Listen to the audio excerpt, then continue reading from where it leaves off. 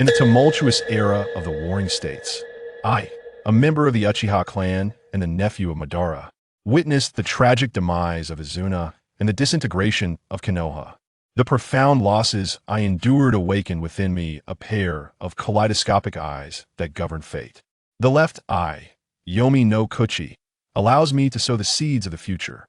The right eye, Shikame no Mikoto, enables me to harvest predetermined outcomes. Thus, I followed Madara into the shadows, not to succumb to despair, but to navigate the depths of darkness. The Valley of the End and the Third Shinobi World War became my chessboard, with the ninja realm as the battleground and all lives as mere pawns in my grand strategy. Chapter 1. The Awakening of the Uchiha. Madara, as my uncle? My head aches. Uchiha so violently opened his eyes. A searing pain felt as though a sharp implement were stirring mercilessly within his skull, threatening to tear his consciousness apart. Cold raindrops relentlessly pelted his face, mingling with the suffocating stench of blood and damp earth, nearly robbing him of breath. Struggling to rise, he was instantly befuddled by the scene before him. Strange memories surged into his mind like a deluge. The Warring States period, the Uchiha clan, the Senju clan, the endless bloodshed, the early demise of his parents and his adoption by the clan leader, Madara Uchiha. Today marked the ambush of the clan supply convoy by the Senju. Am I transmigrated? To the hellish difficulty of the Naruto Warring States era. Uchiha So, or rather the current Uchiha So, was utterly bewildered. He endeavored to regain his composure and sort through the chaotic memories. Boom. A violent explosion reverberated nearby, accompanied by piercing screams and the sharp clang of shuriken clashing, snapping him back to reality. Instinctively, he rolled and awkwardly concealed himself behind a sturdy tree trunk. Thud! A cold senbon nearly grazed his scalp, embedding itself into the ground where he had just lain. Cold sweat soaked his back as he cautiously peered out, and a wave of nausea surged within him. Limbs and severed body parts were strewn about, the once muddy ground stained a grotesque dark red. Several ninjas adorned with the Uchiha emblem were engaged in a frenzied battle with a group of enemies bearing the Senju insignia. The explosive sounds of fire techniques, the whoosh of weapons slicing through the air, and the agonizing cries of the dying intertwined to create a symphony of death. This was not an animated spectacle, but a brutal reality, a battlefield drenched in blood and gore. A young Uchiha was impaled by a stone spike thrusting from the earth, eyes bulging in horror as blood flowed freely down the jagged protrusion. Ha ha ha! Uchiha scum, perish! A towering Senju ninja cackled maniacally, swinging his blade mercilessly at another wounded Uchiha. Fear, an unprecedented terror gripped Uchiha So's heart, constricting his breath. Run? Where to run? The original owner of this body was merely a low-ranking ninja who had yet to awaken the Sharingan. Fleeing amidst this chaos would lead to a swift demise. In his moment of despair, a familiar yet icy roar rang out like thunder. Fire style, great fire annihilation. A torrent of flames erupted like a tidal wave, instantly engulfing the arrogant Senju ninja and several of his companions, reducing them to charred remains before they could even utter ACRY. As the flames subsided, two figures descended from a nearby slope, akin to divine beings, or perhaps grim reapers. The foremost figure, with long black hair billowing, crimson eyes spinning with three tomo, surveyed the battlefield with an air of overwhelming power and murderous intent. It was none other than the youthful Madara Uchiha. Beside him stood a young man, resembling him closely, yet with a somewhat gentler demeanor. Uchiha Izuna. It's Lord Madara. Lord Izuna. Reinforcements. Reinforcements have arrived. The surviving Uchihas erupted with cheers of relief. Uchiha So gazed at the two figures, his heart racing. In his memories, these two were not only idols but guardians, especially Madara, who, despite his volatile nature, cared for his nephew. Fools! Can't even handle this ambush? Madara scoffed, his gaze sweeping across the gruesome battlefield before landing on So, who was cowering behind the tree. Pale-faced, he frowned. So, if you're still alive, come out. Uchiha ninjas may die in battle, but we do not cower like rats. Startled, Uchiha So scrambled to Madara's side. Great one, you are now my uncle. Clinging to your leg is my only chance of survival. Izuna, with a gentler demeanor, quickly commanded, injured personnel retreat. The rest follow me to counterattack and eliminate the remaining Senju. With Madara and Izuna's arrival, the tide of battle shifted dramatically. Their formidable fire techniques and elusive shuriken skills swiftly dispatched the remaining Senju ninjas. Uchiha so collapsed onto the ground, gasping for breath, witnessing Madara dispatch enemies with the ease of slicing through vegetables, his heart filled with awe. Is this the oppressive presence of top-tier power? In the face of such absolute strength, human life seemed cheaper than straw. The haunting visage of the clan member pierced by the stone spike lingered in his mind, constantly flashing before him. A chill coursed through him, accompanied by an intense yearning. If I possessed such power, would I not be left helplessly awaiting death as I was moments ago? Could I not seize control of my own destiny? At that moment, he felt a mild warmth and pressure in his eyes, as if his vision had sharpened remarkably. He could discern the subtle tremor of Madara's wrist as he sheathed his blade, the fleeting fatigue on Izuna's face, and even the trajectory of dust particles drifting through the air. Instinctively, he raised a hand to rub his eyes. Noticing his movement, Izuna approached, patting his shoulder with a tone of concern and a hint of admiration. Were you frightened? Surviving such a large-scale ambush is no small feat. That it seems the intensity of your emotions has aided your eyes in adapting to chakra. This is a precursor to awakening the Sharingan. Embrace this profound understanding of life and death. It is the wellspring of our Uchiha power. The Sharingan, about to awaken? Uchiha so paused momentarily. Was it due to extreme fear and a fervent desire to survive? Yet, the thought that emerged in his mind was not the original's reverence and dependency on these two uncles. Instead, it was a cold, lucid notion originating from a modern soul.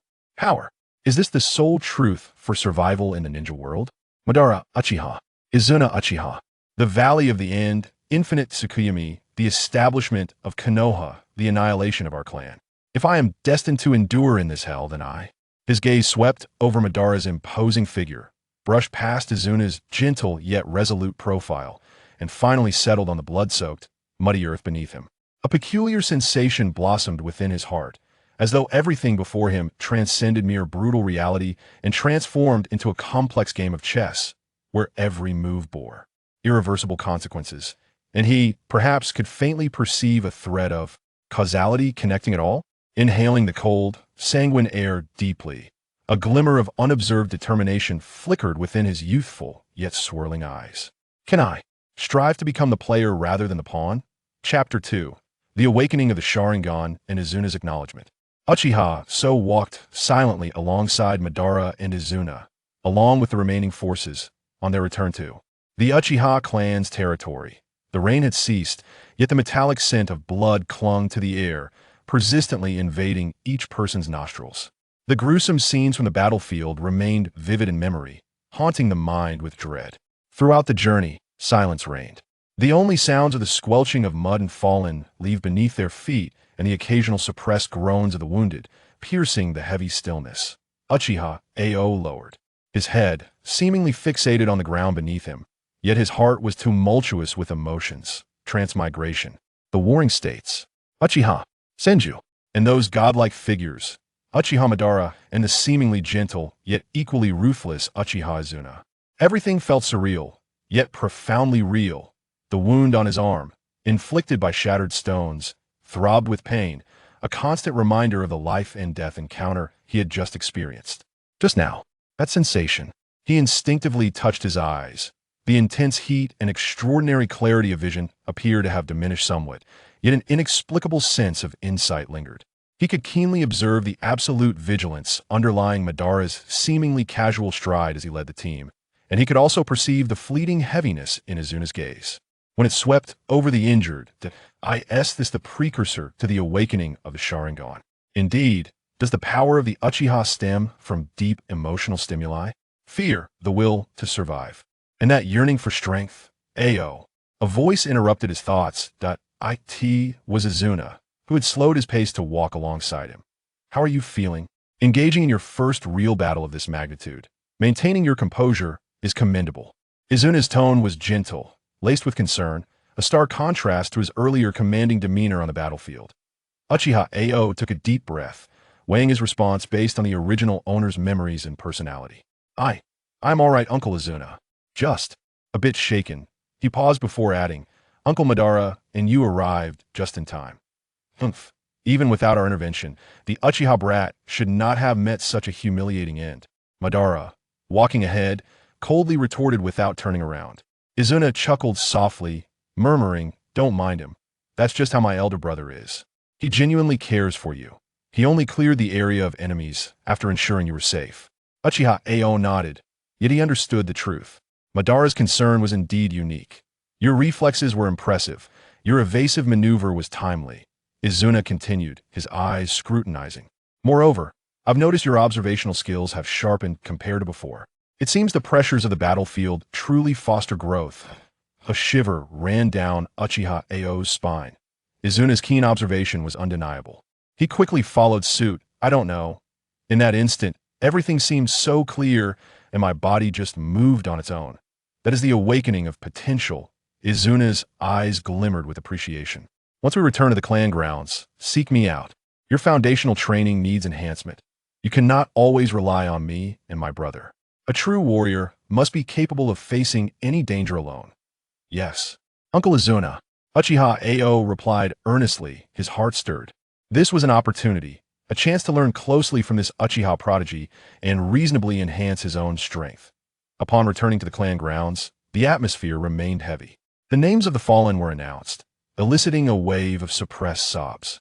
Uchiha Ao gazed at the sorrowful faces, silently retreating to his modest dwelling. The following day, he arrived at Uchiha Izuna's training ground as promised. Izuna's training was rigorous, encompassing the most fundamental aspects, from the precision, force, and angle of shuriken, throwing to the meticulous control of fire-release chakra. Physical combat, and even techniques of stealth, tracking, and counter-tracking. Each training segment demanded utmost precision, leaving no room for negligence. Uchiha Ao discovered that the original owner's foundation was not lacking, yet it lacked a certain spirituality. With the understanding of an adult and the insight unexpectedly awakened on the battlefield yesterday, he learned rapidly. Particularly in shuriken throwing and tactical anticipation, he consistently grasped the essentials faster and occasionally posed questions so astute that even Izuna was slightly taken aback. Excellent. After a vigorous sparring session, Izuna deflected his attacks, his eyes reflecting growing admiration. Your rate of progress exceeds my expectations. It seems that the trials of life and death have greatly benefited you. Continue. Under the intense training, Uchiha Ao felt as if he were on the brink of collapse, yet he could distinctly sense his growing strength. That subtle control over his eyes became increasingly clearer. Days later, during a training session, Izuna launched over a dozen shuriken from various angles at remarkable speed. See them clearly. Anticipate their trajectories. Izuna commanded. Uchiha Ao focused intently, his mind fully engaged. In that moment, everything around him seemed to slow down, and the flight paths of the shuriken became discernible, even allowing him to vaguely predict their next movements. Swish, swish, swish. The kunai in his hand accurately blocked and deflected the majority of the attacks. Although the last two shuriken grazed his sleeves and trousers, his defense could still be deemed nearly flawless. Breathless, he halted his movements. Izuna, however, did not speak immediately. He merely gazed at Ao's eyes with a hint of surprise. Sensing something, Uchiha Ao raised a hand to touch his eyelids. A familiar warmth surged within him once more, even clearer than before. Izuna produced a small copper mirror from seemingly nowhere and handed it to him. Uchiha Ao accepted the mirror, gazing into it to find that deep within his black pupils, two slowly rotating, comma-shaped crimson marks had materialized. The Sharingan, an initial Tomo Sharingan, it was truly awakened. Though merely the most rudimentary form of the Sharingan, it signified that he had genuinely stepped into the threshold of the Uchiha's core power. Congratulations, Ao. Izuna's face broke into a genuine smile as he patted Ao's shoulder. With the formal awakening of your Sharingan, you can now be considered a qualified Uchiha ninja. Remember the sensation of opening your eyes. Remember what you wish to protect. This resolve will drive you to grow stronger. Uchiha Ao stared at the enchanting yet potent crimson orbs in the mirror, his heart racing. Power. This was the essence of power. Though still faint, it undeniably belonged to him. Thank you, Uncle Izuna. He suppressed his excitement and earnestly expressed his gratitude. Izuna nodded. yet a flicker of complex emotion crossed his gaze. He recalled his own experience of awakening, usually accompanied by profound loss and sorrow. Ao's awakening seemed more rooted in a desire for survival and the activation of his potential. Perhaps. That was a good thing. All right, that's enough for today. Izuna restrained his emotions, adopting a serious demeanor. Possessing the Sharingan is merely the beginning. How to wield it and evolve it is the path ahead. Do not grow complacent. Yes.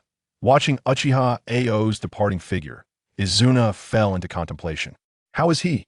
A deep voice emerged from nearby. Uchiha Madara had unknowingly leaned against a tree at the training ground's edge. His talent surpasses expectations, particularly in insight and learning ability, Izuna replied. His temperament remains relatively steady. He is a person of potential.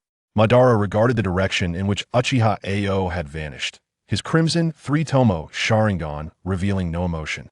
I hope he is not another waste. The future of the Uchiha does not require the weak. Izuna chuckled softly. You actually have high hopes for him, don't you, elder brother? Madara grunted, neither confirming nor denying it, before turning away. Meanwhile, Uchiha Ao returned to his room, once more gazing at the Sharingan in the mirror. After the initial joy came deeper contemplation. Point 1 Tomo is merely the beginning. The road ahead is still long. Very long. Madara, Izuna, Senju, Konoha. He clenched his fists, the crimson eyes flickering with a faint yet resolute light in the dim room, that he understood that from the moment those eyes awakened, his life had irrevocably changed. Chapter 2. The Awakening of the Sharingan and Izuna's acknowledgement. Uchiha Ao followed Madara, Izuna, and the remaining members of their team, silently traversing the path back to the Uchiha clan's territory. The rain had ceased, yet the metallic scent of blood lingered in the air, clinging to everyone's nostrils with an unsettling persistence. The gruesome scenes from the battlefield replayed vividly in his mind, instilling a lingering sense of dread. Throughout the journey, silence reigned. Only the squelching of boots in the mud and fallen leaves, along with the occasional suppressed groans of the wounded, disrupted the heavy quietude. With his head bowed, Uchiha Ao appeared to focus on the ground beneath his feet, while tumultuous thoughts churned within him. The surreal experience of traversing the Warring States era alongside the formidable Uchiha Madara and the seemingly gentle, yet equally ruthless Uchiha Izuna felt both unreal and profoundly tangible. The wound on his arm, inflicted by sharp stones, throbbed painfully, a constant reminder of the life-and-death encounter he had just endured. Instinctively, he touched his eyes, recalling the intense heat and extraordinary clarity of vision that seemed to have diminished somewhat, yet a remarkable sense of insight remained. He could now keenly observe Madara's absolute vigilance beneath his seemingly casual stride and discern the fleeting heaviness in Izuna's gaze as it swept over the injured. Is this the precursor to the awakening of the Sharingan? Does the Uchiha's power indeed stem from profound emotional stimuli, fear, the will to survive, and an insatiable thirst for strength? Ao! A voice interrupted his reverie. It was Izuna, who had slowed his pace to walk alongside him. How are you feeling? Experiencing your first live combat in such a grand scale, remaining composed is quite commendable. Izuna's tone was gentle, imbued with concern, a stark contrast to his commanding presence on the battlefield. Uchiha Ao took a deep breath, weighing his response based on the original owner's memories and personality. I am. Well, Uncle Izuna, just a bit shaken. He paused, adding, Uncle Madara and you arrived just in time. Even if we hadn't come. The Uchiha brat shouldn't have met such a disgraceful end, Madara remarked coldly without looking back. Izuna chuckled softly, don't mind him. That's just how my brother is. He does care about you. He only cleared that area of enemies after he saw you were unharmed. Uchiha Ao nodded, though he understood the unique way Madara expressed his concern all too well. Your reflexes were impressive. Your evasion was timely. Izuna continued, his gaze scrutinizing. Moreover, I noticed your observational skills seem sharper than before. It appears that the stress of the battlefield indeed fosters growth. A sudden realization struck Uchiha Ao. Izuna's keen observation was astute. He quickly added, I'm not sure why, but in that moment, everything seemed exceptionally clear, and my body instinctively moved. This is the awakening of your potential, Izuna remarked, a flicker of admiration in his eyes. Once we return to the clan, seek me out. Your foundational training must be strengthened. You cannot always rely on me and my brother. A true warrior must be able to face any danger alone. Yes, Uncle Izuna. Uchiha Ao replied promptly, feeling a surge of excitement. This was an opportunity, a chance to learn closely from this Uchiha prodigy and elevate his own strength. Upon returning to the clan, the atmosphere remained oppressive. The names of the fallen were announced, invoking a chorus of subdued cries. Uchiha Ao observed the sorrowful faces and silently retreated to his modest quarters. The following day, he arrived at Uchiha Izuna's training grounds as promised. Izuna's training was nothing short of rigorous, encompassing everything from the precision of shuriken throwing to the meticulous control of fire-release chakra, hand-to-hand combat, and even techniques of stealth, tracking, and counter-tracking. Each exercise demanded utmost precision, leaving no room for negligence. Uchiha Ao discovered that the original owner of this body possessed a decent foundation, yet lacked a certain finesse. Meanwhile, he was learning rapidly, aided by his adult comprehension and the unexpected insight triggered during the previous day's battle. Particularly in shuriken throwing and tactical prediction, he grasped the essentials swiftly, occasionally posing questions that even surprised Izuna with their ingenuity. Excellent. After a vigorous sparring session, Izuna deflected Ao's attacks, his eyes gleaming with appreciation. Your rate of progress surpasses my expectations. It seems that your experiences of life and death have been incredibly beneficial. Under the strain of high-intensity training, Uchiha Ao felt utterly exhausted, yet he could distinctly sense his growing strength. The subtle mastery over his eyes became increasingly pronounced. Days later, during a training session, Izuna launched over 10 shurikens from various angles at remarkable speed. See them. Predict their trajectories, he commanded. Uchiha Ao concentrated intently, his mind sharpening. In that moment, everything around him seemed to slow, and the flight paths of the shurikens became vividly discernible, allowing him to faintly anticipate their next movements. With precision, he deflected the majority of the incoming attacks, though the last two grazed his sleeve and pant leg. Still, it was a commendable defense. He paused, breathless, as Izuna regarded him in astonishment. Sensing something, Uchiha Ao raised a hand to touch his eyes. A familiar warmth surged within him, even more pronounced than before. Izuna produced a small copper mirror from somewhere and presented it to him. Upon gazing into the mirror, Uchiha Ao beheld his own reflection, where within the depths of his black pupils, two slowly spinning crimson tomo emerged. The Sharingan. A single tomo Sharingan. He had truly awakened it. Though it was merely the initial stage, it signified that he had genuinely crossed the threshold into the core power of the Uchiha clan. Congratulations, Ao, Izuna said, genuine joy illuminating his face as he patted Ao's shoulder. With the activation of the Sharingan, you are now officially a competent Uchiha ninja. Remember the feeling of this moment, and cherish what you wish to protect. This resolve will drive you to grow even stronger. Uchiha Ao gazed at the mesmerizing and potent crimson eyes in the mirror, his heart racing with exhilaration. Power. This was the sensation of power. Though still faint, it undeniably belonged to him. Thank you, Uncle Izuna, he said, suppressing his excitement and expressing his gratitude earnestly. Izuna nodded, yet a flicker of complex emotion passed through his eyes. He recalled his own experience of awakening, typically accompanied by profound loss and pain. Ao's awakening seemed more rooted in a desire for survival and the activation of his potential. Perhaps this was a good omen? All right, that will be all for today, Izuna said, regaining his seriousness. Possessing the Sharingan is merely the beginning. How to wield it and evolve it will be your path forward. Do not grow complacent. Yes. Watching Uchiha Ao depart, Izuna pondered thoughtfully. How is it? A deep voice inquired from the side. Uchiha Madara had been leaning against a tree at the training ground, seemingly unnoticed until now. His talent exceeds expectations, particularly in insight and learning ability, Izuna replied. His temperament is also relatively steady. He is a potential asset. Madara observed the direction in which Uchiha Ao had vanished, his crimson three-tomo Sharingan revealing no emotion. Let us hope he is not another failure. The Uchiha's future holds no place for the weak. Izuna chuckled lightly. Brother, you actually have high hopes for him, don't you? Madara scoffed, neither confirming nor denying, as he turned to leave. Meanwhile, Uchiha Ao returned to his room, once more gazing into the mirror at his Sharingan. After the initial joy, deeper contemplation took hold. A single tomo was merely the beginning. The road ahead is long and arduous. Uchiha Sasuke clenched his fists, the crimson gleam in his eyes flickering with a faint yet resolute light in the dimly lit room. He understood that from the moment those eyes opened, His life had irrevocably changed. Chapter 3. The turmoil of clan meetings and shadows of the future. Once he awakened his Sharingan, Uchiha Sasuke's life accelerated dramatically. Izuna's training became increasingly rigorous and attentive, encompassing not merely the fundamentals of ninjutsu, but also systematically imparting the foundational techniques of the Sharingan, insight, replication, and the simplest form of genjutsu, hypnosis. Sasuke absorbed knowledge voraciously, his mature mind enabling him to grasp the subtle manipulation of chakra and the tactical logic behind it with remarkable speed. The dynamic vision and perceptive enhancement bestowed by the Sharingan made his learning exponentially more efficient.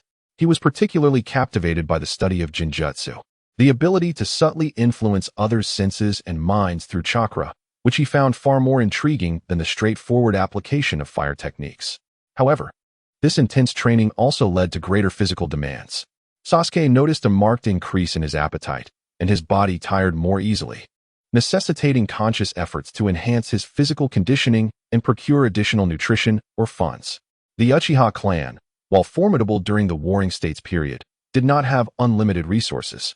As a war orphan, he relied on Madara's benevolence for basic sustenance. Yet to obtain anything beyond that, he needed to depend on mission rewards or spoils of war.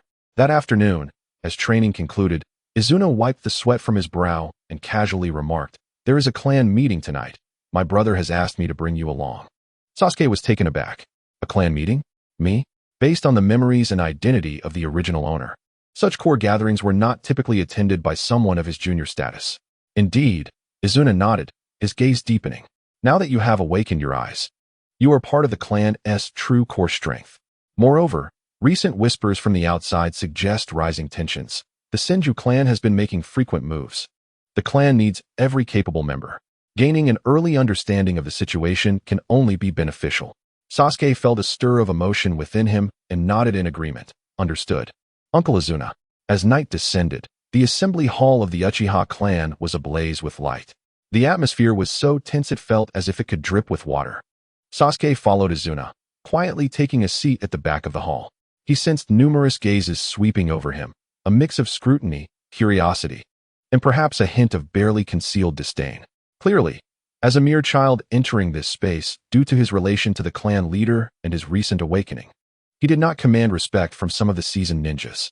The meeting was presided over by several clan elders, yet all attention was focused on Madara Uchiha, who sat at the head, eyes closed in contemplation. His mere presence exuded an oppressive aura. The discussions unfolded as Izuna had anticipated, centering around conflicts with the Senju clan. 3 more outposts in the northwest have been eliminated, executed by Tobirama Senju. The method was swift and efficient. Our forces didn't even have time to send a signal. The southern quarry has also been troubled. Although we did not lose it, production has entirely ceased. That old fool Tobirama seems determined to drag us into a prolonged conflict.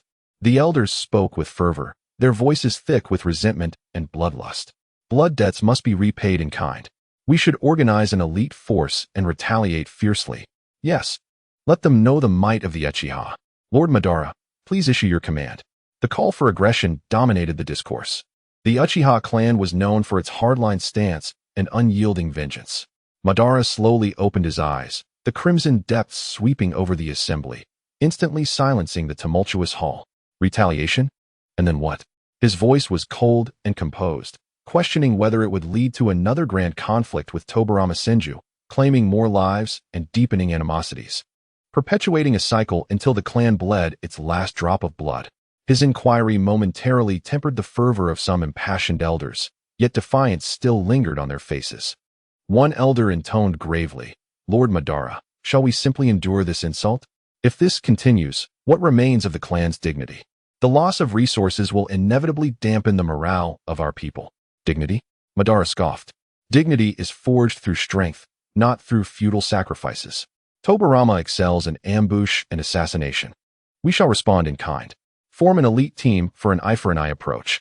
Our objective is not large-scale conflict, but precise strikes against their outposts and resource points." "Izuna." "Yes, brother," Izuna replied promptly. "You will oversee this matter. The candidates must be utterly reliable. Actions must be swift and ruthless." "Understood." A glint of sharpness flashed in Izuna's eyes. Sasuke listened intently, yet his heart stirred with a tempest of thoughts. Madara's strategy, while seemingly aggressive, hinted at a departure from the traditional head-on confrontations, focusing instead on efficiency and tangible benefits, perhaps even tinged with resignation. Was he attempting to avoid a direct confrontation with Tobirama Senju? Was it for Izuna's sake? The meeting continued with discussions on resource allocation and defense deployment. As the conclusion approached, an elder responsible for intelligence hesitated before speaking. There is one more matter. Several smaller clans along the borders seem restless, particularly the Yuhi clan, which appears to be in closer contact with the Senju. The Yuhi clan? Sasuke's heart raced upon hearing that name. If memory served from the original tale, Izuna's demise was intricately tied to this clan. During a large-scale conflict with the Senju, Izuna had been severely injured while protecting Madara and ultimately succumbed to his wounds.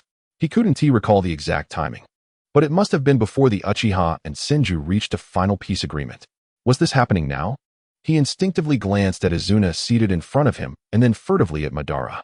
Madara's expression seemed colder still, his fingers unconsciously tapping the armrest. The Yuhi are mere opportunists. Continue monitoring them. Should they dare to betray us, we shall teach them and the Senju a lesson they will never forget. As the meeting adjourned and people dispersed, Sasuke followed Izuna out of the assembly hall, unable to quell the turmoil within. What is the matter? Have you been startled? Izuna noted his distracted demeanor and gently inquired.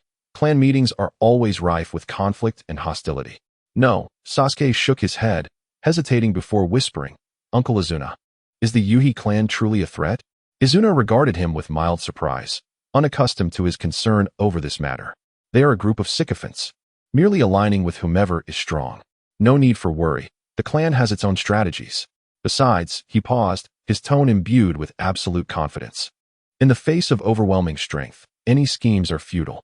As long as my brother and I remain, the Uchiha shall never falter. Observing Izuna's unwavering and confident profile, Sasuke found the warning about Tobirama Senju lodged in his throat, unable to escape. On what grounds could he offer such a caution? Based on mere intuition? In the Uchiha clan, strength dictated authority. As a mere child who had just awakened his Sharingan, who would heed his words?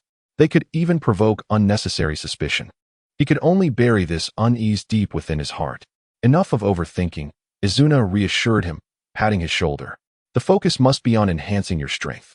Starting tomorrow, you can join my team for some simple patrol and reconnaissance missions. Practical experience is the best teacher. Yes, Sasuke suppressed his emotions and nodded in affirmation. That night, as he lay on his bed, sleep eluded him. The elder's vengeful rhetoric echoed in the assembly hall, Madara's cold and oppressive decisions, Izuna's confident yet unsettling smile, and the name Yuhi, which felt like a curse, reverberated in his mind. The wheel of history seemed to be rolling along its predetermined path, rumbling forward, heading toward that known, sorrowful conclusion. He once again felt the insignificance and helplessness of his existence. A single tomo in his Sharingan appeared utterly trivial amidst the grand machinations of his clan and the tumultuous era of warring states. Power. He yearned to acquire it with greater urgency, but how? Should he merely stand by and watch? He turned over, his gaze seemingly piercing through the roof, toward the silent and perilous night sky beyond. A vague yet audacious thought quietly took root in his heart for the first time. If direct change was unattainable, could he, perhaps, subtly maneuver an inconsequential peace in the shadows, unnoticed? For instance, could he cause a messenger of the Yuhi clan to inadvertently lose their way? Or perhaps allow a plan aimed at disrupting the Uchiha supply line to be fortuitously detected just a tad too early?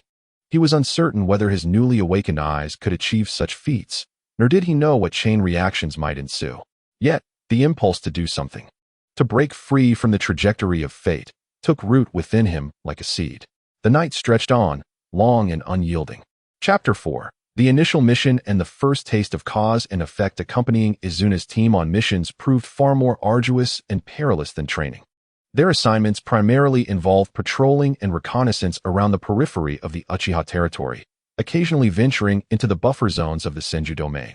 While large-scale battles were absent, skirmishes, traps, and tests abounded. Uchiha so maintained utmost vigilance, his Sharingan perpetually activated. The enhancement of dynamic vision and insight allowed him to detect hidden explosive tags and fleeting enemy figures in the distance, averting potential losses. Izuna was quite pleased with this and occasionally offered him advice on reconnaissance and counter-reconnaissance techniques. The Sharingan is not omnipotent, so, Izuna remarked during a brief respite. Over-reliance on your eyes may dull your other senses. A true warrior must trust all of their senses, including intuition. Uchiha So pondered this. He indeed felt a significant drain on his mental energy lately. Sustaining the Sharingan had become a considerable burden. That day, the team received an urgent mission. A convoy of Uchiha supplies in the northwest had reportedly come under attack, and communication had been severed. They were to proceed immediately for reconnaissance and support. Izuna swiftly led the team into action, their pace brisk. Uchiha So followed closely, his heart racing uncontrollably. This situation bore a striking resemblance to the ambush faced by his predecessor. Soon, they arrived at the area where the signal had last been detected. The air was tinged with a faint scent of charred remains and blood. Yet only a few bodies of Uchiha shinobi and a handful of unfamiliar ninjas lay among the wreckage of destroyed vehicles. The main force was nowhere to be found. Split up, 2 per group. Stay vigilant. Signal immediately upon discovering anything. Izuna commanded, his expression grave. Uchiha So teamed up with a young branch member named Uchiha Hai, and they ventured into the eastern woods to search. The forest was dense and dimly lit. Uchiha So concentrated, striving to engage all his senses. The vision provided by the Sharingan enabled him to discern details in the murky environment, while his ears picked up any sounds beyond the whisper of the wind. Suddenly, Uchiha Hai halted, letting out a barely audible grunt. Uchiha So turned sharply to find Hai's calf ensnared by a nearly invisible wire, coated in dark paint. Though uninjured, the mechanism connected to the wire had been triggered. Whoosh! Several poisoned crossbow bolts shot forth from the nearby underbrush, aimed directly at the two. Be careful.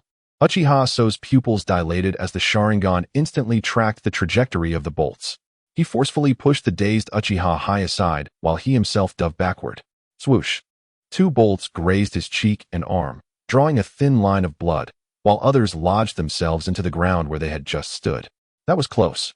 Uchiha Hai exclaimed, drenched in cold sweat. Thanks so? Damn, this is a technique those Senju scoundrels often employ. The two quickly positioned themselves back to back, remaining on guard. But the underbrush fell silent. The assailants appeared to have retreated after their failed strike. Seems like just a ploy to delay us, Uchiha Hai spat. Yet, Uchiha So furrowed his brow. Was it truly so simple? He sensed something amiss. This trap did not seem designed for lethal harm, but rather to compel them to alter their course. Or perhaps it served as a diversion for another action. His gaze unconsciously drifted toward the tranquil patch of grass that Uchiha Hai had intended to tread upon before triggering the trap. With the heightened acuity of the Sharingan, he discerned an unnatural bend in the blades of grass. Hai, wait a moment, he called, halting his companion's advance. What's wrong? Uchiha Hai inquired. Instead of replying, Uchiha So cautiously picked up a stone, channeling his strength to hurl it toward the suspicious patch of grass. Thud! The stone struck the grass without eliciting any response. Uchiha Hai looked at him with confusion. Undeterred, Uchiha So retrieved another stone and aimed it at an adjacent area that appeared entirely unremarkable. Just as the stone was about to hit the ground, boom! A violent explosion erupted, sending earth and debris flying, revealing a charred crater nearly 2 meters in diameter. The shockwave left the two feeling momentarily breathless. If Uchiha Hai had walked straight into that, Uchiha Hai's face drained of color, his lips trembling as he gazed at Uchiha So with a mixture of fear and gratitude. So how did you know? Uchiha So was taken aback himself, his heart racing. He was not certain. It was merely a strong suspicion born from the subtle clues observed through his Sharingan and a hunch. Perhaps it was mere luck that he had perceived an inconsistency. He hastily explained, suppressing the tumult of emotions within him. Was this the battlefield? A ubiquitous threat of death, not only from the visible enemy, but also from insidious traps? Simultaneously, an uncontrollable thought emerged. Was that tripwire trap merely a coincidence? Or had the trapper anticipated that upon discovering the first trap, a person's instinctive reaction would be to advance cautiously or pursue, thereby overlooking a more deadly second trap beneath their feet? If so, then the trapper's grasp of human psychology and behavior was frighteningly precise. Subsequent searches yielded no further signs of the enemy, and they eventually located the supply convoy, which had merely been forced to alter its route and suffered no significant harm. The assailants seemed to have aimed solely at causing disruption and destruction. On the return journey to the clan's territory, Uchiha So remained silent, reflecting on the recent experience. The intuition derived from meticulous observation and logical deduction had saved him and his companions' lives. This revelation deepened his understanding of the capabilities of his eyes. Insight encompassed more than mere clarity. Perhaps it also involved foresight, the ability to see beyond the immediate. That night, he found himself in a secluded corner of the training grounds. He endeavored to concentrate, replaying every detail of the trap encounter, the position of the tripwire, the angle of the crossbow bolts, the concealed point of the second explosive tag. Then, he picked up several shuriken, directing his gaze toward a distant target. Instead of casting them as he typically would, he immersed himself in a peculiar mental state. He envisioned the trajectory of the shuriken, anticipated potential disturbances from the wind, and considered the minute differences that varied angles of throw could create. Simultaneously, he carefully channeled a subtle, almost imperceptible chakra, not to enhance strength or speed, but imbued with a unique intention, attaching itself to the shuriken. The sensation was enigmatic, as if he were not merely throwing but setting an initial cause. Left eye Kyujin, he silently chanted, and the tomo within his eye seemed to glimmer faintly. Whoosh! The shuriken flew from his hand in a graceful arc thud. It struck the target with precision, yet not at the heart, but rather at an inconspicuous location on the periphery. Uchiha So furrowed his brow and stepped forward to investigate. There, where the shuriken had landed, the wooden fibers displayed an extremely subtle, spiral crack, and the angle of the shuriken itself appeared slightly odd, as if it had not been driven straight in, but had altered direction after an imperceptible, illogical collision. This collision was so minuscule that it was nearly negligible. Had he failed? Uchiha So felt a twinge of disappointment. He had intended to establish a condition to ensure the shuriken struck true to the heart. Yet it seemed to have resulted in a trivial deviation. He shook his head, realizing he had perhaps overthought the matter. Such power could not be easily mastered. However, unbeknownst to him, just ahead of the shuriken's initial trajectory, an exceedingly fine, nearly invisible spider silk quivered slightly in the cold night air. Had it followed its original path, the shuriken would have merely brushed past the silk. Yet, due to a subtle intent and a most fortuitous angle, the blade of the shuriken grazed the resilient silk. This infinitesimal contact, possessing almost no force, caused the silk to vibrate. At the other end of the silk, a desiccated leaf was connected. The leaf trembled gently and fell from a low-hanging branch, spiraling downwards. Below, a squad of ninjas, adorned with the emblem of the feathered clan, marched stealthily through the night. The leaf descended silently, landing squarely upon the helmet of a young ninja at the rear of the formation, obscuring his vision for a fleeting moment. Instinctively, the ninja reached up to brush away the leaf, causing his pace to falter, inadvertently stepping onto a concealed tripwire that his comrades had meticulously avoided. The sound of a bell rang out, crisp and clear, piercing the stillness of the night, echoing far and wide. Alarm surged through the ranks of the feathered clan's leading jonin. In the distance, a Uchiha reconnaissance team abruptly halted. Movement detected. Northwest direction. Stay alert. At that moment, the gears of history appeared to have been nudged ever so slightly by an inconsequential pebble. None were aware. Uchiha So sheathed his shuriken, stifling a yawn as he turned to leave the training grounds. He merely felt a touch of fatigue in his eyes, attributing it to overexertion during practice. He needed rest. Tomorrow's tasks would be even more demanding. Meanwhile, in the far northwest, a small-scale encounter, which ought not to have occurred, quietly commenced, ignited by a single fallen leaf. Chapter 5. Silent ripples. The unexpected skirmish in the northwest stirred tiny ripples within the Uchiha clan, akin to a stone cast into a placid lake. Yet it was soon overshadowed by more significant turmoil. When news returned to the clan, Uchiha So was engaged in practicing the chakra transformation for fire release at the training grounds. Have you heard? Last night, Patrol Team 3 clashed with the Feathered Clan in the northwest. The Feathered Clan? Did they truly dare to engage? What was the outcome? Of course, we triumphed. We dispatched 7 or 8 of them and captured 2 alive, sustaining only minor injuries ourselves. Thanks to Team 3's early discovery. It seems a warning bell was triggered by accident. By the training grounds, a few resting clan members animatedly discussed the events. Uchiha So's flames flickered momentarily, nearly spiraling out of control. He forcefully stabilized his chakra, extinguishing the flames, though his heart raced involuntarily. The combination of those keywords, northwest, Warning bell. Feathered clan evoked a bizarre and chilling association in his mind. Could it be mere coincidence? He immediately shook his head, dismissing the implausible notion. How could it be? He had merely thrown a shuriken during training. Surely, he was overthinking it. There were countless coincidences on the battlefield.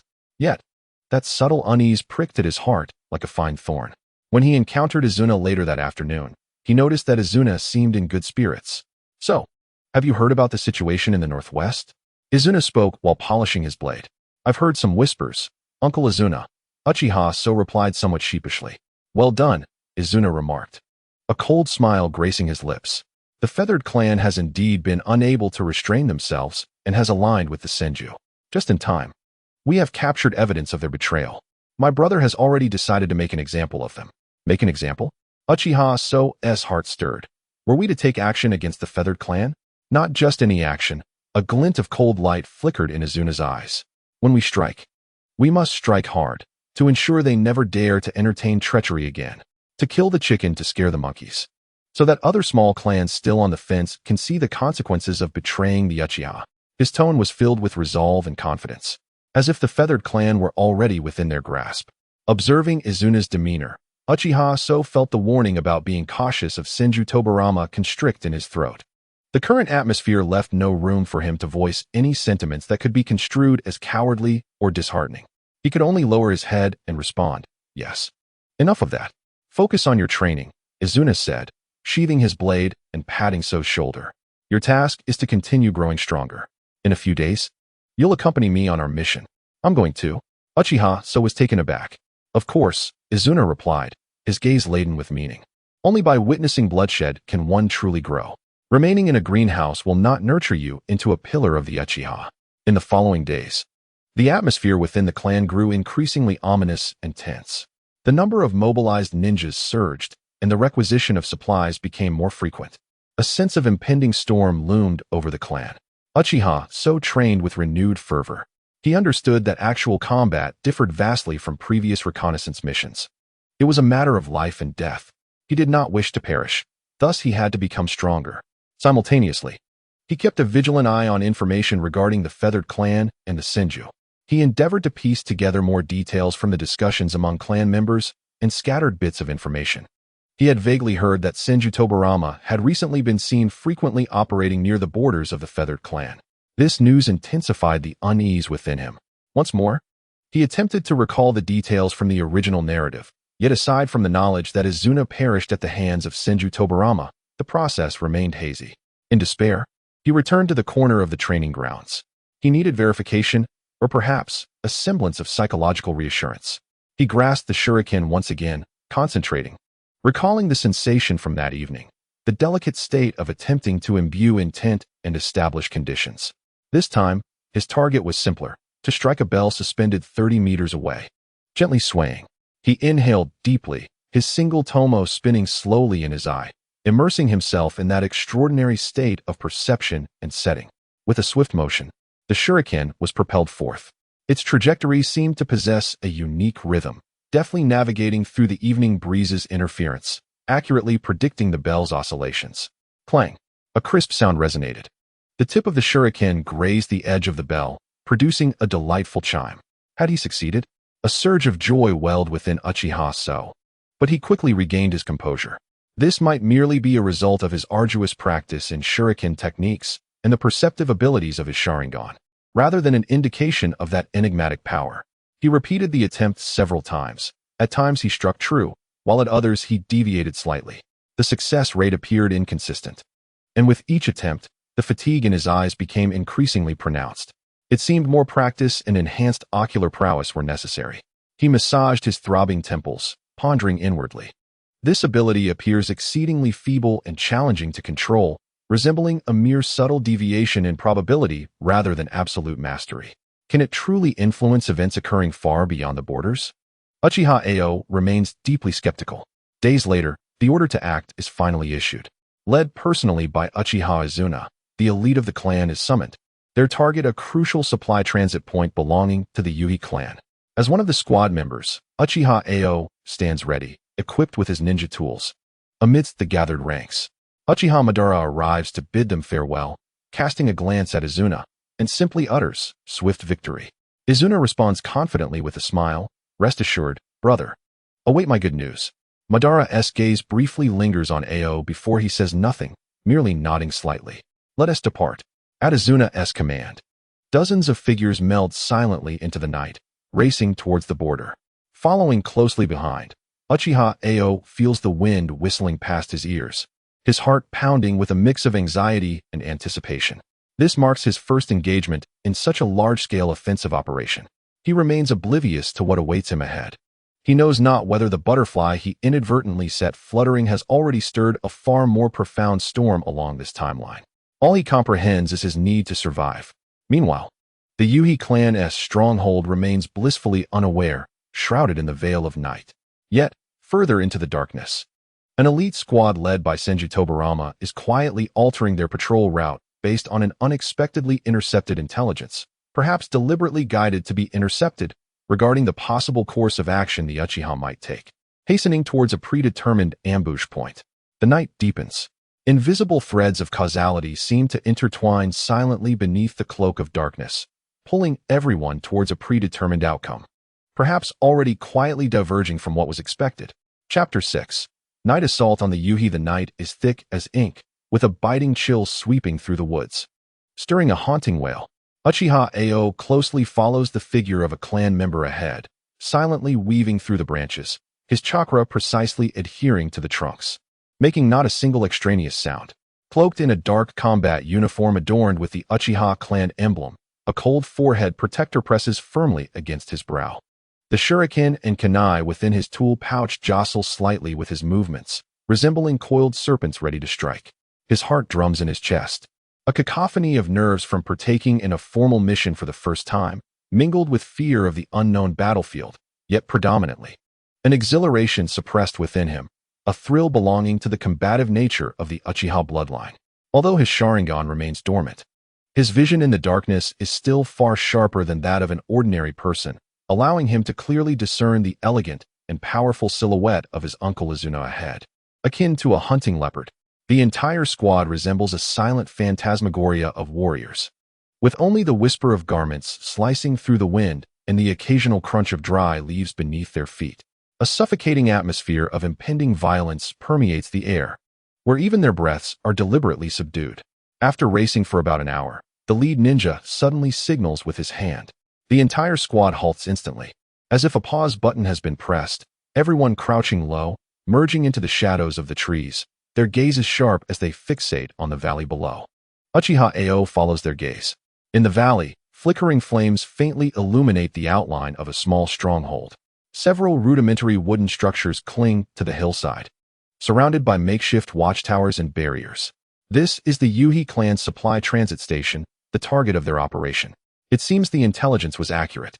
Izuna's voice is low and cold, clearly audible in the stillness of the night. The distribution of patrols and their rotation times align with what we have gathered. Ao, take heed. This is the consequence of underestimating the enemy. The Yuhi clan believes they can rest easy behind the Senju, which is utterly laughable.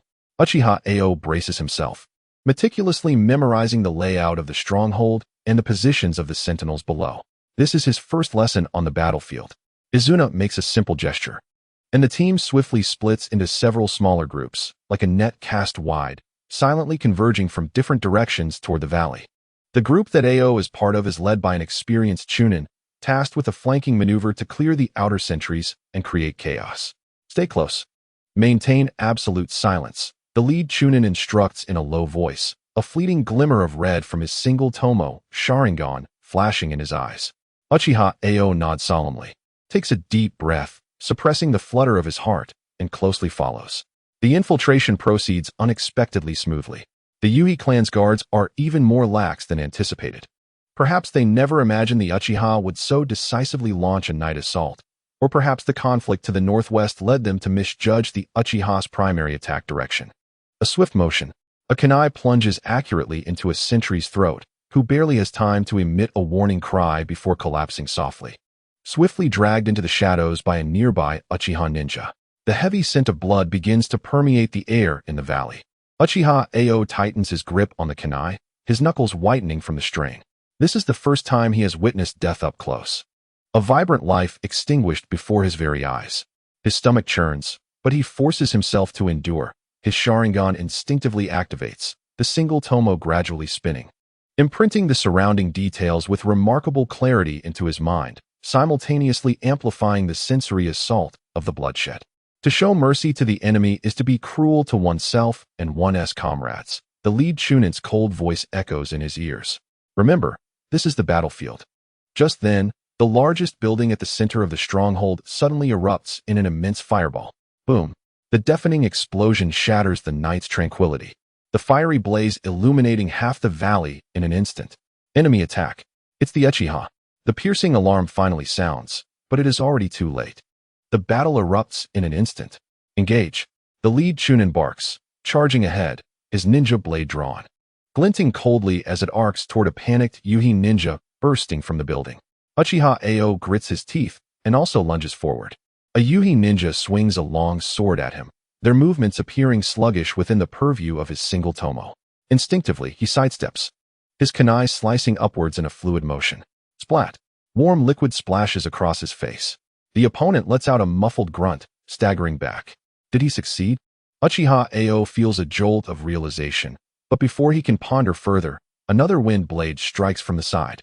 His Sharingan detects the flow of chakra, and he narrowly ducks, the wind blade severing a few strands of his hair and striking the tree behind him, leaving deep gouges. The adrenaline of life and death liberates him from distractions, his body instinctively obeying the insights of the Sharingan and the muscle memory forged through countless training sessions, dodging, weaving, blocking, countering. Kunai clash against ninja blades, emitting harsh sparks. Explosion tags detonate sporadically around them, igniting foliage, structures, and lives alike. Screams, roars, and the cacophony of explosions intertwine, composing a brutal symphony of death. Uchiha Ao weaves through the chaos. His primary task not to kill but to leverage the insights provided by his Sharingan to assist his comrades and employ fire techniques for area control. Fire style, great fireball technique. He forms the hand seals, inhales deeply, his chest swelling, as searing flames erupt from his mouth. Though not as grand in scale as those of Madara or Izuna, it successfully forces back two Yui ninjas attempting to flank his comrades. The tide of battle swiftly turns in favor of the Uchiha clan. Prepared, and with their elite forces deployed, they quickly overwhelm, encircle, and annihilate the insufficiently reinforced Yuhi clan left to guard the stronghold. The flickering flames cast a stark light upon the faces of the Uchiha ninjas, their expressions as frigid as ice. The crimson glow of their Sharingan flickered amidst the smoke and fire, resembling harbingers from the netherworld, efficiently and mercilessly reaping lives. Uchiha Ao gasped, standing amidst the devastation, surrounded by charred earth and fresh bloodstains.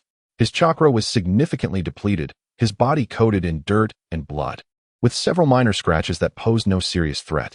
He surveyed the scene, observing the twisted, unyielding faces of the fallen Yuhi ninjas, the scattered enemies being swiftly eradicated, and his clansmen methodically scouring for resources, delivering finishing blows, and preparing explosive tags to obliterate the site. A complex array of emotions surged within him.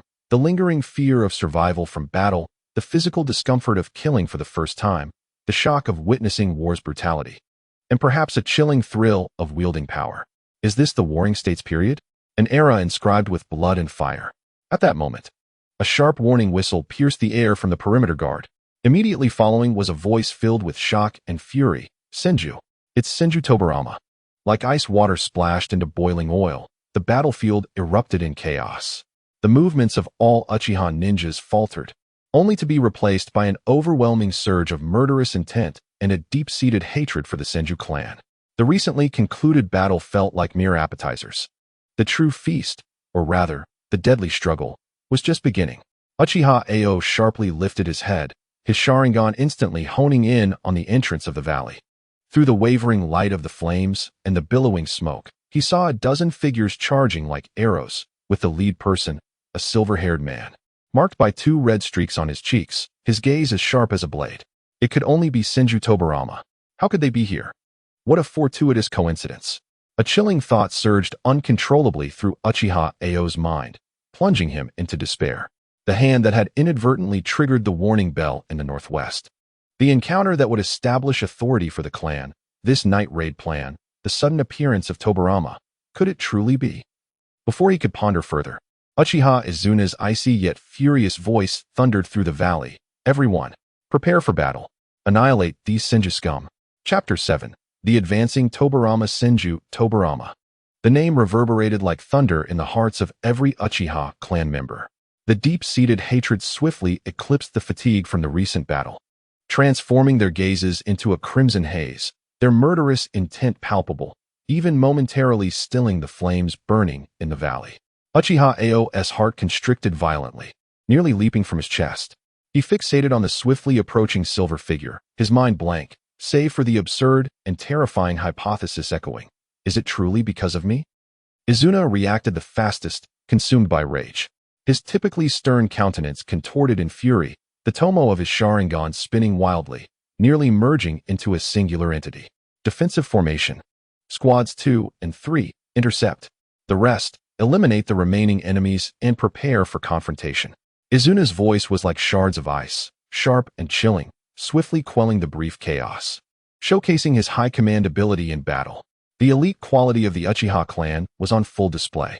Despite the sudden turn of events, the clan members executed orders with remarkable speed. The squad responsible for the flanks immediately pivoted, unleashing ninjutsu and shuriken like a torrential downpour upon the incoming Senju squad, attempting to impede their charge. The others ruthlessly dealt with the remaining Yuhi ninjas, swiftly converging towards Izuna's core position. However, Tobarama's arrival heralded the elite of the Senju clan. Faced with the Uchiha's interception, Tobarama did not even slow down. He swiftly formed hand seals with both hands. Water release, water barrier. A colossal wall of water materialized out of thin air, blocking most of the ranged attacks. The clash of water and fire produced a thunderous sound, generating a thick mist that instantly obscured visibility. Scatter, Tobarama commanded sharply. The Senju ninjas behind him dispersed instantly, akin to precise surgical instruments, penetrating the Uchiha formation now hindered by the steam. The battle escalated in an instant, becoming more brutal and chaotic. Water and fire intertwined, blades glimmered amidst the bloodshed. The cacophony of screams and roars intensified. Uchiha Ao found himself engulfed in the melee. A Senju ninja swung a heavy short staff at him with immense force. Ao barely evaded a fatal blow, his Sharingan's insight guiding him, but his arm was numbed from the impact. He retaliated with a flurry of fireballs from the fire release, Phoenix Fire technique, pushing back his adversary while swiftly maneuvering, unwilling to linger in one spot. His Sharingan whirred into overdrive, capturing every detail around him. Clan members clashing with Senju ninjas, Uncle Izuna racing towards Tobarama, striving to thwart the greatest threat. Yet, Senju Tobarama's focus was unmistakably clear. He disregarded the interceptors along his path, his figure flickering like a specter across the battlefield. Employing the high-speed movement technique known as body flicker jutsu, skillfully avoiding the main conflict, heading straight for a specific location. The captive Yuhi clan members, previously under Uchiha control, now poised for interrogation. He aimed to silence them, or prevent information from leaking. Block him, shouted a Uchiha ninja, discerning Tobarama's intent, charging forth in fury. But Tobarama's speed was too swift. His figure resembled teleportation, effortlessly sidestepping the interception, and in his hand appeared a special kunai glinting ominously. Be careful, Uchiha Ao shouted instinctively. But his warning was drowned out by the tumult of battle. The two Uchiha Chunin guarding the captive stood ready, their Sharingan locked onto Tobarama. Yet, in the next moment, Tobarama's figure blurred, shifting like a reflection in water. Was it an illusion? No. Ao's Sharingan detected the minute fluctuations of chakra. This was not ordinary jinjutsu, but a visual deception created through high-speed movement and water clones.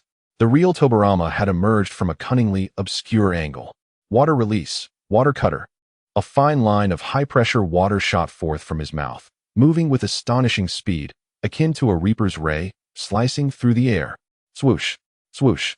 The two vigilant Uchiha Chunin froze in place, their defensive stances not even having time to adjust. Their necks or midsections were severed by the high-pressure water line, blood erupting forth as they fell slowly, disbelief etched upon their faces. Swift and decisive, a single lethal strike. Tobarama's combat style was efficient, cold, and calculated. starkly contrasting the Uchiha's explosive ferocity. With the guards dispatched, Tobirama wasted no time. The kunai in his hand flew directly towards the two bound Yuhi captives, their faces filled with terror. Thud, thud. The kunai pierced their hearts, severing the last source of intelligence. Having completed this grim task, Tobirama spared not a glance at the corpses, his icy gaze sweeping across the battlefield, immediately locking onto the enraged Uchiha Izuna, who was charging at him with fury. Senju Tobirama. Izuna's roar was saturated with unbridled hatred, his ninja blade igniting with intense fire chakra, descending like an avenging firebird. Uchiha Izuna. Tobirama's voice was equally frigid, devoid of emotion. He swiftly drew a short blade from his back, parrying while simultaneously forming hand seals with his other hand. Water release, water dragon bullet. A massive water dragon surged skyward, colliding fiercely with Izuna's fire technique. Boom! A tremendous explosion resonated through the valley. The shockwave generated by the clash of water and fire sending several ninjas engaged in battle nearby flying. Uchiha Ao was also caught in the blast, staggering but managing to regain his footing. He gazed in astonishment at the clash of the two supreme warriors from the Warring States period. The overwhelming force, far beyond his current capabilities, left him in a daze. Yet, simultaneously, a deeper chill rose from the depths of his heart. The timing of Senju Tobirama's appearance was too fortuitous, and his intent was unmistakable. He was not there to rescue the Yuhi stronghold. Rather, he seemed to ensure certain events unfolded, such as eradicating any evidence of collusion between the Yuhi clan and the Senju, or perhaps exacerbating the conflict. If his inadvertent action had indeed unwittingly contributed to this encounter, what role had he played in this vast whirlpool of causality? He had merely intended to throw a shuriken for self-preservation, and perhaps subconsciously, to attempt to alter Uncle Izuna's fate slightly. However, now, as he observed Izuna fiercely battling Tobirama, the murderous aura boiling around them, and the Uchiha and Senju clansmen falling around him, he felt the weight of destiny and the absurdity of war with a clarity he had never experienced before. His small butterfly seemed to have truly stirred an unexpected tempest, and the ultimate direction of this storm filled him with dread and confusion. The battle raged on, intensifying with each moment. The figures of Izuna and Tobirama collided amidst explosions and torrents of water, separating and re-engaging, each clash fraught with peril. Uchiha Ao forced himself to remain calm, his Sharingan fixed on the battlefield, particularly on Tobirama's movements. He understood that his current strength was insignificant, yet if he could seize even a fleeting opportunity. Just then, after a fierce exchange with Izuna, Tobirama's gaze seemed to sweep in his direction, cold and sharp, as if it could penetrate all. A chill shot up Uchiha Ao's spine as though he were being targeted by some perilous prehistoric beast. In the next moment, Tobirama vanished again, not towards Izuna, but as a streak of speed, hurtling directly towards Uchiha Ao from an unimaginable angle. That speed was far greater than before. Watch out, Ao! Izuna's alarmed voice reached him. Laced with unprecedented fury, the shadow of death enveloped Uchiha Ao in an instant. Tobirama had chosen to target him, a seemingly inconsequential opponent, even amidst his fierce battle with Izuna. Chapter 8. Struggling in the abyss of death. Time seemed to stretch infinitely in that moment. Tobirama's figure rapidly magnified within Uchiha Ao's Sharingan, the chilling intent to kill piercing through him like a tangible needle, nearly freezing his blood and thoughts. The opponent's speed was too swift, the angle too devious, completely blocking all possible avenues of escape. Was this the power of a shadow-level warrior? Just the targeted intent to kill nearly stripped him of the courage to resist. He would die. Surely he would die. His brain screamed in frantic warning, fear overwhelming him like a tidal wave. Yet, under the intense pressure of death, something deeply rooted in the Uchiha bloodline ignited, a refusal to yield, a fury, and the primal desire for survival. No. Uchiha Ao's throat erupted with a hoarse roar, his body, previously paralyzed by fear, now driven by the instinct to survive. His chakra surged within him at an unprecedented speed, all flowing towards his eyes. A searing pain tore through his eye sockets, and the world around him transformed in an instant. The rapidly approaching Tobirama, his movements, the subtle tremors of his muscles, the trajectory of his chakra flow, even the dust that would rise from his next landing. All this intricate information flooded into Uchiha Ao's mind with unprecedented clarity, like a torrential river. The single Tomo Sharingan spun at an extraordinary pace, the edges of the Tomo blurring, hinting at signs of division. The power of his gaze exploded under the pressure of death. He saw it. Although still despairingly fast, it was no longer an ungraspable shadow. The specially designed kunai in Tobarama's hand traced a chilling arc, precisely aimed at his throat. There was no escape. Absolutely no escape. In that fleeting moment, Uchiha Ao made the most instinctive yet helpless choice. He threw himself backward with all his might while desperately raising his kunai in front of him, attempting to deflect that fatal blow. He could even feel the coldness of the kunai's blade slicing through the air. At that critical juncture, "Get away, Tobarama!" Accompanied by an explosive roar of pure fury, a blazing crimson figure crashed in from the side like a meteor. It was Uchiha Izuna. He too had clearly overexerted himself, even enduring the residual force of Tobarama's previous attack, all to seize this fleeting moment of salvation. Flames coiled around his blade, not slicing, but crashing directly into Tobarama's side, aiming to save Ao at all costs. If Tobarama insisted on killing Ao, Izuna would inevitably suffer a devastating blow from this enraged strike. A flicker of change crossed Tobarama's previously icy demeanor, a hint of displeasure at having his calculations disrupted. In the blink of an eye, he weighed his options. While eliminating a promising young Uchiha was undoubtedly important, it would not be worth his own severe injury, especially in the face of an enraged Uchiha Izuna. His wrist subtly shifted, altering the trajectory of the kunai by mere millimeters, transforming the lethal strike aimed at Ao's throat into a slash towards the kunai that Ao was desperately blocking and his chest. Simultaneously, his body twisted in defiance of the laws of physics midair, his other hand completing a series of hand seals in an instant. Water-style, water blade slash. A high-pressure water blade surged towards Izuna's fiery assault. The sound of energy clashing echoed sharply. Simultaneously, Tobarama's altered kunai effortlessly swept aside Uchiha Ao's futile block, its sharp tip slicing through his chest, drawing forth a spray of blood, even revealing glimpses of the ribs beneath. The tremendous impact hurled Uchiha Ao violently against a charred boulder, causing him to spit blood, darkness clouding his vision as he nearly lost consciousness. A searing pain radiated from his chest. Each breath felt like a knife's edge. Yet, he had somehow managed to survive. Ao! Izuna's furious voice pierced through. But at that moment, he was fully entangled with Tobarama. The two clashed fiercely once more, the explosions of water and fire ringing out incessantly as the battlefield tore apart under the force of their conflict. Coughing violently, Uchiha Ao struggled to rise. But the agony in his chest and the excessive depletion of chakra left him nearly incapacitated. He leaned against the boulder, gasping for breath, his Sharingan still intensely focused on the battlefield.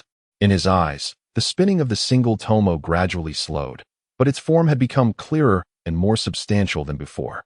That fleeting glimpse of overdrawn potential, though brief, elevated his understanding and application of the Sharingan to a new level. The coveted double Tomo seemed tantalizingly close, merely a thin veil away. More importantly, he had personally felt the brush of death against a top-tier warrior. That sense of pressure, that precision in lethal technique, was deeply etched into his mind. He watched as Uncle Izuna, in a desperate bid to save him, completely abandoned defense, attacking Tobarama with a near-manic ferocity, each strike deadly serious, fighting as if wagering his very life, momentarily pushing Tobarama back. Was it because of him? Had his unexpected presence plunged Uncle Izuna into a more perilous situation?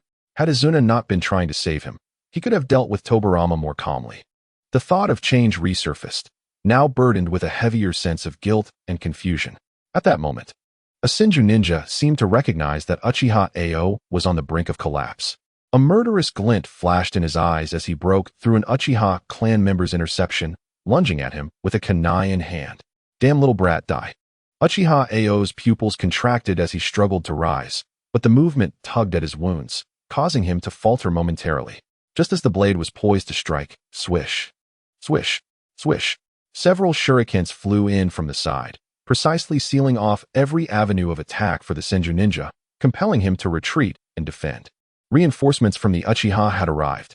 A few Uchiha shinobi swiftly grouped around Ao, engaging the Senju ninja who attempted to seize the opportunity. "Can you still move?" A clan member inquired hastily, eyes fixed on the enemy. Gritting his teeth against the excruciating pain, Uchiha Ao managed to support himself with a kunai, knowing all too well that falling on the battlefield often signified death. As both sides continued to reinforce their ranks and high-level confrontations reached a stalemate, the battle descended further into chaos and desperation. The entire valley had become a hellish landscape, with casualties occurring every moment. After another fierce clash with Izuna, Senju Tobarama leapt back, his gaze sweeping coldly across the battlefield. He noted the Uchiha's relentless resistance and the unexpectedly potent fighting spirit emanating from Izuna, who was driven by a desperate desire to save his kin. Continuing the struggle would come at a great cost, and the initial objective of eliminating targets had already been achieved. He made a decisive choice. Retreat. Tobarama's icy voice resonated clearly in the ears of every Senju ninja. Trained rigorously, the Senju shinobi immediately disengaged from their foes, providing cover for one another as they swiftly retreated from the valley, their movements brisk and efficient, showing no inclination for prolonged combat. Trying to run, Izuna roared, intent on pursuing. But Tobarama turned back, hands weaving seals. Water release, great waterfall technique. A colossal wave surged forth, resembling a torrent unleashed from a dam, instantly obliterating the burning debris and sweeping through the valley's floor, forcefully obstructing the Uchiha's pursuit. Izuna could only halt in frustration, utilizing fire release to evaporate the approaching water, helplessly watching as the Senju figures vanished into the dark forest. The battle had begun abruptly and ended just as suddenly. The valley lay in ruins, filled with the crackling sounds of burning remnants, the rushing of water, and the anguished groans of the wounded. Uchiha Ao leaned wearily against a massive stone, gasping for breath as blood continued to flow from the deep wound in his chest, staining his dark attire. He gazed in the direction where Senju Tobarama had disappeared, his expression a tumult of emotions. Survived, but was it merely a stroke of luck? He lowered his gaze to his trembling hand, which still clutched the kunai, bearing faint scratches from his clash with Tobarama. The butterfly's wings seemed to have stirred an unpredictable tempest, and he found himself being propelled toward an unknown fate amidst this storm. The barrier of his tomo, teetering between life and death, appeared to be weakening. Chapter 9. The indelible scars of war. Senju Tobarama and his subordinates vanished as abruptly as they had emerged, swallowed by the dense shadows of the forest and the lingering mist, leaving behind a devastated valley and an eerie silence. The oppressive sounds of labored breathing and pained groans gradually became the prevailing symphony, intermingled with the crackling of flames consuming corpses and the strange murmurs of flowing water, composing a grim dirge of the aftermath of battle. Uchiha Izuna stood amidst the mud and water, his chest rising and falling slightly, the three tomo in his eyes still slowly revolving as he fixed his gaze on the direction of the enemy's retreat, fingers gripping his weapon tightly, knuckles whitening from the strain. A trickle of blood seeped from the corner of his mouth, evident that he had sustained internal injuries during his frenzied confrontation with Tobarama. Yet, he paid no heed to his own wounds, abruptly turning to scan the battlefield, ultimately locking onto Uchiha Ao, who leaned against a charred boulder, his complexion as pale as a ghost. Ao. Izuna rushed over, crouching down with an unusual urgency. Upon seeing the gaping wound on Ao's chest, still oozing blood, his expression darkened, and murderous intent surged uncontrollably within him. Medical ninja. Get the surviving medical ninja here now? He barked, his voice hoarse from anger and anxiety. The surviving Uchiha shinobi began to silently clear the battlefield, retrieving the bodies of their fallen comrades and tending to the injured. A medical ninja, injured in the arm, stumbled over to Ao, quickly assessing and applying emergency measures to staunch the bleeding. The sharp pain from the disinfectant brought a sharp intake of breath from Ao, cold sweat instantly beading on his forehead. Yet his gaze remained fixed on Izuna. Uncle Izuna, are you all right? He weakly inquired, noticing the blood at the corner of Izuna's mouth and his disheveled attire. Izuna offered no reply, his brow furrowed tightly as he watched the medical ninja work on Ao's horrific wound. Only when the initial bleeding was under control did he seem to exhale slightly. He wiped the blood from his mouth with his thumb, his expression chillingly fierce. That damned bastard Tobarama. He was coming for you. This realization did not escape Izuna alone. Several surviving Uchiha elite also recognized the significance. Their gazes towards Uchiha Ao carried a mixture of astonishment and scrutiny. The fact that Tobarama had intentionally sought to eliminate Ao in such a dire moment indicated that the boy possessed something remarkable, or perhaps unwittingly posed a threat. A wave of shock surged through Ao, Izuna's words confirming his worst fears. Tobarama's strike had been unmistakably aimed at him. Why? Had his minor actions during patrol drawn attention? Or was it his Sharingan, which harbored potential for evolution? Or perhaps some reason unbeknownst to him? A profound unease and fog enveloped his mind. I don't know. He stammered, lowering his head, his voice quaking with the aftershock of survival. His speed was too fast. Izuna, observing the boy's pale face and the haunted look in his eyes, initially assumed he was merely shaken by the murderous intent of a shadow-level powerhouse. His anger subsided slightly, transforming into a chilling apprehension and a more resolute desire for vengeance. He patted Ao's uninjured shoulder, his grip still somewhat firm. It's all right. This time, I was careless. I didn't expect that mad dog to spring out and target you. His tone turned frigid. This grudge, Uncle will avenge you. One day, I shall personally slay Senju Tobarama. At that moment, an Uchiha Jonin approached, his expression grave. Lord Izuna, the tally is complete. We lost 11 men, 7 severely injured. And nearly everyone has sustained minor injuries. The supplies at the Yuri base were mostly destroyed, with limited loot recovered. The Senju left 5 corpses behind, with the status of the wounded unknown. What was meant to be a decisive victory through careful planning had transformed into a harrowing exchange due to Tobarama's sudden intervention. The Uchiha had suffered considerably greater losses. Izuna's expression darkened further as he closed his eyes momentarily. When he reopened them, his usual cold demeanor returned. Understood. Clear the battlefield. Take what can be carried, and obliterate the rest. Prepare for withdrawal. This place is no longer safe. Yes. The others began to busy themselves. With the aid of a medical ninja, Uchiha Ao struggled to rise, the searing pain in his chest a constant reminder of how close he had come to death. His gaze swept over the bodies of his kin, covered with white cloth, their familiar clan insignias stained with blood, a wave of indescribable sorrow and fury surging within him. This was war. There were no true victors, only survivors and the fallen. He instinctively touched his eyes.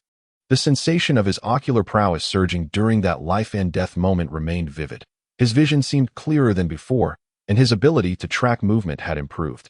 The single tomo spun with newfound fluidity, even hinting at an eager yearning for division. Perhaps the double tomo was indeed within reach. Yet at this moment, he felt little joy at the prospect of newfound power.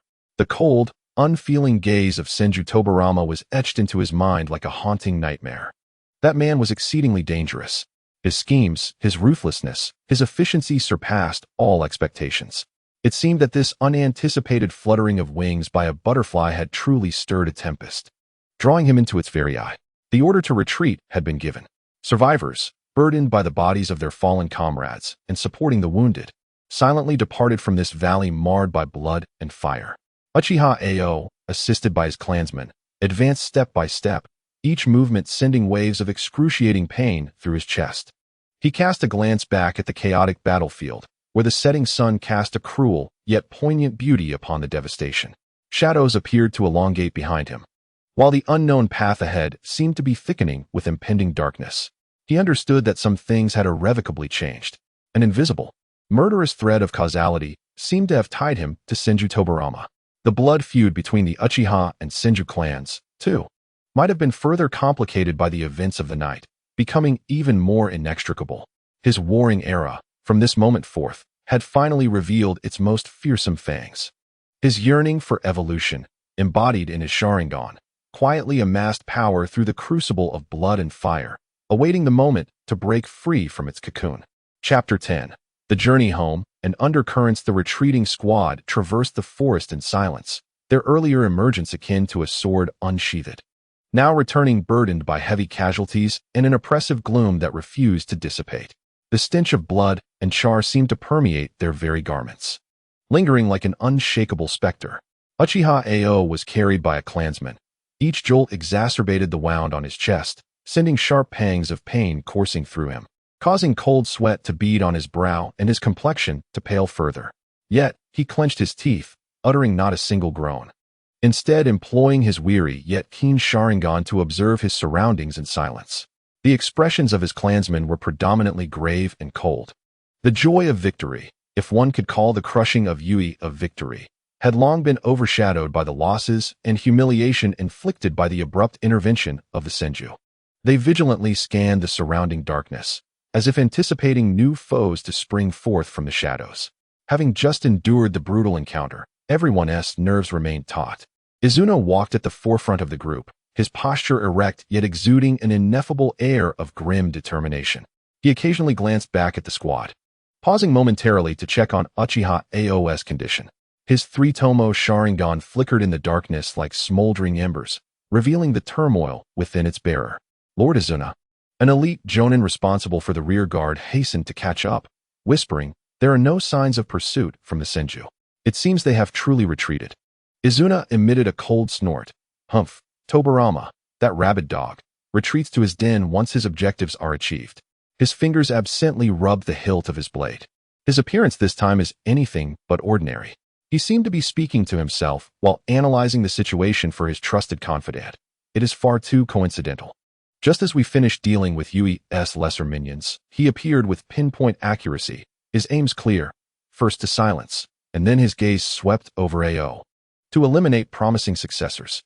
Does this seem like a spur-of-the-moment decision? The nearby confidant's expression grew serious. Are you suggesting our operation may have been compromised? Or that Yui was a mere bait? Not necessarily bait. Yui lacks the value for the Senju to risk a crucial stronghold. More likely, our movements were intercepted by Tobirama through means unknown to us. It is even possible he anticipated our response from the conflict in the northwest, waiting for this opportunity. His analysis was both chilling and composed, sending shivers down the spines of those who heard him. If this were true, then Senju Tobirama's cunning and machinations were indeed profound. Uchiha Ao, resting on the back of his clansman, absorbed Izuna's words with acute clarity, his heart racing uncontrollably. Was the unforeseen skirmish in the northwest truly the inception of it all? Had Tobirama discerned the Uchiha's movements and potential for retaliation, thus predicting this assault? Moreover, had he been covertly observing, waiting for the Uchiha to mobilize, only to execute his plan for silence and assassination? If so, had his unintentional strike unwittingly become a cog in Tobirama's grand design against the entire Uchiha? This thought sent a bone-chilling wave through him, more uncomfortable than the wound on his chest. He felt ensnared in an invisible web, the Weaver's cold, merciless eyes watching him quietly from the shadows. "Speed up," Izuna commanded tersely, no longer wishing to elaborate. "We must return to the clan's territory post-haste. This incident must be reported to our elder brother immediately." The pace of the squad quickened, yet the atmosphere grew increasingly tense. At last, the familiar outlines of the Uchiha compound and the figures of patrolling shinobi came into view. Upon witnessing the dire state of the returning squad, the vigilant clansmen immediately became alert, rushing forward to assist. "Lord Izuna, we must inform the elder brother at once. Let us head to the council hall." Izuna interrupted the inquiry with an authoritative tone. "Injured personnel should be sent to the medical unit immediately for priority treatment." The compound soon erupted into commotion. The remaining clansmen, upon seeing the bodies being carried back and the multitude of wounded, especially Uchiha Ao, who was brought back with blood staining his chest, displayed expressions of shock, anger, and sorrow. It was the Senju. It must have been them. Damn that white-haired one. This vengeance shall not go unavenged. A murmur of suppressed outrage and curses spread through the crowd. Uchiha Ao was carefully placed on a stretcher and conveyed towards the medical unit. Before departing, he cast one last glance at Izuna. Izuna nodded subtly in response. His gaze complex, a blend of concern, encouragement, but beneath it all, a chilling, ingrained intent to kill. "Rest well and recover," Izuna said succinctly before turning away. Striding towards the central building of the clan, the largest structure housing the elders' council room, exuding an aura of blood and menace. He needed to report everything that had transpired that night to Uchiha Madara, particularly Tobirama's anomalous actions and the potential conspiracy lurking behind them. The medical unit was thick with the mingling scents of herbs and blood. Numerous injured shinobi filled the space, as medical ninjas busily attended to them. Uchiha Ao's wound was re-cleaned, treated, and meticulously bandaged. The severity of the pain nearly rendered him unconscious, yet he bore it, striving to remain alert. The medic tending to him, a somewhat older healer, observed the harsh wound with a furrowed brow. That was a close call. Had it been even a fraction deeper or misplaced, It could have damaged your organs. Was this inflicted by Senju Tobarama? Uchiha Ao silently nodded. The medic sighed, proficiently continuing with the bandaging. To have returned from the hands of that one is a stroke of fortune. Rest assured, though the wound is deep, it hasn't compromised your core. Given the Uchiha constitution and the efficacy of our medicine, you should be able to regain mobility in about half a month. Lying on the sickbed, Uchiha Ao stared at the ceiling, the muffled groans of other injured personnel and the soft conversations of the medical ninjas resonating in his ears. His body was utterly fatigued, yet his mind was inexplicably invigorated. The night's events replayed in his mind like a lantern show. The flames of the Yui stronghold, the clash between his clan and the Senju, the cataclysmic confrontation between Izuna and Tobarama, the cold kunai that pierced to the throat, and the disquieting notion of causality. He slowly raised his hand, gazing at his still trembling fingers. In the dim candlelight, those hands appeared unchanged from before his crossing into this world. Yet they were now stained with blood and dust from this realm. The yearning to grow stronger had never felt as intense and urgent as it did at this moment, not merely for self-preservation, but to survive on the battlefield. In a quest to comprehend the tumultuous vortex into which he had unwittingly been drawn, and to acquire the fortitude necessary to confront the cold, calculating gaze that lurked behind the scenes, he closed his eyes and turned his focus inward. The sharp pain in his chest remained vividly present. Yet the subtle warmth and restless sensation in his eyes were equally palpable. The single Tomo Sharingan emerged spontaneously in the darkness, slowly rotating. The barrier that separated him from the double Tomo appeared to have thinned to the gossamer level after being tempered by blood and fire and the harrowing edge of life and death. Perhaps, when next he opened his eyes, the world would reveal itself anew. Deep within the clan grounds, the lights of the council hall had burned throughout the night. Chapter 11. The visit of Uchiha Madara. Uchiha Ao lay in a stupor on the medical team's bed, repeatedly roused by the throbbing pain of his wounds and the bizarre terrors of his dreams. His nightmares were filled with the cold glint of shuriken, horrifying visions of high-pressure water lines cutting through flesh, and the detached, penetrating gaze of Senju Tobarama. As he struggled to open his eyes once more, the faint light of dawn filtered through the paper window. The medicinal scent still lingered in the air, but it was significantly quieter than the previous night, with only the occasional groan of severely injured comrades breaking the silence. The pain in his chest reminded him that the events of last night were no mere nightmare. He attempted to move his fingers. Fortunately, despite his weakness, he seemed to have regained some strength. At that moment, an almost imperceptible, yet palpably heavy footfall approached from outside. It was not an effort to tread lightly, but rather an innate presence, powerful yet restrained, emanating an undeniable authority. The previously subtle noises within the medical room ceased instantly, as all awake clan members, whether injured or medical ninjas, subconsciously held their breath, their gazes filled with reverence directed towards the entrance. The curtain was drawn aside, and a tall figure entered, with long black hair cascading untidily, and a stern visage revealing no hints of emotion. He wore red layered armor still damp with dew, as if he had just returned from a patrol outside. Most striking were his eyes, calm and profound, yet imbued with an air of superiority that rendered the surrounding atmosphere heavy without any overt display. Uchiha Madara. He had personally come to the medical team. His eyes, as tangible as reality, swept across the room before finally settling on Uchiha Ao, who struggled to sit up. Lord Clan Leader. The head of the medical team and the able-bodied injured attempted to bow in respect. Madara waved his hand dismissively, signaling them to forego excessive formalities. He strode to Ao's bedside, looking down at him from a height, his gaze calmly scanning the thick bandages covering Ao's chest. It seems the Grim Reaper's scythe grazed your throat. Madara's voice was low and resonant, devoid of discernible emotion, yet it carried an inherent pressure. Suppressing the pain that tugged at his wounds, Uchiha Ao straightened his back and lowered his head. I have brought shame upon you and the clan, my lord. Shame? Madara raised an eyebrow slightly. Surviving an encounter with Senju Tobarama's underlings is no small feat. Izuna did well to rescue you. His tone was flat, as if stating a simple fact, yet when he mentioned Izuna, his expression softened for the briefest moment. It is thanks to Uncle Izuna, Uchiha Ao murmured, feeling both honored and burdened by Madara's personal visit. The clan leader's attention towards an injured subordinate was indeed an extraordinary occurrence. Madara's gaze lingered on Ao's face for a moment, as if scrutinizing something, particularly pausing for an additional second on Ao's eyes, which, due to his weakness, had yet to awaken the Sharingan. I have been informed of the details by Izuna, Madara stated casually.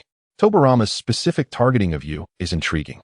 The use of the word intriguing caused Uchiha Ao's heart to tighten. I do not know the reason. He could only repeat this phrase, half-truthful, concealing the deeper unease that gnawed at him. Madara seemed unperturbed by his lack of response and continued, Tobarama, that individual, never acts without purpose. Since he chose to strike at that moment, he undoubtedly has his reasons. Perhaps your displayed potential caught his attention, or it could be something else. His words were laden with significance, imbued with the calculations of a superior, making Uchiha Ao feel as though he had become a pawn examined under a magnifying glass. Focus on your recovery. Madara did not pursue the matter further, his tone reverting to its previous neutrality. The future of the Uchiha requires every capable individual. Gain strength swiftly, strong enough that, when we meet again, Tobarama will pay for his recklessness. This directive rang with the weight of a command. Yet it was also tinged with an imperceptible encouragement. Yes, Lord Clan Leader. Uchiha Ao restrained his excitement and responded earnestly. Madara nodded slightly, uttered no more words, and turned to leave the medical team. He departed as swiftly as he had come, yet the pressure he left lingered long after. Only after his figure had completely vanished did the others in the medical team seem to exhale in relief, though murmurs of conversation soon arose. The clan leader visited in person. It seems Ao has truly caught Tobarama's attention this time. To be noticed by the clan leader. Who can say if it is a blessing or a curse? Uchiha Ao reclined once more, his emotions in turmoil. Madara's personal visit and words undeniably signified acknowledgement. Yet they also elevated his position into the limelight.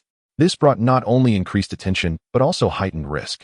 He recognized that after last night's events, his status and the scrutiny he faced within the clan had subtly shifted. From a promising junior, he had transformed into a special junior under the focused attention of Senju Tobarama, even drawing the personal inquiry of the clan leader. In the afternoon, Izuna arrived. His complexion still bore a pallor, yet he appeared much improved, donned in a clean clan uniform. He dismissed the others and sat beside Uchiha Ao's bed. Did my brother come by? He asked directly. Yes, Uchiha Ao nodded. What did he say? To focus on my recovery and gain strength swiftly. Izuna's lips curled into a sharp smile. Indeed, my brother speaks true. This matter cannot simply be brushed aside. That mad dog Tobarama must die. The flames of vengeance ignited once more in his eyes. Has there been any decision from the clan? Uchiha Ao inquired cautiously. Izuna snorted. My brother is quite enraged. The actions of the Senju this time are an unabashed provocation and conspiracy. The clan is already initiating a thorough investigation to ascertain whether any information has been leaked, while also ramping up efforts for retaliation. He turned his gaze towards Uchiha Ao, his tone growing grave. As for you, Ao, you have now caught Tobarama's eye. You must exercise greater caution when undertaking missions. I will arrange for someone to protect you secretly for a time. You must also strive to improve. Having survived this ordeal, your Sharingan should have advanced, correct? Uchiha Ao felt a flicker of hope and attempted to gather his chakra. A familiar warmth coursed through his eye sockets. Though dimmed by his physical weakness, the rotation of the single tomo was indeed smoother than before, and the barrier felt increasingly fragile. Yes, Uncle Izuna. I sense that the next evolution is not far off. Excellent. A glimmer of satisfaction flickered in Izuna's eyes. This is the essence of the Uchiha. Hatred and suffering shall transform into our wellspring of strength. Remember this humiliation and pain. It will compel you to grow stronger. After imparting a few more words of caution regarding his recovery, Izuna hurriedly departed, clearly burdened with numerous clan affairs needing his attention. Alone on the medical bed, Uchiha Ao reflected upon the words of Madara and Izuna, feeling the contradiction between his physical frailty and the burgeoning power in his eyes. The outcome of the clan discussions was evidently to initiate retaliation, further deepening the enmity with the Senju. He himself, having been targeted by Tobarama's deliberate attack, found himself ensnared at the very center of a deeper maelstrom. Fortune hides within calamity, and calamity rests upon fortune. He closed his eyes, beginning to guide the faint chakra, cautiously nurturing and sensing the eyes that yearned for evolution. As the tempest looms, he must swiftly acquire the strength to stand firm amidst the storm. The double tomo is his sole, clear objective at present. The ominous clouds above the clan's territory appear to thicken ominously. Chapter 12. Lurking in the double tomo. In the ensuing days, Uchiha Ao spent his time on the hospital bed of the medical unit. Time seemed to thicken and slow, each moment filled with the sharp pain of his wounds and the bitterness of medication. The atmosphere within the clan had evidently grown tenser. The patrol teams had increased, and the scrutiny of missions had intensified, while the details and losses of that night's operation were tightly controlled. Rumors regarding Tobirama Senju's ambush on the Uchiha descendants circulated clandestinely, igniting greater indignation and unity among the clan members. As one of the focal points of the incident, Uchiha Ao attracted considerable attention.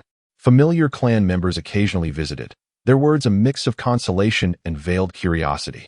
Ao mostly deflected inquiries, attributing his survival to the timely rescue by Izuna and his own luck, carefully concealing the unsettling speculations regarding causality that stirred within him. Much of his time was spent with his eyes closed, feigning slumber, while in reality, he directed all his focus inward.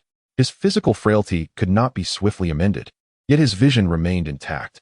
The ocular power, ignited at the edge of life and death, had not entirely faded. Rather, it had been honed like tempered steel. Although diminished in quantity due to his weakened state, its quality had become purer and more manageable. He could distinctly sense the single Tomo Sharingan within him, spontaneously and slowly rotating in the darkness, drawing upon the meager chakra he refined, much like a dormant beast waiting for the next awakening. He began to attempt recalling and simulating the insights from that life and death moment without activating his Sharingan, relying solely on perception. The trajectory of Tobirama's kunai, the explosive form of Izuna's chakra during the rescue, and even the angles of dust stirred were replayed and dissected in his mind. This purely mental exercise consumed an immense amount of his spirit, yet it deepened his understanding of the essence of the Sharingan's insight. It transcended mere clarity and speed. It was about the rapid reception, processing, and even anticipation of information. Simultaneously, he took the first opportunity to calm his mind and meticulously attempted to control that instinctual, albeit faint, ability to determine causality. He requested the medical ninja attending him to bring withered leaves and fine grains of sand. When no one was watching, he concentrated all his spirit, gazing at the fragile, desiccated leaf in his palm, endeavoring to imbue it not with destruction but with a subtle cause, to allow the next breeze wafting through the window to gently dislodge it from his hand. As warmth radiated from his eyes, his mental energy flowed like fine threads, alighting upon the leaf. The sensation was enigmatic and elusive, with a success rate lamentably low. Out of 10 attempts, perhaps only once or twice would the leaf gracefully fall with a trivial gust of wind. The endeavor with the grains of sand proved even more challenging, aiming for them to form a simplistic pattern. The results were disheartening, barely perceptible, and the exertion was immense, leaving him dizzy after only a few tries. Was his current limit merely capable of producing a minute deviation in exceedingly trivial, probable events?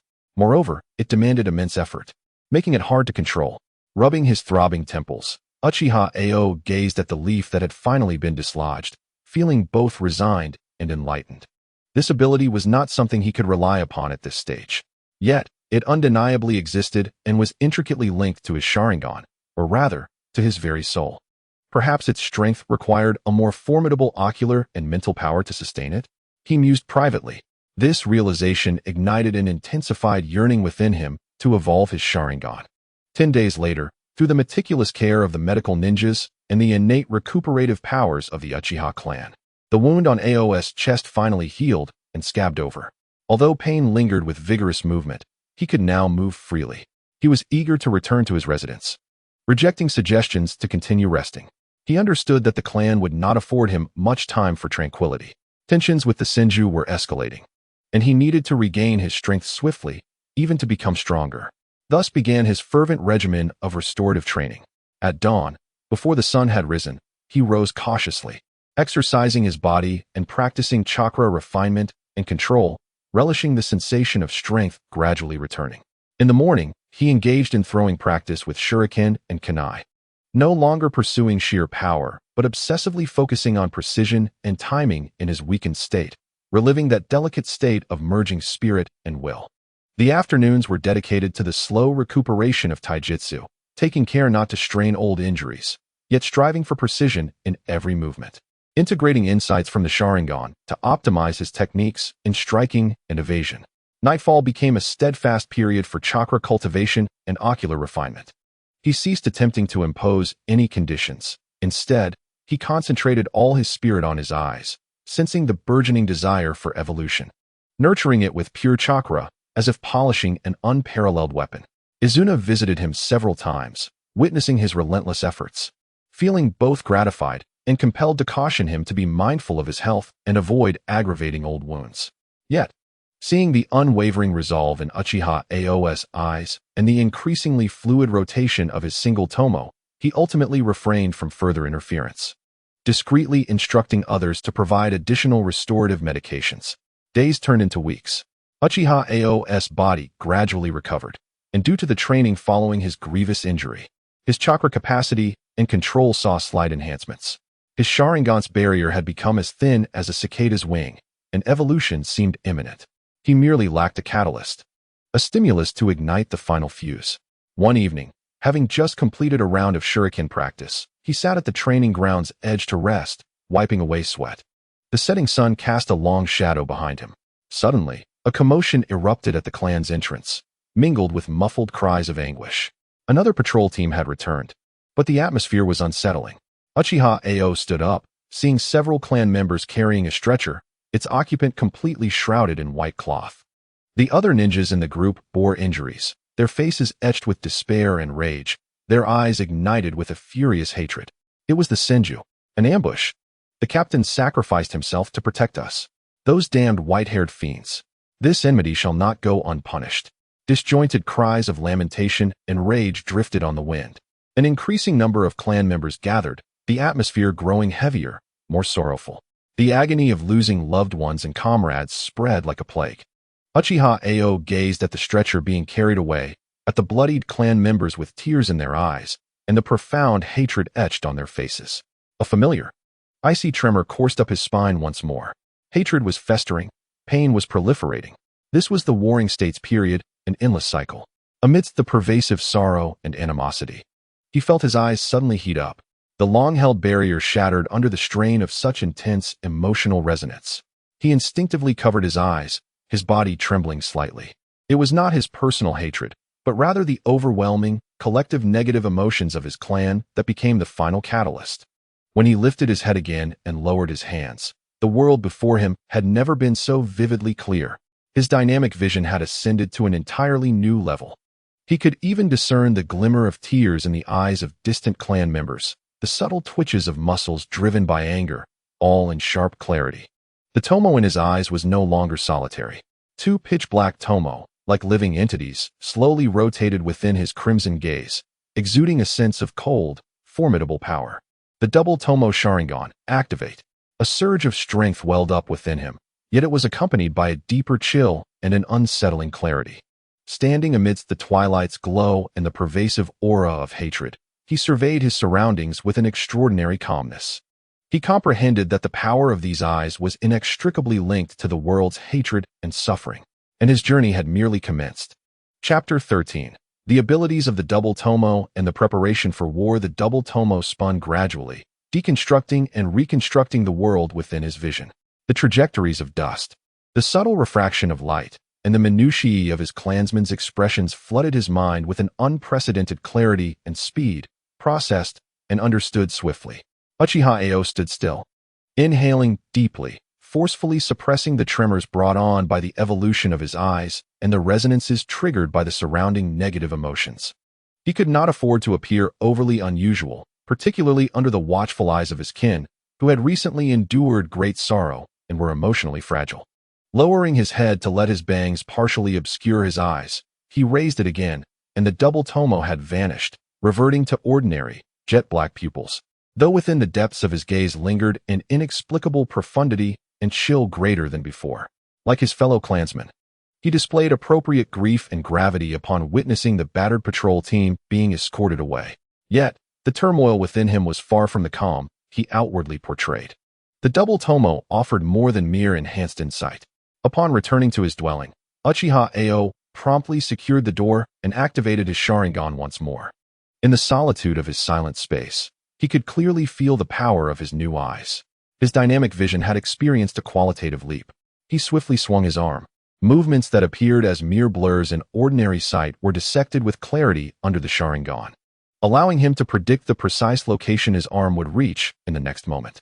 He had acquired the foundational skills for the body flicker technique. He understood now, previously. With a single tomo, he could observe movements, yet his body and neural responses could not keep pace, leading to superficial comprehension.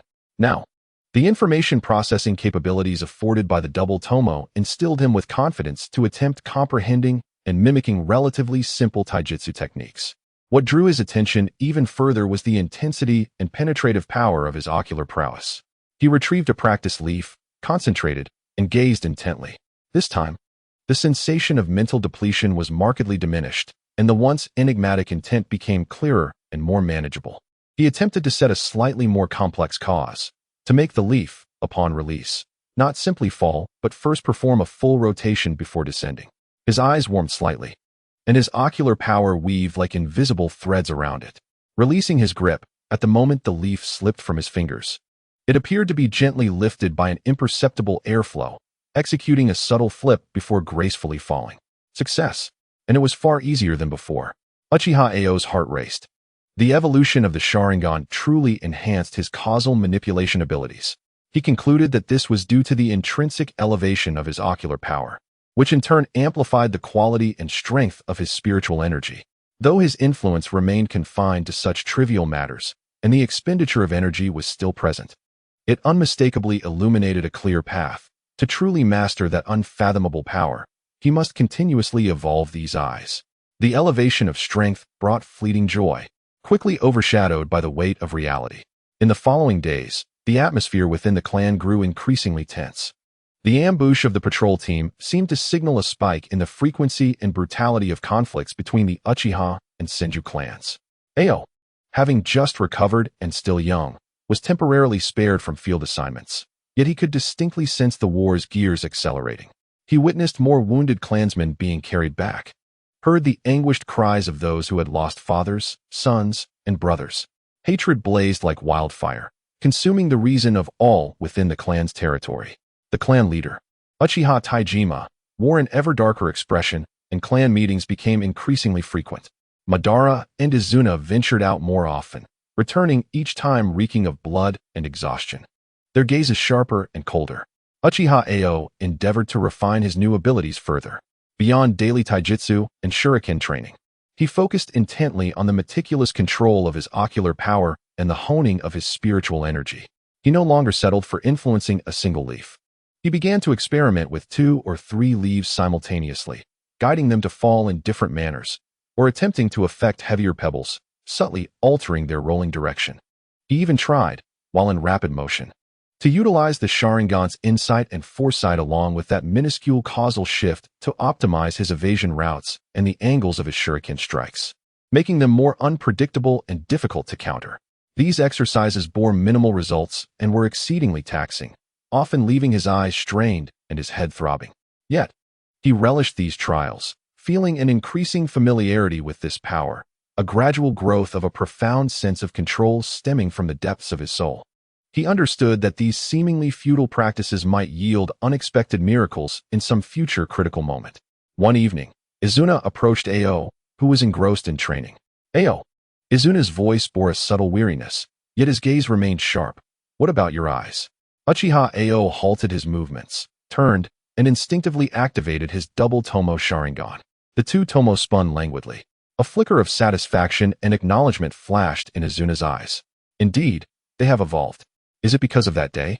Yes, Ao nodded, revealing no concealment. Seeing our kin perish, the pain was unbearable. Hatred and suffering truly serve as the finest catalysts for our power. Izuna's tone was complex, a mix of recognition for the growth of their clan's strength and a hint of helplessness regarding such power, yet controlling it remained paramount. It seems you have done well.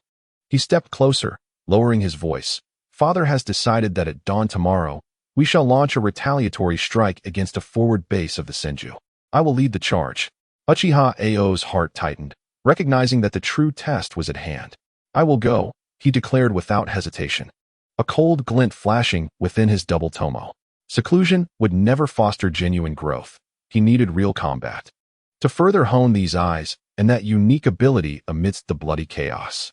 Izuna regarded him, delaying his response as if evaluating Ao's condition and resolve. Your injuries? No longer a concern. Can your eyes and mindset keep pace? This is not training. Lives are at stake. Izuna's tone turned grave. I understand. Uchiha Ao met his gaze with unwavering determination. I have witnessed death, and I shall not hesitate again. Izuna scrutinized him for a moment before finally nodding. Very well. Prepare yourself. We assemble before dawn. Remember, stay close to me, and do not act impulsively. Yes. As he watched Izuna's retreating figure, Uchiha Ao clenched his fist slowly. Tomorrow's battle would mark his first engagement since acquiring the double Tomo Sharingan. It would also be another step into the meat grinder of this warring era. He lifted his gaze to the brooding night sky, his newly evolved eyes shimmering with a profound light amidst the darkness. The threads of causality seemed to quietly converge. Chapter 14. The initial ripples of causality. The darkness before dawn was at its thickest, biting cold. In the dense forest outside the Uchiha clan's territory, a group of over 10 figures gathered silently. Clad in dark attire, their faces concealed by masks, only their eyes, some cold, others aflame with vengeful fury, were visible.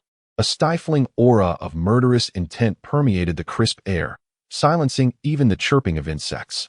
Uchiha Ao stood among his clan, acutely aware of the palpable hatred and resolve radiating from his kin.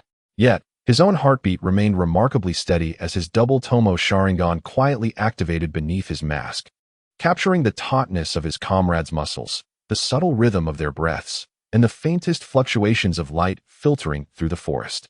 Izuna, as the leader, offered no superfluous words, merely a concise and commanding gesture. They set forth.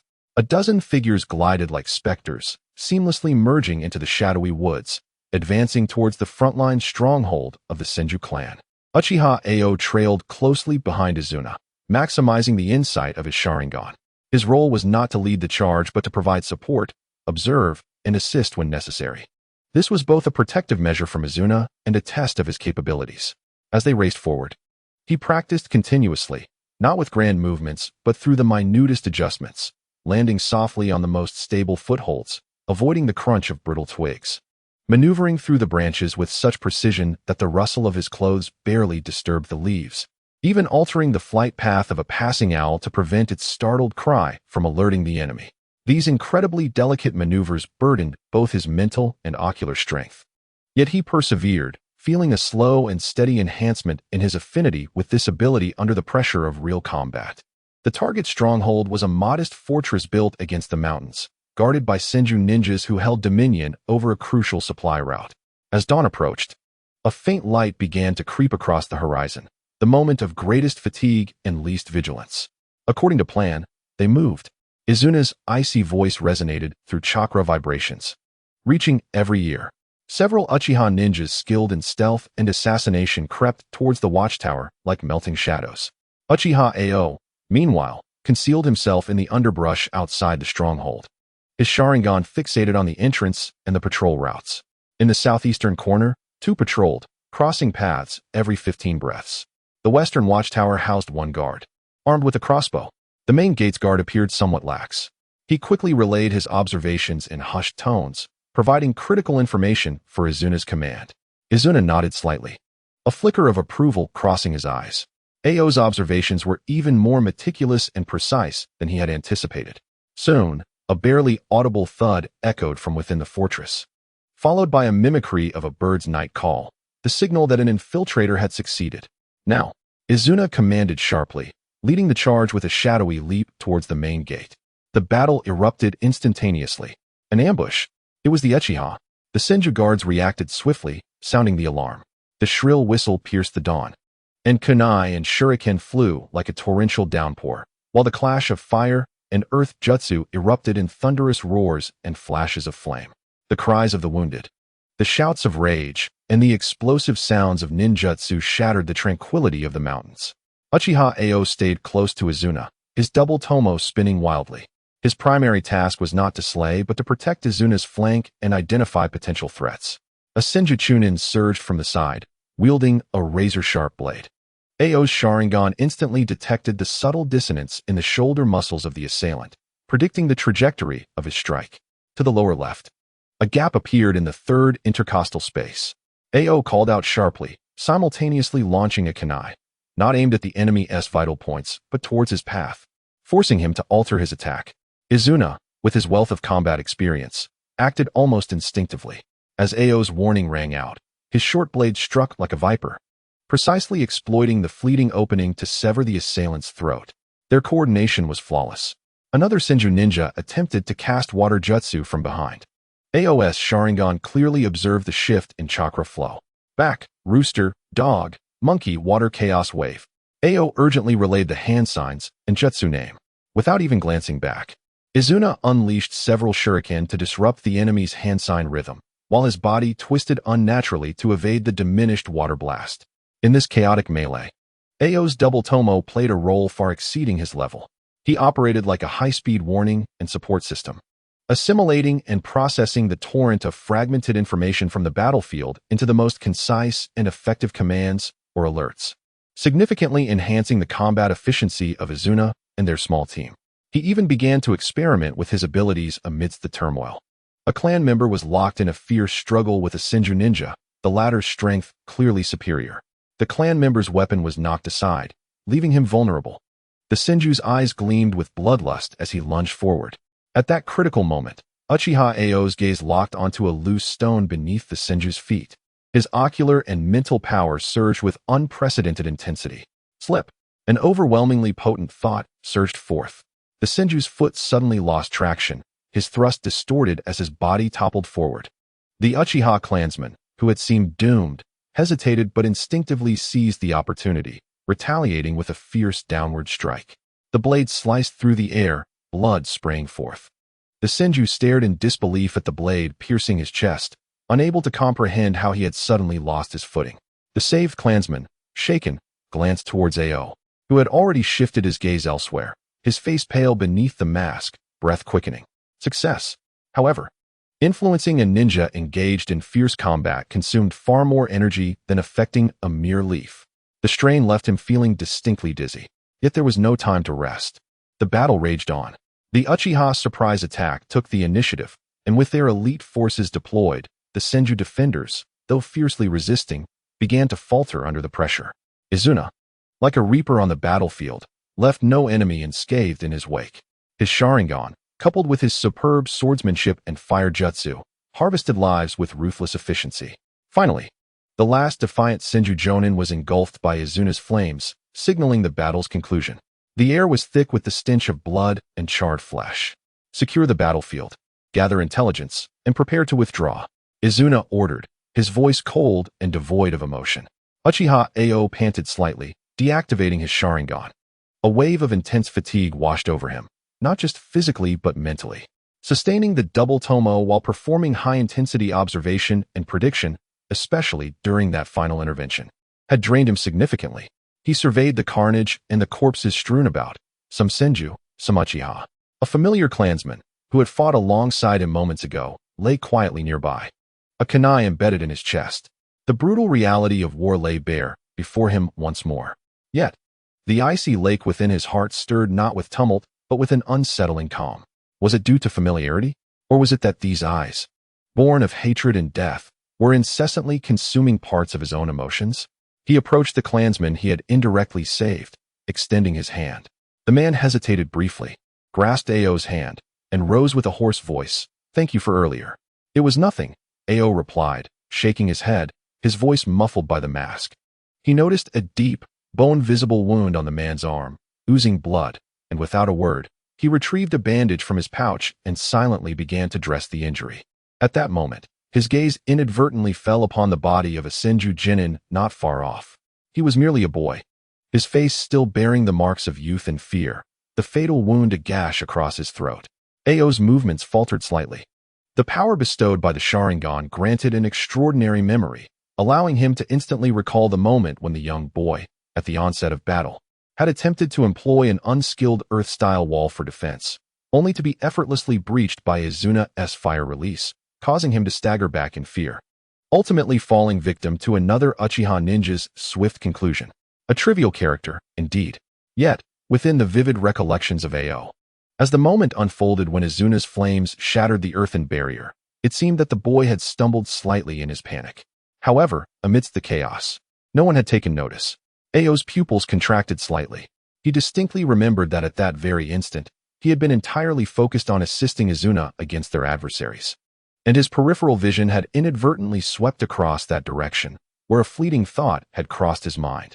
Was it possible that this seemingly trivial notion, combined with his newly heightened and still unstable ocular power, had subtly altered the course of fate on that tumultuous battlefield, resulting in that insignificant stumble, which had inadvertently placed him in the path of another Uchiha's attack, thus hastening his demise? This thought sent a chill through Uchiha Ao's core. It appeared that this power was not entirely under his conscious control. It might activate autonomously, influenced by emotions and thoughts he himself was unaware of. Akin to a passive skill, subtly affecting those around him. It was more potent, more enigmatic, and more perilous than he had ever imagined. What's wrong? A wounded clansman asked, noticing his pause. Nothing, Uchiha Ao replied, redirecting his gaze and resuming his bandaging, burying the uncertainty deep within his heart. He lifted his eyes to Izuna, who was directing the cleanup of the battlefield, and then to the distant sky that was gradually brightening. The dawn pierced through the darkness, illuminating the bloody battleground, yet failing to penetrate the fog that enveloped his heart, shrouded by his eyes and that inscrutable power. The ripples of causality had already spread, and all he could do was strive to grow stronger, until he could truly discern and even control the direction of these ripples. The dawn's assault was merely the first faint cry in this prolonged tumult of war. Chapter 15. The return. The embers of battle had yet to cool completely, the scent of blood mingling with that of scorched earth, weighing heavily upon everyone's hearts. The Uchiha ninjas moved swiftly and silently, efficiently scouring every corner of the fortress for any potentially valuable intelligence scrolls or supplies. The bodies, whether of enemies or comrades, were dealt with accordingly. Enemies were gathered for incineration, while comrades were carefully sealed with scrolls for a proper burial back in their homeland. This was the harsh yet necessary rule of the warring states. Uchiha Ao assisted with the rudimentary cleanup, but most of his attention remained absorbed in the recent bewilderment regarding his unintentional interference. He instinctively withdrew his mind, seeking to avoid unnecessary thoughts, while also meticulously sensing the subtle connection between his ocular power and the environment around him. He discovered that when he deliberately maintained a state of calm, like a tranquil well, the sensation of being out of sync with the world, as if he could gently influence something, would diminish to nearly imperceptible levels. Conversely, any fluctuation in his emotions, be it intent to kill, vigilance, or intense focus, would render that delicate sense of interference distinctly clearer. This felt more like a passive field influence based on his emotions and will, rather than an active skill. He was still unable to comprehend it fully, but at least he had gained a preliminary sense of perception and control. Controlling his emotions was akin to controlling the switch and magnitude of this ability. Retreat. Izuna's cool voice broke through Ao's contemplation. The intelligence gathering was complete, and there was no longer any value in lingering. The Uchiha squad departed as silently as they had arrived, leaving behind a burning fortress and billowing black smoke as a bloody declaration to the Senju clan. The atmosphere on the return journey remained oppressive, yet it bore a weight of weariness and gloom that had not been present when they set out, despite the victory. The pain of lost comrades lingered. The squad traversed the dense forest in silence, moving faster, their alertness heightened to the maximum, wary of any potential pursuit or retaliation. Uchiha Ao continued to walk beside Izuna, his double tomo activated, but no longer engaging in intense information processing. He merely maintained basic insights and warnings while practicing the perception of that subtle sense of interference in a tranquil state of mind. He found that during rapid movement, if he could anticipate slight changes in terrain, such as a low branch suddenly jutting out or a loose stone, by a fraction of a second, he could navigate these minor obstacles without resorting to that special ability.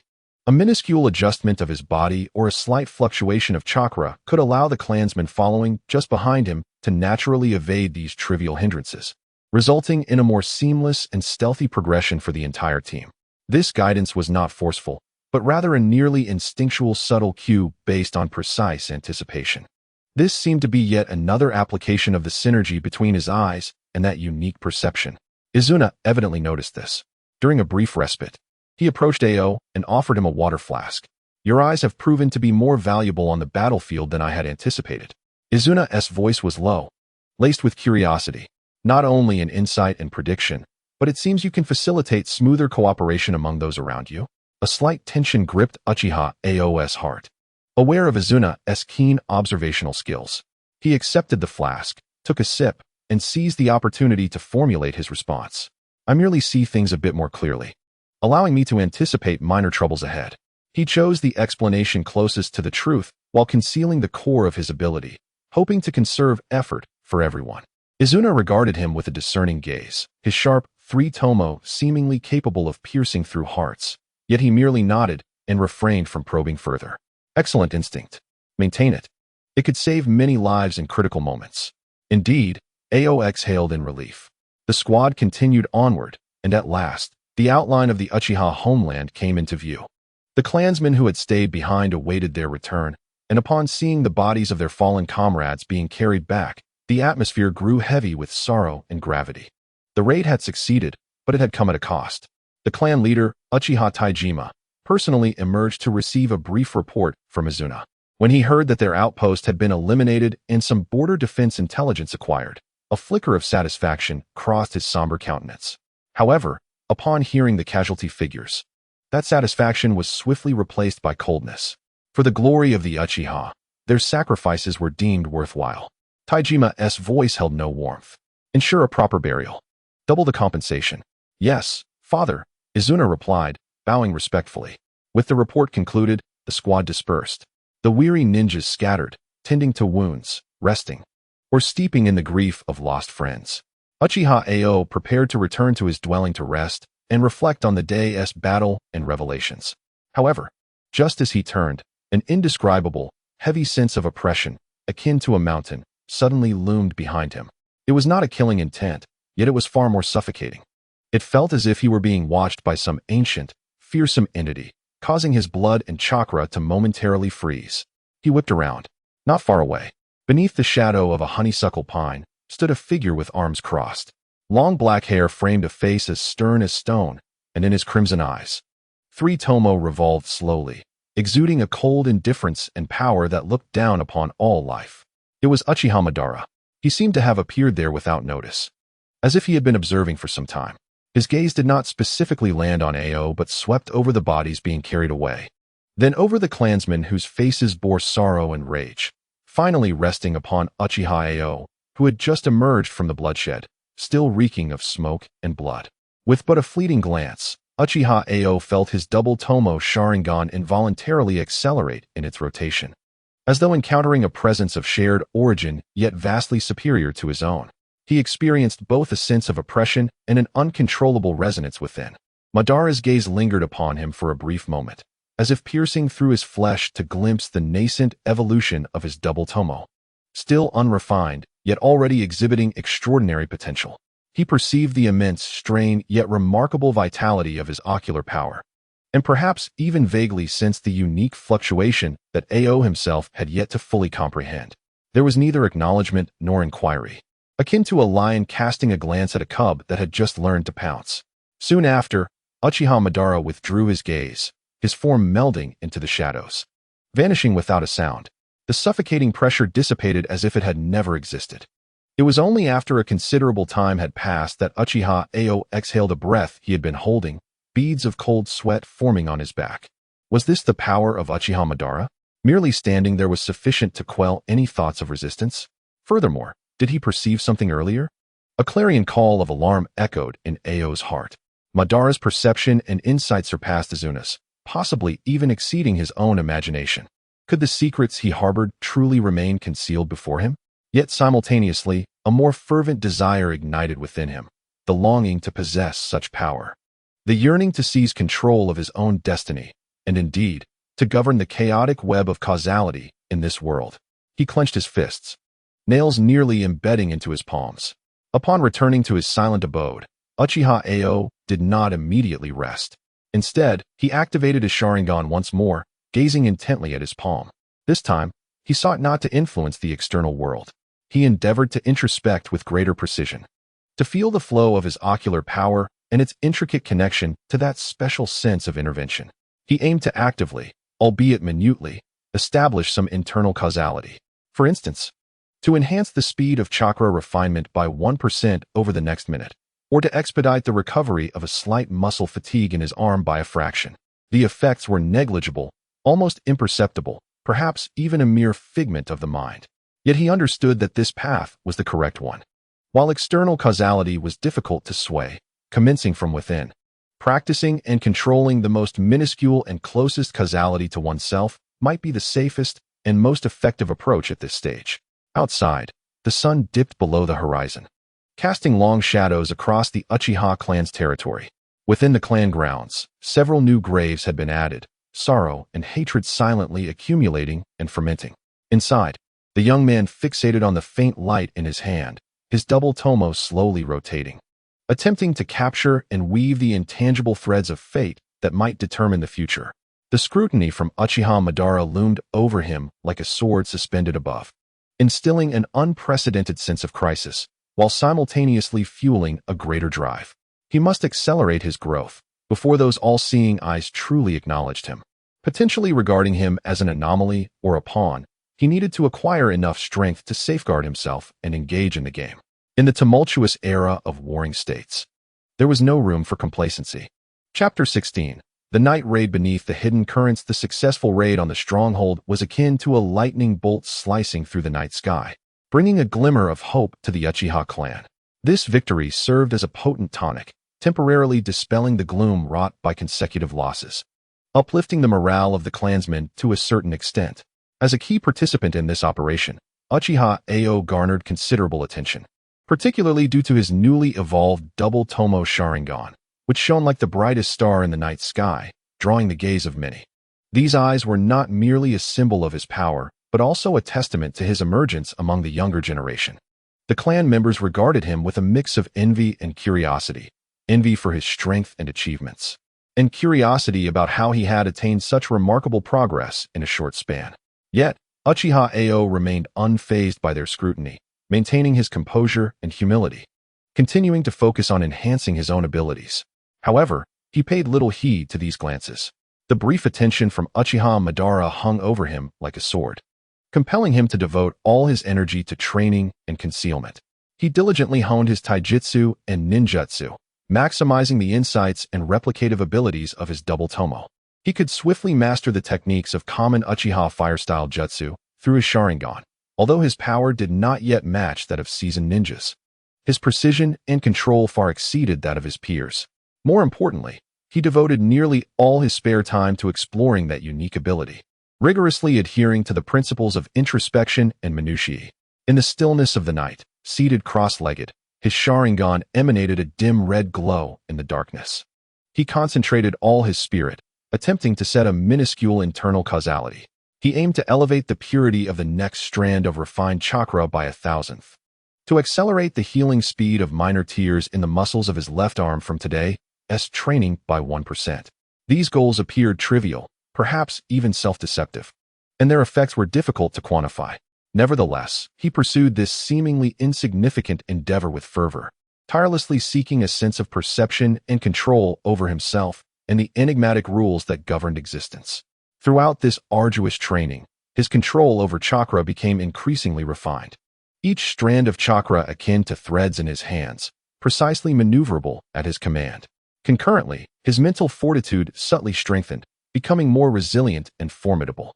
Time slipped by amidst intense training and sporadic skirmishes. The friction between the Uchiha and Senju clans persisted like an unrelenting tide, never ceasing. Another clan meeting was convened.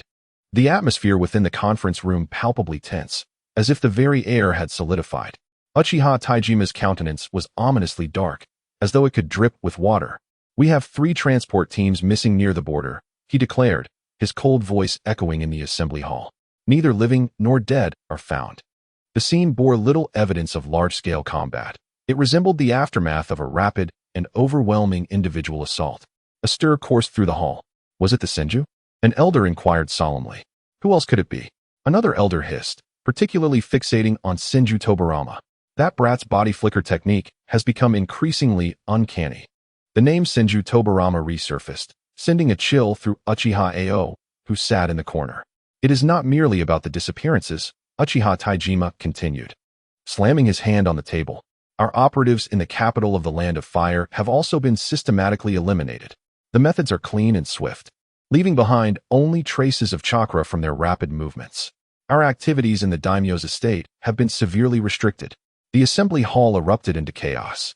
The removal of their informants signified a significant blow to the Uchiha clan's intelligence operations and external influence. It is the physical prowess of the Senju, Izuna interjected, his voice laced with suppressed fury and trepidation. They possess an inherently vast chakra capacity and remarkable vitality, especially Senju Tobarama, who has exploited this talent to its utmost. His speed may even surpass the limits of the Sharingan's dynamic vision. This assertion sent shockwaves through the room. The limitations of the Sharingan's dynamic vision had long been a cornerstone of Uchiha confidence. If the enemy's speed truly reached such heights, it would mean a complete upheaval of the Uchiha's greatest advantage. We must retaliate. The more aggressive faction shouted. How do we retaliate? We can't even catch a glimpse of their shadows. Who can keep pace with such monstrous speed? The rational faction elder countered. The meeting devolved into heated arguments. Filled with a sense of helplessness, Uchiha Ao sat quietly, listening intently to the discussions around him. His gaze rested upon Uchiha Taijima at the head of the table and Uchiha Madara beside him, both of whom remained silent. Taijima's eyes flickered, as if he were secretly calculating something.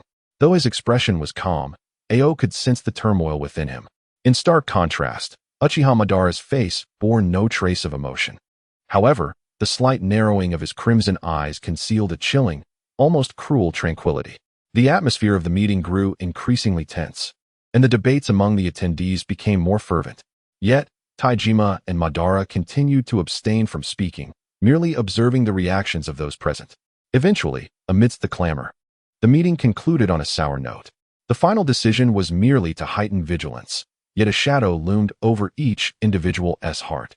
Ao silently watched as the crowd dispersed, pondering the true purpose of the gathering. After the meeting, Uchiha Ao felt a weighty gloom settle upon him.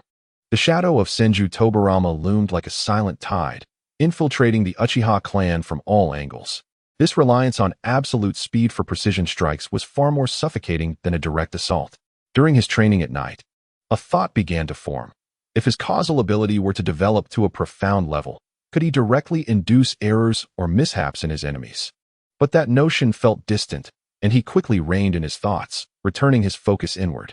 Just as he immersed himself in concentration, a faint yet sharp sound pierced the air, accompanied by a blurred white figure almost blending into the night. It zipped past the boundary of the clan's territory with astonishing speed, nearly creating a sonic boom. Uchiha Ao's Sharingan abruptly captured the fleeting silhouette and the vibrant, aggressive chakra emanating from the air. It was no illusion. Someone had intruded upon the clan's borders at a superhuman velocity. Was it the Senju Tobarama? The content of the meeting flashed through his mind, and his heart nearly skipped a beat. Without hesitation, he sprang into action, darting out of the room with the stealth of a leopard, racing toward the direction where the white figure had vanished.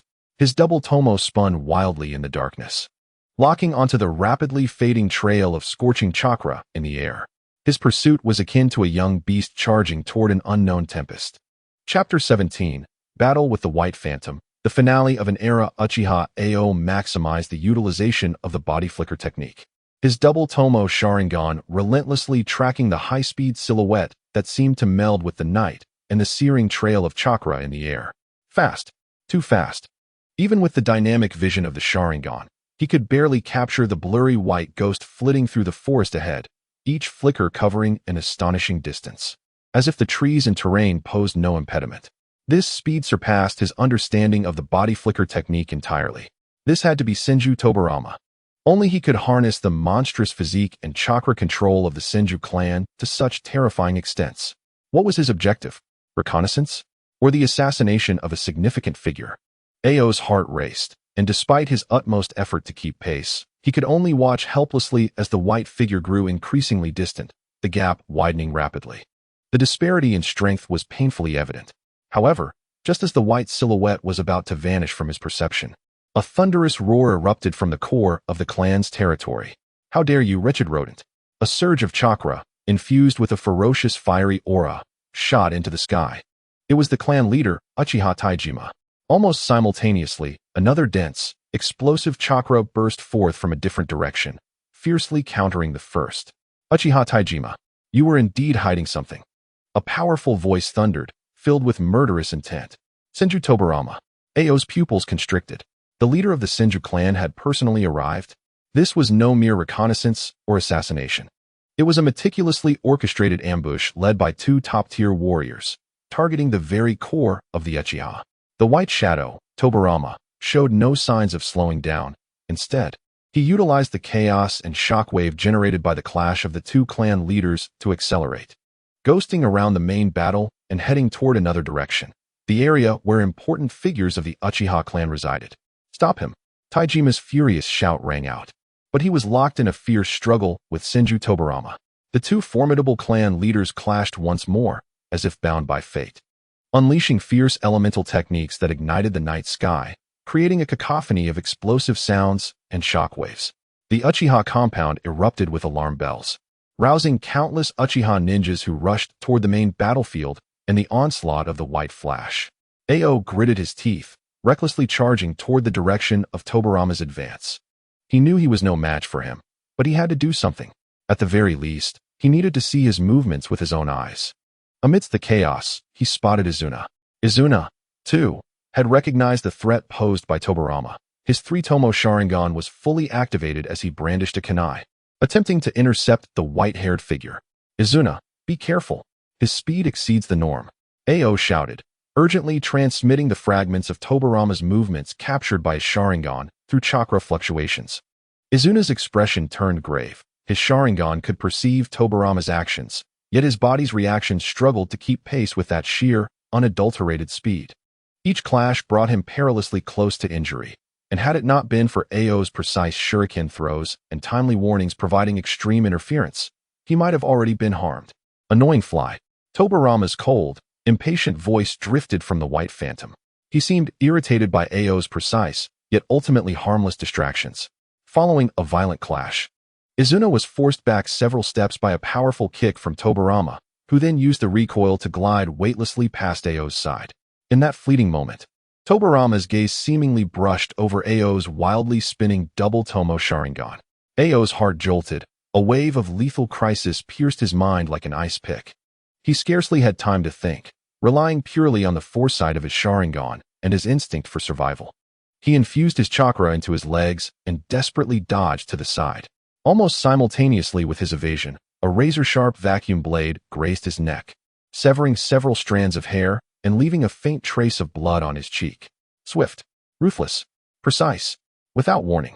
Had it not been for the predictive capability granted by his double tomo and his instinctive awareness of danger, he would have undoubtedly met a grim fate. A flicker of barely perceptible surprise crossed Tobarama's eyes, as if he had anticipated that this mere boy with double tomo could evade his casual strike. Yet he did not linger. His objective was evidently of greater importance. The white figure accelerated once more, evading Izuna's grasp and plunging deeper into the fray. Ao.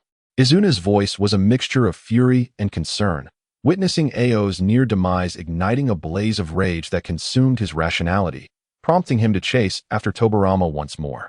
Meanwhile, the battle between Uchiha Taijima and Senju Tobarama had reached a fever pitch. The two old adversaries unleashed their full might, each confrontation shaking the very earth beneath them. Though both were advanced in years and lacking the vigor of their youth, their experience and bloodlust were sharper than ever. Tobarama, today, I shall claim your head, Taijima roared, unleashing a torrent of fire. Foolish delusion.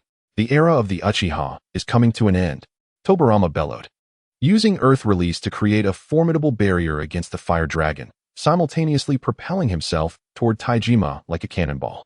Close quarters combat. This was the most perilous and likely method to swiftly determine the victor. The two clan leaders battled like aging yet still ferocious lions, engaging in their final struggle. The clash of kunai resonated like a cruel requiem amidst the fierce exchanges of martial prowess, accompanied by suppressed roars and labored breaths. All the Uchiha and Senju ninjas witnessing this scene understood that this battle could very well determine the fate of their clans. serving as the final stage for the two clan leaders who had fought throughout their lives. Uchiha Ao pressed his hand against the searing wound on his face, haunted by the lingering dread of narrowly escaping death.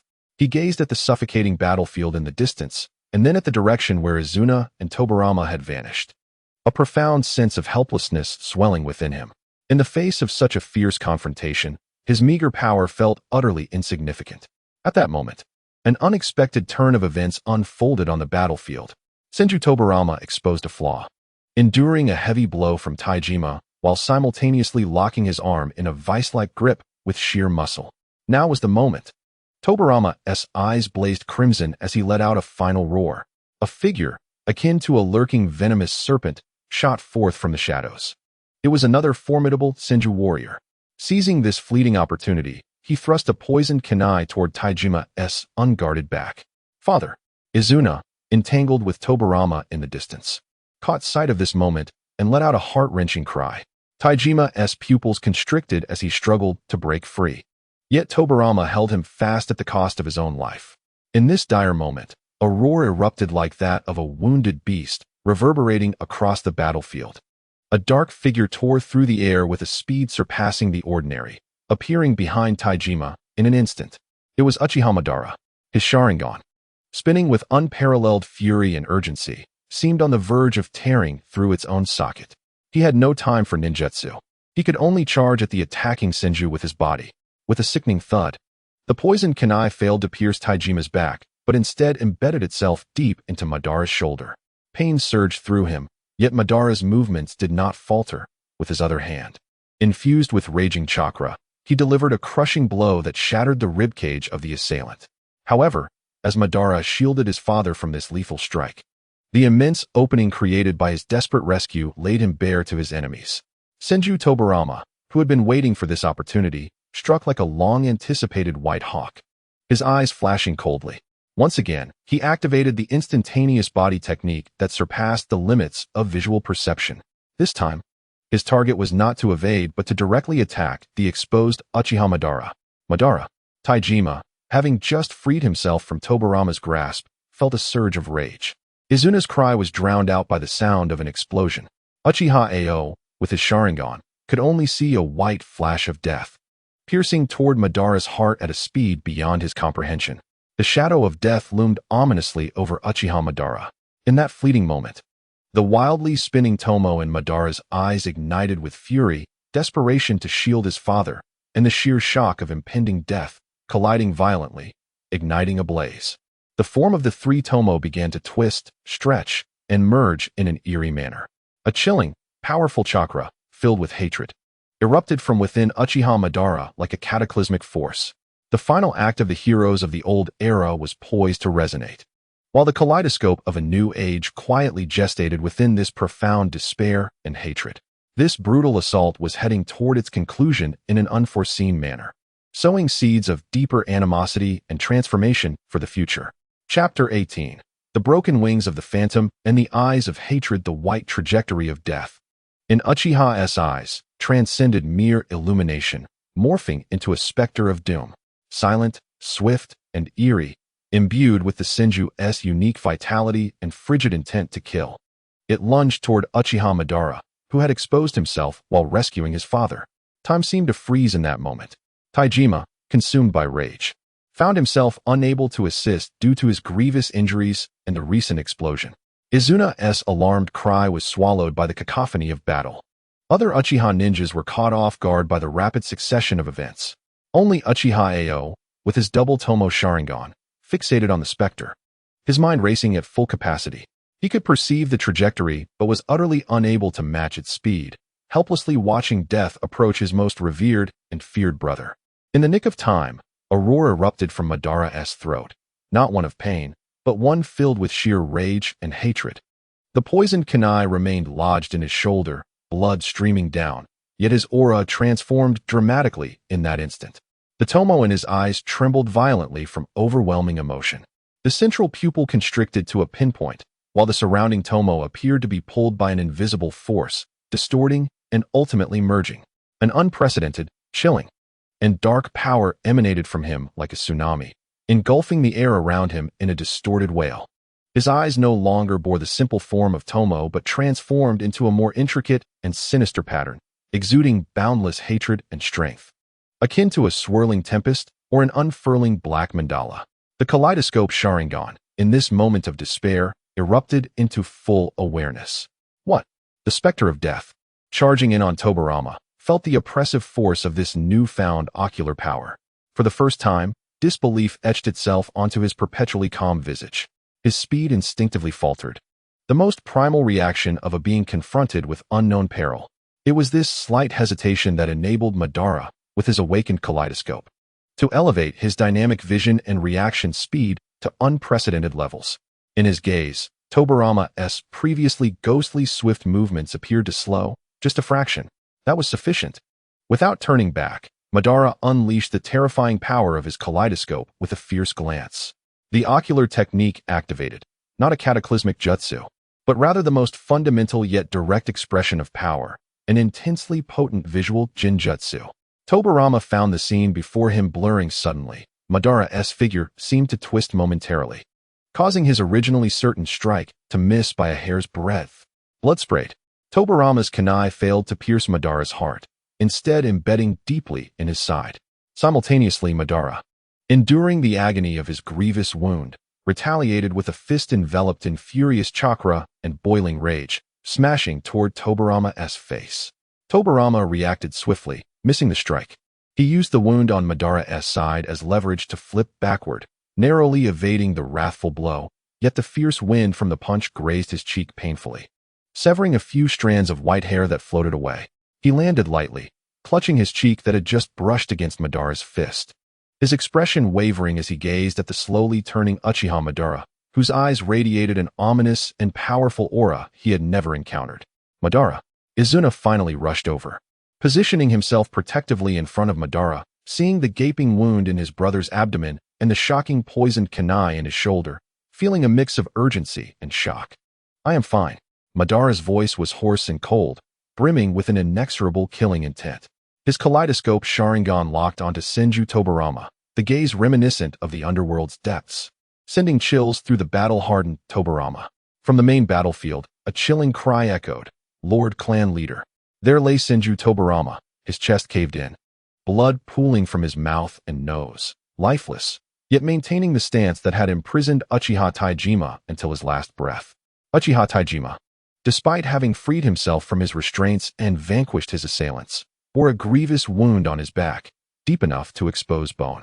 The venom, compounded by his advanced age and prior injuries, rendered his complexion ashen, his life force rapidly waning, sustained only by sheer willpower. In this brutal confrontation, the two rival clan leaders, who had battled throughout their lives, were on the brink of mutual annihilation. "Father!" Both Madara and Izuna cried out in anguish, yearning to rush to his side. "Do not come closer," Taijima bellowed with his last vestiges of strength. His gaze swept over Madara's newly awakened Sharingan, and a myriad of complex emotions flickered in his eyes. Shock, solace, yet ultimately yielding to profound exhaustion and a sense of release. "The future of the Uchiha rests in your hands," he managed to utter before his body began to slump backward. "Father!" Madara and Izuna's cries echoed with unbearable grief. In response to this overwhelming sorrow, Madara's Sharingan began to whirl uncontrollably, exuding a chilling power that seemed to lower the temperature around them. Witnessing the demise of their comrade, Senju Tobirama faltered, realizing that Madara had seemingly awakened a terrifying new power, leading to a swift decline in morale. "Retreat," Tobirama commanded decisively, casting a cold glance at the ailing Uchiha Taijima and the ominous Sharingan that haunted him. Without hesitation, the Senju ninjas hastily lifted the body of their fallen leader, retreating like a receding tide, while Tobirama's body flicker technique provided cover, vanishing into the dense forest, leaving behind a scene of devastation and fury among the Uchiha. No pursuit ensued. The Uchiha had paid a grievous price.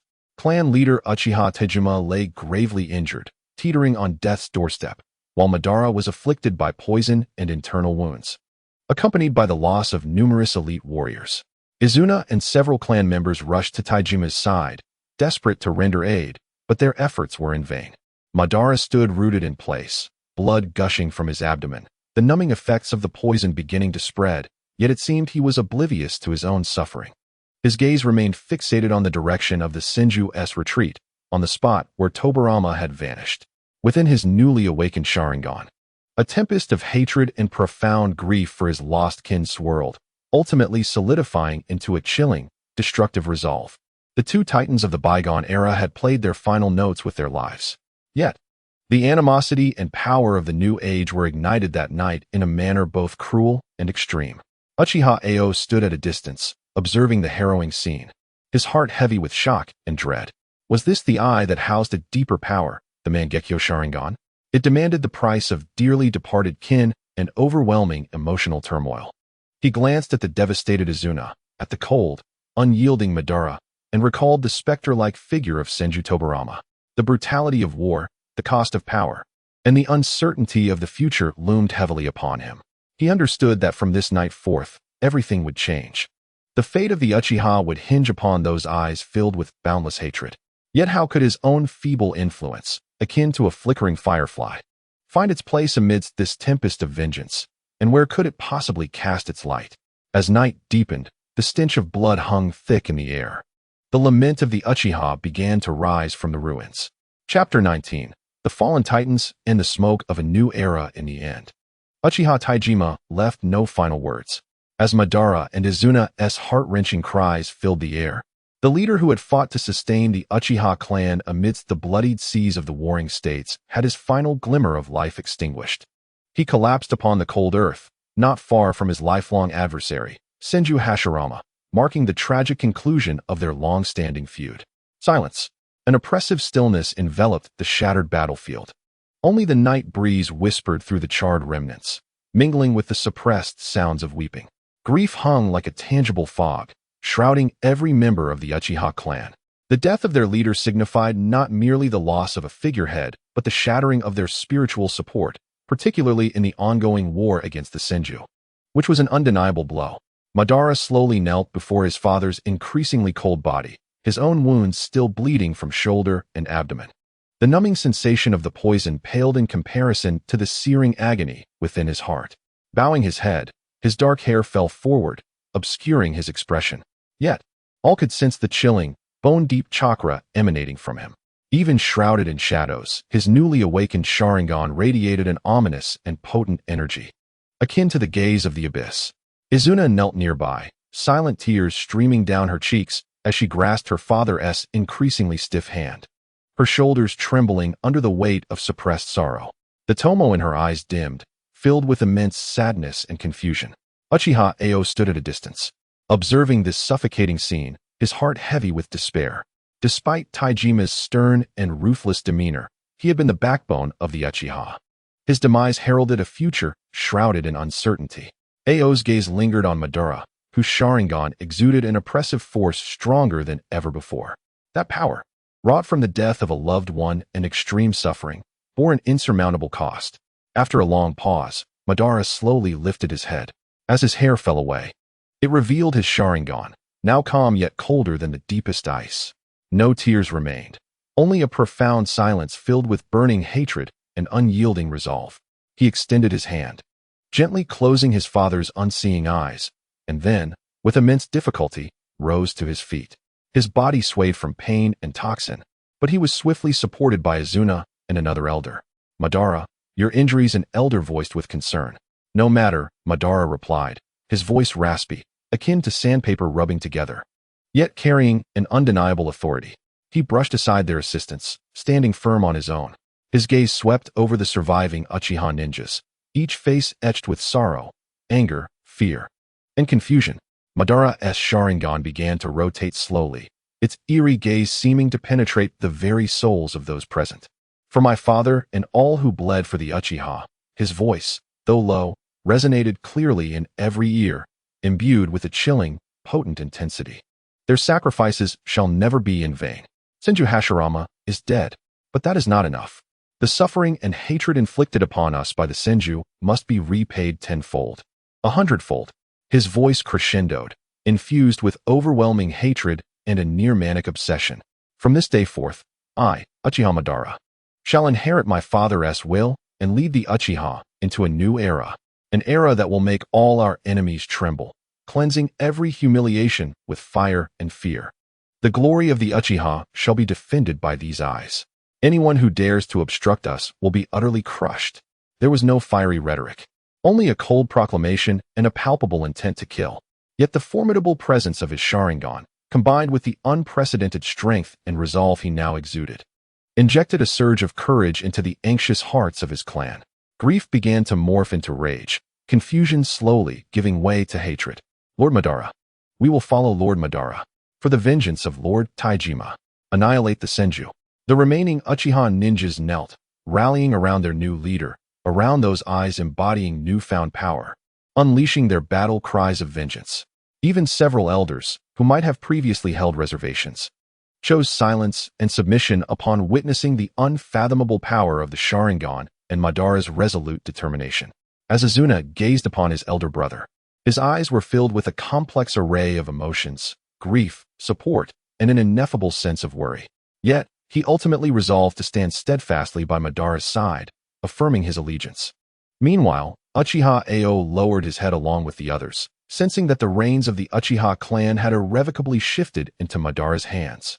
The path Madara had chosen was undoubtedly one marked by radicalism and bloodshed, with those kaleidoscopic eyes serving as the clearest beacon along this treacherous journey. In the ensuing days, the Uchiha clan was engulfed in profound sorrow and intense preparations for war. The funeral for Taijima and the fallen was both grand and somber. Despite his injuries, Madara presided over the ceremony, his expression as cold as ice. Only when he cast his gaze upon the casket did a flicker of deeply buried anguish momentarily break through, only to be swiftly overshadowed by a more palpable hatred. His poisoned shoulder and abdominal wound began to heal rapidly, aided by the clan's medical ninjas and bolstered by his formidable willpower and innate resilience, even though the Hashirama cells had yet to merge with his own. The awakening of his ocular prowess seemed to amplify his chakra and vitality significantly. Following the funeral, Madara immediately consolidated the clan's strength with an iron fist. All dissenting voices were forcibly silenced, transforming the Uchiha clan into a war machine driven by vengeance, its sights set squarely on the Senju clan, which was likewise reeling from the loss of Hashirama. Rather than dissipating, the ominous clouds of war thickened, heralding an even more brutal conflict in the wake of Madara's ascension as a wounded but more perilous tiger. During these tumultuous days, Uchiha Ao grew increasingly reticent. He focused on enhancing his abilities while observing the unfolding events with a discerning eye. He noted Madara's transformation into a more ruthless and autocratic figure, his kaleidoscopic eyes wielding unfathomable power, though it appeared that utilizing them exacted a toll, as Madara occasionally displayed a subtle fatigue. He also witnessed Izuna's unwavering support for their brother, alongside the profound concern that lay hidden within his gaze. The smoke of a new era had risen, and within this accelerating spiral of hatred, Ao felt like a fragile leaf adrift in a tempest. He recognized the urgency to grow stronger and to comprehend and master his own powers swiftly. Otherwise, whether facing the formidable Senju foes or the vengeful war machine driven by Madara towards the unknown, he could not guarantee his survival, much less effect any change. He turned his attention inward, contemplating the enigmatic web of cause and effect. Perhaps beyond this path of certain hatred and destruction, an alternative possibility awaited discovery? He needed to unearth it before all was irrevocably lost. Chapter 20. The spiral of hatred and the brothers' eyes. Time flowed relentlessly, like a torrent of water, swept along by the currents of hatred and war for years. The deaths of Uchiha Taijima and Senju Hashirama did not usher in peace. Rather, they ignited an unquenchable fire of conflict between the two clans, now inheriting the kaleidoscopic Sharingan and his father's will. Madara led the Uchiha with an even more iron-fisted and radical approach. Over the years, the scale of war expanded, and the brutality of conflict surpassed anything seen before. Madara became increasingly familiar with the powers of the kaleidoscope. It was not merely an ocular technique, but a profound and terrifying force that delved into the depths of the soul and energy. Although he had not fully tapped its potential, he could already unleash illusions far surpassing the standard three-tomo, capable of shattering the spirits of even elite shinobi in an instant. His insight reached astonishing heights, allowing him to perceive the flaws in most ninjutsu's chakra flow. With these eyes, he became a veritable harbinger of destruction on the battlefield, delivering devastating blows to the Senju forces, earning a reputation that struck fear into the hearts of Senju ninjas. After the loss of Hashirama, the young and vigorous Tobarama initially took the helm of the Senju clan. Naturally averse to conflict and yearning for peace, he was nonetheless compelled to step forward to protect his kin. His sage body was continually awakened amidst years of bloodshed, his vitality and chakra reaching astonishing levels. His formidable strength and generous character gradually earned him the loyalty of his clan, making him a leader capable of standing against Madara. Tobarama became a cornerstone in the fight against the Uchiha, especially against Madara. His ghost-like body flicker technique grew increasingly refined, enabling him to strike at Uchiha command nodes and powerful shinobi, causing significant disruption. However, facing Madara's kaleidoscopic eyes, which could anticipate and even interfere with his movements, Tobarama frequently found himself at a disadvantage, often in perilous situations. This compelled him to invest considerable effort into developing new techniques to counter this formidable ocular power, leading him to contemplate initial ideas for space-time ninjutsu and extreme tactics based on explosive tags. Throughout these years, Uchiha Ao matured, shedding much of his youthful naivete. He remained taciturn and inconspicuous within the clan. Cautiously, he concealed his greatest secret, confining the practice of his unique abilities to within himself, progressing slowly yet steadily. His control over chakra reached meticulous precision, and his mental fortitude grew ever more resilient. His two-tomo Sharingan had become adept, revealing itself in various skirmishes. Yet he deliberately suppressed the urge to evolve further, avoiding drawing undue attention. Observing the tightening spiral of hatred, he watched Madara become increasingly obsessive. Izuna followed his brother without reservation, and the Senju brothers grow rapidly in strength, heightening his sense of impending crisis. He understood that the balance would eventually shatter. That day finally arrived. A decisive battle for resources erupted in a valley along the border between the two clans. The Uchiha and Senju committed nearly all their elite forces. From the outset, the conflict escalated to a fever pitch, with the sounds of clashing blades, explosive ninjutsu, and cries of battle reverberating through the air. Madara emerged as a black tempest on the battlefield, his kaleidoscopic eyes spinning, effortlessly piercing through and dismantling the Senju's assaults. Senju Hashirama stood as an unyielding giant, his immense chakra and powerful taijutsu staunchly resisting Madara's onslaught. The primitive forms of his wood release began to manifest, producing resilient vines and wooden structures, which, while far from the later mastery of the god tree, still astonished and troubled the Uchiha. Tobarama, meanwhile, became a spectral figure on the battlefield, his body flicker technique rendering him nearly impossible to predict, targeting the Uchiha's command structures and elite shinobi with remarkable success. The battle raged intensely, with casualties mounting by the minute. Izuna remained steadfastly by Madara's side, his three-tomo Sharingan operating at peak efficiency. His swordsmanship was exquisite and his fire release fierce, repeatedly intercepting attacks from the flanks, particularly Tobarama's cunning ambushes. The two brothers fought in perfect harmony, becoming the sharp spearhead of the Uchiha. However, Tobarama awaited this very opportunity. He intentionally feigned a vulnerability, luring Madara into an aggressive assault, while his true target was the heavily taxed Izuna, who had been guarding Madara. In a moment of extreme speed, Tobarama's form seemed to teleport past Madara's fire dragon technique, his specially crafted kunai, inscribed with runes, aimed directly at Izuna's heart. The speed was blinding, the angle astoundingly treacherous, far surpassing anything seen before. Izuna, watch out!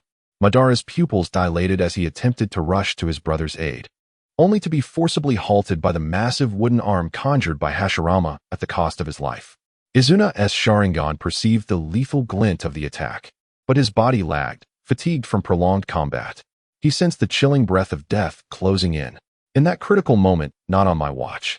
Hovering at the fringes of the battlefield, Uchiha Ao hurled several shurikens, each affixed with explosive tags, with precise aim towards the unoccupied space that Tobarama would inevitably traverse. His intent was not to strike him, but rather to compel him to alter his trajectory. Simultaneously, his eyes, adorned with the double tomo, spun furiously. Channeling all his mental energy and the scant interference ability he possessed into a seemingly inconspicuous fragment of rock beneath Tobarama's feet. Slip. A potent surge of intent erupted forth. Perhaps it was mere coincidence, or perhaps that faint ability finally bore fruit in this pivotal moment. Or maybe Tobirama was entirely focused on Izuna. Either way, his foot did indeed falter, albeit imperceptibly. This hesitation was so minute, barely a fraction of a second. Yet for a ninja of Izuna's caliber, it was more than sufficient. Izuna summoned every ounce of strength and suddenly veered to the side. Thud.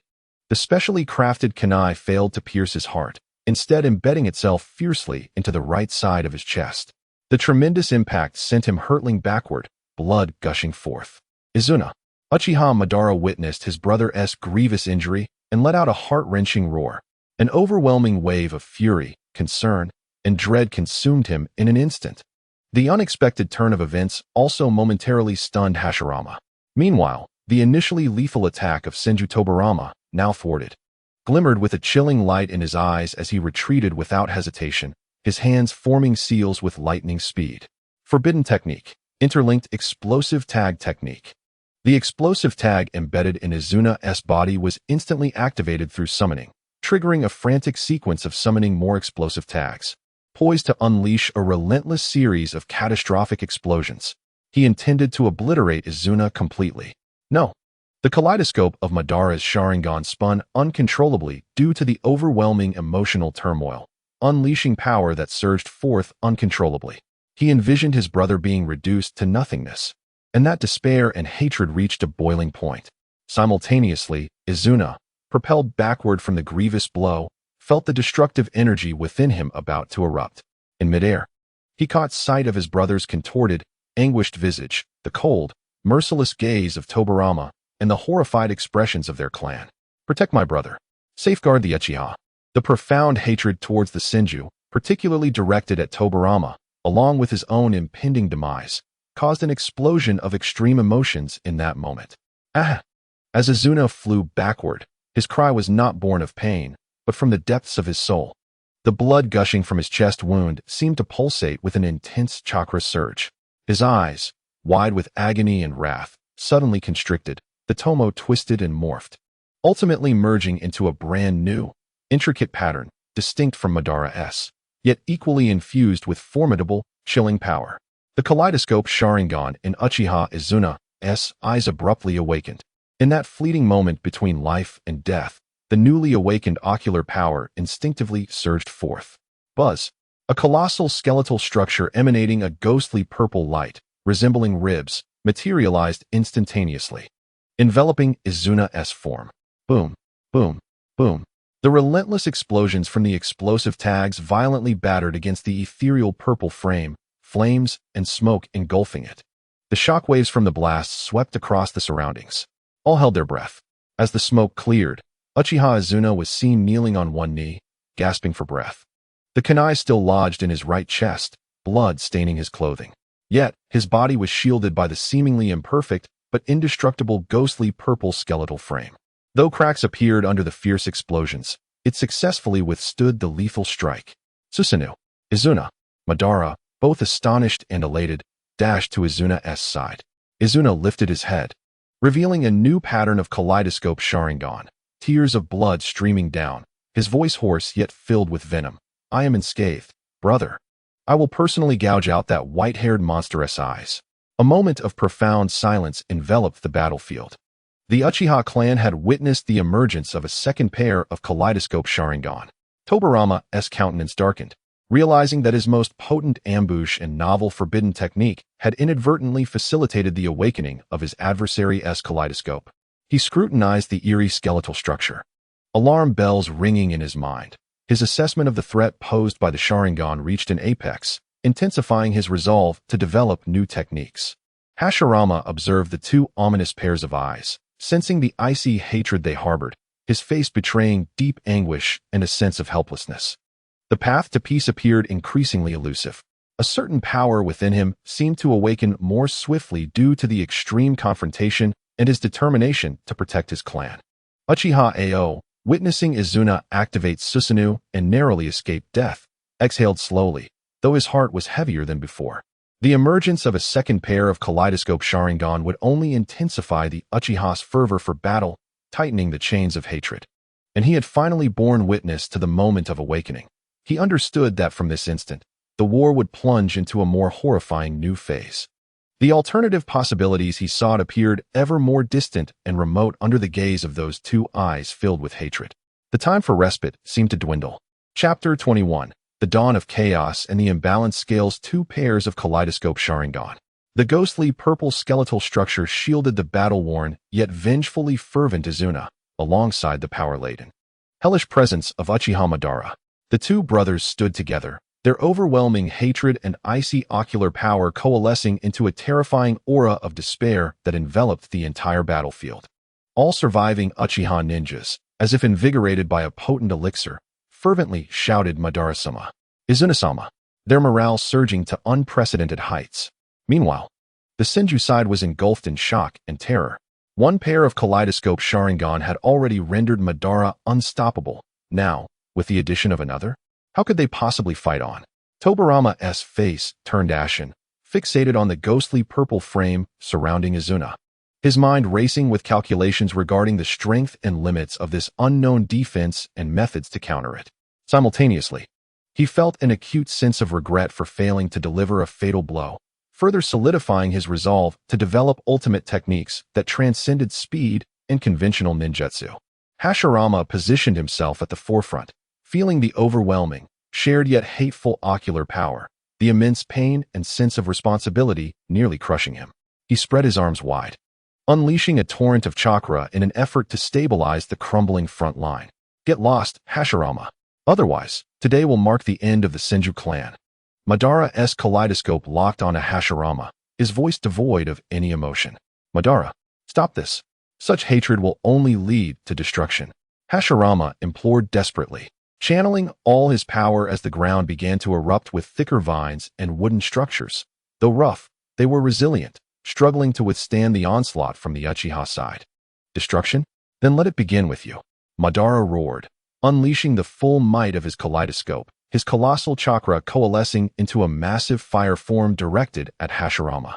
Izuna, suppressing his excruciating pain, wielded the incomplete ghostly purple skeletal arm, smashing it fiercely into the Senju formation. The brothers united, their might formidable.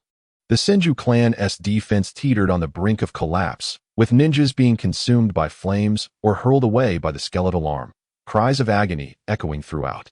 Hashirama's eyes widened in despair. He poured all his chakra into the ground, summoning even more vines that erupted from the earth, wildly growing and intertwining to form a colossal wooden shield, bracing against Madara's fire techniques and Izuna's Susanoo assault. Boom! Amidst the cacophony of explosions, wood splintered and the shield cracked, on the verge of shattering. Hashirama gritted his teeth, blood seeping from his mouth, as his chakra drained at an unprecedented rate. He felt an overwhelming hardship. Even with sage body, he was hard-pressed against the might of two kaleidoscope Sharingan. In this moment of peril, an exceedingly subtle change occurred.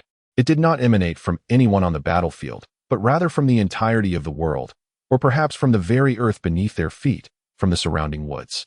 It was as if a will that had slumbered for countless years stirred ever so slightly at this moment. Only a select few with exceptionally acute perception could grasp that fleeting, ancient, and vast ripple. Uchiha Sasuke's double Tomo Sharingan trembled suddenly, sensing an oddly dissonant quality in the surrounding natural energy, as if an invisible hand had gently nudged the balance, allowing a force inclined towards life to silently permeate and subtly empower the beleaguered Senju Hashirama. Conversely, Uchiha Madara and Izuna felt a faint rejection, an inexplicable aversion emanating from the world itself, stemming from the hatred deep within their hearts. This influence was minuscule, nearly imperceptible, and incapable of altering the course of battle. Yet it undeniably existed for that brief moment. Madara's brow furrowed ever so slightly. His kaleidoscope scanned the surroundings, but found nothing amiss, attributing it to an illusion born of overextending his ocular power. In stark contrast, Senju Hashirama experienced a different sensation entirely. At the instant that vast ripple passed, he felt an unprecedented deepening of his connection with the earth beneath him. The life force that had once passively surged forth became extraordinarily vibrant and responsive, as if the myriad flora of the surrounding forest were rejoicing and converging towards him. A profound enlightenment flooded his mind. The wood he had long sought to cultivate was not merely a simple creation of chakra. It was a resonance and a shaping of life energy. Unconsciously murmuring to himself, Hashirama relinquished his hand seals and extended his arms, as if to embrace the entire forest. A tremendous vitality, tenfold, 100-fold greater than before, erupted from within him. In the next moment, amidst the astonished gazes of all, the earth trembled violently around Hashirama. No longer mere rough vines and wooden stakes, but countless resilient, living trees burst forth from the soil, growing with fervor. They intertwined and wrapped around Madara's fire release and Izuna's Susanoo arms, still being relentlessly crushed by overwhelming power. Yet their growth rate and resilience far surpassed what had come before. More importantly, this suddenly manifested forest domain exuded a gentle yet immensely powerful aura of life, which, to a degree, mitigated the chilling and oppressive pressure of the Sharingan's gaze, alleviating some of the strain on the nearly collapsing Senju ninja behind him. What is this? Izuna stared in shock at the living forest before him, momentarily stalling his Susanoo arms as the wildly growing trees obstructed his movement. A flicker of astonishment passed through Madara's kaleidoscope. His flames were being gradually diminished and absorbed by the life-imbued trees. Madara gazed at his friend and rival. Now enveloped in a lush forest, his presence becoming unfathomably profound, his expression grave, Hashirama seemed to have stepped into an entirely new realm. Although this forest domain was far from achieving the earth-shattering magnitude of future generations, it represented a nascent form of the tree realm, limited in scope, yet imbued with distinctly different significance and potential. Senju Tobarama observed his brother's sudden breakthrough with a glimmer of surprise, but more so with contemplation. He understood better than anyone that his brother's newfound power seemed rather abrupt, as if touched by some invisible favor. The battlefield once again fell into a stalemate. Two pairs of kaleidoscope eyes confronted the sage body that had begun to master true wood release. The forces of hatred and destruction clashed with those of life and growth. Uchiha Sasuke watched this astonishing scene, his heart profoundly shaken. He was utterly convinced that the momentary subtle ripple was no mere illusion. Some existence, had intervened just now. In an exceedingly discreet, nearly imperceptible manner, it had favored Senju Hashirama, granting him a pivotal breakthrough in this dire situation. Was this the causality of the world? Was this the favoritism hidden behind history? A chill arose from deep within him. He gazed upon the two pairs of Sharingan, which, fueled by the world's insidious unfairness, might be steeped in even greater resentment and hatred, and upon Hashirama, whose aura was steadily rising under the forest's protection. He realized that from this moment forth, the nature of the war may have irrevocably changed. This was no longer a mere feud between two clans. A deeper force seemed to be subtly intervening. And how would he, an anomaly seeking to glimpse and control causality, find his place within this gradually unfolding grand and biased chessboard? The battle, momentarily stalled due to Hashirama's unexpected breakthrough and the exhaustion of the Uchiha brothers, began to recede as both sides tacitly licked their wounds. Yet all understood that the next clash would be far more terrifying. The currents of time surged towards the unknown direction, spurred by this subtle bias. Chapter 22. The silent smoke of gunpowder and Sasuke's choice. The brutal battle in the valley ultimately ended in mutual destruction. The Uchiha clan, possessing the absolute advantage of two pairs of kaleidoscope Sharingan, failed to completely vanquish the Senju. Hashirama's astonishing breakthrough in wood release, as if aided by the heavens, withstood the Uchiha brothers' most ferocious onslaught, granting the Senju clan a moment to breathe and retreat. Both sides paid a heavy price. The bodies and blood left on the battlefield bearing testament to the war's cruelty. In Uchiha territory, the atmosphere grew heavier rather than lighter with Madara and Izuna's power breakthroughs. Madara's old wounds on his shoulder and abdomen had not healed, and the immense strain from forcibly activating his Sharingan during the fierce battle rendered him pale and unhealthy. Yet the obsession and coldness in his eyes intensified. He secluded himself in the council chamber, rarely seen by anyone except Izuna, clearly consumed with digesting the power of the Sharingan and plotting a more lethal reprisal for the next encounter. Izuna fared slightly better, but his severe chest wound, inflicted by a specially crafted kunai, was further complicated by chakra that hindered the healing process, necessitating prolonged treatment and rest.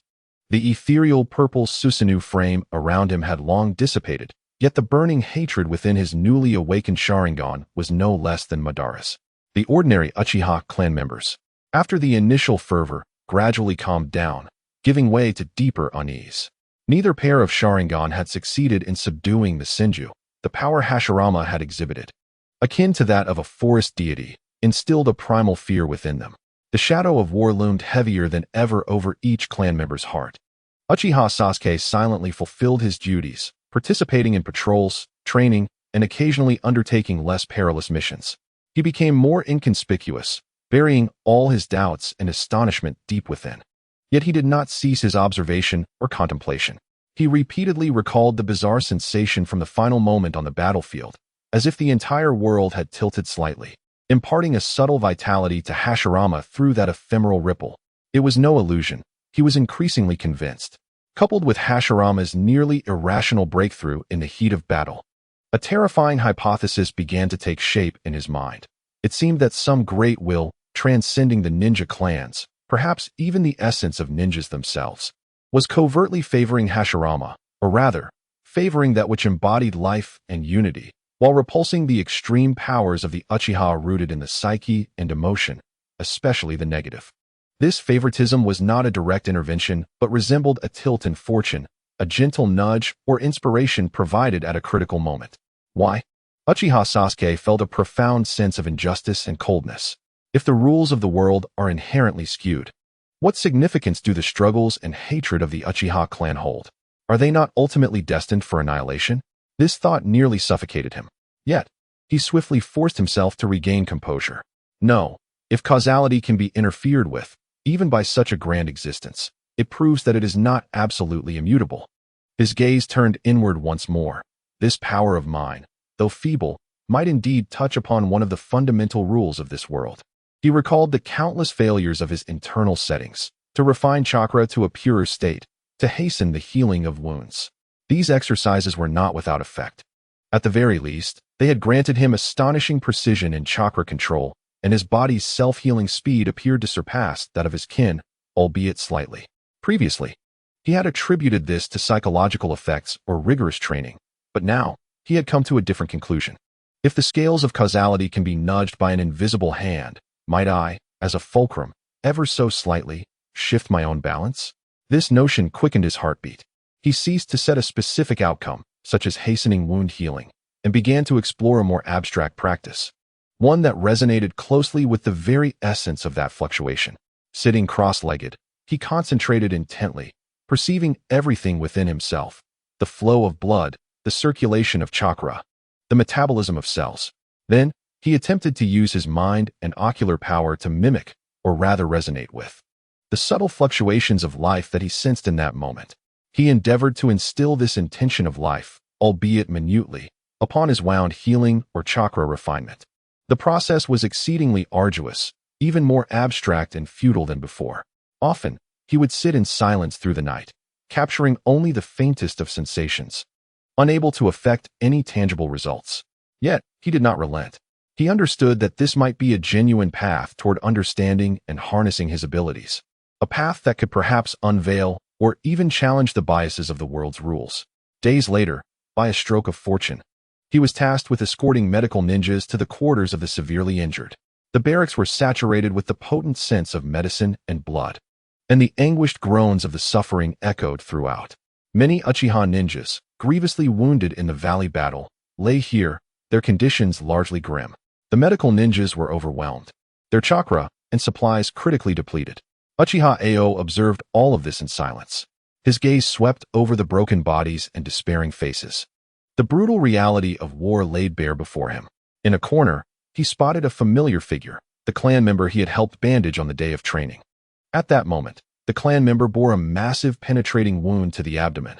Though treated, the area around the wound had turned black, clearly infected with a troublesome toxin or residual chakra, the breath of life flickering like a candle in the wind. The medical ninjas had already shaken their heads, preparing to give up. The clan members seemed to recognize Ao, a flicker of weak pleading and a yearning for life in their vacant eyes. Uchiha Ao's heart was stirred. Impulsively, he stepped forward and whispered to the busy medical ninjas, "Let me try." The medical ninjas looked at him in confusion. acknowledging him as a talented young ninja of the clan, yet they did not believe he could offer any assistance, merely tiredly vacating their position. Ao knelt down, gazing into the clan members' desperate and longing eyes. He formed no seals and drew upon none of the medical ninjutsu knowledge. He knew none. He simply inhaled deeply, activating his double Tomo Sharingan, not for insight, but to maximize his concentration and summon that special sensation. He held his hand gently above the clan member's blackened wound. He recalled the life-affirming fluctuations he sensed that day, reflecting on the vague intentions he had captured through countless monotonous practices. He cast aside all distractions, pouring his entire spirit and fragile ocular power into an exceedingly simple thought. Let the power of life bestow its grace here. There were no specific metrics, only a pure intention directed toward the revival of life. He felt his mental energy depleting rapidly, sharp pangs of pain shooting through his eyes. Time ticked away, and just as he was on the brink of collapse, and the nearby medical ninjas began to display impatience, a miracle transpired. The necrotic tissue surrounding the clan members' wound seemed to twitch imperceptibly. A faint, healthy pink hue struggled to emerge from the edges, the fading breath of life indeed stabilizing. No longer slipping away. Though healing was still a distant hope, it was undoubtedly a small step back from the brink of death. What is this? The medical ninjas nearby widened their eyes, incredulity etched on their faces as they beheld this extraordinary scene. They rushed forward to examine, their expressions filled with shock and confusion. Was the toxin being suppressed? Was life force? How could this be? The dying clan members' eyes rekindled a glimmer of light, issuing raspy, grateful sounds from their throat. Uchiha Ao slowly withdrew his hand, closing his Sharingan, a wave of intense dizziness and fatigue crashing over him, nearly rendering him unable to stand. Yet within him, a tempest of joy surged. He had succeeded. Though the effect was minuscule and the toll immense, he had indeed accomplished it. Not through medical ninjutsu, but through that almost prayer-like manner. He had slightly tilted causality, granting that clan member a sliver of life. This validated the correctness of his path. This power could indeed touch the most fundamental rules of the world. However, just as joy surged within him, an inexplicable, exceedingly subtle sensation of repulsion and warning quietly surfaced, as if some grand will cast an indifferent glance upon his act of seizing life, of disrupting the established trajectory. This feeling was fleeting, yet it plunged him into an icy abyss. The world's bias is not only manifested in its favor towards the Senju, but also in its vigilance against those who dare to alter fate. Uchiha Ao watched as the medical ninjas resumed their vigorous efforts to save the clan member, silently exiting the barracks. The sunlight fell upon him, yet he felt not a hint of warmth. The path of power had revealed itself, but its end seemed fraught with unknown dangers and the scrutiny of a higher dimension. He clenched his fists. Even so, he would press on, determined to carve out a path of his own in this biased world, one that would allow him to survive, and perhaps even effect change. His gaze turned once more toward the heart of the clan, where a kaleidoscope of destruction and hatred was gathering strength in the shadows. The next storm would not be long in coming. Chapter 23. The Lurking Beast and the Thief of Fire. In the months following the Valley Battle, a peculiar calm descended along the borders. Large-scale conflicts had rarely ceased, replaced by countless smaller, more insidious infiltrations, reconnaissance and counter-reconnaissance, assassination and counter-assassination. The war had shifted from overt military confrontations to a shadowy contest that tested patience, wisdom, and unique abilities. The Uchiha clan licked its wounds. Madara and Izuna's injuries slowly healed under the clan's resource allocation, yet the use of the Kaleidoscope Sharingan was evidently not without cost. Madara had grown increasingly reclusive.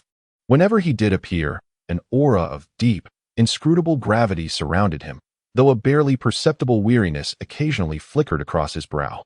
Izuna took on more external affairs, his kaleidoscope abilities seemingly leaning toward defense and insight, his profound eyes growing sharper, always managing to detect and thwart the Senju's multiple schemes in a timely manner. Yet, the old wound on his right chest still ached on rainy days, a reminder of that perilous day. The discussions within the clan regarding the two pairs of divine eyes have never ceased, interweaving awe and anticipation, yet concealing an undercurrent of unease. The power of the kaleidoscope is formidable, yet ominous, a sentiment tacitly shared among many seasoned ninjas. The Senju clan is likewise quietly amassing strength. The initial awakening of Hashirama Senju's would release astonished the entire clan, as he was viewed as the beacon of hope to lead the Senju into a new era. He devoted copious amounts of time to solitary training in the forest behind the clan's territory, striving to master and expand this newfound power. The grove he nurtured has become a sacred site for the Senju, its vibrant life force capable of hastening the recovery of the wounded. Meanwhile, Tobarama Senju immersed himself entirely in the development of forbidden techniques. The kaleidoscope of the Uchiha brothers provoked both immense stimulus and pressure upon him. Although his shadow-shifting technique is remarkably swift, it remains fraught with risk when confronting ocular powers capable of predicting and even disrupting space. He requires techniques that are swifter, more elusive, and impervious to defense. The conception of a space-time barrier has gradually crystallized, with numerous scrolls on sigil arts, summoning techniques, and even theories on instantaneous energy transfer cluttering his laboratory. Simultaneously, the technique of explosive tags is being continuously refined in pursuit of ultimate destructive power. His gaze has grown increasingly sharp and frigid, akin to a finely tuned instrument of calculation. Amidst this relative calm, turbulent currents surge beneath the surface. Both factions toil relentlessly to assimilate their gains and enhance their prowess, awaiting the next momentous clash. During this period, Uchiha Ao moved like a specter, silently traversing the periphery of the clan's territory. He intensified his training in conventional ninjutsu and illusion techniques, his mastery of the double Tomo Sharingan becoming increasingly refined, elevating his strength to a level akin to that of the clan's elite jonin. Yet, this did not attract much attention. In this era, strength is a necessity for survival rather than a capital to flaunt. He dedicated the bulk of his energy to exploring that unique ability. Since the day he successfully seized a fleeting chance for life in the medical tent, he has discerned a direction. Yet he also senses an ominous warning lurking in the shadows. Caution has become his mantra. He no longer employs this ability lightly on others, but instead focuses his practice entirely on himself, eschewing the pursuit of tangible, quantifiable outcomes. Seated cross-legged beneath the moonlight, he delves deep within his consciousness, no longer striving to hasten the healing of his wounds, but rather continuously, repetitively attempting to imitate and resonate with the life-affirming vibrations he sensed that day. This process is enigmatic, akin to attempting to grasp flowing water with one's hands or to listen to colors with one's ears. Countless times, he exhausts his mental faculties, yet finds himself empty-handed, confronted only with a void and his own insignificance. Nevertheless, he perseveres. The temptation to establish a connection with the fundamental rules of the world is too great. Especially after realizing the inherent bias of this world, he feels an intense impulse to grasp something to combat this injustice. He begins to notice exceedingly subtle changes.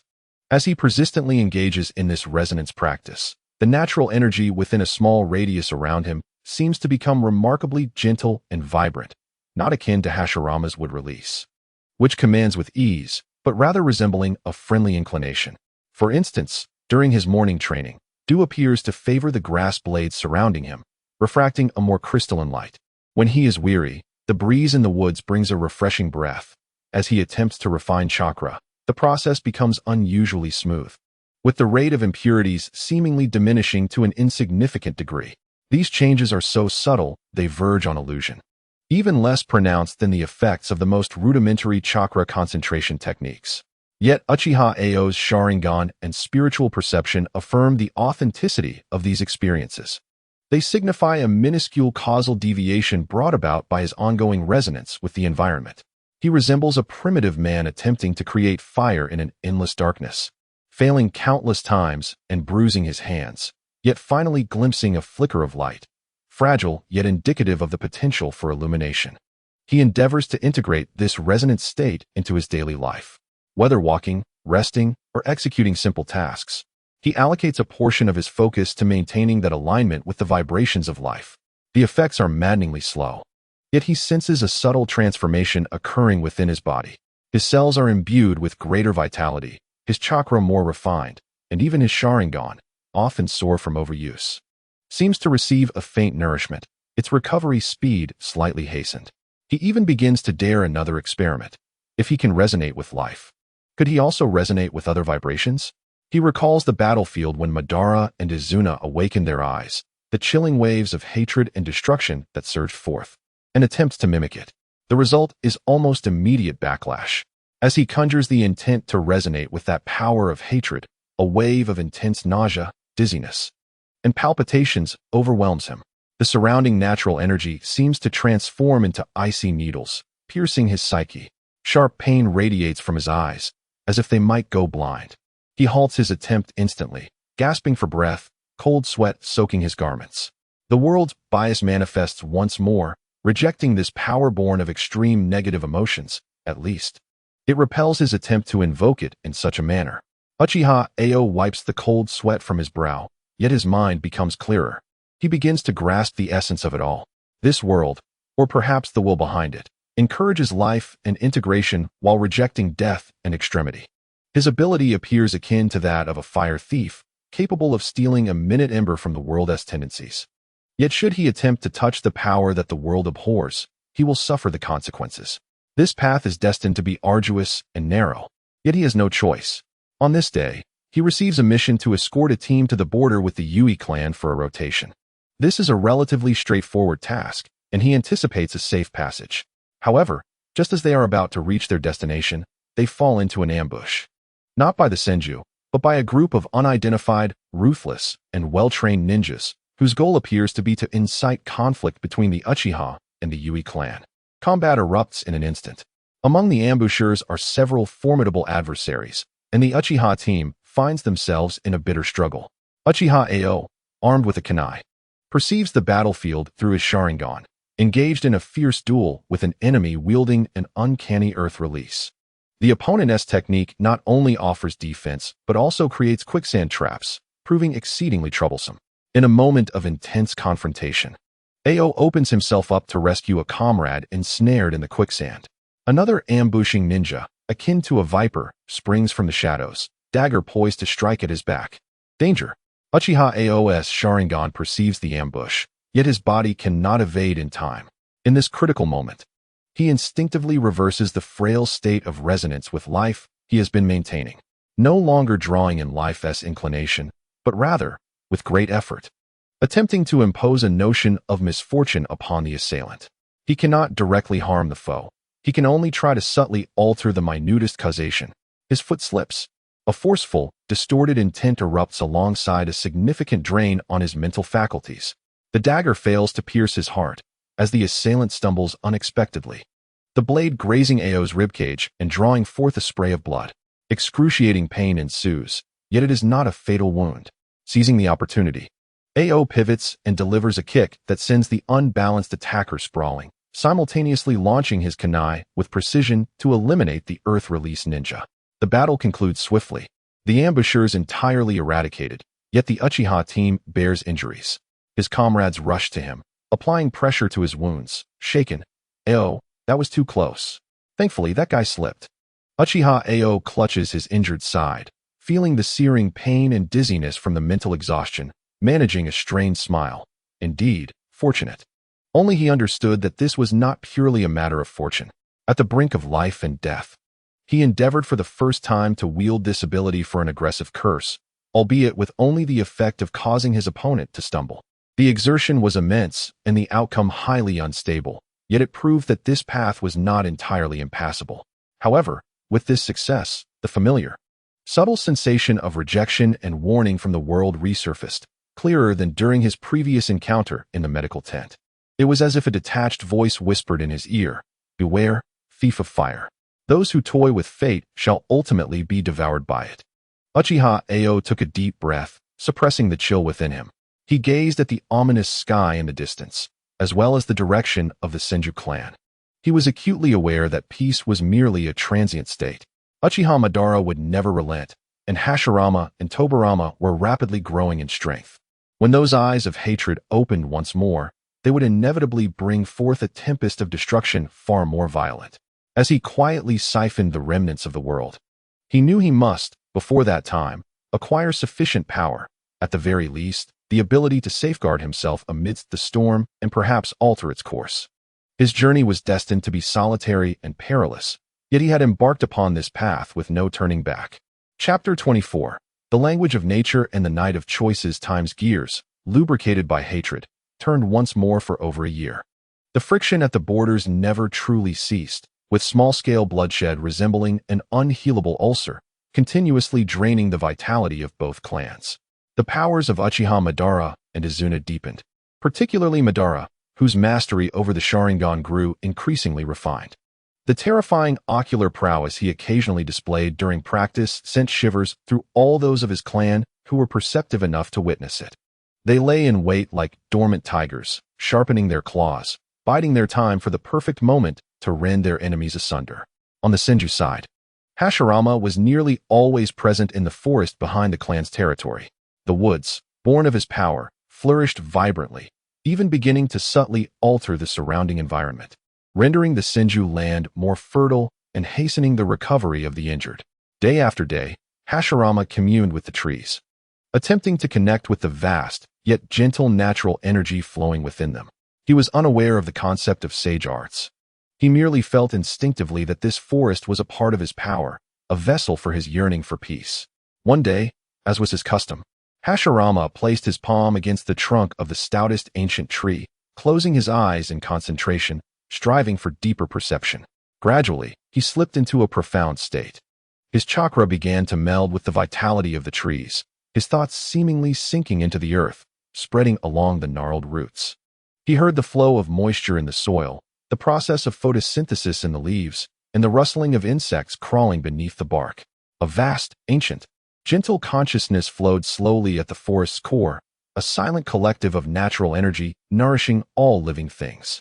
Hashirama's spirit was irresistibly drawn to this awareness, yearning to touch and comprehend it.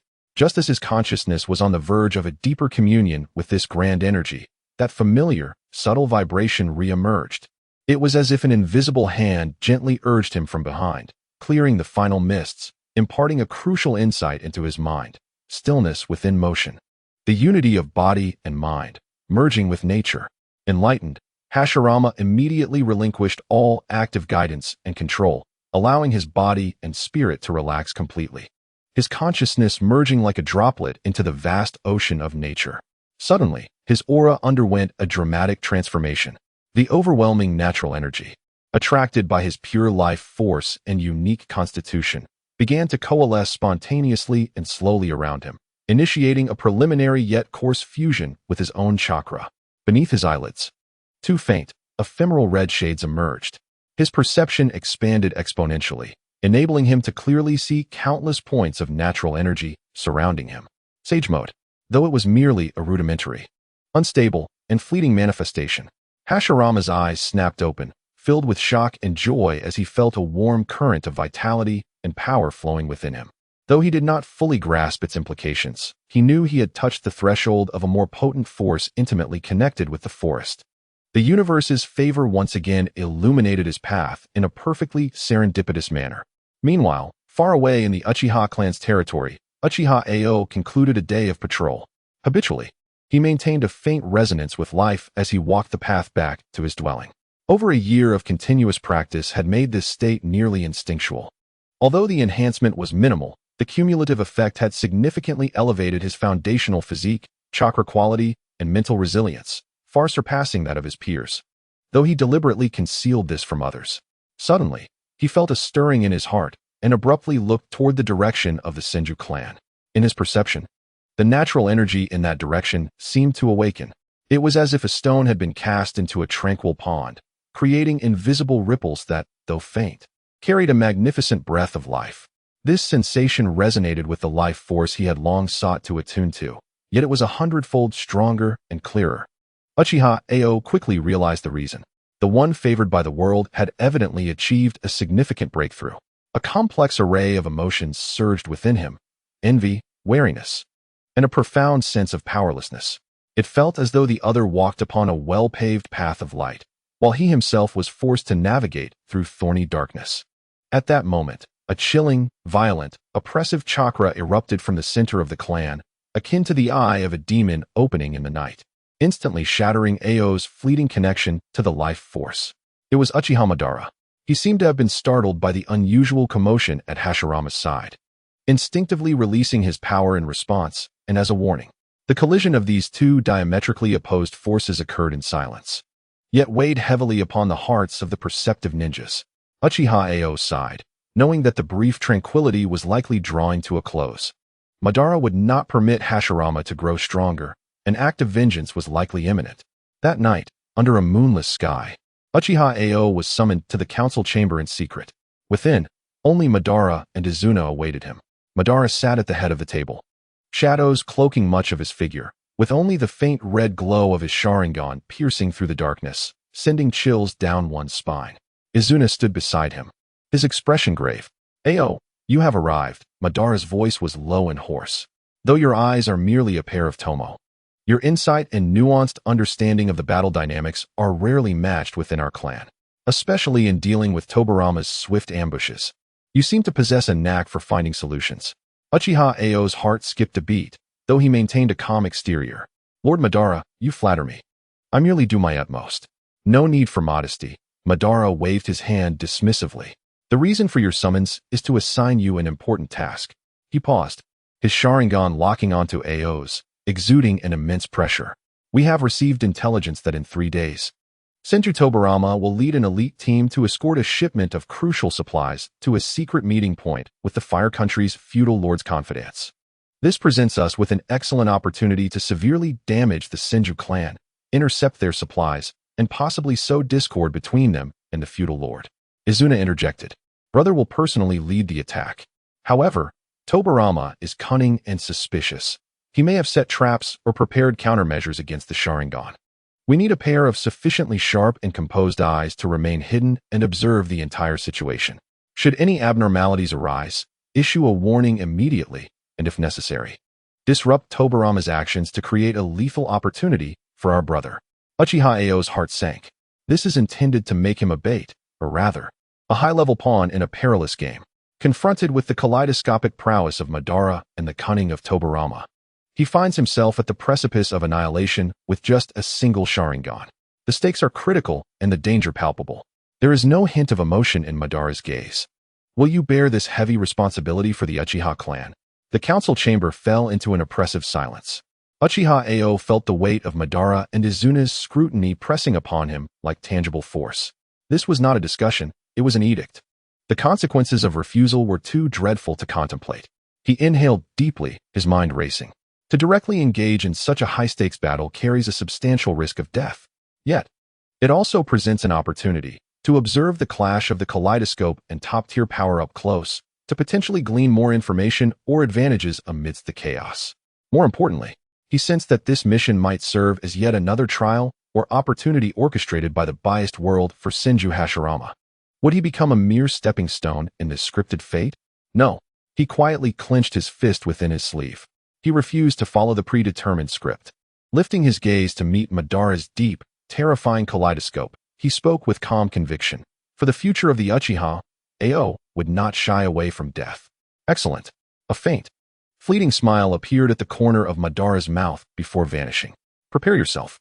Tobarama will inform you of the specifics." Uchiha Ao bowed respectfully and exited the stifling council chamber. The icy night wind caressed his face, bringing a moment of clarity. He knew he was treading a perilous tightrope. 3 days hence, he would no longer be a mere observer, but would step into the very eye of the storm of enmity. He would confront not only formidable foes, but possibly the malice of the world itself. Yet, he had no alternative. Returning to his dwelling, he eschewed rest, instead entering a resonant state once more. This time, he sought not the inclination to survive, but aimed to concentrate all his mental faculties to sense, predict, and extrapolate the myriad possibilities that lay ahead in 3 days. He desired to manipulate a seemingly inconsequential variable in this biased game of chess. The night was still long, and the storm was on the brink of unfolding. Chapter 25. The Shadows Fall and the First Cry of the Divine Tree 3 days later.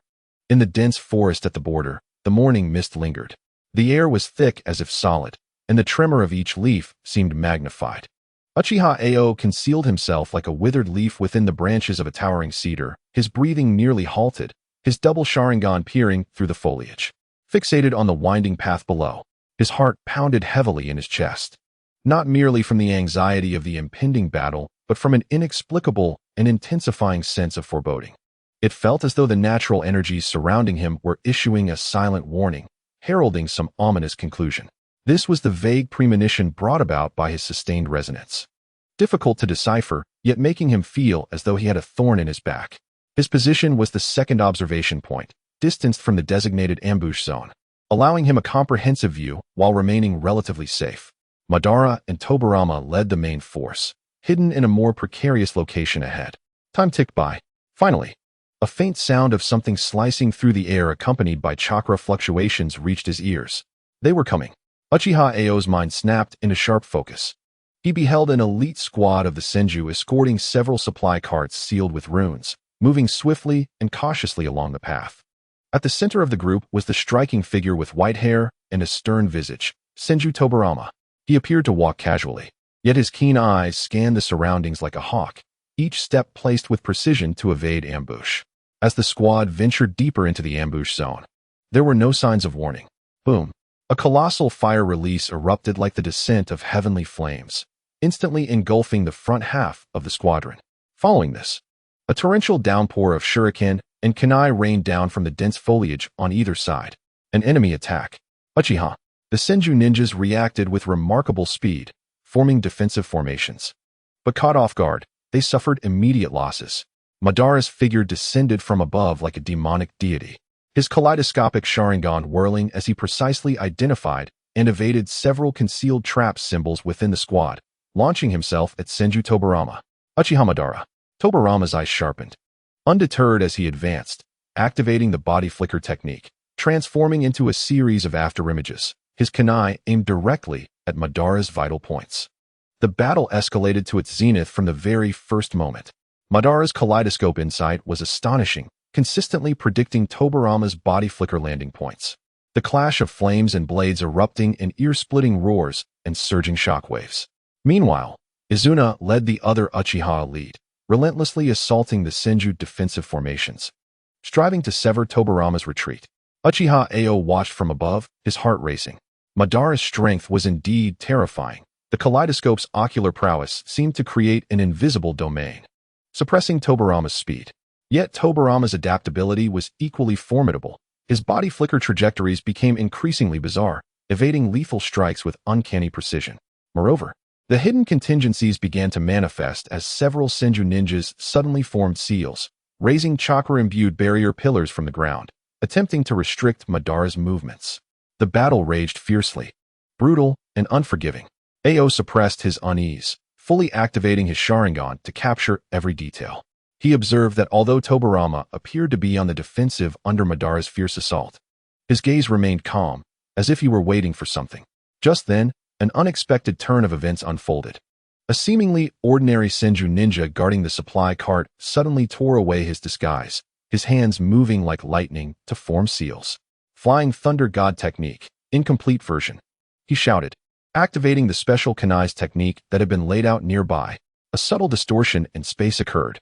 Just as Tobirama was fiercely engaged with Madara, his figure abruptly blurred. Utilizing this incomplete space-time technique to extricate himself from the struggle and appear beside the ninja. Now, move, Tobirama commanded, seizing the ninja's shoulder with one hand while the other hurled a multitude of smoke bombs and explosive tags, attempting to cover their retreat. Their objective was not to confront head-on, but to exploit this unfinished technique to escape, while perhaps ensnaring Madara in the process.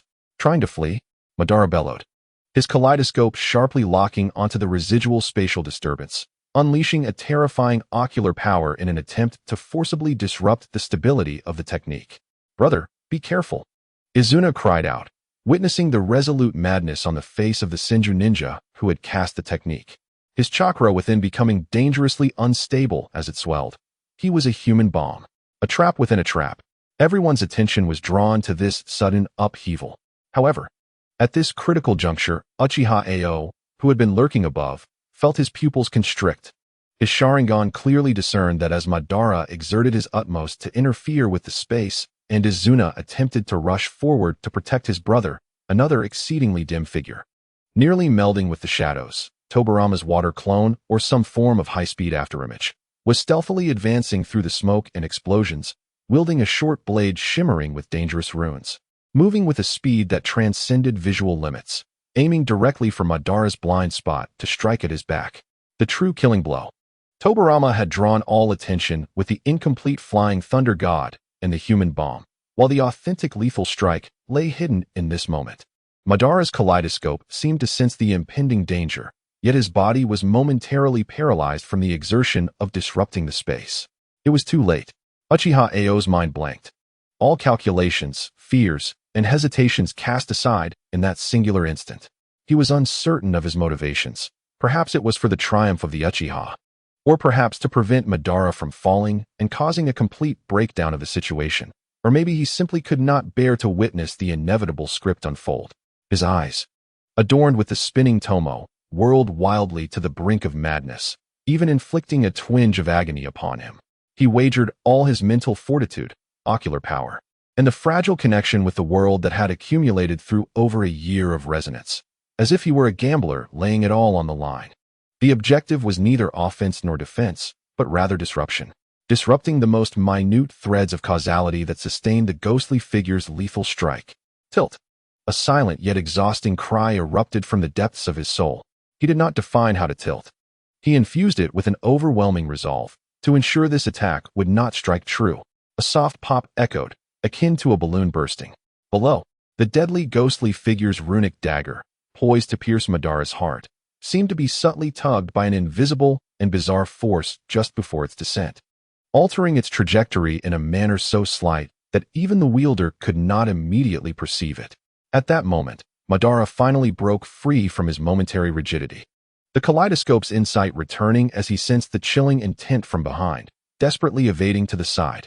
The runic dagger failed to penetrate his heart, instead embedding itself brutally into the right side of his back, piercing through his lung. The dangerous runes upon the blade ignited instantaneously, as if seeking to unleash some malevolent effect. Gasping in pain, Madara felt the excruciating sensation and the foreign object within him. Yet his vast combat experience propelled him to retaliate with a fist infused with raging chakra and fury, striking backward. Boom! The ghostly figure was obliterated by the wrathful blow, dispersing into a puddle of water, revealing it to be a remarkably realistic water clone trap. Meanwhile, the real Tobirama, still in the process of executing the incomplete flying thunder god technique, had not yet had time to breathe a sigh of relief when he sensed the collapse of the water clone and the failure of his plan. His complexion turned pale, disbelief and profound sorrow flashing in his eyes for the invaluable research assistant who had served as bait and attempted the incomplete technique. Go! He no longer hesitated, seizing the moment of Madara's injury and the ensuing chaos, vanishing into the depths of the dense forest with his remaining trusted subordinates. Brother! Izuna rushed to Madara's side. Witnessing the dagger deeply embedded in his lung, its runes flickering ominously, his face turning ashen. Do not touch it. Madara gritted his teeth, his kaleidoscope fixated on the runes. His formidable ocular power forcefully suppressing the malevolent energy poised to erupt, veins bulging on his forehead. Uchiha ninjas attempted to pursue, but Madara raised his hand to halt them. Do not chase the desperate, be wary of traps. Each word was accompanied by blood froth. The ambush ended in a brutal conclusion. Tobirama had severely injured Uchiha Madara, paying the price with his subordinates and the exposure of the incomplete technique, yet he successfully escaped, preserving most of their resources. Although Madara avoided a fatal blow, his injuries were grave, particularly from the enigmatic dagger, which posed considerable challenges for treatment. High above, Uchiha Ao, having exhausted all his strength to intervene, succumbed to darkness, plummeting from his perch in the trees, only to be caught in time by nearby clansmen. His complexion was pale as paper, blood streaming from his eyes, sinking into a profound coma, as though his very soul had been drained, before he completely lost consciousness. The last vague thought that crossed his mind was the unprecedented intensity of that warning-like repulsion. In the Senju clan territory, Tobirama returned with his remnants, his expression ominously dark. This operation had incurred heavy losses, the incomplete flying thunder god technique exposed, and most importantly, he had lost his most crucial research assistant. He confined himself within the laboratory, gazing at the intricate blueprints, his eyes filled with bloodshot fervor and obsession. Uchiha Madara's kaleidoscope, and that peculiar power which interfered with my decisive strike. He clenched his fists, resolve hardening. I must achieve a faster, more perfected flying thunder god, A more powerful forbidden technique. I shall utterly obliterate you. Meanwhile, deep within the forest, Senju Hashirama, blending with natural energy, sensed a disturbance, abruptly awakening from his meditation. A wave of intense unease gripped him. Tobarama's gaze turned toward the border, his brow furrowed. The next moment, a panicked Senju ninja rushed in. Lord Hashirama. It's terrible. Lord Tobarama has returned injured, and Mr. Ryoka has fallen in battle. Hashirama felt as if struck by lightning. Ryoka was Tobarama's most vital assistant and one of his few friends. A tumult of worry, grief, and an endless loathing for war erupted within him like a volcano.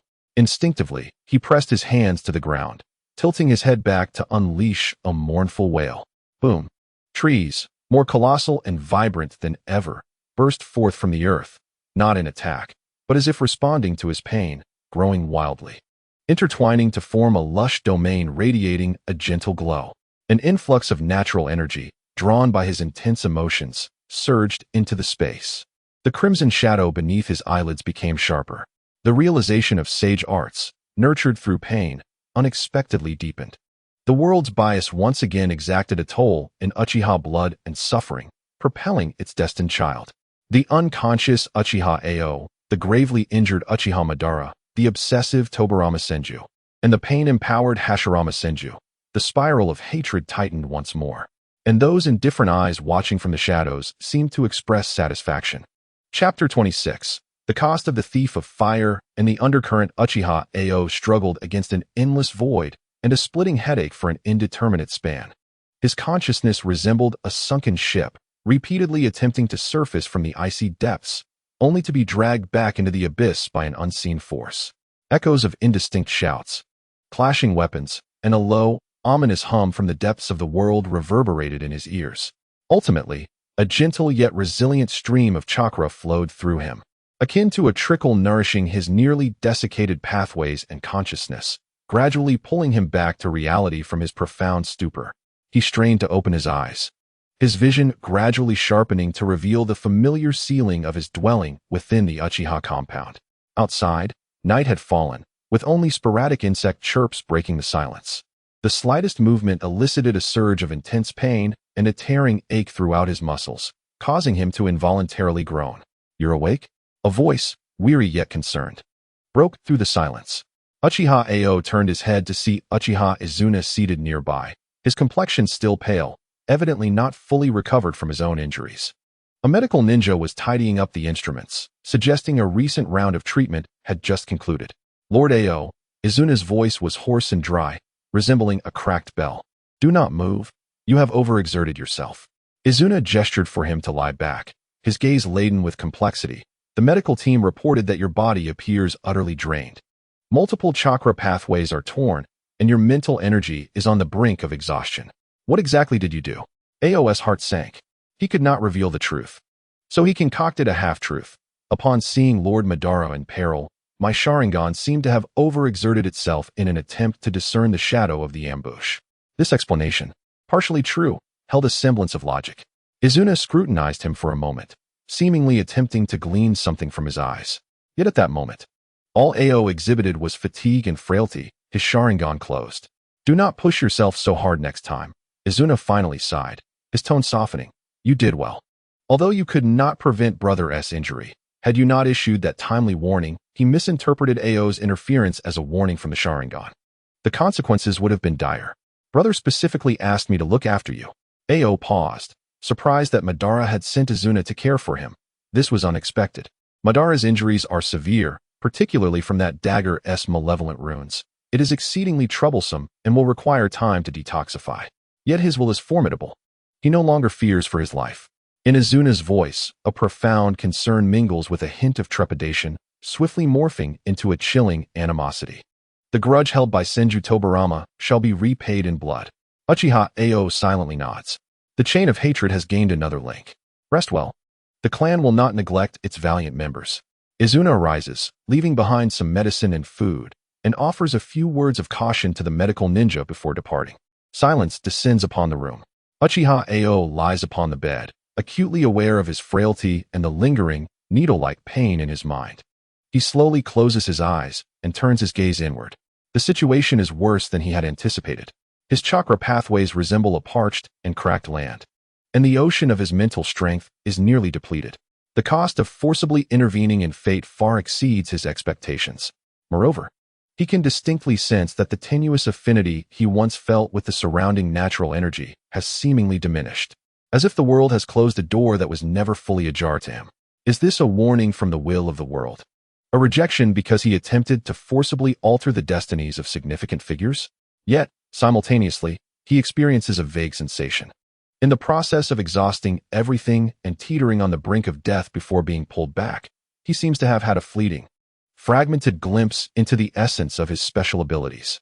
It is as though, in the absolute void, he caught a glimpse of the myriad delicate threads that constitute causality. Beyond comprehension and memory, it leaves behind an ineffable intuition. He attempts, as he has for the past year, to resonate with the faint vibrations of life. The process proves more challenging than before, akin to struggling within solidified cement. The results are minuscule, scarcely perceptible. However, just as he is on the verge of surrendering, a sudden spark of inspiration strikes him. He ceases to mimic or attract. Instead, he endeavors to adopt an extremely restrained, almost supplicatory stance to soothe the seemingly hostile natural energies surrounding him. Like a child who has damaged a precious object, he cautiously seeks to make amends. Miraculously, that intense feeling of repulsion diminishes slightly. Although the affinity has not returned, at least the pricking warning seems to have temporarily eased. He understands now. The utilization of this power demands a price and provokes the vigilance of the world. Yet, it appears that there may be a means to appease or compensate for it.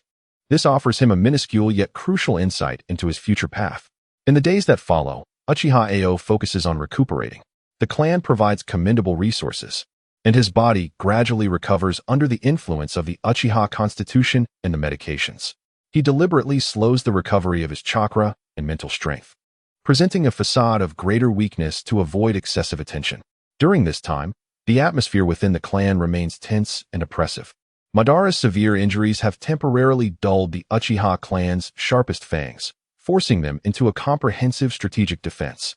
Izuna shoulders the burden, becoming increasingly busy, his gaze sharper yet wearier, as he manages clan affairs while guarding against a potential counterattack from the Senju and worrying over his brother's injuries. The details of the ambush remain strictly classified, yet the news of Ao's timely warning that saved Lord Madara spreads within the upper echelons, creating a subtle complexity in his standing within the clan, eliciting both admiration and scrutiny.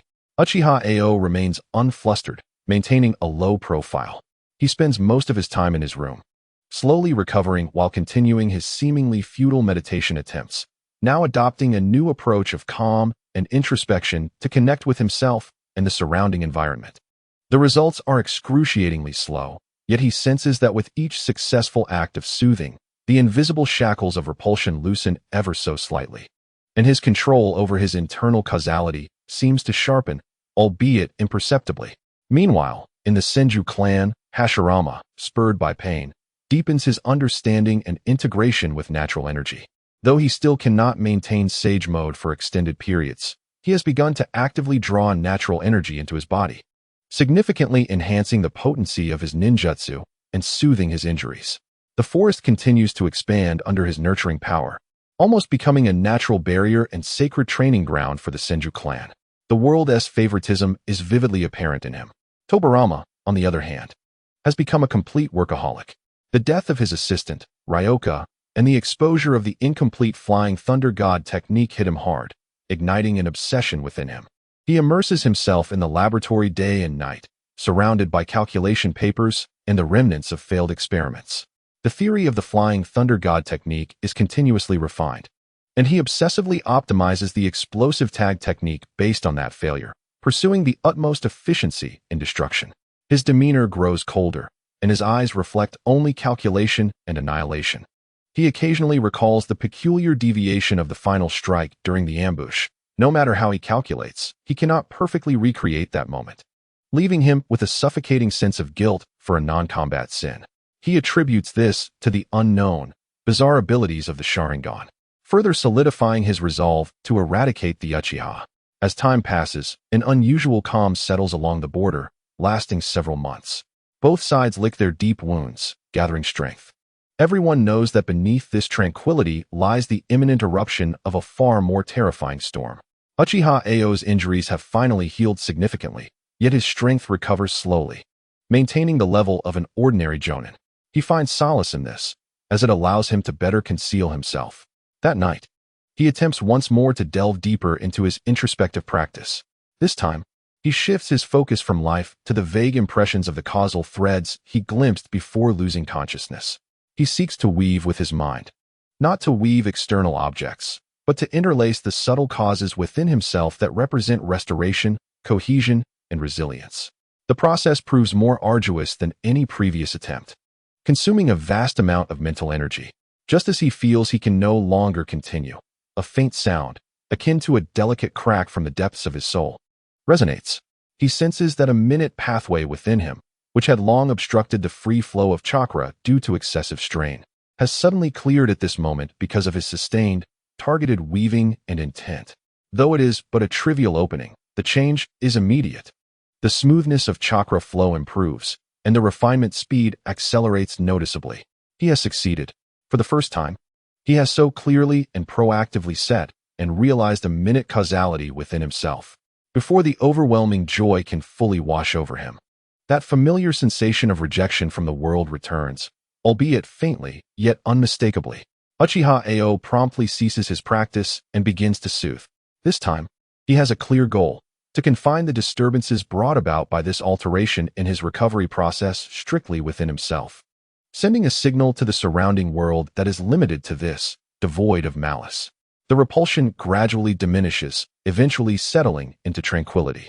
Uchiha Ao slowly opens his eyes, exhaling deeply, sweat soaking his back. It was a risk, yet one that bore fruit. He has found a clearer, yet perilous path, precisely and limitedly modifying the internal causality of his being, paying the price of soothing for it. This path resembles walking a tightrope over an abyss. Yet he has no alternative.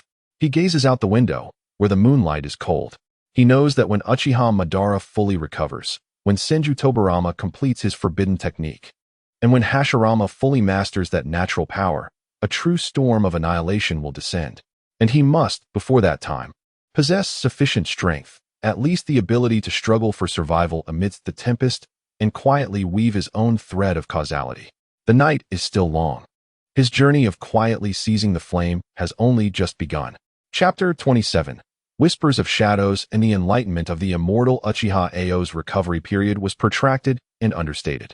He remained acutely aware of the insights and warnings gleaned from his introspective success, dedicating the majority of his energy to the refinement of his inner self and the gradual appeasement of the intangible hostility from the outside world. To outsiders, this young jonin, who had garnered a modicum of fame for his valor in saving others, appeared to have overextended himself, suffering a setback in his foundational strength and exhibiting a sluggish progression in his abilities, even regressing at times. He became increasingly taciturn, often found in solitude at the periphery of the clan's territory, meditating for hours on end, ostensibly to comprehend the Sharingan, yet truly engaging in a form of esoteric training that eluded the understanding of others. This display of despondency initially attracted attention and sympathy, but as time wore on, amidst the escalating tension within the Uchiha clan, he gradually faded from the public eye. This suited Ao perfectly. Only he understood that each session of quiet contemplation was a cautious dance on the precipice of the abyss. He no longer sought to covet or demand. Instead, he immersed his consciousness in the intricate web of causes and effects within himself. Like the most patient of embroiderers, he wielded his mental energy as a needle, meticulously untangling, mending, and subtly optimizing the hidden wounds and obstructions left by his previous overexertion. Each successful weaving brought tangible improvements to the finer aspects of his being. His chakra flowed with greater ease, and his mental acuity became more refined. Yet, accompanying these advancements was an omnipresent sense of rejection from the world. He was compelled to cease immediately, redirecting all his focus to soothe, projecting an intention that was harmless, reserved, and limited to that. This process was agonizing and slow, yielding results far less rapid than direct absorption of natural energy or interference with external causality.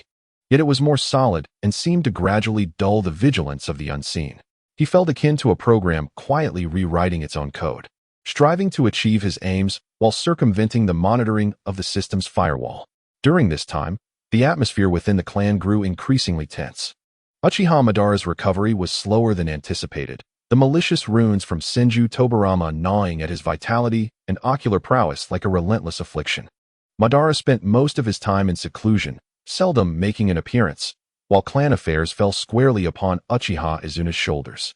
Izuna's use of the kaleidoscopic Sharingan became ever more frequent. He was burdened with the weight of clan duties while remaining vigilant against the movements of the Senju clan, occasionally leading expeditions to address border skirmishes.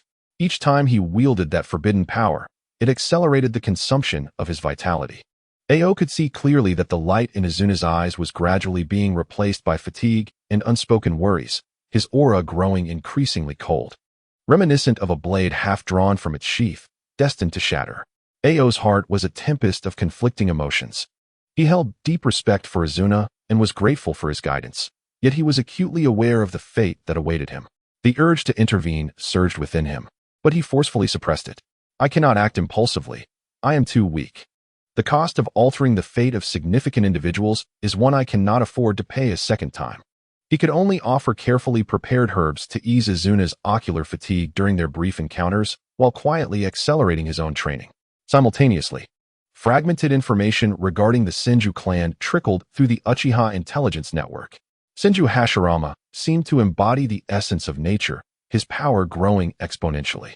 Reports indicated that he had single-handedly quelled a raging wildfire that swept through vast stretches of forest, showcasing a might beyond imagination.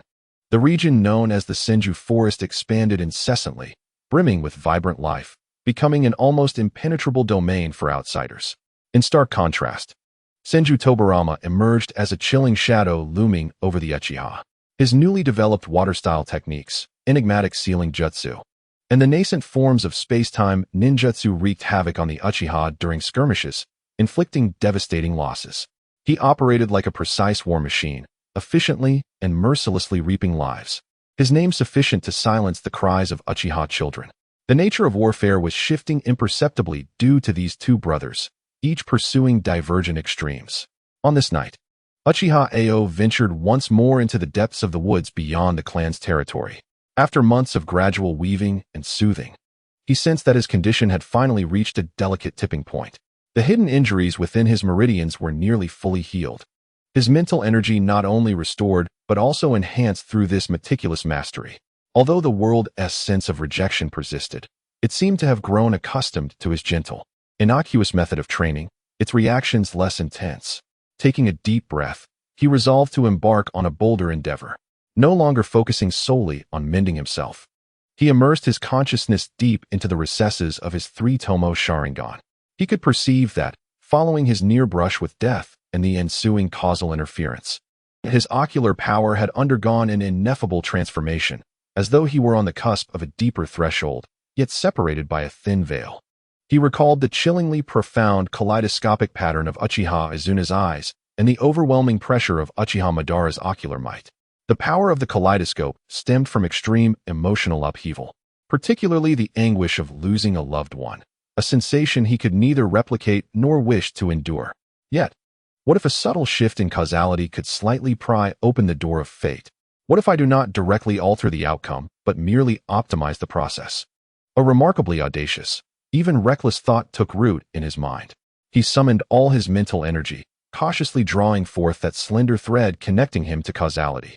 A feeble yet peculiar strain of ocular power. He did not attempt to glimpse the distant future nor alter any significant events.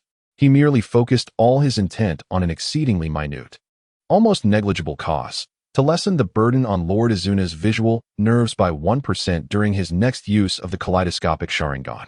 This cause was so trivial it could easily be overlooked, with its resultant effect likely amounting to merely granting Izuna an additional second of endurance or saving a single drop of blood. However, at the very moment this cause was set in motion, a resounding hum, an unparalleled intensity of rejection surged forth. It felt as though the weight of the entire world bore down upon his psyche. The surrounding natural energy became tumultuous and hostile, violently compressing his body and spirit. Intent on utterly crushing this audacious interloper, Uchiha Ao gasped, a trickle of blood escaping the corner of his mouth, his mind pierced by countless needles. Without hesitation, he severed the tenuous connection to that minuscule causality, transforming all his mental energy into the purest, humblest intent of appeasement and contrition, fervently broadcasting his message. I mean, no offense. Just this once. There shall be no next time. Merely for a trifling good. He was like a leaf caught in a tempest, striving to maintain clarity of consciousness, repeatedly murmuring reassurances. Time became indistinct, and eventually, the terrifying sensation of rejection began to recede like a tide, yet the residual pressure lingered, leaving him trembling and drenched in cold sweat. He collapsed to the ground, gasping for breath, his eyes wide with horror. It was indeed impossible. Even with such a minuscule target, any involvement with the fate of significant individuals, even the slightest disturbance, would provoke such a violent backlash. This failed endeavor crystallized for him the perils of this path and the stringent rules governing it.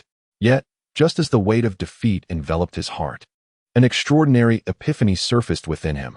Amidst the intense mental pressure and the act of appeasement, his mental energy had coalesced to an extraordinary degree, as though it had been forged anew.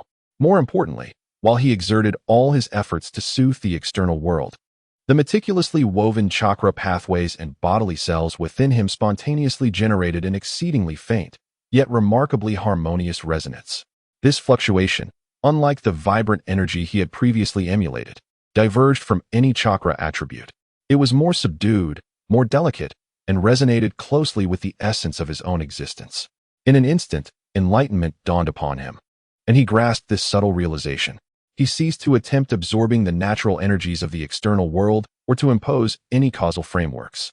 Instead, he immersed his entire consciousness inward, guiding that nascent, faint harmonious fluctuation to operate autonomously along a mysterious trajectory. Gradually, his breathing became elongated and rhythmic, and the tumultuous natural energy surrounding him miraculously calmed, no longer brimming with hostility, but instead circling around him with a hint of curiosity, refraining from intrusion.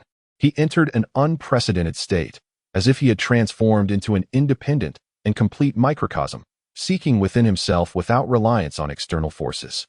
Although he had failed to intervene in Izuna's fate and had nearly brought about his own destruction by a twist of fate, he touched upon the true essence of his own power system, a nascent understanding of the transcendent, born from an internal reconciliation of causality. This path seemed to find a delicate, albeit temporary, balance against the world's rejection. Uchiha Ao slowly opened his eyes, the double tomo in his gaze rotating gently, a barely perceptible, esoteric gleam flickering deep within. The road ahead remained long, yet the direction appeared clearer.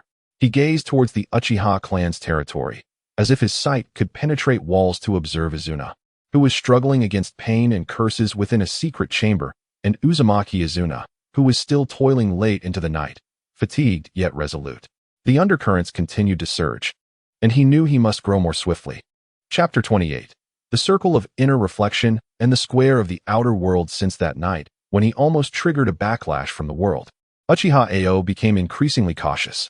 He devoted his entire mind to the serendipitously awakened state of introspection, meticulously comprehending the nascent, subtle harmonious fluctuations within himself. He no longer referred to it as meditation or practice, but called it weaving principles. Each act of weaving was a meticulous refinement and reinforcement of his internal causal threads. He guided the inner harmonious fluctuations, akin to the most delicate embroidery needle, traversing through meridians, cells, and even the minutiae of consciousness. This process was maddeningly slow and did not yield immediate power enhancements, yet it fostered a foundational, gradual metamorphosis. His chakra became more refined and pure, and his spiritual perception grew increasingly acute and restrained. The most significant change was his unprecedented control over his own body. He could precisely command every muscle's tremor and closely monitor the flow rate and volume of chakra in any minuscule meridian. This mastery did not stem from the dynamic vision of the Sharingan or formidable mental force, but arose from a harmonious unity achieved at the level of internal principles.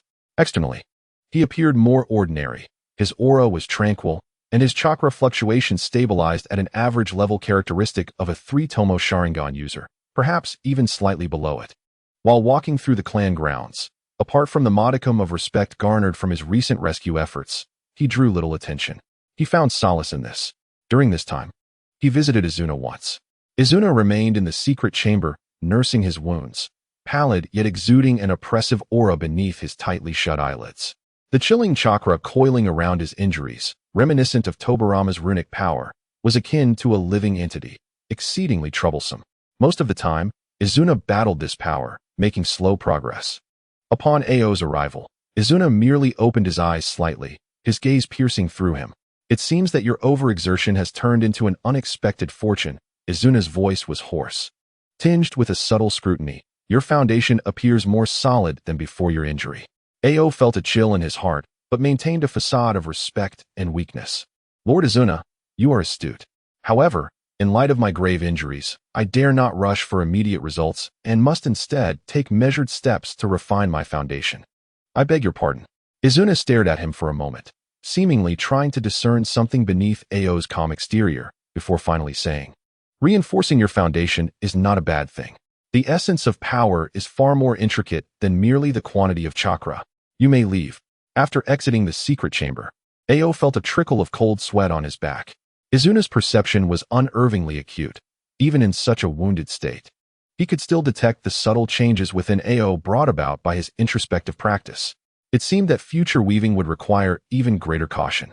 In contrast to Izuna's silence, Uzumaki Izuna felt increasingly like a taut string. The frequency of his use of the Sharingan was rising. Along the borders, the elite squad led by Senju Tobarama was becoming increasingly active, unveiling various strange tactics and forbidden techniques, placing immense pressure and casualties upon the Uchiha. Izuna was compelled to rely repeatedly on the power of his eyes to respond, retaliate, and rescue. Ao could vividly observe the light in Izuna's eyes gradually dimming, with brief moments of distraction hinting at a clear sign of declining vision. His demeanor grew increasingly hardened, handling affairs with decisiveness bordering on ruthlessness, as if he sought to completely freeze any traces of weakness. Once, after Izuna returned from the border, drenched in the scent of blood and palpable fatigue, Ao was tasked with reporting on an internal resource allocation matter. Upon entering the study, he found Izuna with his back turned, gazing out of the window, fingers pressing firmly against his temples, shoulders trembling slightly. "Lord Izuna," Ao spoke softly. Izuna abruptly turned, his three-tomo Sharingan instinctively swirling for an instant before coming to a halt upon recognizing Ao, revealing a trace of undeniable weariness. "Ah, it is you, Ao. What is it?" During the report, Ao noticed Izuna squinting unnaturally several times or tilting his head slightly, seemingly to adjust his focus. A heavy weight settled in Ao's heart. The situation is as follows.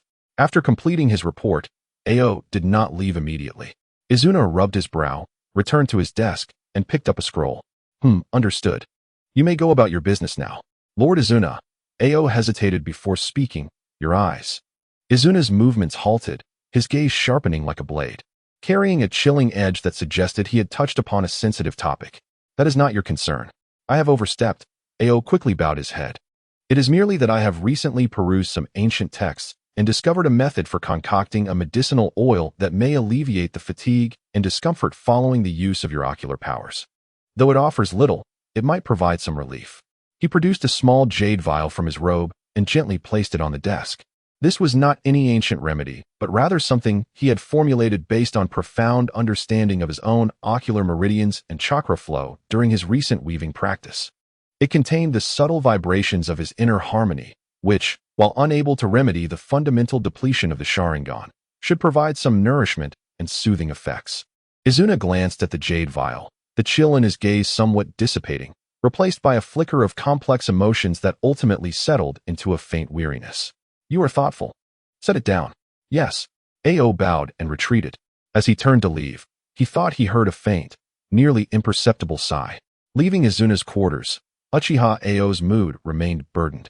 The medicinal oil might alleviate some discomfort, yet it could not alter the inexorable march toward darkness that lay ahead.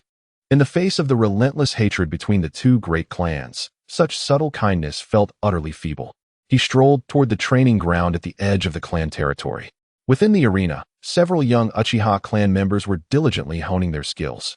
The explosive sounds of fire techniques, the clashing of shurikens, and the defiant cries of youth intertwined, suffused with the unique sense of urgency propelled by the ever-looming threat of conflict.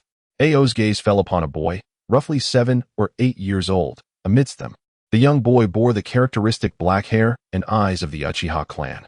His features still retained a hint of childishness. Yet his gaze was particularly resolute as he diligently practiced the great fireball technique. His chakra flowed somewhat sluggishly, producing flames that were small and unstable. Despite repeated failures, he continued to form hand signs, his lips parched and cracked from the chakra's heat. Nearby, a group of slightly older boys snickered without restraint. "Give it up, mirror. With your chakra, you might as well be lighting a cigarette," one mocked.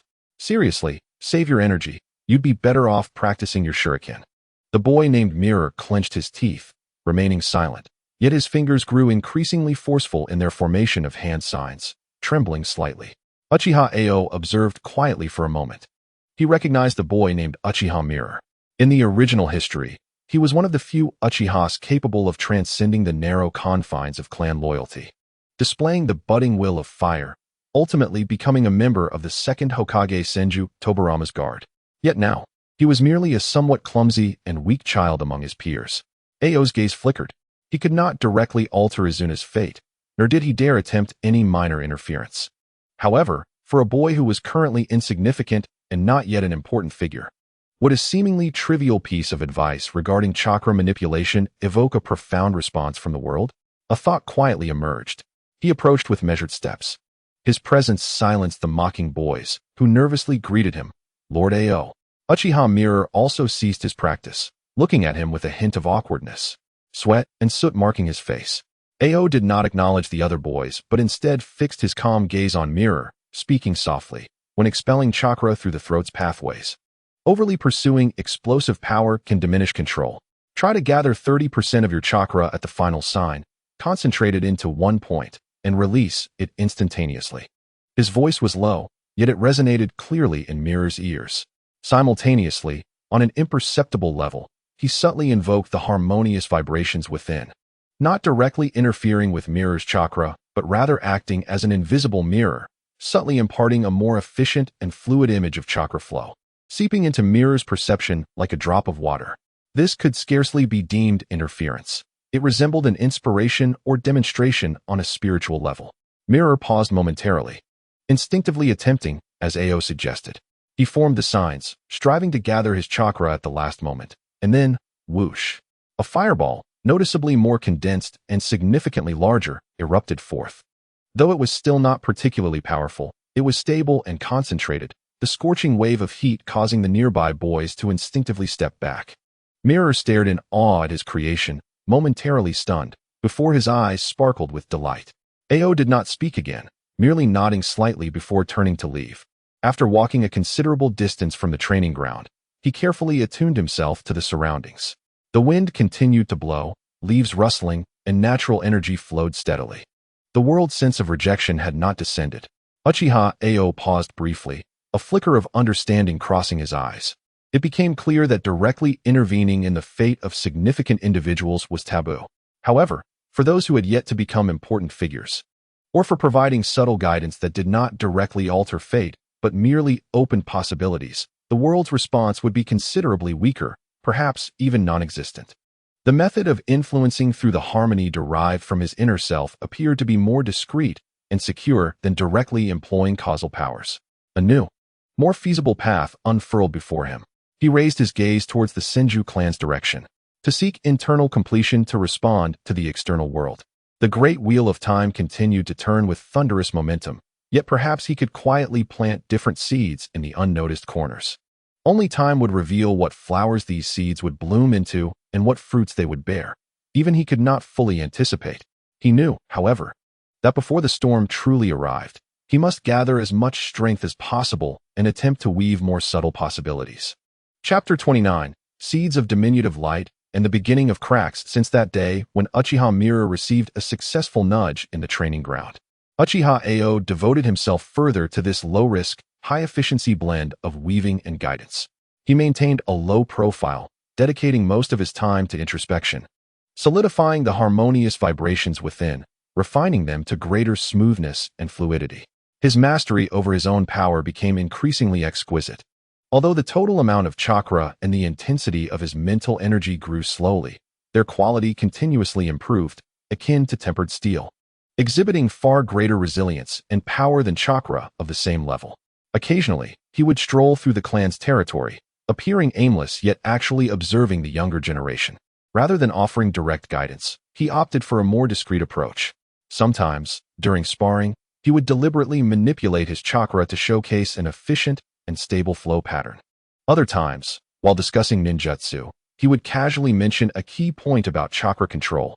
At times, he would simply sit quietly nearby, subtly emanating his harmonious vibrations, like a silent domain, influencing the mindset and state of those around him, allowing them to more easily delve into their own understanding. This influence was silent and imperceptible, its effects not immediate. Yet Uchiha Ao sensed that among the youthful and still tender chakra fluctuations within the clan, a few seemed to be growing more solid and orderly, with the most notable being the boy named Uchiha Mirror. His rate of progress accelerated significantly, though still not top tier. His foundation was exceptionally solid, and his control over chakra far surpassed that of his peers, his expression now imbued with an air of calm contemplation. This subtle change was akin to casting a few grains of sand into a tumultuous dark river, though it stirred no ripples. It might one day become an unnoticed anchor at the riverbed. The world's sense of rejection had not emerged as a result. This confirmed Ao's hypothesis, such indirect guidance that did not directly interfere with fate, but merely offered possibilities and methods was permitted, or rather, overlooked. However, the overall atmosphere within the clan had not eased due to this slight positive trend. Instead, it had grown increasingly oppressive. Uchiha Madara's injuries persisted, the cursed runes left by Senju Tobarama maliciously eroding, even attempting to taint Madara's ocular powers. Much of the time, Madara was engaged in a perilous internal struggle against this force, his temperament becoming more ominous and unpredictable, with even the faintest aura emanating from his chamber causing trepidation. The strongest pillar of the Uchiha clan was momentarily pinned to his sickbed. All the pressure rested squarely on Uchiha Izuna's shoulders. The usage of the Mangekyo Sharingan became increasingly frequent, the intensity alarming Ao. The light in Izuna's eyes dimmed at a visible rate, and he began to unconsciously hold scrolls farther away while reading. In battles, he occasionally displayed extremely brief misjudgments, a fatal signal for an Uchiha reliant on superior dynamic vision. The vial of medicinal oil Ao had sent seemed to have a minuscule effect. At least, Izuna no longer suffered intense headaches from overusing his ocular powers. However, this was merely a drop in the bucket. Izuna became more taciturn, his complexion perpetually pale, yet within his gradually unfocused eyes burned an increasingly obsessive and resolute flame. He could not afford to falter, for doing so would mean the Uchiha would lose their sole Mangekyo combat capability. And he could not allow his brother's years of effort and the pride of the Uchiha to be buried by his own hands. This immense pressure and fear of blindness were steadily pushing him to his limits. On this day, Izuna summoned several high-ranking elders and elite jonin from the clan, with Ao among them. The atmosphere within the chamber was so tense it was almost suffocating. Sitting at the head of the table, Izuna unconsciously drummed his fingers upon the surface, his gaze sweeping over the assembled crowd, imbued with a chilling scrutiny. Tobarama Senju spoke up, his voice raspy and laced with animosity, recounting recent excursions that had encroached upon several vital mines in the southwestern region of their clan. Their defensive forces had already suffered the loss of 3 small teams, all perishing from an inexplicable and bizarre curse capable of inducing internal explosions. An elder's face turned ashen, exclaiming, once again, it is Tobarama's new trick. His research into forbidden techniques knows no bounds. Izuna scoffed, a hint of derision glimmering in his eyes as the 3-tomo Sharingan began to manifest. In the face of victory, what is the worth of boundaries? With my brother gravely injured and our clan's elite forces hampered, Tobarama sits securely in the rear, and just one of his forbidden techniques leaves us struggling to cope. He paused, his gaze sharpening further, declaring, we cannot remain idle. We must ascertain what Tobarama is truly studying, the location of his laboratory, and the origins of those cursed techniques. What does Lord Izuna mean? Another elite shinobi inquired. Dispatch a select reconnaissance team deep into the heart of the Senju territory, at all costs, to gather intelligence on Tobarama's laboratory. Izuna's voice was resolute, carrying the weight of a desperate resolve. If necessary, we shall employ extraordinary measures to capture the Senju researchers or seize their experimental data. As these words echoed, the atmosphere in the chamber grew even more somber. Venturing into Senju territory, targeting Tobirama directly, was akin to extracting teeth from a tiger, with a low probability of success and bound to incur substantial sacrifices. Lord Izuna, is this course of action not too reckless? An elder hesitated. Tobirama is cunning and suspicious. His laboratory must be heavily guarded. Should we fail? Izuna interrupted, his voice rising sharply, tinged with an uncontainable agitation and severity. Is it not already a failure to witness our kin perish one by one under those inexplicable curses? To see our lands consumed bit by bit? By the time Tobirama develops something even more horrific, or when Hashirama fully masters that inhuman power, we shall have no opportunity left to take risks. He abruptly rose, his emotions surging, and the three tomos spun wildly in his eyes, causing his vision to momentarily blur as he instinctively grasped the edge of the table. Everyone noticed this subtle movement, and the air in the chamber felt as though it had solidified. Uchiha Ao's heart sank. Izuna's condition had deteriorated to the point where even emotional fluctuations affected his vision. Taking a deep breath, Izuna forced himself to suppress the discomfort, his gaze returning to its icy, unwavering state as it scanned each individual present. This is an order. The Uchiha have not weakened to the point of being timid. For the sake of our clan, necessary sacrifices are unavoidable. Immediately select personnel. I require the elite most skilled in stealth and reconnaissance. With the command given, none dared to voice dissent. After the meeting concluded, the members departed with heavy hearts. Uchiha Ao lingered at the end, sensing the despondent desperation radiating from Izuna, who seemed to be wagering everything.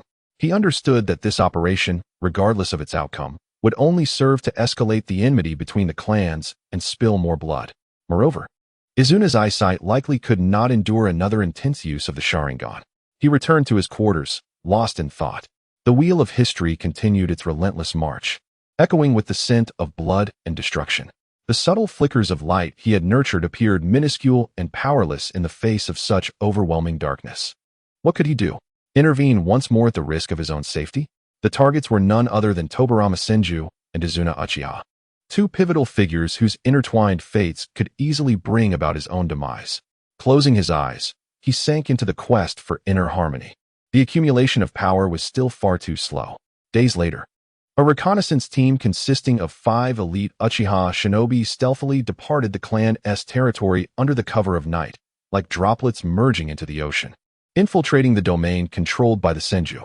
Standing atop the watchtower, Izuna gazed into the direction where they had vanished, the night wind tousling his hair and revealing his Sharingan, which flickered with a cold and anxious light. The intelligence scroll in his hand was unconsciously contorted, a minuscule, nearly imperceptible damp spot marking it where he had almost misplaced the ink due to his blurred vision.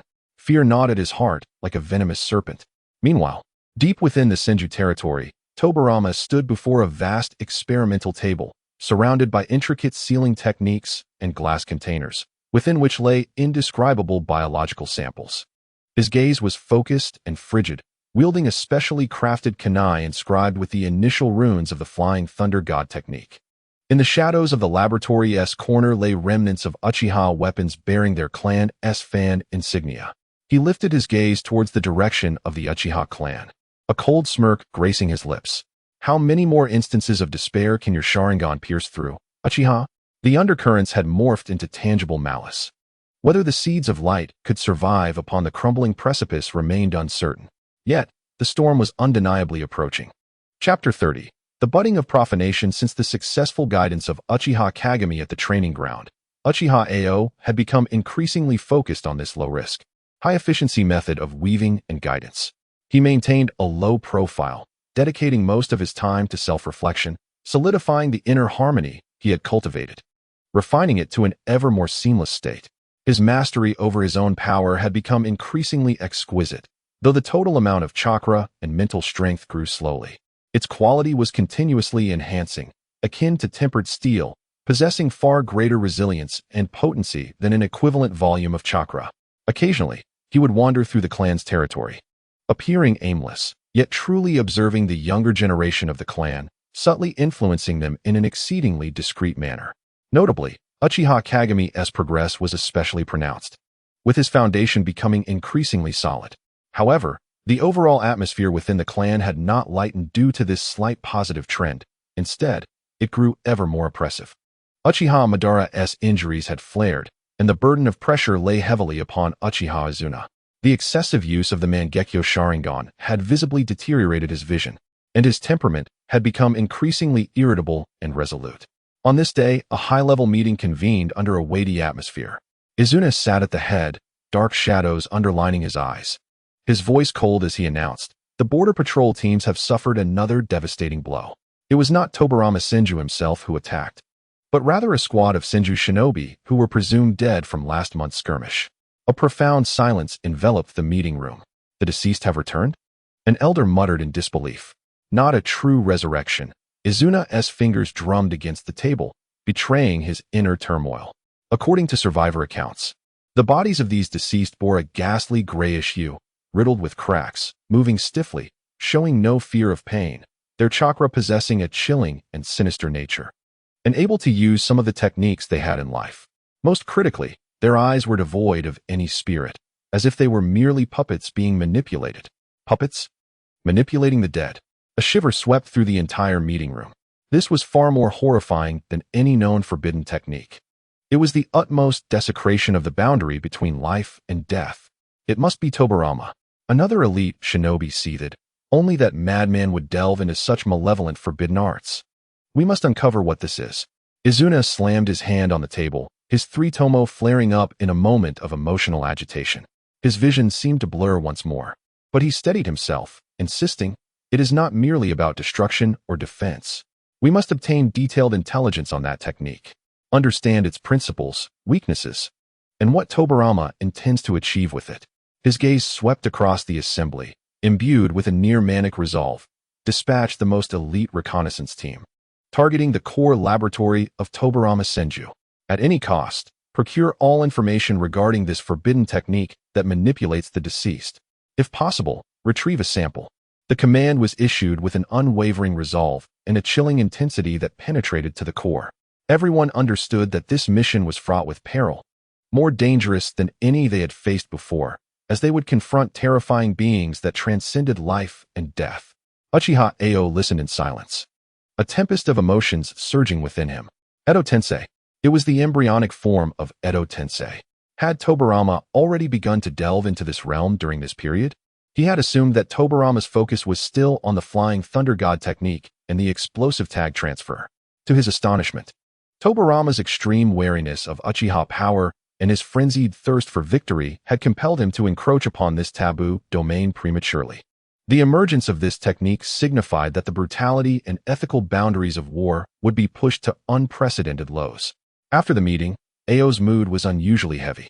The course of history seemed to accelerate due to certain factors, perhaps including the chain reaction from his minuscule interference with causality, plunging into a darker abyss. A reconnaissance team composed of 5 elite Uchiha Jonin infiltrated the heart of the Senju territory under the cover of night, driven by a resolute determination.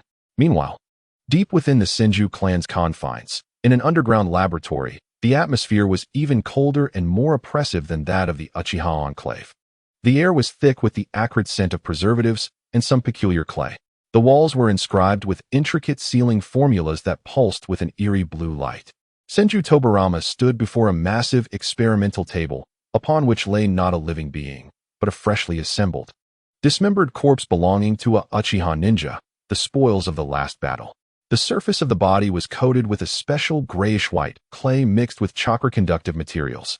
Rough and unsettling in many places, still not entirely smoothed over. In the corner of the laboratory, several enormous glass containers were submerged with more unrecognizable tissue samples, some even bearing the Uchiha clan's fan emblem. Most chillingly, in the shadows of one side of the laboratory, 2 figures stood silently, clad in Senju attire. Their skin was a lifeless gray, their bodies marred with bizarre fissures, their eyes hollow and devoid of any spark of life. They were the very deceased who had previously attacked the Uchiha patrol team. Tobarama formed a complex hand seal, cold chakra surging into the corpse on the table, while simultaneously addressing a Senju prisoner, bound and barely alive, who was presumably a test subject or a willing volunteer. Forbidden technique. Edo Tensei modification. A dim light flickered to life as the prisoner emitted a harrowing scream, his soul seemingly wrenched from him, transformed into a blurred shadow that struggled to be forced into the clay-covered Uchiha corpse. In the next moment, the corpse's eyes snapped open, a pair of hollow, emotionless eyes slowly revealing the three-tomo pattern of the Sharingan. Roaring with a sound that was anything but human, the Edo Tensei body thrashed violently, attempting to break free from the confines of the experimental table.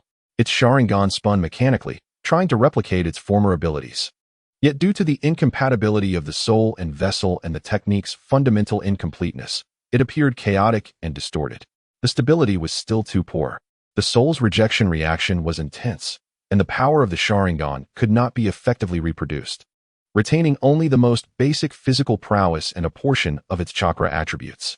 Tobirama observed calmly, rapidly recording data, devoid of any guilt regarding the desecration of life, consumed instead by an obsession with the technical challenges at hand. It required more excellent sacrifices, stronger souls as anchors, and further optimization of the summoning contracts and binding runes. He murmured to himself, his gaze sweeping over the two initial, relatively successful Edo Tensei bodies, crafted from the corpses of ordinary Senju ninjas and weaker souls.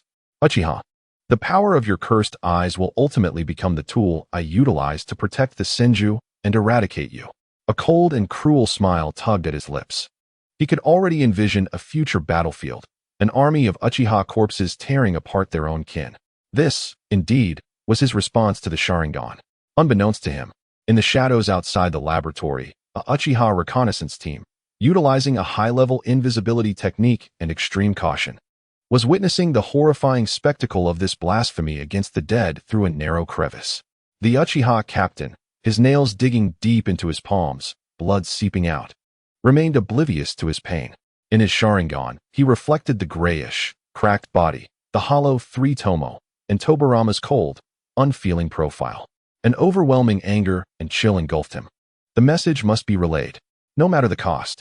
Within and outside the laboratory, the clandestine struggle between the Uchiha and Senju, propelled by this forbidden technique that touched upon the taboos of life and death, was plunged into an even more frenzied and desperate abyss. Could the seed of light survive amidst the encroaching darkness of this sacrilegious sprout? Would Uchiha Ao's weaving be able to contend with this challenge that defied all logic? The storm had yet to arrive, yet the chill had already penetrated to the bone. Chapter 31. Dreadful News. Possible attempts outside Senju Tobirama's laboratory. A chilling fear intertwined with fervent rage exploded within the heart of the Uchiha reconnaissance team captain. He clenched his teeth, suppressing an almost instinctual roar that threatened to escape his throat, while his Sharingan feverishly recorded the sacrilegious scene inside the laboratory, the grayish body, the hollow three-tomo, and Tobirama's indifferent demeanor during the experiment. The message must be conveyed. He fought against the impulse to storm in and destroy everything, signaling to his comrades, who were trembling with shock and fury, to retreat immediately with a gesture of utmost urgency. However, just as they attempted to blend into the shadows and withdraw silently, a hum echoed through the air. Tobirama seemed to sense something, his brow furrowing, his actions momentarily halting. He did not rely on sound or sight, but rather on an acute sensitivity to the fluctuations of the barrier. The spell used by the Uchiha squad during their infiltration had, under the strain of heightened emotions, produced an almost imperceptible ripple. There are intruders, Tobirama uttered coldly. Almost instantaneously, the two earliest and relatively stable Edo Tensei bodies turned their hollow eyes toward the Uchiha squad's hiding place, their rigid forms bursting forth with an uncharacteristic speed, like two gray phantoms crashing through the laboratory's outer wall. Retreat! The Uchiha captain bellowed, no longer concealing their presence. His three-tomo Sharingan spun rapidly, and he hurled kunai at the approaching Edo Tensei body. The kunai lodged precisely in the eye socket of one of the Edo Tensei bodies. Yet it felt akin to piercing decayed wood. No blood, no scream. The Edo Tensei merely paused for a moment before extracting the kunai, the damage to its eye socket rapidly healing under the accumulation of grayish dust. Physical attacks are ineffective, another Uchiha team member exclaimed in alarm, unleashing a fire-style jutsu that engulfed one of the Edo Tensei bodies in searing flames. As the flames receded, the body, charred black, revealed a flow of gray light amidst the cracks, the charred exterior shedding like ash, swiftly restoring to its original form and continuing its advance. Their strength and speed may not match their living counterparts, but their immortal and indestructible nature was sufficient to instill despair in any adversary. "We must go," the captain decisively commanded, recognizing that continued engagement would be fatal. He led his team, fighting while retreating, attempting to utilize their speed to escape. Yet the Edo Tensei bodies, relentless and unyielding, clung to them. More alarmingly, from the direction of the laboratory, new disturbances emerged. The newly resurrected, highly unstable Uchiha Edo Tensei body was also charging forth. Its hollow three tomos spinning chaotically, indiscriminately releasing errant fireballs and illusory shadows, plunging the scene into chaos. "Stop them!" Tobarama's voice resonated from the laboratory, cold and merciless. He himself did not pursue, seeming more concerned with the data from the laboratory and the unstable technique.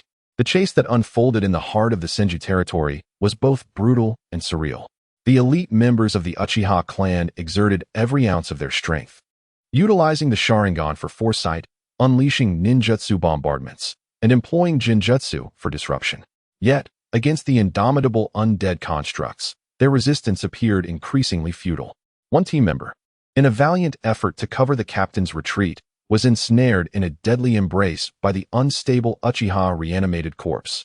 In a moment of desperation, amidst a violent explosion, he chose to detonate his explosive tag, perishing alongside the abomination. With a thunderous roar, dust billowed, and fragments of the reanimated body danced in the air before slowly coalescing once more. The valiant Uchiha warriors, however, were left as nothing but remnants. The captain, filled with rage and despair, could only hasten his escape, propelled by the shockwave of the explosion. The three remaining team members fell one by one in the onslaught, their sacrifices merely a bid to afford the captain a slim chance to flee with critical intelligence. Ultimately, only the gravely wounded Uchiha captain, relying on the insight of his Sharingan and the fleeting opportunity bought by his comrades' lives, narrowly evaded the relentless pursuit of the reanimated corpses. Dragging his battered body, he fled back to the Uchiha clan's domain. When he, bloodied and on the brink of collapse, delivered the intelligence to Uchiha Izuna, the Uchiha leadership was plunged into a profound silence. The manipulation of the deceased, their pale and cracked forms impervious to death and capable of wielding the ocular techniques from their living days, sent a chill through Izuna as he listened to the captain's fragmented and terror-laden report, his complexion paling to that of parchment, fingers whitening from the pressure on the table. He envisioned the future battlefield where the ancestors of the Uchiha, dragging their broken bodies, would wield their blades against their own descendants. What utter despair! What profound humiliation! Overwhelmed by fury and fatigue, compounded by the excessive strain on his ocular powers, Izuna suddenly coughed up blood, his body swaying perilously. "Lord Izuna!" the others exclaimed in alarm. He raised a hand to silence them, wiping the blood from his lips. His eyes ignited with a near-mad fervor and obsession. "Senju Tobarama, you blasphemous demon! The Uchiha shall not rest until we have your head." He turned sharply to the nearly lifeless scout captain. "You have done well. A hero of the Uchiha. Your sacrifice will not be in vain." He understood that action was imperative. This technique must be thwarted. Before Tobarama could refine it further, he needed to find a means to counter it or destroy it. Yet, at present, Uchiha Madara was gravely injured, his own vision deteriorating rapidly, and the clan's elite forces were severely lacking. Engaging directly would yield scant chances of success. A profound sense of crisis, like a chilling vine, wrapped tightly around Izuna's heart, driving him toward a more extreme path. News spread like a plague among the Uchiha elite, inciting unprecedented panic and fury. Uchiha Ao also learned of the events, his heart sinking into despair. The acceleration of the reanimated corpse's emergence was far swifter than anticipated. Tobarama's research pace was nothing short of terrifying. He could sense the pervasive atmosphere of despair and hysteria within the clan. He recognized that Izuna had been cornered into a desperate situation, likely to make even more irrational decisions. That night, Uchiha Ao sat alone in his chamber, his consciousness diving into the realm of weaving. The harmonious waves of inner inquiry flowed slowly, granting him a semblance of calm. He contemplated, if he were Izuna, what would he do? Storm the laboratory? The success rate would be nearly zero. Assassinate Tobarama? An even more fanciful notion. Thus, he could only approach the technique itself, seeking means to counter the undead. His thoughts raced. The reanimation technique is fundamentally a combination of summoning, contract sealing, and soul manipulation. What countermeasures could be employed? Powerful sealing techniques? The Uchiha were not particularly adept in that area. Directly attacking the user? An arduous endeavor. Or perhaps interfering with the connection between the soul and the sacrifice. He attempted to deduce, based on his own double tomo insight and the faintest sense of causality, whether he could develop a method to counter this deathly dissonance. He focused intently, the double tomo slowly spinning. He could not directly touch causality like a kaleidoscope, but he could vaguely sense a certain harmony or discord between his state and the surrounding environment. The aura of the reanimation technique, in his perception, embodied an extreme dissonance. He endeavored to project the inner harmonious waves he sought through his double tomo Sharingan, not as an attack, but more as a form of illumination. The target was a wilting potted plant on his desk. He maintained a strong sense of inner peace and harmony through his gaze, conveying a faint essence of life and harmony. Moments later, the wilted leaves of the plant seemed to imperceptibly unfurl ever so slightly. Or perhaps, the feeble vitality contained within had momentarily settled some of its turmoil. The effect was nearly negligible, and the subject was merely a plant, not a vengeful undead contract. Yet, Uchiha Ao felt a flicker of hope. Perhaps the direction was correct? Although he could not purify or destroy the technique, could extreme internal harmony yield even a slight repulsion or neutralization of that external malevolence? This would require prolonged, focused training and a deeper understanding of that deathly dissonance. He understood this was merely a trivial starting point, with a long and uncertain path ahead. Yet, it was the only conceivable direction he could think of, based on his own double tomo and the realm of weaving.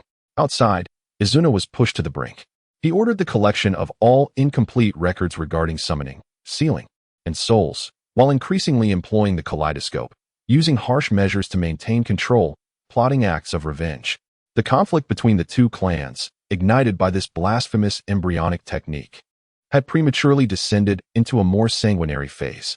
Uchiha Ao found himself swept along in the tide, continuing the arduous and perilous practice of weaving and faint harmonization while observing coldly. He witnessed the growth and anxiety of Uchiha Kagami, as well as the increasingly radical behavior of other clan members. His path of seeking internal harmony resembled groping for a flicker of light in the dark thorns, uncertain whether it would illuminate the future or even preserve his own existence. The messages from the deceased had transformed into life-threatening incantations. The thorny path could only lead onward. His understanding of the kaleidoscope remained merely a vague, distant reverence and sense of awe, aware of its power, yet ignorant of its intricacies. Chapter 32. The initial formation of the remains and the trial of internal harmony. The shockwaves from the Senju Tobarama laboratory leak continued to ferment within the Uchiha. Panic and anger did not subside with the passage of time. Rather, under the intentional information control and hate-driven guidance from the higher-ups, they transformed into a more oppressive and perilous warlike sentiment. Uchiha Izuna's deteriorating physical condition became an open secret. His blood-spitting incident and declining eyesight stirred unrest within the clan. Yet, he suppressed all disquieting voices with even more forceful and ruthless measures. The deterrence of the kaleidoscope Sharingan remained potent, but each use seemed to consume the last remnants of his light. He toiled day and night to manage clan affairs, poring over the fragmented scrolls regarding forbidden techniques gathered from various sources, his eyes bloodshot, breath increasingly sinister. He knew that time was not on the Uchiha's side.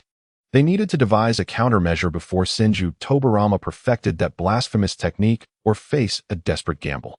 Tensions along the border escalated sharply. No longer mere small-scale reconnaissance and counter-reconnaissance, they transformed into targeted infiltration and sabotage operations led by elite jonin. The Uchiha's objective was clear, at any cost. Eliminate the Senju researchers, destroy any supply lines potentially serving the forbidden techniques, and even attempt to locate Tobarama's laboratory. The Senju, leveraging the geographical advantages of the increasingly expansive Senju forest and Tobarama's ever-emerging new ninjutsu and tactics, mounted a robust counteroffensive. The ferocity of the conflict reached new heights following Uchiha Madara's severe injury. Uchiha Ao was also assigned to a patrol and assault team. He maintained the demeanor of an ordinary jonin with the dual Tomo Sharingan, exhibiting exquisite chakra control, solid taijutsu, and calm tactical execution.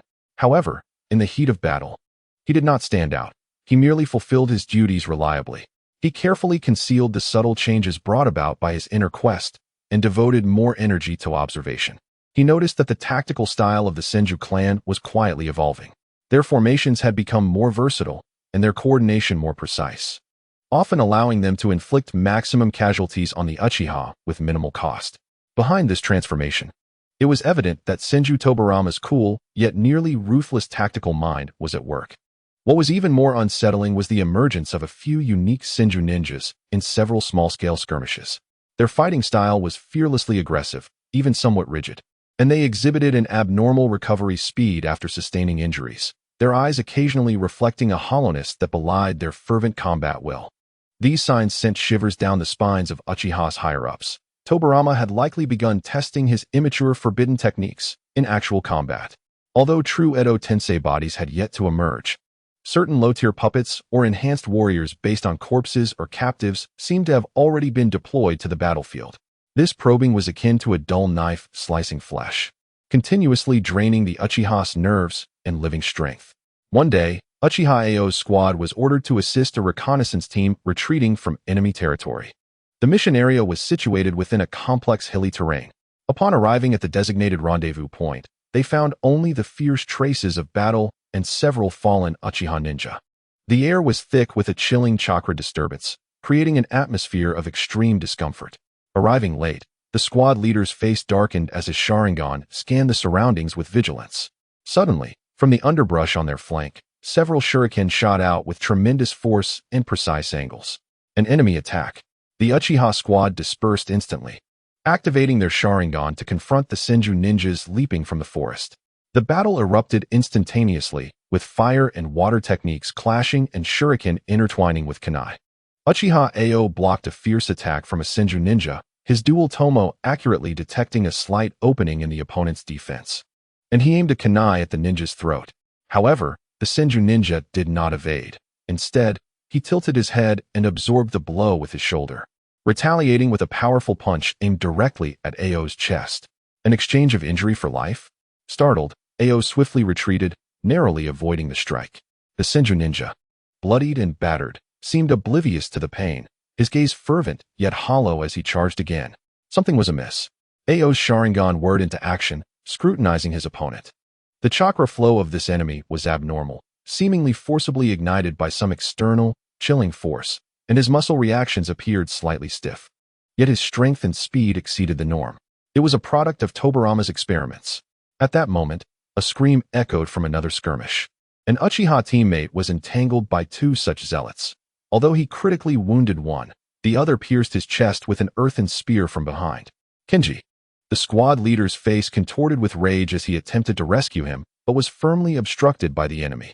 The Uchiha team member, known as Kenji, collapsed to the ground, blood gushing forth, and it appeared he would not survive.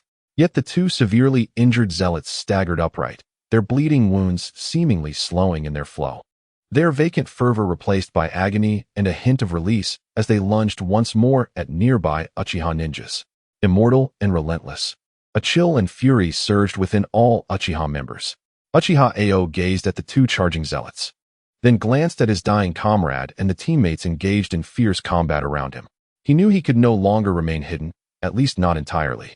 Taking a deep breath, he plunged his consciousness into the realm of weaving principles, allowing the harmonious waves of his inner quest to flow steadily within him. Simultaneously, his dual Tomo Sharingan locked onto the two advancing zealots. He ceased attempting to analyze their chakra flow or muscle movements, which belonged to conventional combat. Instead, he concentrated all his mental energy on the vague sensations of dissonance brought forth by the dual Tomo. Upon the two zealots, he distinctly perceived a twisted and chilling dissonance that clashed with their surroundings and their very essence of life. That was the manifestation of Tobarama's forbidden technique. Now was the moment.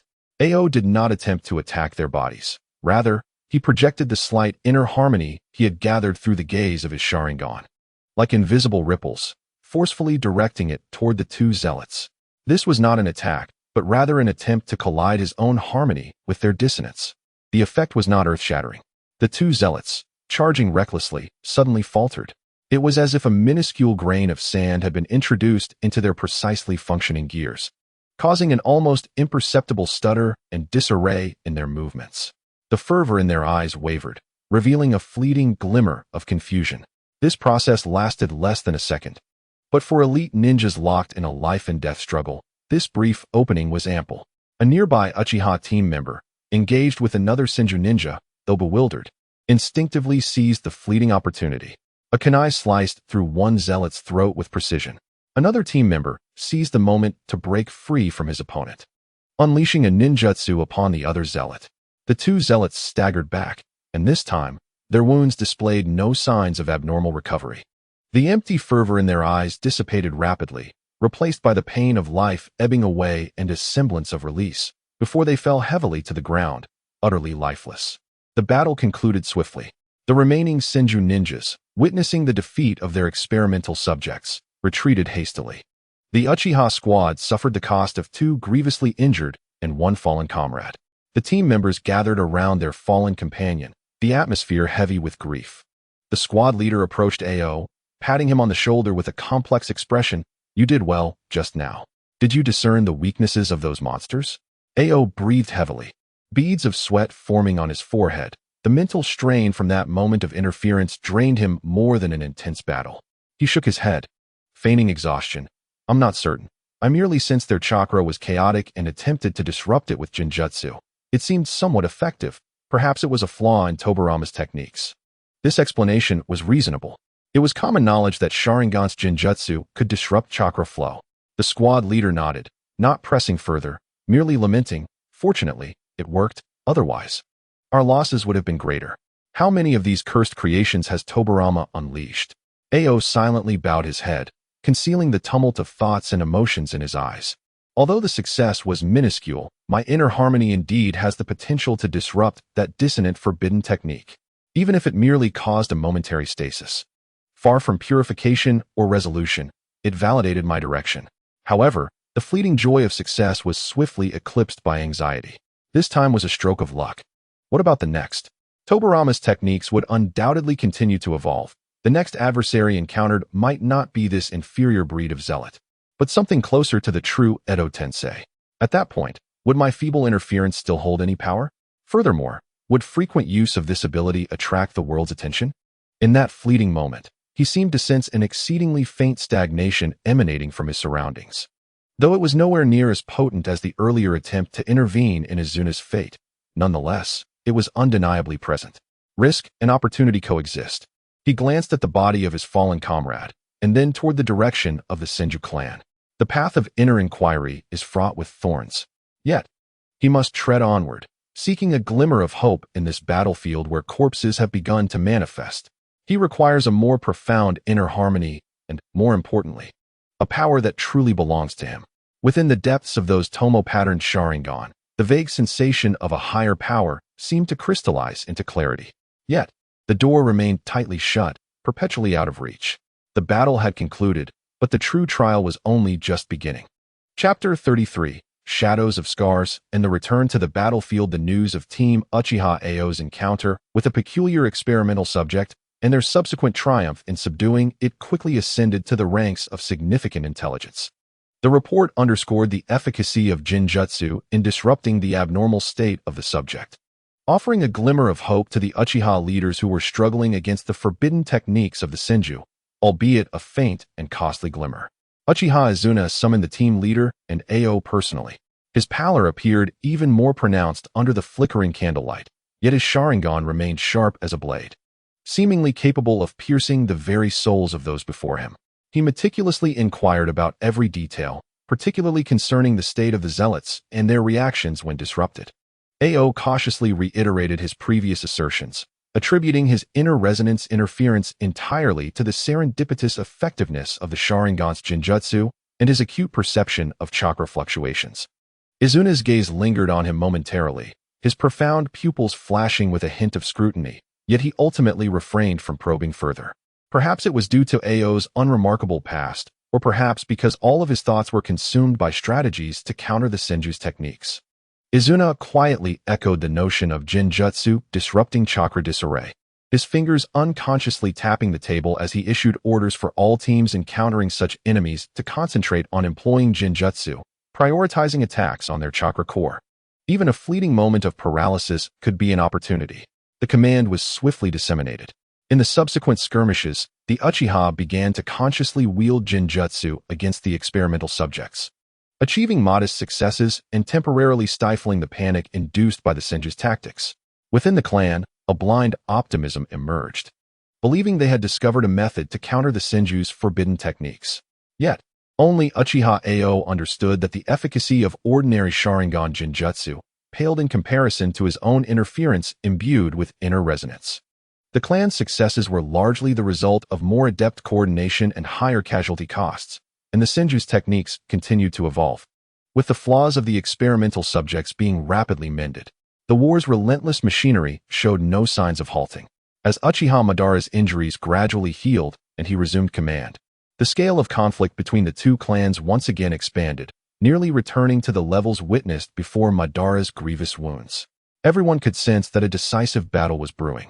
At the heart of this impending confrontation lay the inevitable clash between Uchiha Madara and Senju Hashirama, as well as the collision of their most formidable warriors, Uchiha Izuna and Senju Tobirama. With each passing day, Uchiha Ao's heart grew heavier. He recognized that the fateful moment drew near. He endeavored to intervene, even if it were merely to issue a warning, yet found himself rendered speechless.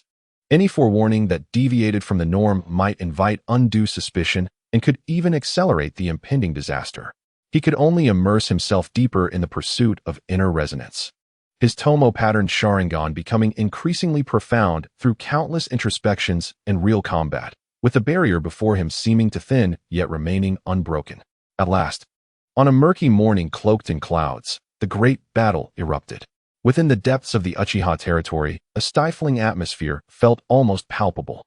Unfavorable news from the front lines, especially regarding the bizarre experimental subjects, weighed heavily upon everyone's hearts. Outside Madara's quarters, the guards had multiplied several-fold. Inside, the acrid scent of herbs permeated the air. Madara, bare-chested, sat cross-legged upon a couch, thick bandages still encircling his chest and arms, faint traces of blood seeping through. The wounds inflicted by Hashirama were severe, and even with his formidable physique and vitality, full recovery would require time.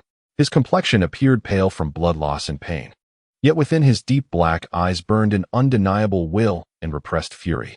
Several of the clan's finest medical ninjas cautiously performed one last emergency treatment and reinforced his bandages. "Leader, your injuries." An elder medical ninja could not help but voice concern lacing his tone. "Forcing the use of chakra may cause your wounds to tear anew." "Enough." Madara's voice was low and hoarse, yet resonated with an unmistakable authority. "Hashirama is already at the front lines. Tobirama's tricks are harming my clansmen. How can I remain idle here?"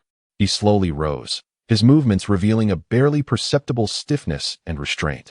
A powerful chakra began to circulate within him, pressing down upon the surrounding medical ninjas, nearly suffocating them and rendering them unable to protest further.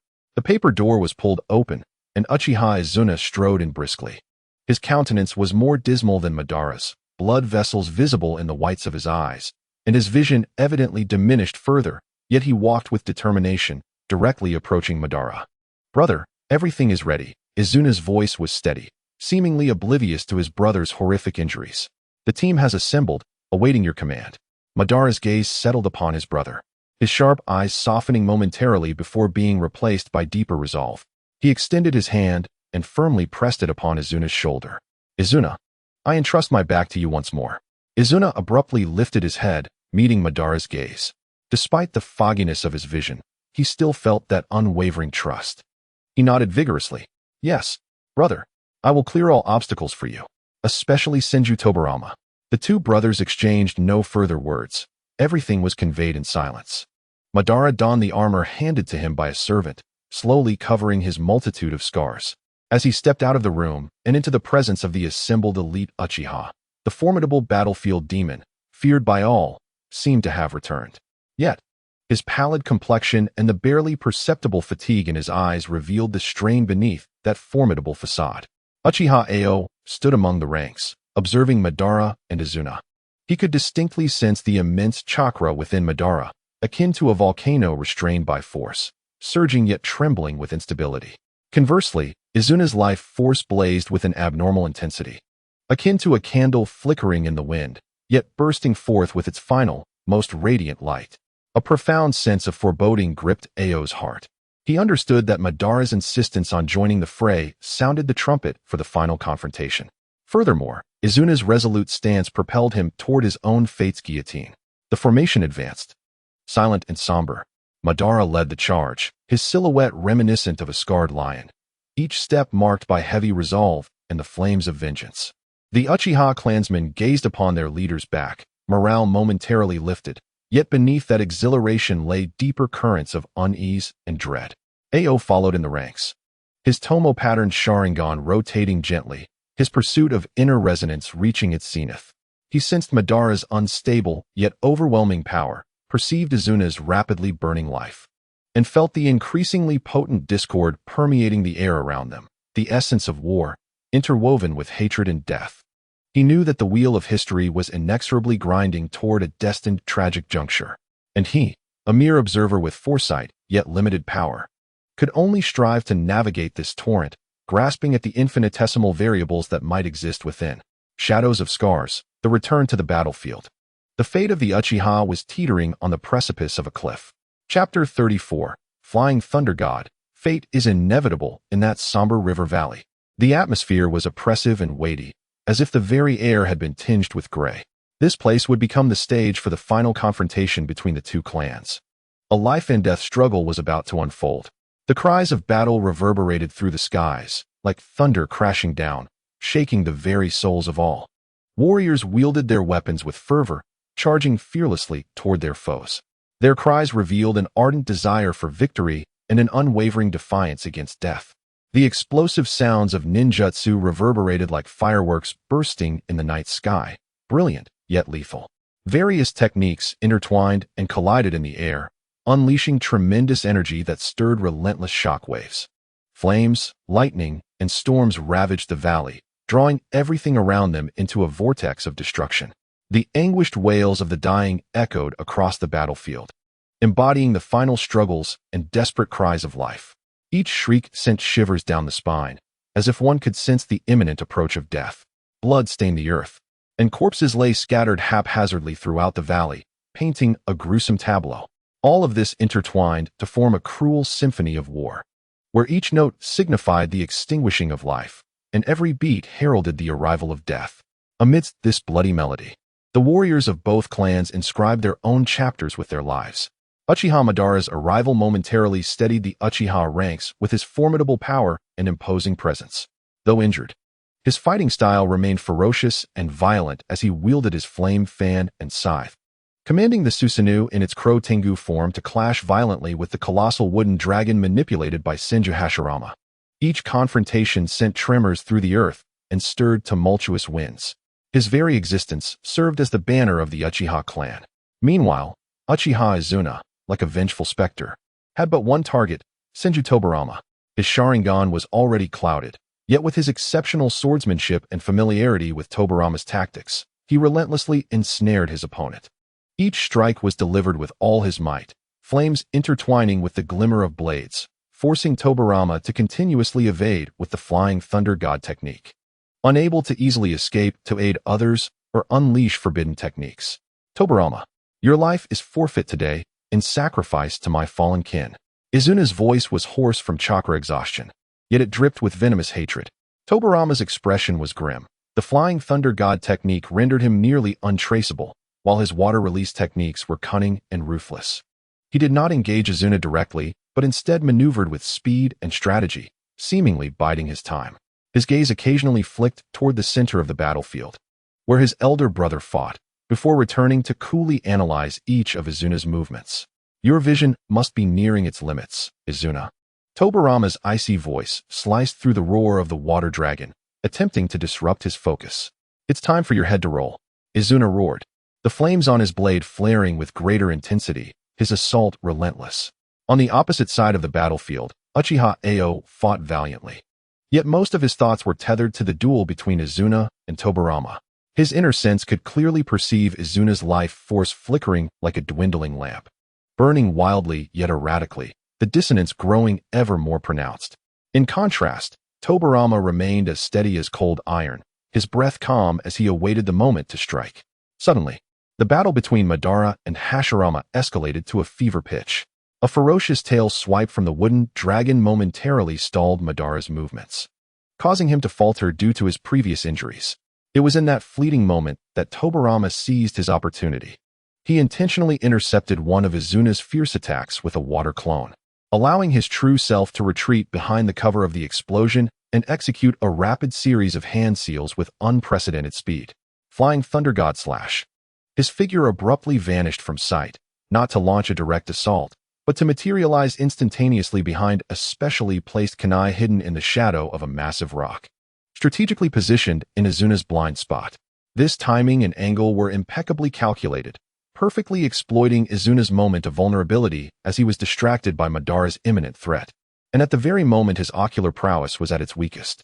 Izuna's battle instincts sensed the extreme danger, and he desperately twisted his body, his Sharingan whirling in a frantic attempt to capture the threat. But it was too late. Swoosh! A chilling glimmer, surpassing the limits of perception, grazed him with the precision of death's kiss. Izuna's body stiffened, and the blade clattered from his grasp. He looked down in disbelief, witnessing a horrific gash carved from his chest to his abdomen, blood gushing forth like a dam bursting, instantly staining his armor and the earth beneath him. He attempted to utter something, but only blood poured from his mouth as his vision darkened rapidly, and his strength ebbed like a receding tide. It was over. Tobirama's figure materialized not far away, his voice as cold as ever, devoid of any emotional fluctuation. He glanced at the rapidly fading Izuna, but refrained from delivering the final blow, instead turning his attention to the approaching Madara, who charged toward his fallen brother with reckless abandon. For Tobirama, the objective had been achieved. The fatal wound was beyond salvation. Izuna! Madara's heart-wrenching roar echoed, disregarding Hashirama's wooden dragon as he rushed toward the place where his brother had fallen. A massive surge of chakra erupted uncontrollably from his fury, repelling everything in its path. He reached Izuna's side and cradled his brother's limp body, gazing at the ghastly wound and the fading glimmer in Izuna's eyes, his own body trembling violently from profound grief and rage. Brother! Izuna summoned the last of his strength, his lips moving as if to impart a final message, but ultimately, his hand fell weakly, and the light of his Sharingan extinguished completely. Izuna! Izuna! Madara clutched his brother's still warm body, tilting his head skyward as an anguished wail escaped his lips, tears of blood cascading from his eyes. Madara's aura intensified, blood spilling from his mouth as his frenzied gaze fixed upon Tobirama. Your life is owed. One day I will take your head in sacrifice for Izuna. Senju Hashirama halted his assault, observing the scene with a complex mixture of compassion and sorrow etched across his face. Tobirama quietly stepped back to his brother's side, his demeanor remaining unfazed. The Uchiha warriors witnessed this tragic unfolding, their morale shattering in an instant. Retreat! Protect the clan leader! Retreat! The higher-ups screamed hoarsely, as the surviving Uchiha ninjas shielded the seemingly soulless Madara, hastily withdrawing toward their clan's territory. The Senju clan did not pursue, as Hashirama raised a hand to halt his subordinates. The cost of this war had been far too steep. Uchiha Ao trailed behind the retreating forces, casting one last glance at the battlefield. He beheld Madara, like a wounded beast, clutching his brother's corpse, his silhouette imbued with a profound sense of desolation and destruction. The kiss of the Flying Thunder God had irrevocably altered the future of the Uchiha clan. Chapter 35. Shadows of Despair and Eternal Eyes. The Uchiha clan's land, once vibrant and full of life, now lay shrouded in an oppressive silence and sorrow. The shadow of defeat loomed like a heavy cloud, suffocating the people, while the profound loss of Lord Izuna pierced each clan member's heart like a cruel dagger. The streets of the clan lay deserted. The echoes of laughter and merriment long vanished. In their place resided a stifling silence, as if the world itself had come to a halt. Despair and helplessness etched across the faces of the people, their gazes hollow, devoid of the luster they once held. The members of the Uchiha clan no longer embodied the indomitable spirit they once possessed. Instead, They were consumed by the shadows of failure, unable to escape their grasp. The deep-seated fatigue weighed upon them, robbing them of the courage even to lift their heads. Once, the Uchiha clan took pride in their formidable strength and unwavering spirit. Yet now, they lay prostrate beneath the blows of defeat, stripped of their former glory and dignity. Madara confined himself tightly within his chamber, spending 3 long days alongside Izuna's lifeless body. During this time, the world outside seemed to separate from him. No one dared to intrude. Nor did anyone know the depths of anguish and torment he endured within. The room was enveloped in an eerie silence, devoid of any sound, with a suffocating and oppressive chakra fluctuation swirling through the air. This chakra presence resembled the stillness that precedes a storm, evoking an indescribable sense of dread and unease. On the morning of the 3rd day, sunlight streamed through the window, illuminating Ban's weary visage. He slowly rose, cradling Izuna's lifeless body, and took measured steps towards the door. The moment he opened it, a powerful chakra surged forth, causing him to tremble involuntarily. Ban's face no longer bore the weight of initial sorrow. Instead, it was replaced by a chilling, terrifying stillness. His gaze was profoundly penetrating, as if capable of piercing through one's very soul, with black flames flickering within, revealing boundless sorrow and wrath. Ignoring everyone around him, he carried Izuna's body straight towards the underground chamber of the South Shrine. Each step felt burdensome, as if he bore the weight of the entire world. There, he meticulously followed the ancient rituals to remove Izuna's lifeless kaleidoscopic Sharingan. His movements were deliberate and steady, imbued with a near-cruel reverence. Subsequently, he approached the stone tablet, a relic of the Sage of 6 Paths.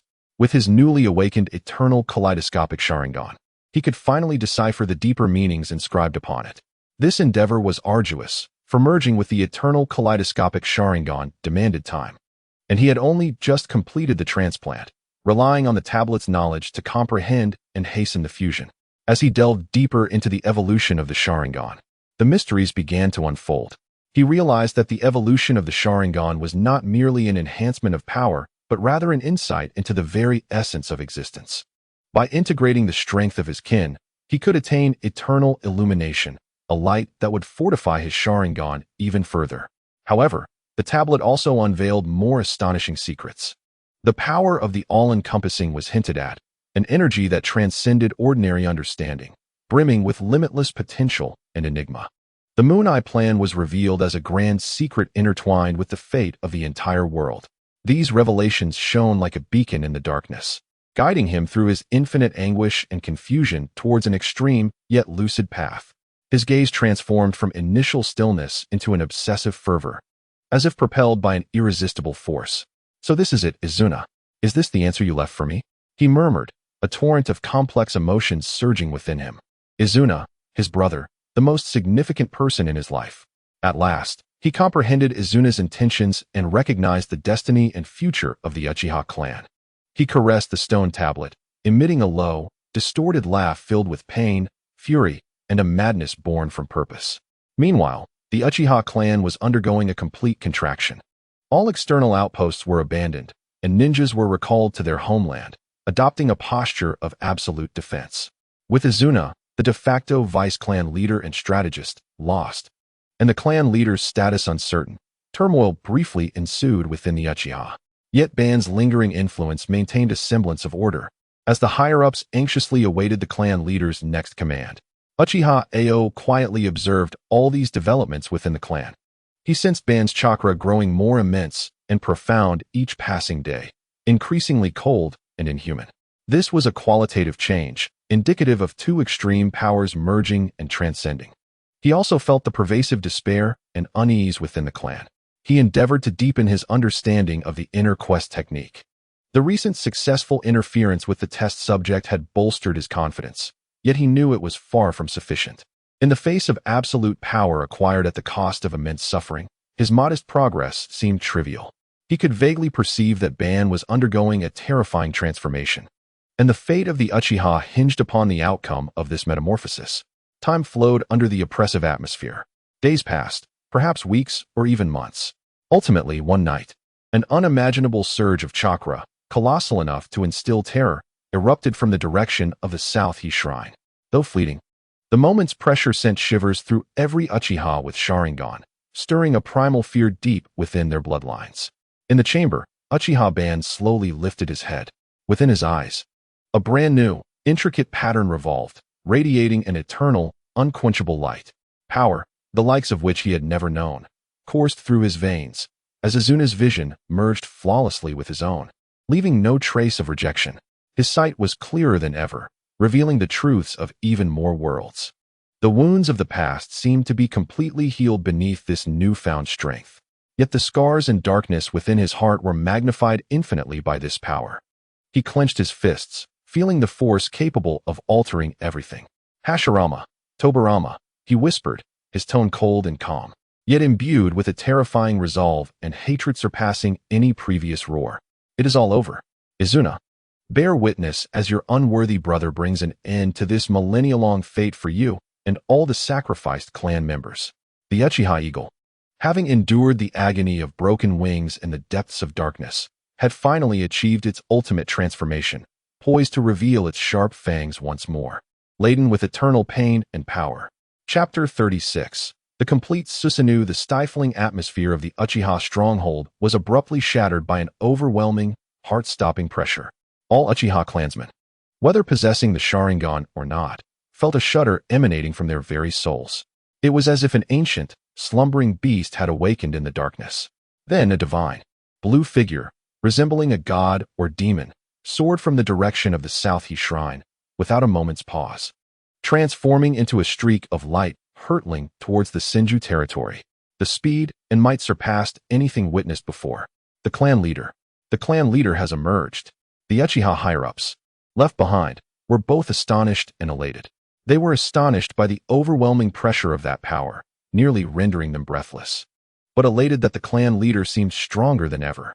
They quickly realized what had transpired. The clan leader was on a path of vengeance. Quick, assemble all capable clansmen. Follow the clan leader. After a brief moment of shock, the higher-ups shouted hoarsely. Though Ban had not issued a command, they understood this might be the Uchiha's sole opportunity to turn the tide. They could not allow him to face the entire Senju army alone. Meanwhile, at the outer century of the Senju territory, patrolling Senju ninjas were suddenly engulfed by a darkening sky, an indescribable terror descending upon them like a suffocating weight. They looked up in horror to behold a colossal figure clad in ancient armor, a blue energy giant, descending upon the clearing before them like a mountain. The mere impact of the giant's landing uprooted trees and cracked the ground. What manner of monster is that? It's Uchiha Ban. He has arrived. Quickly, send the signal. Highest alert. The shrill alarm echoed above the Senju territory. Senju Hashirama and Senju Tobirama rushed out at once. Upon seeing the complete form of Susanoo, their expressions turned grave. This chakra, this sensation, Hashirama felt the immense and frigid energy, his gaze sharp. Ban, you have finally. Brother, be careful. Tobirama interjected, stepping protectively in front of Hashirama, his expression more serious than ever. His ocular powers had undergone a qualitative change. This was no longer the Susanoo they had encountered before. Within the complete Susanoo, Uchiha Ban stood proudly. His newly awakened eternal kaleidoscopic Sharingan coldly surveyed the Senju territory below, devoid of any emotion. Only an insatiable desire for ice-cold annihilation. Heisei's voice resonated through the Susanoo, echoing like thunder across the heavens and the earth. Today, let the blood of your Senju clan serve as a tribute to the soul of Izuna. Without further ado, the complete Susanoo abruptly drew forth the enormous chakra blade, delivering a straightforward slash towards the front defenses of the Senju clan. This strike was devoid of any frills, embodying only sheer power and velocity. Buzz. The colossal blade tore through the air, emitting a piercing shriek that sent chills down the spine. A blue wave of slashing energy, stretching several hundred meters, surged forth like divine retribution, cleaving through the land. Boom.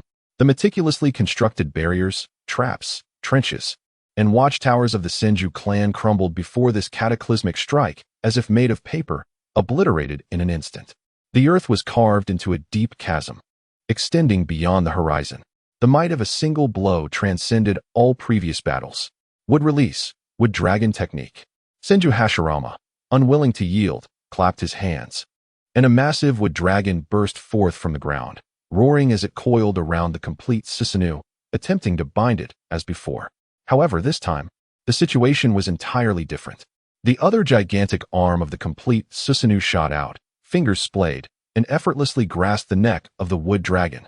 The strength capable of crushing mountains could not budge the arm of the Susanoo in the slightest.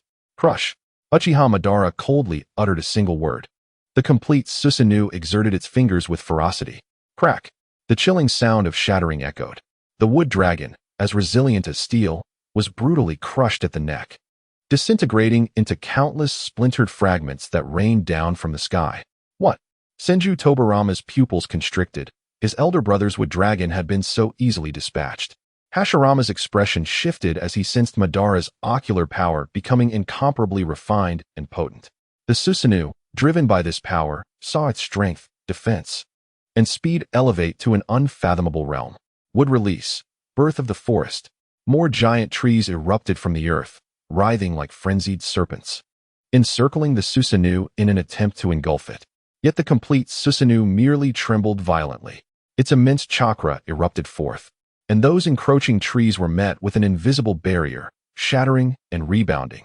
It swung the chakra blade once more, this time delivering a horizontal slash. The target, the entirety of the Senju clan's stronghold.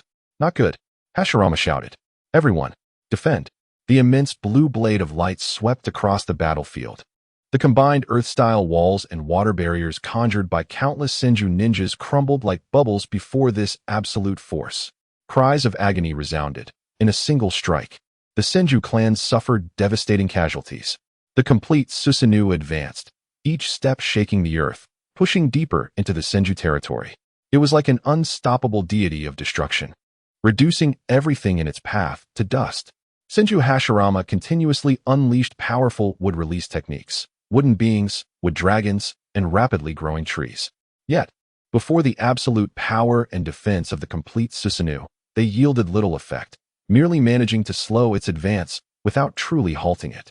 Senju Tobarama utilized the Flying Thunder God technique to harass constantly, but his attacks merely sparked against the Susanoo's armor, failing to breach its defenses.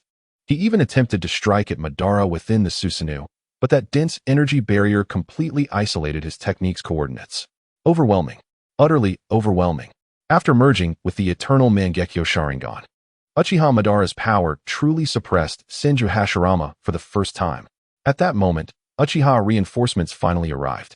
They beheld the towering blue god, crushing the Senju defenses with divine might, leaving them awestruck, before erupting into fervent cheers. Long live the clan leader. Kill. Follow the clan leader. Flatten the Senju. The morale of the Uchiha soared to its zenith, launching a frenzied assault. The tide of battle, swayed by Uchiha Madara's singular strength, turned instantly. Inside the complete Susanoo, Madara coldly observed everything, watching the Senju brothers, struggling to retreat under the protection of their wood release. His heart held no joy, only the satisfaction of vengeance and an even deeper emptiness. Izuna, can you see? Brother is avenging you. He raised the massive arm of the Susanoo once more, channeling an even more terrifying energy into the chakra blade, aimed at Senju Hashirama and the multitude of Senju clan members behind him. The shadow of destruction loomed ominously overhead. Chapter 37, Susanoo in the Forest Realm. Enlightenment. The complete Susanoo descended upon the battlefield. It was not merely a colossal chakra construct. It embodied a walking calamity, the ultimate manifestation of Uchiha Madara's will and power. Its very existence twisted the surrounding reality. Overwhelming pressure thickened the air, causing the earth to groan, and instilling a profound terror within the souls of all who bore witness to its might. Uchiha Izuna stood among the Uchiha ranks, gazing up at the towering blue war deity. His double Tomo Sharingan whirled frantically, striving to decipher and comprehend, but the information flooded back, nearly overwhelming his mind. This was no longer a mere gathering of chakra. It represented a force closer to the essence of reality, the pinnacle of Ein release, a terrifying embodiment of converting thought into reality. He witnessed firsthand as the Susanoo casually swung its blade, relying not on pure physical strength, where the blade passed. The very fabric of space distorted and trembled. The defenses painstakingly erected by the Senju clan vanished, as if erased, not shattered, but annihilated. The Senju defensive line crumbled in an instant before this absolute power. The resistance of the ninjas appeared futile, shuriken, and ninjutsu collided against the Susanu's armor, failing to create even a ripple. Retreat. Fall back. Regroup. The Senju hierarchy shouted hoarsely, attempting to reorganize their formation, but under the shadow of the blue deity. Panic spread like a plague. Senju Hashirama's expression was graver than ever. He sensed that at this moment, Madara's power had surpassed all previous understanding. The complete Susanoo reached a level of defense and offense that was utterly despairing. It must not breach deeper into the clan's territory. It must not allow Madara to advance further. Hashirama growled lowly, his hands forming a seal. A torrent of chakra, as vast as the sea, poured forth, even drawing upon the surrounding natural energy, amplifying his presence to an immense depth. Would release. Birth of the forest. This time, the scale of the forest birth far exceeded past attempts. Countless giant trees erupted from the earth at a frenzied pace, no longer merely entwining and attacking, but intertwining and coiling to form enormous, ever-growing wooden barriers, resolutely obstructing the path of the complete Susanoo. Simultaneously, countless vines and branches, like animated serpents, ensnared the Susanoo's legs and arms, seeking to slow its advance. This was not an attempt to defeat, but a measure of obstruction and defense. It was Hashirama's defensive posture, taken to protect his clan amidst absolute disadvantage. Boom, boom, boom. The advance of the complete Susanoo was momentarily hindered. It swung the chakra blade.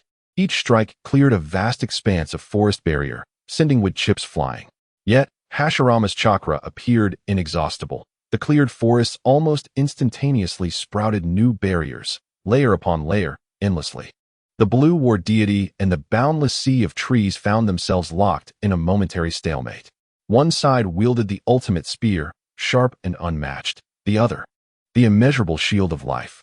This scene remained breathtaking, yet it transformed from a mere clash of raw power into a contest of attrition and breakthrough. On the precipice of this divine pressure and the overwhelming vitality, Uchiha Izuna's inner quest for understanding reached an unprecedented pinnacle. He endeavored to disregard the catastrophic tumult, immersing himself entirely in the realm of weaving principles, seeking to comprehend the fundamental essence at the core of this power clash. He discerned that at the heart of the complete Susanoo lay Abido's profound anguish, fury, and obsession. This chilling yet formidable sentiment distorted reality, forcibly establishing the law of Susanoo's existence and invincibility. However, this law itself was in stark and disconcerting discord with the foundational fabric of the world. It resembled a frigid iron block awkwardly embedded in the canvas of existence, persistently repelled and compressed by some invisible force intrinsic to the world. Similarly, the vast barrier of trees, born from Hashirama's relentless drive, emanated an undertone of coercion, a product of unparalleled chakra that defied the natural growth laws, hastily birthed. It too bore subtle dissonance, its attributes leaning closer to life. Thus the sense of repulsion from the world was slightly diminished, yet remained fundamentally unnatural.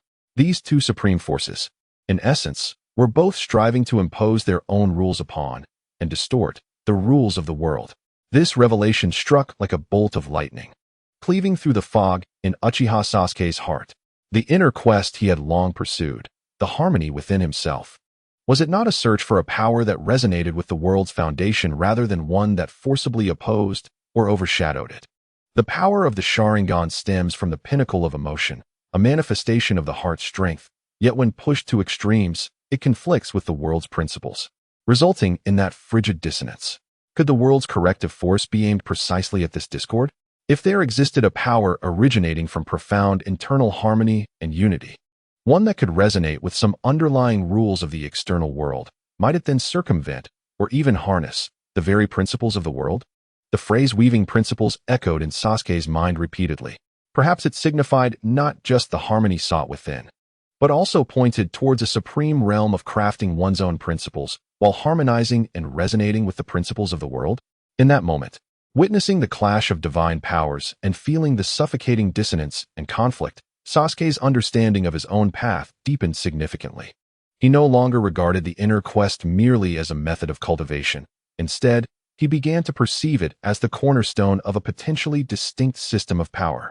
His consciousness once more delved into the realm of weaving principles. Yet this time, he no longer sought only internal tranquility and harmony. He endeavored to extend his faint sense of inner harmony outward, like delicate tendrils, cautiously reaching forth, not to confront, but to perceive and touch the countless subtle ripples of dissonance permeating the battlefield air, born from the collision of these two vast powers. He saw and felt the creases and ripples resulting from the forceful distortion of rules. He attempted to guide his faint inner harmony, like the most adept needle, to gently punctuate a particular subtle ripple of dissonance. He did not strive to smooth it over, for that was far beyond his capability. Instead, he sought merely to comprehend the structure of its existence and the reasons for its emergence. In the instant, his inner harmonious force made contact with the external dissonance. A profound experience engulfed his consciousness. It was as if through this tiny point of contact, he glimpsed a web of interwoven lines, both tenuous and intricate. These lines connected the causes and effects on the battlefield, linking Obito's suffering with the birth of Susanoo, intertwining Hashirama's resolve with the manifestation of the forest, connecting each ninja's actions with the ultimate outcomes of the battle. Was this a manifestation of the world's principles, a thread of causality, or perhaps the strings of destiny? Though it was merely a fleeting glimpse, abruptly interrupted by the overwhelming tide of information, it stirred tumultuous waves within Sasuke's heart. His path of weaving principles seemed to have brushed against the threshold of an entirely new and expansive realm, not one of direct power confrontation, but rather a perception and potential intervention in causality and rules. Although what he could accomplish now might be infinitely more insignificant than an ant shaking a tree, it appeared that a direction had been found. In the heart of the battlefield, the confrontation between the complete Susanoo and the endless sea of trees persisted. Obito's roars and the splintering of trees echoing incessantly. Yet, on the periphery of this divine battle, an inconspicuous Uchiha Jonin, inspired by this conflict, quietly embarked upon a path that might transcend divine power, a path more profound and perilous. In his dual Tomo Sharingan, the cataclysmic scene reflected, yet within its depths flickered a flame unlike any other, one that sought to explore the essence of the world. Chapter 38. A temporary ceasefire. The terrifying power of the complete Susanoo clashed with Hashirama Senju's nearly limitless chakra and would release defenses, resulting in a brief, suffocating stalemate on the battlefield. Each swing of the blue deity's blade cleaved through vast stretches of forest, yet countless giant trees burgeoned anew under Hashirama's tremendous life force, relentlessly filling the void. The aftermath of the battle rent the earth repeatedly, thoroughly altering the terrain of the entire battlefield. Uchiha Obito stood within Susanoo, his eternal kaleidoscope ablaze with cold fury and a desire for annihilation. He sensed that although Hashirama's defenses appeared passive, they were remarkably resilient, especially under the weight of the will to protect his clan. Shattering them instantaneously seemed nearly impossible. Moreover, even for Obito now, commanding the complete Susanoo entailed a considerable toll. While past injuries no longer impeded him due to the eternal Mangekyo Sharingan, the intense fluctuations of spirit and the rapid depletion of ocular power left him feeling a profound weariness emanating from the depths of his soul. Hashirama Senju similarly found no ease. Maintaining such a large-scale, high-intensity, and continuously regenerating forest of roots exacted an immense toll on his chakra. More importantly, he keenly perceived Obito's unabashed intent to kill and his agony. He knew that continuing in this manner would likely lead to mutual destruction, potentially claiming countless innocent clansmen. This was not the outcome he desired to witness. After a violent collision, both parties seemed to intuitively withdraw slightly, the fierce offensive momentarily abated. Yet the tension remained taut to the extreme. Madara. Hashirama's voice cut through the clamor of wood release, laden with unprecedented weight and a barely perceptible fatigue. Cease this. Continuing like this will only lead to more brothers and loved ones lost. Is this truly what you want? The figure within the complete Susanoo let out a cold snort, his voice like ice. Hashirama, at this point, you still utter such naive words. Tobirama killed Izuna. This grudge cannot be overlooked. Only the blood of the Senju clan can atone for it. Hatred breeds only new hatred. Hashirama bellowed, his gaze resolute. Look around you, Obito. Look at the land beneath our feet. It has been soaked in blood for far too long. What has our conflict brought us besides pain and destruction? His words carried an unusual power, not merely chakra, but a fervent belief that momentarily pierced through Obito's heart, which was filled with hatred.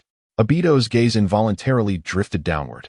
He saw the Uchiha clansmen cheering, yet their eyes reflected fear and fatigue. He observed the Senju clansmen struggling to defend, their faces etched with despair and resilience. He also beheld the mingled bodies of Uchiha and Senju ninjas strewn across the earth, indistinguishable from one another. A vivid image suddenly flashed uncontrollably through his mind, a memory from many years past when he and Hashirama were still boys. Laying aside their identities by the banks of the Southie River, conversing about a distant dream of peace. The contrast between that moment of yearning and the current endless cycle of slaughter and hatred was stark. A profound emptiness and confusion washed over him. And then what? Revenge? Annihilate the Senju clan, and then what? Would Izuna return? Would the Uchiha clan attain true peace? The will driving the complete Susanoo wavered imperceptibly. The towering blue deity seemed to momentarily dim its brilliance. Hashirama keenly sensed this flicker of uncertainty. He immediately intensified his chakra output, but instead of launching an attack, he commanded the endless forest of trees to gradually recede, forming a vast circular defensive perimeter, adopting a posture of defense and cessation of hostilities. Madara. Hashirama's voice grew more earnest, even tinged with a hint of pleading. I understand your pain. I comprehend the anguish of losing a brother more than anyone. But precisely because of this, we must not allow such tragedies to perpetuate endlessly. Grant us, and our clans, an opportunity to end this ceaseless cycle. The battlefield fell into an eerie silence, punctuated only by the rustling of trees and the hum of flowing chakra. All survivors held their breath, gazing at the two opposing figures, awaiting the decision of Uchiha Madara. His choice would determine whether the two clans would continue their descent into the abyss of destruction or embark on a path towards an uncertain, fragile possibility. Uchiha Ao stood among the Uchiha ranks, his inner intuition sharply capturing the intense struggle within Madara's heart. A fierce hatred clashed with lingering ideals, the resulting discord more intense and complex than the previous collisions of pure power. He also perceived Hashirama's nearly pure will to protect and foster peace, which, although similarly insistent, was fundamentally different from Madara's destructive intent. At that moment, the trajectory of history hung by a thread. Ao's heart mirrored the tumult, fully aware of the future's outcome, negotiation and village building. Yet witnessing this process and feeling the weight of history's decision left him profoundly shaken. Individual will and emotion could indeed influence the course of the world so profoundly. Simultaneously, he became more resolute in his own path. Whether it was Madara's destructive force or Hashirama's creative power, they fundamentally engaged in a struggle of strength, which could potentially conflict with the principles of the world. Perhaps a balance could be achieved in the short term, as seen in the future Hidden Leaf, but the underlying discord would persist, inevitably leading to an eruption, as evidenced by the later Uchiha clan massacre and Obito's rebellion. What he sought was not a peace founded on a balance of power or transient compromise. He yearned for a resolution that could genuinely eradicate discord, establishing harmony from a more foundational logic. This path of weaving reality might be long and arduous, but having witnessed the divine battle and the covenant of cessation, he was increasingly convinced that this was the correct direction. Finally, after an interminable silence that felt like centuries, the radiance of the complete Susanoo gradually retracted, dissipating like a mirage in the air. Uchiha Madara's figure reemerged before the crowd, his back turned to the Uchiha clan, obscuring his expression. His voice was hoarse and frigid, imbued with boundless fatigue and a hint of indescribable complexity, resonating across the silent battlefield. Hashirama, remember what you said today. If your Senju clan dares to play any tricks again, I shall bring about complete destruction. He neither agreed nor forgave. Yet, this near threat relieved all Senju clan members, for they understood it meant the most immediate threat of annihilation had been temporarily lifted. Hashirama exhaled heavily, his taut body relaxing slightly as the colossal barrier of trees slowly sank into the ground. I vow in the name of the Senju. Hashirama responded solemnly. A battle that should have ended in mutual destruction concluded in this seemingly anticlimactic, yet infinitely potential-laden manner. The Uchiha forces began to withdraw slowly, exuding the demeanor of victors, yet also bearing the bewilderment of survival and the sorrow of lost kin. Uchiha Ao followed the retreating ranks, casting one last glance at the ravaged battlefield and the Senju brothers in the distance organizing aid for the wounded. The covenant of cessation had been established, and the sapling of the Hidden Leaf had been sown in the soil of blood and hatred, a tiny yet fragile seed.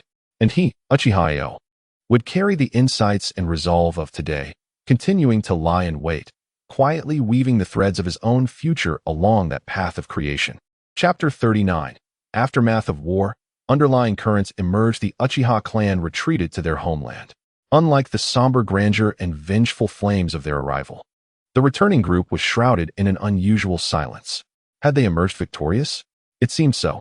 They had repelled the Senju, and the clan leader had displayed powers akin to a deity, subduing Hashirama Senju. Yet, why did their hearts feel so devoid of joy, instead filled with deeper confusion and ineffable fatigue? The gazes of the clansmen involuntarily focused on the solitary figure at the forefront, Uchiha Madara. He walked silently, emanating an icy aura that forbade approach, as though sealing all emotion within his formidable exterior. No one dared to approach him, and even cheers fell out of place. He had avenged his brother, yet had also chosen to cease the revenge. This contradiction left all clansmen feeling disoriented. Upon returning to the clan, Madara headed directly to the Nanga shrine, once more enveloping himself in solitude. Clan affairs were temporarily entrusted to several elders. The victory celebration was hastily conducted, the atmosphere stifling. As the drinks flowed, the most discussed topics were not visions of the future, but rather the fear and reverence of that divine power. Alongside concerns about the family's path after the sudden loss of Lord Izuna, Madara's power was akin to that of a deity. Yet, Hashirama Senju had managed to withstand it. What would happen next? Negotiation? With the Senju? What a farce. Tobirama had slain Lord Izuna. How could this debt be simply forgotten? But the clan leader had called for a halt. That was due to Hashirama. Various speculations, unease, and even subtle grievances over Madara's decision circulated quietly in private. With the loss of Izuna, the effective manager, the myriad voices within the Uchiha began to surface, previously suppressed by overwhelming force. Uchiha Ao observed all of this in silence. He keenly sensed that the discord within the clan had not diminished with the cessation of hostilities. Rather, it had become more intricate and obscure. Hatred, fear, confusion, a yearning for power and uncertainty about the future intertwined, casting an invisible, restless net over the entire Uchiha clan. He understood that Madara's restraint was not an act of forgiveness, but rather a momentary halt born of profound pain and confusion. Perhaps even a lingering attachment to the illusory dream Hashirama had painted, of which he himself might not have been fully aware. Yet, how long could this fragile balance endure? As for himself, he resolved to use this period of relative calm to delve deeper into the practice of weaving reality.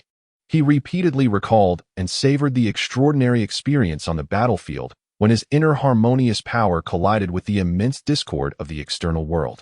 Glimpsing the intricate lines that crisscrossed, what were they? The lines of causality? The strings of fate? Or perhaps the threads generated by the operation of the world's rules? Perceptible and even utilizable? He attempted to re-enter that state of perception in a calm environment, yet found it extraordinarily challenging. It seemed he could only tenuously touch that level of awareness when there was sufficiently intense external discord to serve as a reference and fulcrum. Thus, he made a bold decision. He began to consciously and cautiously walk within the clan, seeking to approach those whose emotions were in tumult, their hearts filled with contradictions. He did not intend to intervene, but rather to act as a quiet observer, while simultaneously activating the realm of weaving reality, attempting to sense the subtle waves of discord emanating from them and gently touching upon them with his inner harmonious power. This process proved more arduous than on the battlefield, for the individual discord was far more delicate and complex than the clashes of divine power. He failed time and again, expending immense mental energy. Yet, Ao did not give up. He was acutely aware that if one could not perceive and comprehend even the most subtle discord among individuals, how could one hope to touch or influence the grander causalities? Diligence does not betray the earnest. On one fortuitous occasion, as he approached an elderly woman who wept incessantly for the loss of her son, her heart heavy with sorrow and hatred, he summoned his utmost effort to weave his inner harmony, cautiously extending his empathic power.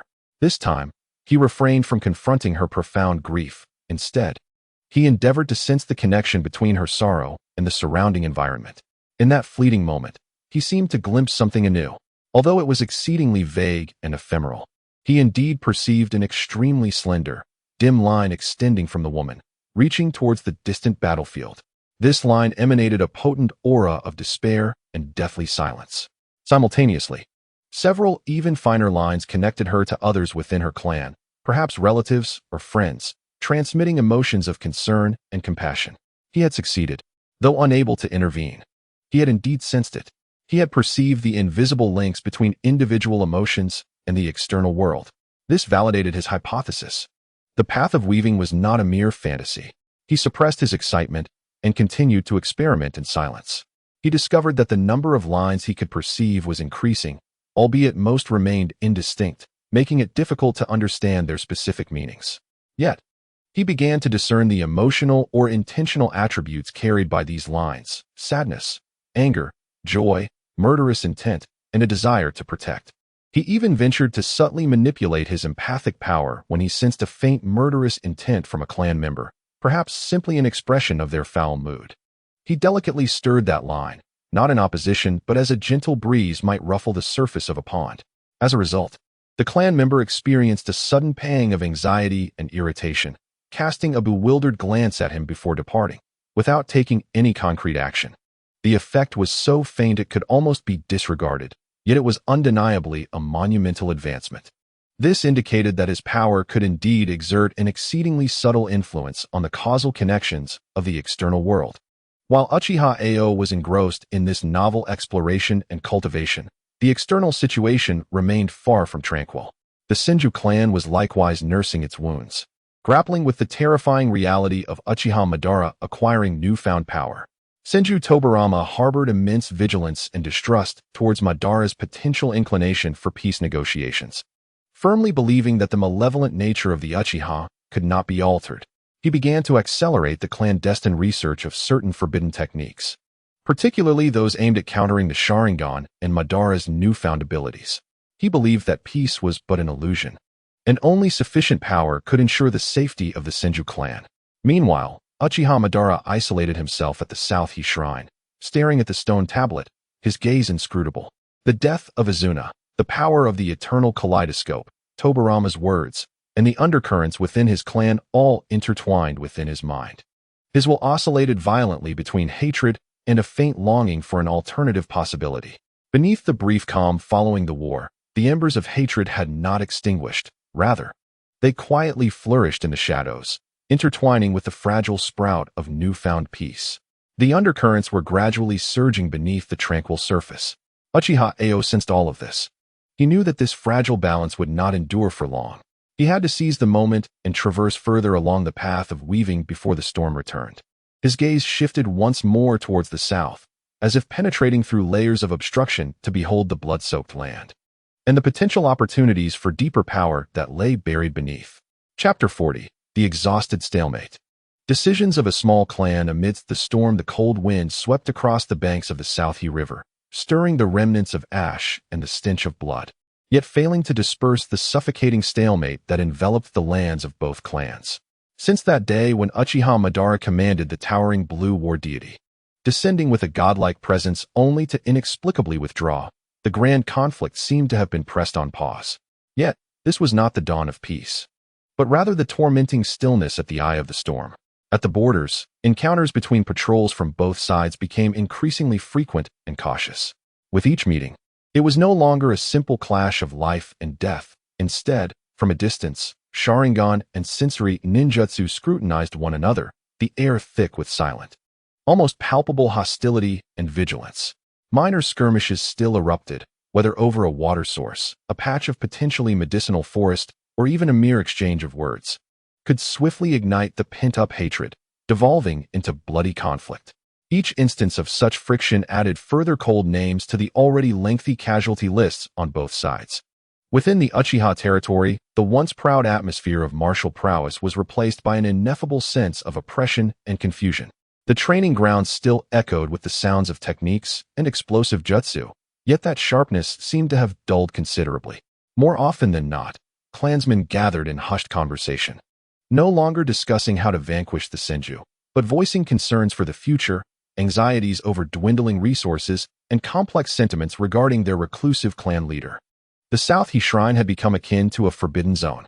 Uchiha Madara isolated himself within, rarely making an appearance. Clan affairs were entrusted to several elders. Yet without Azuna's astute political acumen and deft handling, their governance appeared inefficient and often at odds. The representatives of the radical faction, such as the hot-tempered Uchiha Hyaku, repeatedly sought an audience with Madara, passionately advocating for the resurgence of divine power to obliterate the Senju once and for all, avenging Lord Azuna in one fell swoop. Clan leader, we possess such strength. Why do we sit idly by, watching our clansmen fall one by one to the schemes of the Senju? Hayakua's voice resonated outside the shrine, laced with unyielding fury. Yet, within the shrine, there was only silence, devoid of any response. Only the vast, yet faintly perceptible, chakra fluctuations lingered, akin to a slumbering volcano, reminding all of the leaders' indomitable will. More clansmen, particularly those who had personally witnessed the divine battle and survived the clash between the complete Susanoo and the endless sea of trees, were filled with trepidation and doubt. They yearned for vengeance, yet were acutely aware of the immeasurable power wielded by Senju Hashirama. To initiate another decisive battle? What would be the cost of victory? Would the Uchiha clan bleed their last drop in that ultimate confrontation? Such fears entwined like vines around many hearts, silencing their voices against the radical proposals, even fostering a subtle resistance. Resources began to dwindle. Medicinal herbs, ninja tools, and even food grew scarce due to prolonged blockades and depletion. The faces of the medical ninjas within the clan were perpetually weary, as muffled groans often echoed from the tents of the injured. A silent consensus of exhaustion took root among the lower clansmen, not born from a longing for peace, but rather from the stark pressures of survival. The Senju clan's situation was equally grim. Although they successfully repelled the onslaught of the complete Susanoo, Hashirama had expended a tremendous amount of chakra to maintain the sprawling forest that blanketed the battlefield, even resorting to certain life-depleting techniques, requiring a lengthy recuperation thereafter. The clan also suffered severe casualties, fatigue etched on every face. However, unlike the somber atmosphere within the Uchiha, the Senju clan, under the leadership of Tobirama, was operating with a chillingly cold efficiency. Tobirama understood better than anyone the innocence concealed beneath his brother's formidable power, and he grasped the uncertainty stemming from Madara's extreme temperament. He never placed hope in the mercy or rationality of his enemies. He believed solely in absolute strength and thorough preparation. His laboratory's lights burned longer into the night. In addition to further perfecting the terrifying Jinjutsu dark path aimed at the Uchiha, he fervently pursued the development of other forbidden techniques and the ultimate exploration of water release. Scrolls cluttered the desk, adorned with intricate and dizzying arrays of techniques and chakra pathways. He sought to ascertain what countermeasures, beyond mere defense, the Senju could employ should Madara next unleash the Blue Titan. Concurrently, his astute political acumen commenced its rapid calculations. He understood profoundly that the outcome of war was never solely predicated upon the confrontation of elite combatants. Logistics, intelligence, and diplomacy were equally pivotal. His gaze first turned towards the Uzumaki clan, renowned for their formidable sealing techniques and vibrant vitality, who had historically maintained amicable relations with the Senju. Confidential letters were dispatched through the most clandestine channels to the village of the Whirlpool. In these missives, Tobirama unabashedly detailed the terror wrought by Madara's newfound powers and the immense pressure facing the Senju clan. Rather than soliciting aid outright, he calmly analyzed the ramifications of a Senju defeat, a precarious fate that would likely befall the Uzumaki next. He proposed a closer alliance, encompassing technology sharing, primarily the application and countermeasures of sealing techniques, material support, and even direct collaboration of personnel. After intense deliberation, the leadership of the Uzumaki clan ultimately concurred with Tobirama's assessment. Soon, a contingent of elite sealing masters and supportive shinobi, laden with valuable resources and sealing scrolls, quietly arrived at the Senju's territory. Their presence significantly bolstered the Senju's defensive depth and capacity for protracted warfare. Notably, several elder Uzumaki sealing masters brought with them ancient knowledge that inspired new avenues for Tobirama's research into certain forbidden techniques. Even more striking was the arrival of the clan leader's daughter, the formidable Uzumaki Mido, renowned for her immense chakra and unique physique, who came as both a symbol of alliance and a significant combat asset. Her presence not only signified the unwavering support of the Uzumaki, but also provided a much-needed morale boost to the weary Senju. Yet, this was merely the beginning. Tobarama's gaze extended to a broader map. The smaller shinobi clans, such as Saratobi, Shimura, Nara, Yamanaka, and Akimichi, had long struggled for existence in the shadow of the Senju and Uchiha giants. Individually, their strength might be negligible, but united, they could forge an indomitable force. He dispatched articulate and astute envoys who did not directly demand allegiance, but instead listened to the tales of loss inflicted by the impending war, the helplessness of conscription, and the pervasive fear of uncertainty. Then, the envoys painted a grim picture. Should the Senju falter, what fate awaited the other clans at the hands of the capricious Madara and the Uchiha's innate arrogance? Would they face annexation, enslavement, or even total annihilation? Subsequently, they shifted the narrative, illustrating an alternative vision. If the Senju could curtail Uchiha ambition, a new order of governance, where multiple clans shared resources and maintained peace, could emerge. The Senju would lead and protect this new order rather than monopolize power, through both coercion and inducement. The realities and aspirations presented by Tobarama's diplomatic strategy struck at the very core of these smaller clans' deepest fears and desires. Initially, there was hesitation and contemplation. However, as time progressed and the alliance between the Senju and Uzumaki solidified, the scales began to tip. The first to make a decision were the Nara, Yamanaka, and Akimichi clans, known collectively as the Inoshikacho. The Nara clan leader, with his exceptional wisdom, weighed the pros and cons, concluding that it was wiser to ally with the currently more power-sharing and still formidable Senju than to risk annihilation in the clash of two titans. Their participation brought unique secret techniques and tactical frameworks to the alliance. Soon after, the Saratobi and Shimura clans also gravitated towards the Senju. They contributed additional shinobi and resources, expanding the strategic depth of the coalition. A potential alliance network, centered around the Senju, with the Uzumaki as steadfast allies and numerous smaller clans as support, began to take shape quietly. Although this coalition was far from a solidified entity and each clan harbored its own motives, it undeniably imposed unprecedented strategic pressure upon the isolated Uchiha clan. Uchiha Ao traversed the clan territory, his perception of the intricate web of relations sharpening. He could clearly discern that the previously internal strife and confusion were now being permeated and compressed by the vast and complex external pressures encroaching upon them. Countless delicate threads, almost imperceptible, extended from beyond the clan's borders, linking to the Senju, Uzumaki, and other undecided families, conveying vigilance, calculation, and intentions of alliance. Within the clan, this led to an intensified sense of isolation, anxiety, and a creeping fear of encirclement. He could even vaguely sense the formidable chakra emanating from deep within the South-He Shrine, akin to the eye of a storm, its internal struggles and restlessness intensifying. The will of clan leader Madara was under immense duress, beset by both internal and external challenges.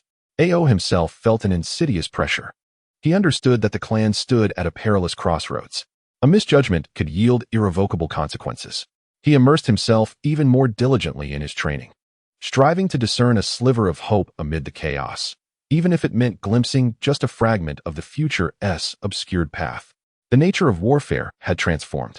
It was no longer merely a clash of blades and jutsu, but a comprehensive contest of diplomacy, strategy, intelligence, and endurance. In this contest, the Uchiha clan had already fallen a step behind. The cold winter seemed exceedingly prolonged, while the Uchiha's spring appeared a distant dream. Chapter 41. The Art of Darkness. The Uchiha's winter deep within Tobarama's laboratory, the air felt almost stagnant, punctuated only by the faint hum of chakra experimental devices and the rustling of his pen across the scrolls. The walls were adorned with intricate diagrams of human chakra networks and various breakdowns of genjutsu models, while the tables were strewn with numerous experimental records, many detailing the responses of the Sharingan under various illusions. The sources of this data were, of course, steeped in bloodshed and brutality. Tobarama stood at the center of a complex sealing barrier, his eyes closed, his complexion pale from prolonged mental exertion. His chakra flowed in an exquisitely intricate manner. Distinct from his usual, grandiose water-style chakra, he was now channeling a more obscure, spiritual energy inclined towards the shadow arts.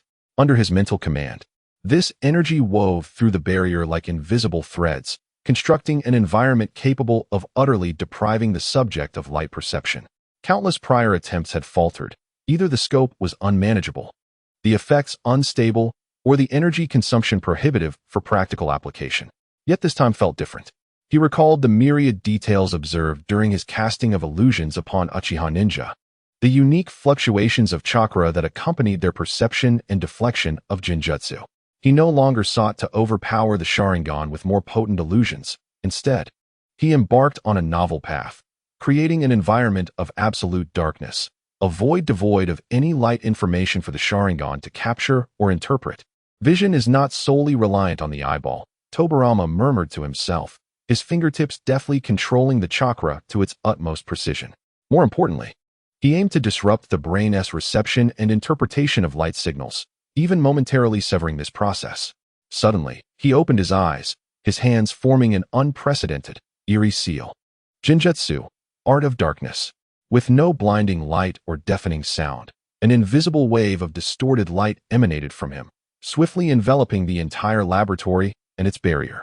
All sources of illumination within the barrier, be it candles or chakra lamps, continued to burn and shine, yet the light seemed to be devoured by an unseen force, unable to propagate beyond its confines. Within the confines of a barrier, one found themselves engulfed in a heart-stopping, absolute darkness, devoid of even a shadow. Tobirama maintained the technique, meticulously sensing the consumption of chakra and the stability of the jutsu. After a brief moment, he dispelled the technique, and the laboratory was once again illuminated. A cold, satisfied smile curved his lips. He had succeeded. This lethal weapon targeting ocular techniques was finally complete. He swiftly documented the key points of the jutsu, the hand seals, and the chakra manipulation methods onto a classified scroll. The cultivation of this technique was extraordinarily challenging, demanding rigorous control of chakra and mental fortitude from the practitioner, making widespread dissemination impossible in the short term. However, with just a few elite individuals mastering it, they could decisively turn the tide in critical battles. Soon, a special tactical unit composed of the most elite jonin from the Senju clan and several members of the Uzumaki clan, skilled in sealing and barrier techniques, began secret training to practice the use of the dark arts. The opportunity arrived swiftly. An elite reconnaissance team of 5 Uchiha Jonin was tasked with infiltrating the borders of the Land of Fire to gather detailed intelligence on the Senju-Uzumaki alliance and possible supply routes. They moved with caution, their Sharingan perpetually activated, confident in their own perceptive abilities and resistance to Jinjutsu. Yet, they stumbled into a meticulously laid trap. When the Uchiha captain sensed the abnormal dimming of the surroundings, it was already too late.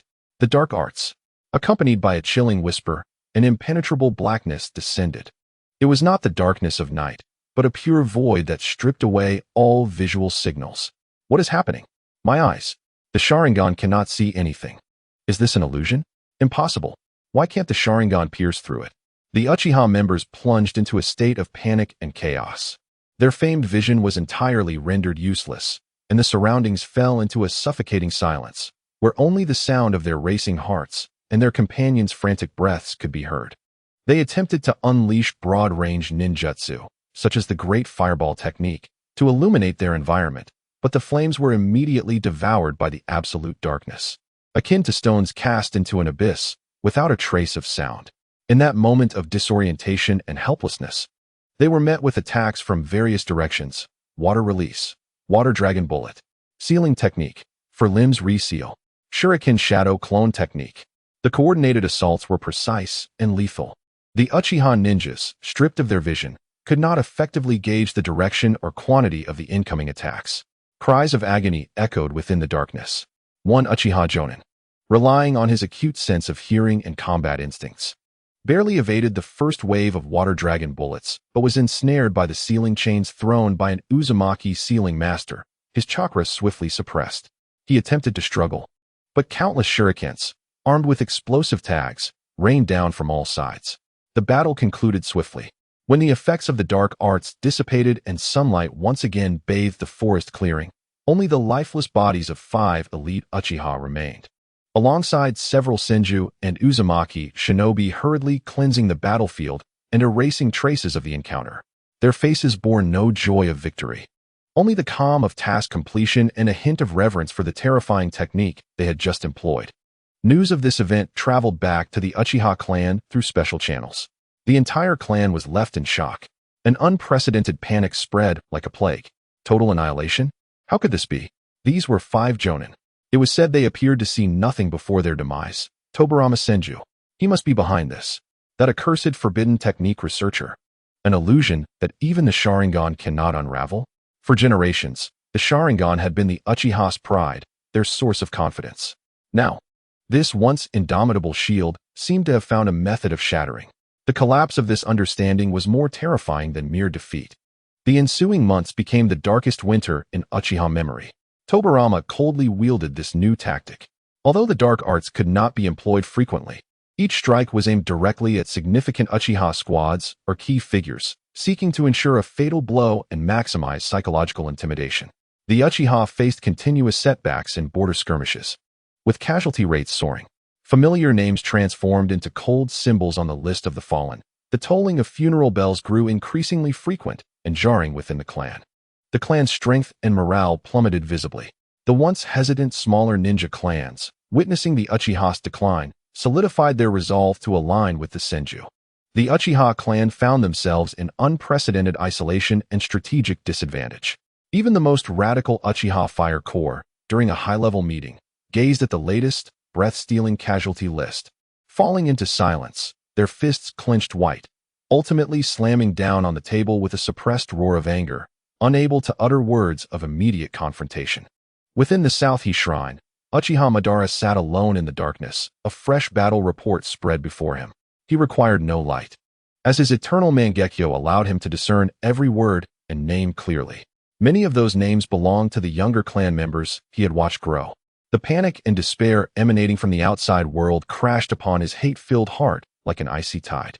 He could sense his clan's fear and felt the complex gazes of the elders, filled with doubt and anticipation, directed toward him. He possessed destructive power, capable of obliterating the table before him, even the entire shrine. Yet, he could not use this power to protect each clan member scattered along the borders. Nor could he prevent Tobirama's insidious and lethal targeted hunts. This sense of helplessness, with power yet unable to alter the course of events, inflicted a deeper pain and anger than any enemy's assault. He closed his eyes, the visage of Izuna before his demise resurfacing. His brother had entrusted him with the eyes, hoping he would lead the Uchiha toward prosperity rather than ruin. The faint voice of Izuna echoed in his ears. Brother, the future of the Uchiha. The cold intent to kill and the responsibility to protect his family waged a brutal tug-of-war within him. The air within the shrine warped slightly with his emotional turbulence, exuding a suffocating pressure. The Uchiha's winter had descended not only upon the clan grounds, but had deeply etched itself into the hearts of every clan member, including the one who bore divine power, the clan leader.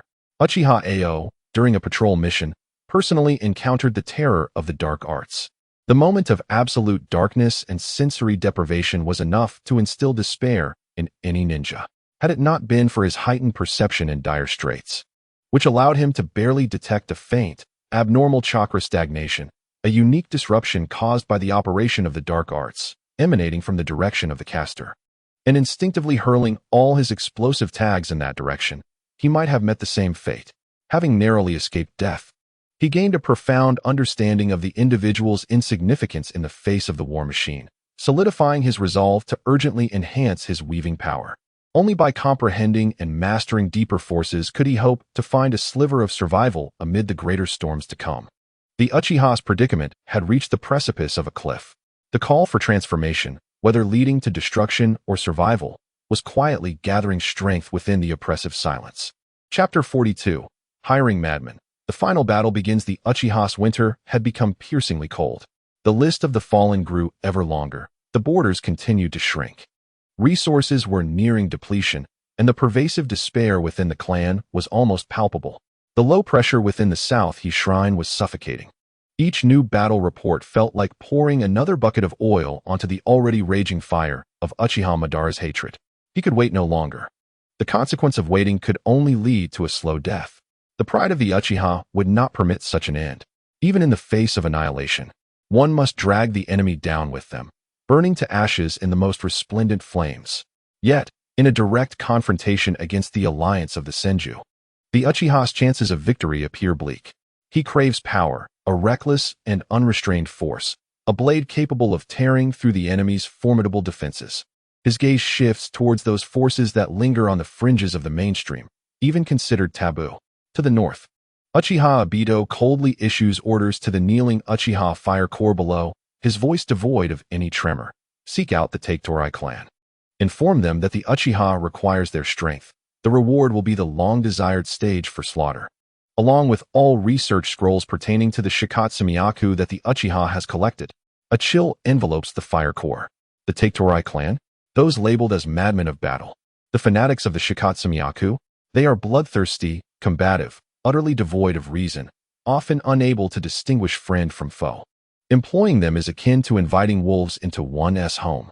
Yet, meeting Obito's emotionless, eternal Mangekyo Sharingan, all words of caution die on his lips. He understands that the clan leader has made a choice that, even if it leads to hell, is preferable to inaction. Simultaneously, another group of Uchiha envoys, bearing a starkly different mission, infiltrates the Wind Demon clan, the Rain Hidden, not yet a village, and other smaller ninja clans. They do not come bearing invitations, but rather, they bring a chilling ultimatum: submit or be annihilated. The Uchiha envoys regard their targets with disdain. Despite the clan's dire circumstances, they maintain an air of superiority. The Uchiha require your strength. Should you consent, autonomy will be preserved post-battle, and spoils will be shared. The envoy does not need to elaborate, for the three-tomo Sharingan that suddenly activates behind him, along with the unabashed intent to kill, conveys everything. The leader of the Wind Demon clan pales. Their clan excels in tracking and assassination, yet their strength pales in comparison to the colossal Uchiha. Gazing at the terrified eyes of the children in his clan, he ultimately bows his head in reluctant submission. The Rain Hidden and other coerced clans also make similar humiliating choices. Their loyalty to the Uchiha is non-existent, replaced solely by fear and helplessness. To the north, the dwelling of the Take-Torai clan. The environment here is harsh, the people fierce. When Uchiha Fire Corps arrives with heavy scrolls and Obito's message, the Take-Torai clan leader, a man radiating a strong scent of blood and fervor for battle, lets out a thunderous laugh. Ha ha! Slaughter! Endless slaughter! Uchiha Obito is indeed forthright. Without a moment's hesitation, he informs Obito that the Takatori's bones will carve a path through all enemies for the Uchiha. But do not forget the promised scrolls. Thus, an odd and perilous coalition is forcibly assembled, comprised of desperate Uchiha, the frenzied Take-Torai clan, and the coerced Wind Demon clan. Within this coalition, internal discord brews, suspicion lingers. Yet the singular commonality among them is the shared thirst for blood directed at the Senju alliance. The atmosphere of impending conflict envelopes the land of fire. Senju Hashirama perceives the unusual convergence of chakra, tinged with madness and despair, and his expression shifts dramatically. He immediately summons the leaders of all allied clans. Obito has ultimately chosen the most extreme path. His voice is heavy with sorrow. He has summoned the Take-Torai and coerced the Wind Demon clan. A great battle is inevitable. Senju Tobarama's gaze turns icy. As expected, Uchiha Obito is utterly unconcerned with the fates of other clans. He seeks only to satisfy his desire for revenge and destruction. Brother, we can no longer hesitate. We must gather all our forces to confront them head-on. This is the sole means of safeguarding the peace we have just established. Vortex Mito, Nara clan leader, Sarutobi clan leader, and others wear grave expressions yet nod resolutely. They understand that should the Uchiha and Take-Torai coalition breach their defenses, all will face obliteration.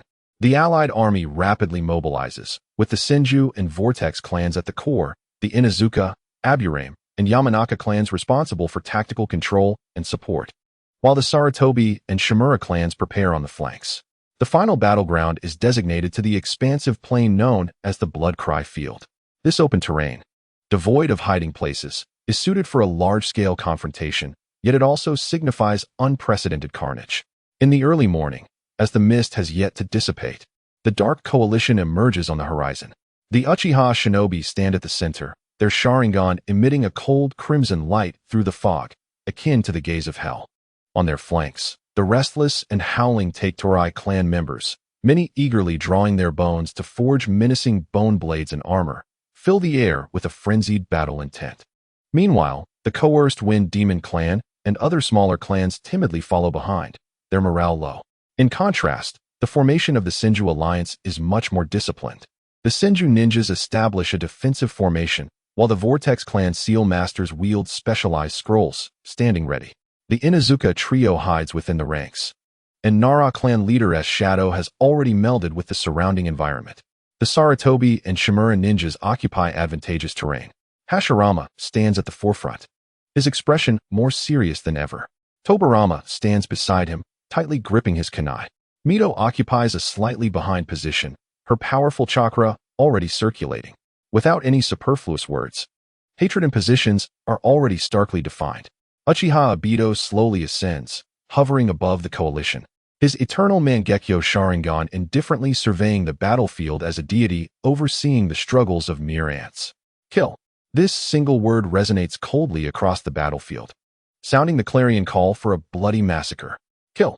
The Take-Torai clan is the first to erupt, charging like unleashed mad dogs, utterly disregarding formation, laughing maniacally as they rush toward the allied forces' positions. The abilities of the Shikatsumiyaku transform them into human weapons, leaving a trail of bone spikes and splattered blood in their wake. For the glory of the Uchiha shinobi roar as they launch their charge, fire release techniques raining down upon the enemy's positions like a meteor shower. Defense. Hashirama bellows, slamming his hands against the ground. Wood release. Wood-style wall. A colossal wooden barrier erupts from the earth, blocking most of the fire techniques. Yet, the madmen of the Take-Torai clan relentlessly crash into it, using their bones and bodies to batter against the wooden wall. Water release. Water wall. Tobarama leads the elite Senju water ninjas, unleashing massive water dragons and waterfall techniques that crash into the Uchiha formation. Shadow imitation technique. The Nara clan leader seizes the moment, extending shadows like phantoms to immobilize several of the foremost Take-Torai maniacs and Uchiha ninjas. Mind-body switch technique. The Yamanaka clan ninjas launch a mental assault. Partial expansion technique. The Akimichi clan ninjas' fists swell to enormous sizes, smashing down upon the immobilized foes. The coordination of the allied forces is seamless and efficient, momentarily stifling the coalition's frenzied assault. However, the Uchiha Sharingan is not merely ornamental. They quickly adapt, employing Jinjutsu and precise strikes to counter the Inuzuka and Aburame clans' control. The madness of the Take-Torai clan exceeds all expectations. They disregard friendly fire, bone blades sweeping indiscriminately, attacking both their own and the Uchiha, embodying a reckless strategy of mutual destruction that places immense pressure on the allied forces. In an instant, the battlefield devolves into an exceedingly brutal melee.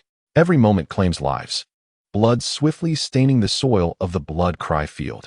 Uchiha Sasuke finds himself on the battlefield's flank, grappling with several Sarutobi clan ninjas alongside his fellow Uchiha.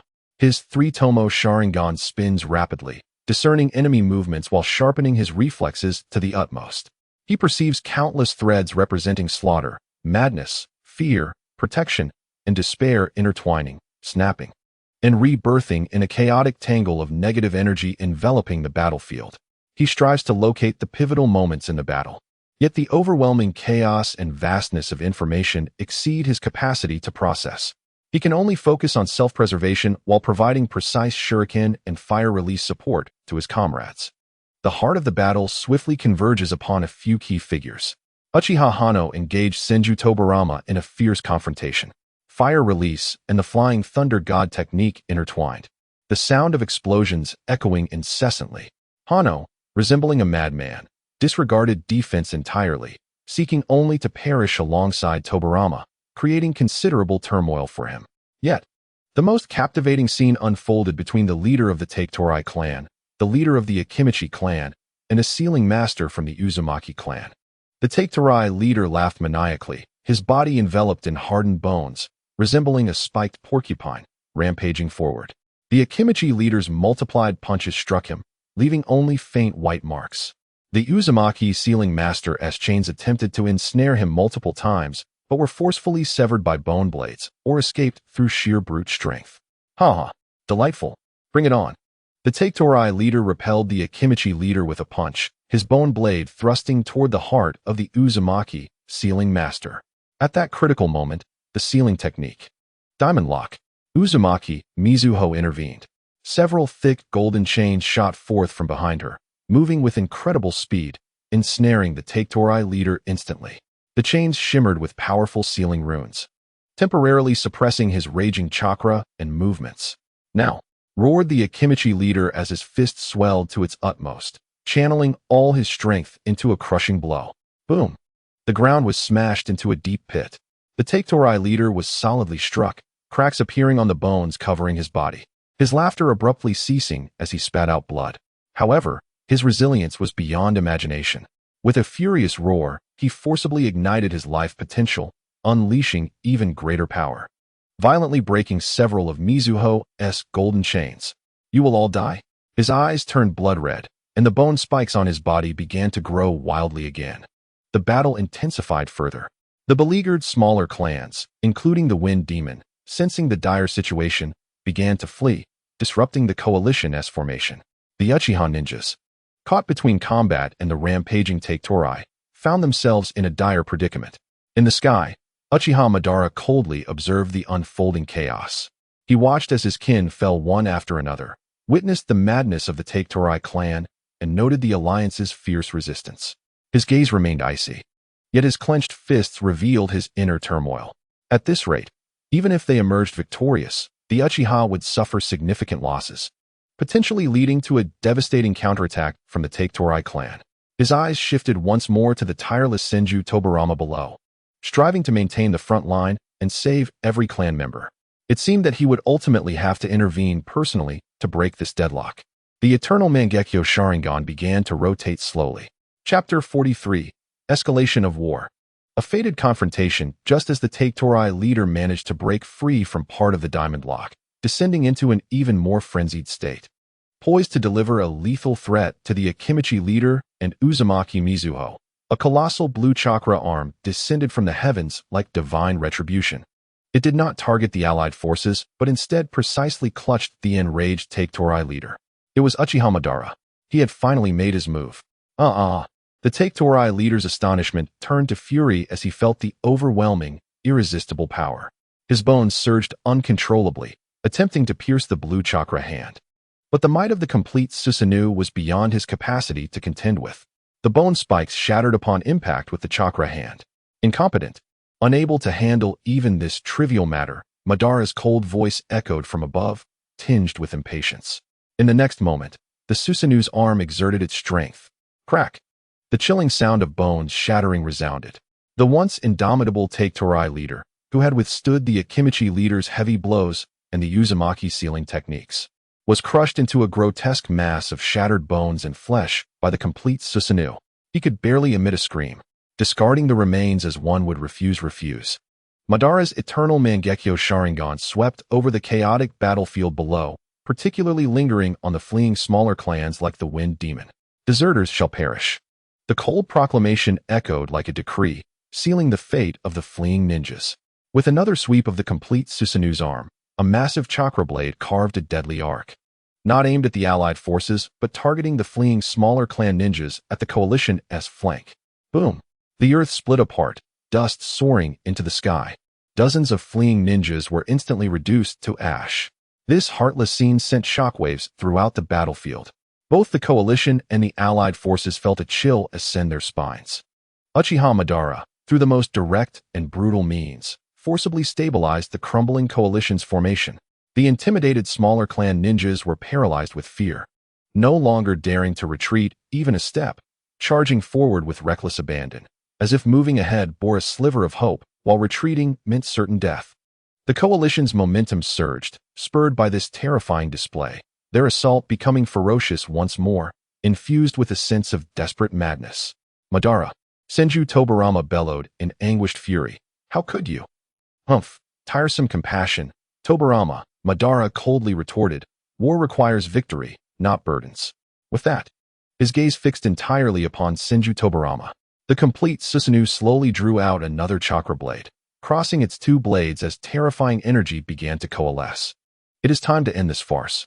The pressure abruptly fell upon Senju Tobarama. He understood that the final confrontation with Madara was unavoidable. If he could not withstand the complete Susanoo, all prior efforts and sacrifices would be in vain. Everyone, hold the line.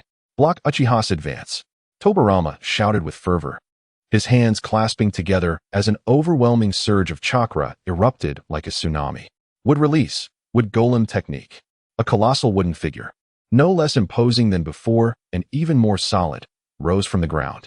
The wooden figure was entwined with a vividly lifelike wooden dragon, roaring mightily as it faced the towering blue deity of war. Rumble. The complete Susanoo collided with the gigantic wooden figure in the heart of the battlefield once more. This clash was far more intense and violent than their previous encounter outside the Senju clan's territory, for neither side held back any longer. The shockwave surged outward like a tangible tsunami, sending nearby ninjas, whether Uchiha, remnants of the Take-Torai, or allied forces, flying, shredding them apart.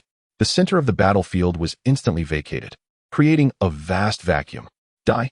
Madara roared, the Susanoo's dual blades slashing wildly, each strike imbued with boundless fury and a will to destroy, as if intent on shattering both the wooden figure and Tobirama beneath it into fragments.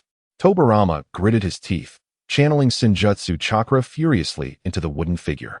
The wooden figure swung its massive fists, clashing with the chakra blades, each encounter erupting with thunderous booms and blinding flashes of energy. With splintered, blue chakra, shards scattered. The divine battle ignited once more, fiercer than ever before.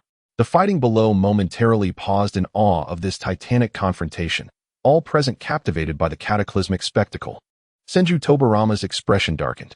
He attempted to utilize the Flying Thunder God technique to disrupt Madara, but the defenses of the complete Susanoo were far too formidable. His attacks could not penetrate. Moreover, it seemed that Madara deliberately controlled the combat within a confined area, the chaotic energy currents themselves forming the best barrier. I must find a way to support my brother. Tobirama urged Uzumaki Mizuho beside him. Mizuho, her face grave, nodded and formed hand seals, sealing technique, for symbols lock. She attempted to use powerful sealing techniques to restrict the movements of the Susanoo, but as the golden sealing runes approached the chaotic energy field, they flickered uncertainly. Unable to settle, the Inoshikicho trio also sought to assist, yet their techniques appeared inadequate against such high-level combat. The battlefield seemed to descend into a stalemate. The apex confrontation remained unresolved, while the chaos below intensified, growing ever bloodier and more tumultuous. Having lost the direct deterrence of the Take-Torai clan leader and Madara, the Uchiha offensive remained ferocious. Yet, the allied forces, through their harmonious cooperation and indomitable spirit, steadfastly withstood the pressure, gradually beginning to reclaim their disadvantage. After all, the alliance was hastily assembled, fraught with internal discord, while the coalition fought to protect a shared goal. In the midst of chaos, Uchiha Ao gasped for breath. The shock from Madara's indiscriminate strike had yet to dissipate. He gazed at the two titans clashing in the sky, akin to gods and demons, and then at the fallen clansmen around him, his heart awash with complex emotions: hatred, fear, a thirst for power, and a loathing for this senseless slaughter, all intertwining. His sense of weaving became exceptionally active under immense pressure. He could vaguely see the connection between Madara and Susanoo as a thick, chaotic, and unstable line. Conversely, the link between Hashirama and the wooden golem appeared more majestic, imbued with a natural vitality, albeit with slight discordance with the world. He also perceived countless lines on the battlefield, signifying death and despair, growing increasingly dense. This could not continue. Gritting his teeth, Ao made a bold decision. He ceased focusing on his immediate adversary and concentrated most of his mental energy, attempting once again to touch the elusive threads of causality. This time, his target was not a specific individual, but the battlefield itself. He endeavored to sense the immense discordant energy emanating from the air, forged from countless slaughters and negative emotions. The process was perilous. His psyche felt as though it might be overwhelmed by the torrent of negative energy. Yet, he clung tightly to the core of the weaving realm, guiding his faint inner harmony like a fragile boat amidst a tempest, striving to untangle the chaotic threads. He could not alter the course of battle. He couldn't even fully comprehend the specific meanings of these threads. But intuitively, he drove his mental energy and inner harmony into the most intense and chaotic nodes of discord. Like nails being driven into wood, the effect was not an immediate transformation, but rather an exceedingly subtle disturbance. The wooden golem, amid its frenzied assault, experienced a momentary, almost imperceptible disruption in chakra flow at one of its joints, causing its next punch to slow by the slightest margin. Likewise, the Susanoo, wielding its blade, seemed to encounter a grain of sand within its energy core, resulting in an almost unnoticeable stagnation. For titans like Uchiha Madara and Senju Hashirama, such minute deviations were easily detectable. Madara furrowed his brow, the eternal Mangekyo Sharingan sweeping across the battlefield, suspecting that Tobirama or Uzumaki Naruto had employed some covert means to interfere. Hashirama sensed the slight discord as well, but presumed it was an issue with Madara's power or his own would release. It was precisely this fleeting moment of hesitation and distraction. Now was the time. Flying Thunder God Slash. Senju Tobirama seized this ephemeral opportunity. He had already placed Flying Thunder God marks throughout the battlefield, instantly appearing at a visual blind spot of Susanoo, near the site of that earlier minor stagnation in energy flow. The specially crafted Thunder God sword, infused with all his chakra and speed, transformed into a piercing beam of chilling light, thrusting forward. Swoosh.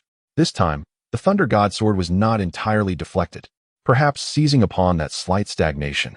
Or perhaps due to Tobirama's desperate surge, the sword tip managed to penetrate a small section of Susanoo's armor. Though it was immediately shattered by the violent chakra, the powerful lightning released chakra and spatial disturbance attached to the Thunder God sword successfully infiltrated. Uchiha Madara let out a muffled grunt. It was not due to physical injury, but rather a slight sting and sense of interference from the eternal Mangekyo Sharingan. The rhythm of controlling Susanoo was disrupted. Would release. Great Forest Prison. Hashirama would not let this opportunity slip away. The massive hand of the wooden golem instantly softened, radiating a potent calming and suppressive force. Seizing the moment to press against Susanoo's chest. Buzz. The formidable sealing power sought to invade Susanoo's interior, disrupting Madara's chakra. Get away. Madara roared in fury. The eternal Mangekyo Sharingan spinning wildly, forcibly stabilizing Susanoo and amplifying its power once more, violently shaking off the wooden golem's hand and Tobirama's subsequent attack. Yet, in that moment, he was indeed forced back a step. For the first time, his momentum was suppressed.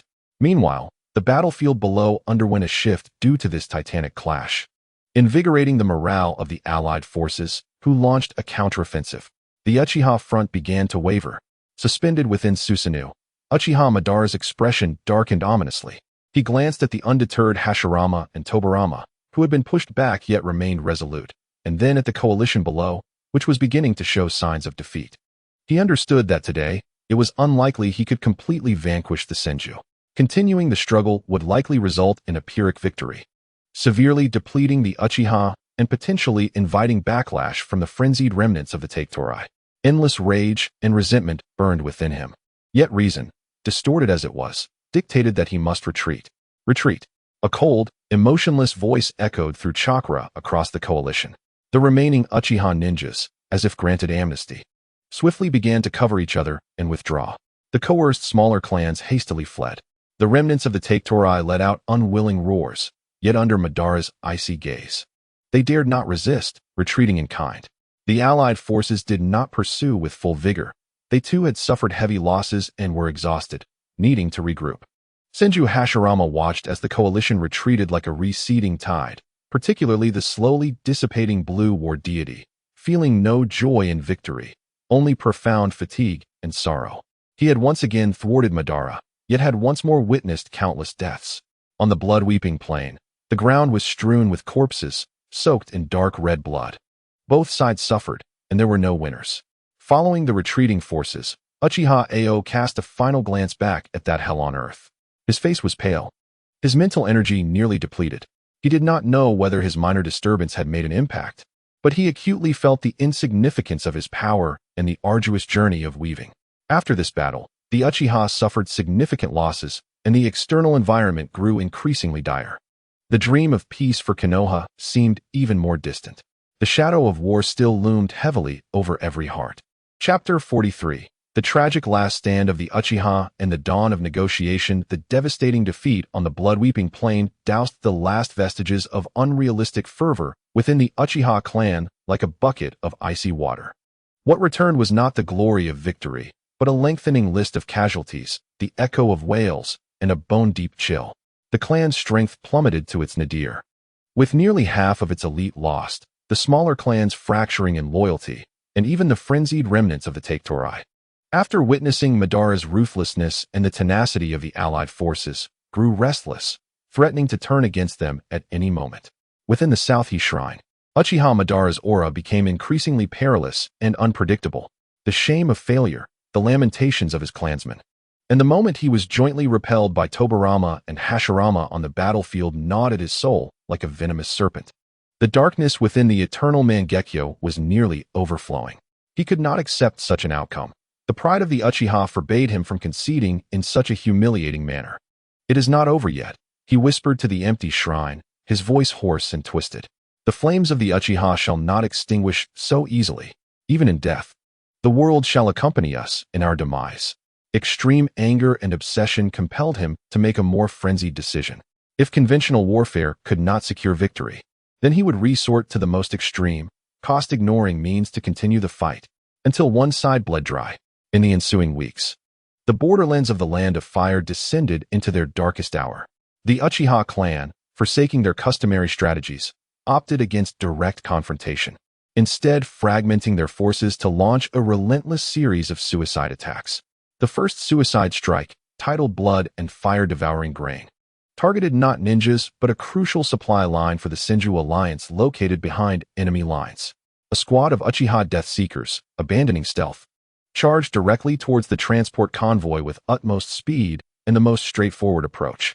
They did not engage with the Alliance's protective ninjas, but instead hurled themselves against the grain carts, detonating all their explosive tags at the last moment. Boom, boom, boom. The explosions echoed, as fierce flames consumed the precious provisions. Although the Guardian ninjas eliminated all the Death Seekers, they could only watch helplessly as the grain turned to ashes. This self-destructive tactic severely threatened the logistical support of the Alliance and instilled profound psychological shock. The second suicide attack, Phantom Prison Self-Detonation, involved several Uchiha elite ninjas skilled in illusion techniques infiltrating a forward outpost jointly guarded by the Sarutobi and Shimura clans. Instead of launching a direct assault, they simultaneously unleashed their most potent area of effect illusion, the Magical Shackles technique. Despite the defenders' valiant resistance, some succumbed to the illusion, turning against one another in a frenzied bloodbath. At the pinnacle of the illusion's effect, these Uchiha elite ninjas reversed their chakra pathways. For the Uchiha, with frenzied cries, their bodies swelled like inflating balloons before exploding violently. This was not merely a physical explosion. It unleashed a powerful and distorted wave of illusionary chakra. The outpost was instantly razed to the ground, and even those ninjas who survived the blast suffered permanent psychological trauma, descending into madness. This terrifying method of self-immolating illusion bombs was unprecedented. The third suicide attack, Bone Spike Hell, even resorted to the remnants of the Bamboo Cutter clan. Several members, driven to madness by the Uchiha's last reserves of forbidden drugs and illusions, were deliberately led to the location of a sealing research team from the Uzumaki clan. These Bamboo Cutter individuals had devolved into primal beasts, attacking anything alive with wild ferocity. Fearless of death, their skeletal abilities were pushed to the limits, allowing them to erupt a forest of bone spikes from their bodies, covering vast areas. Although the Uzumaki sealing masters were formidable and adept at control, they had never encountered such reckless and bizarre enemies. While they ultimately sealed or eliminated all the attackers, a talented young Uzumaki sealing master was tragically pierced by a spur of bone during the last moments of the explosion, gravely wounded. The losses incurred by the Uzumaki clan rendered Senju Tobirama's expression as dark as a stormy sky.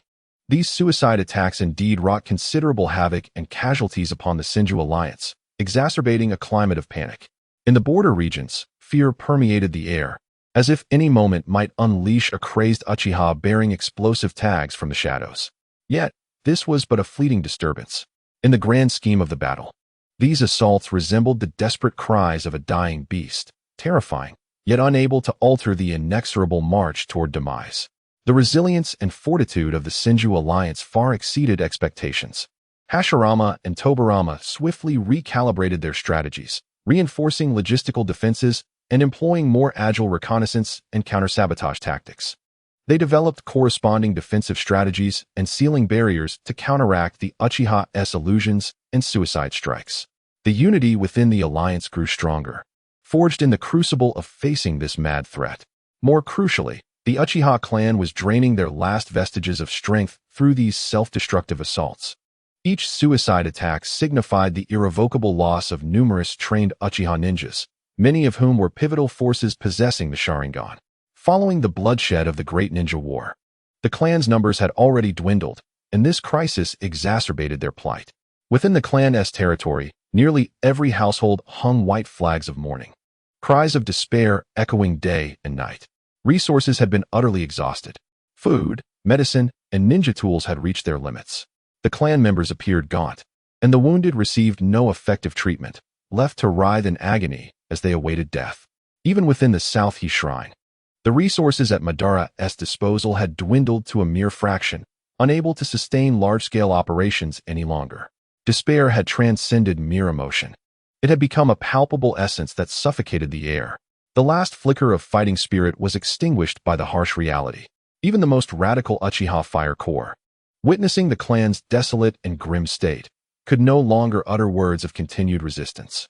He knelt before Madara, his forehead pressed against the cold floor. His voice hoarse and filled with despair. "Leader, please stop. We truly cannot continue. The Uchiha clan is on the brink of extinction."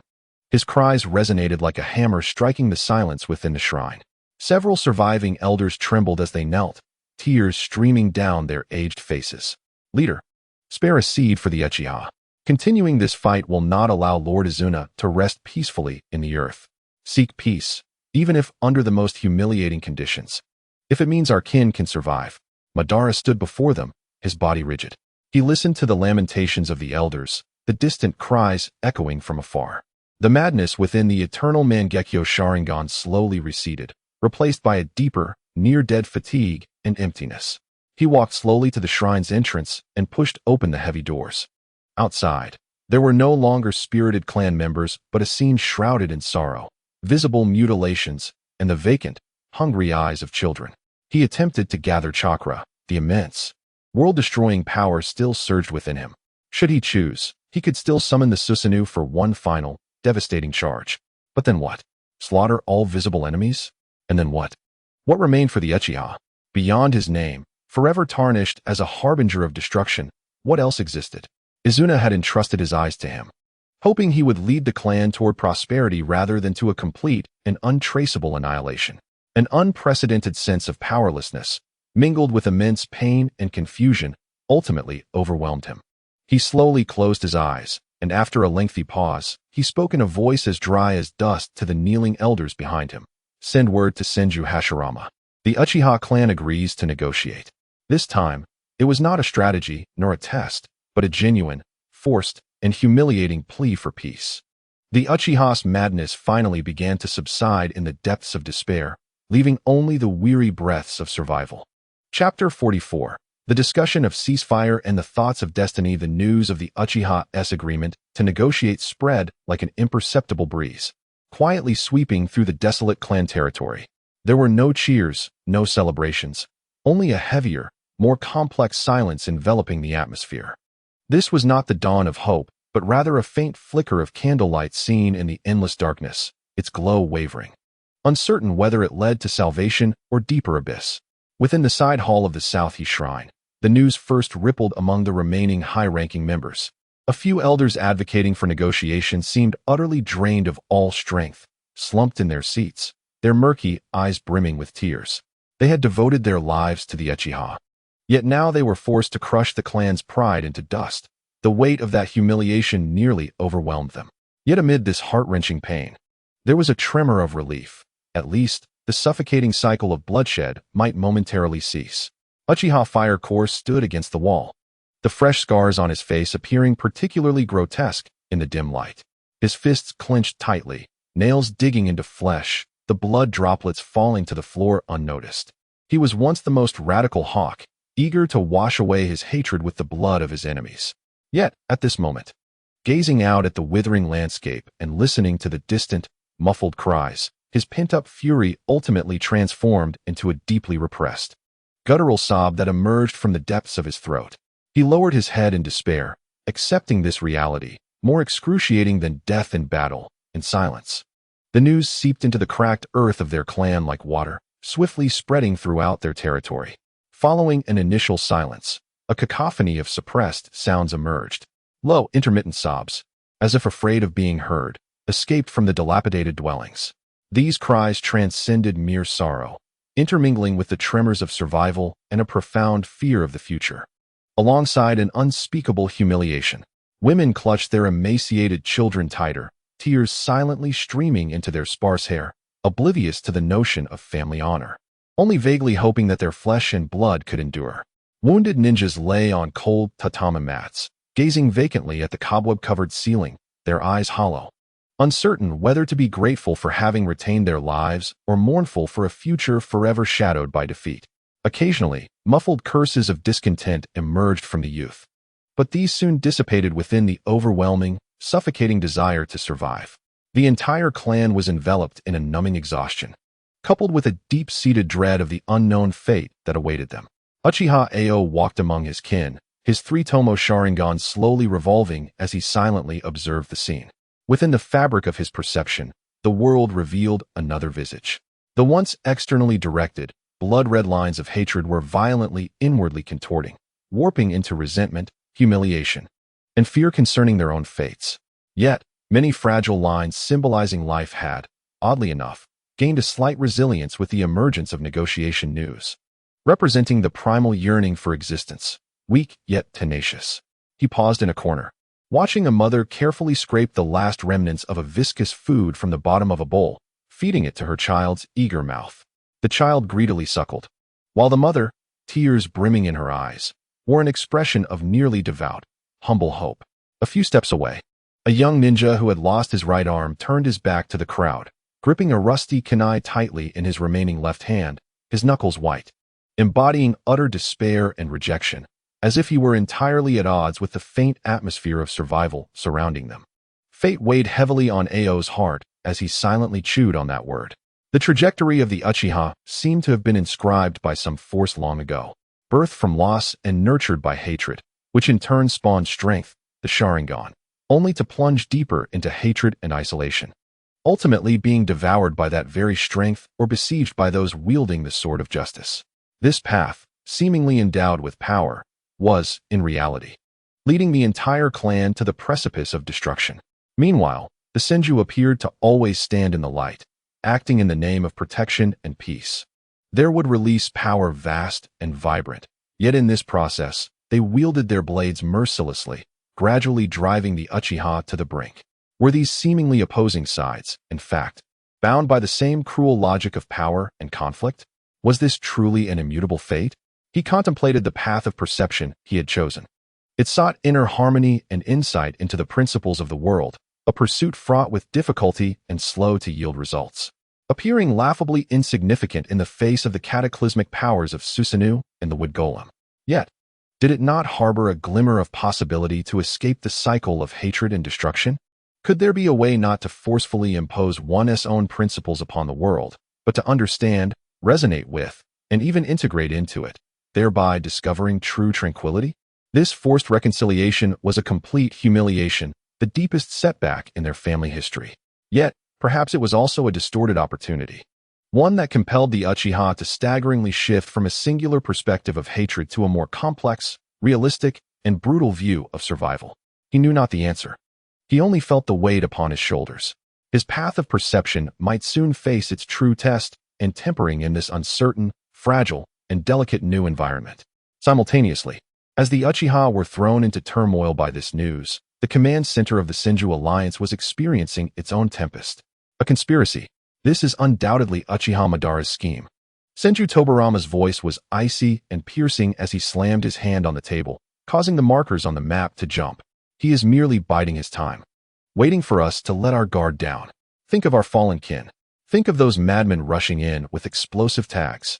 To trust them is to court our own demise.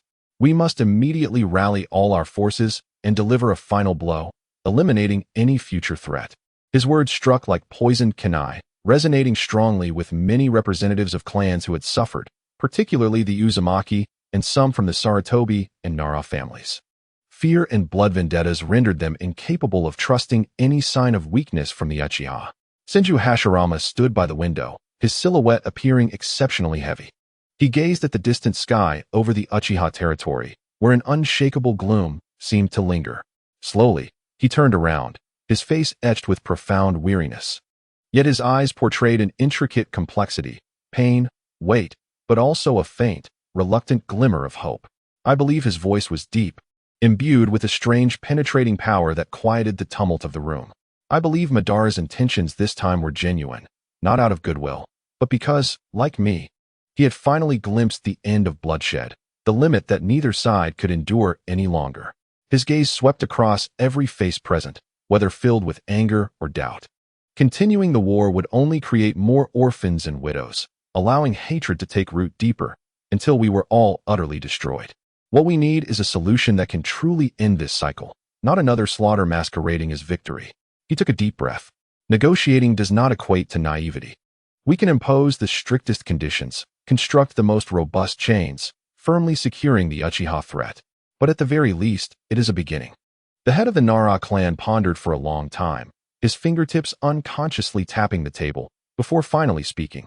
Lord Tobarama's concerns are entirely valid. The Uchiha's record of trustworthiness is indeed dismal. However, Lord Hashirama's worries pertain to long-term survival. What would be the cost of completely annihilating the Uchiha? Can we bear it? Especially, is it possible to ignite a final backlash that we cannot control? He paused, his gaze sharp. Perhaps a controlled, conditional opportunity is the least damaging option given the current circumstances. The crux of the matter lies in whether we can design an infallible web of constraints. This pragmatic and calm analysis represented the general mindset of many centrist factions. Ultimately, after intense debates, the alliance reached a fragile consensus. Negotiations could proceed, but they must be led by Hashirama himself to demonstrate sincerity, while the entire alliance army remained at the highest alert, swords sheathed, arrows unstrung, yet ready to draw at a moment's notice should any change occur. The conditions for negotiation must be exceedingly harsh, stripping the Uchiha of power and dignity to ensure they could never rise again. When this letter, bearing the seal of Senju Hashirama, yet saturated with the collective will of the alliance, was delivered to the Nanha shrine and presented to Uchiha Madara, he sat alone in the deepest shadows of the main hall. The paper felt light in his hand, yet it bore the weight of 1,000 burdens. He stared at the few lines of text for a long time, the shadow concealing all his expressions, save for his eternally kaleidoscopic eyes, which flickered with a cold, distant light in the darkness. No one could glimpse the seething anger, the profound despair, or something else entirely that lay beneath. Outside the hall, countless clan members held their breath, their fates hinging on his next thought. Inside, time seemed to have come to a standstill. Ultimately, with a voice as hoarse as rusted iron, devoid of any discernible emotion, he slowly articulated to the elders below, who were nearly holding their breath, "Tell them I shall go." At that moment, the fates of 2 clans, along with the lives and deaths of countless individuals, hinged upon this impending, fateful reunion. Meanwhile, Uchiha Ao silently observed, his Sharingan reflecting the heavy turn of history's wheel, encapsulating profound, unspoken contemplations on power, destiny, and the pathways to the future. Chapter 45. The truce between the god of shinobi and the Shura of the ninja world. Downstream of the Southie River, the waters continued to flow gently, resembling a silent witness to the hatred and bloodshed along the banks, soon to bear witness to a pivotal moment in history. However, the land on both sides was scarred by rampant ninjutsu, with charred craters, broken trees, and deep fissures silently narrating the cruelty and protracted nature of war. As the appointed time approached, the setting sun painted the sky in hues of orange, casting a tragic yet warm glow upon this war-torn land. Senju Hashirama, solitary, arrived early at the riverbank. He deliberately donned simple, light-colored attire, eschewing any family insignia or weaponry, intentionally downplaying the demeanor of a victor. His expression was solemn, his gaze calmly fixed upon the flowing waters, yet within the depths of his profound eyes lay a barely perceptible weight and hope.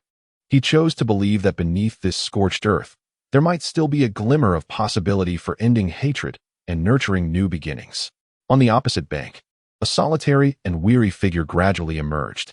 Uchiha Madara remained clad in his iconic red armor, the fan emblem of his clan resembling a coagulated scab, glaringly prominent under the sunset. He advanced step by step, his stride steady yet burdened, as though the very existence of the Uchiha clan rested upon his shoulders. His complexion appeared somewhat pale in the evening light, and his eternal kaleidoscopic Sharingan swept over Hashirama with an icy detachment, akin to a bottomless, frigid abyss. The two men, separated by a flowing river, exchanged glances once more. The air felt as though it had solidified, heavy to the point of suffocation, leaving only the relentless sound of the river and the wind's mournful sighs as it swept through the charred earth and broken wood. They did not speak immediately. In the protracted silence, memories of childhood, the fervor of shared dreams, countless brutal battles, the grief of fallen kin, and the despair in the eyes of their clansmen flashed violently in their minds, intertwining and colliding. At last, it was Hashirama who first shattered this suffocating silence. His voice, though low, carried a peculiar, piercing strength. Madara, he called the other by name, omitting all titles, as if returning to a simpler time. We have lost so much. Izuna, your brother, along with countless clansmen whose names we scarcely remember. Madara's lips twitched slightly, as if attempting to form a mocking smile. Yet that curvature dissipated into a profound, near-deathly indifference. And what of it, Hashirama? Is this a display of your current triumph? Or perhaps a meager offering of your pitiful pity? Neither triumph nor pity. Hashirama slowly shook his head, his eyes filled with earnestness and a shared anguish. It is exhaustion. Madara, I, like you, feel an overwhelming weariness.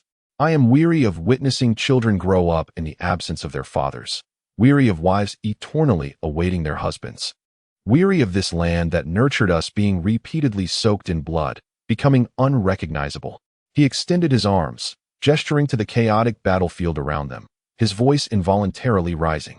Infused with uncontainable emotion. Look at all this. We have fought our lives away, poured everything into this. And what have we wrought other than an accumulation of pain and destruction? The dream of peace we once cast stones into this river for.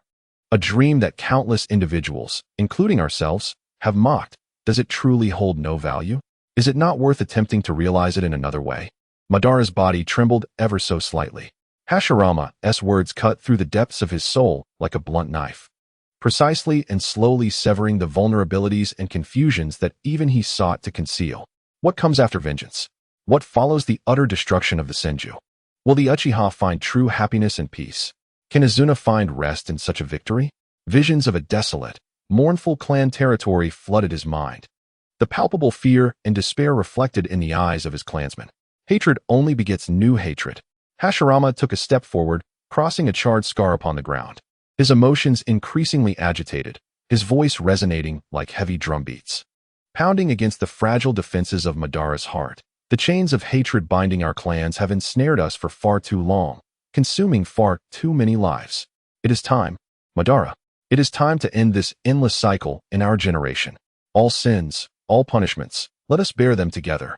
He suddenly spread his arms wide, as if to embrace the shattered landscape before him, his eyes shimmering with an almost fanatical idealism, even though that radiance appeared fragile and unreal amidst the current ruins. Right here, Madara, let us forget we are the leaders of Senju and Uchiha. Let us, like when we first met, set aside all burdens and begin anew. Together, we can construct the village we have only ever envisioned in our dreams. His expression turned profoundly serious as he began to outline a specific blueprint. It shall no longer differentiate us by clan names. We will establish common rules, no longer allowing blood ties and personal grudges to dictate right and wrong. We will appoint a leader recognized by all, the strongest among us, to safeguard the interests of everyone, not just those of a single clan.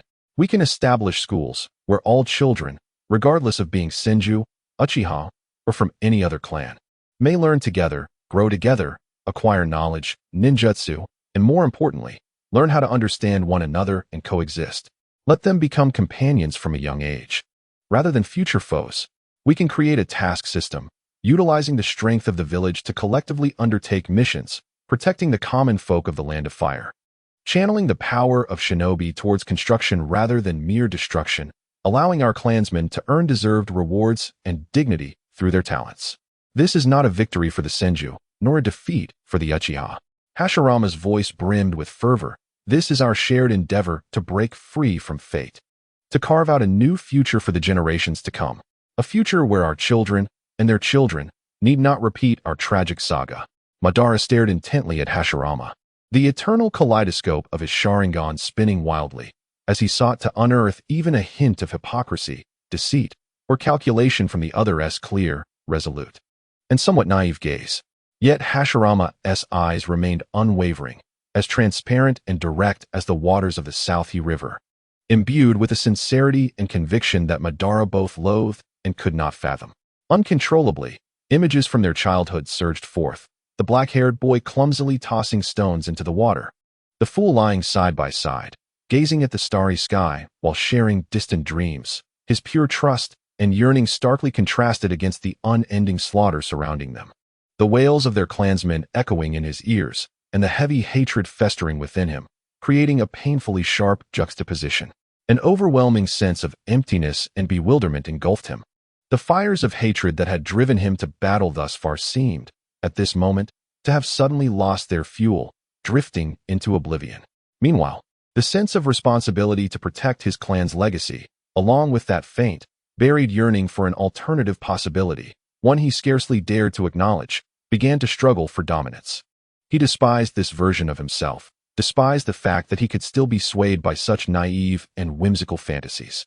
Yet what he could scarcely bear was the complete annihilation of the Uchiha clan, erased from the annals of existence due to his own obstinacy and pride. A prolonged silence ensued, interrupted only by the gentle murmur of the Nanga River, resembling an ancient elder patiently awaiting the final choice of his two children. The setting sun elongated their shadows, intertwining upon the fractured earth, as if foreshadowing the inextricable fate entwined with love and hate that bound them.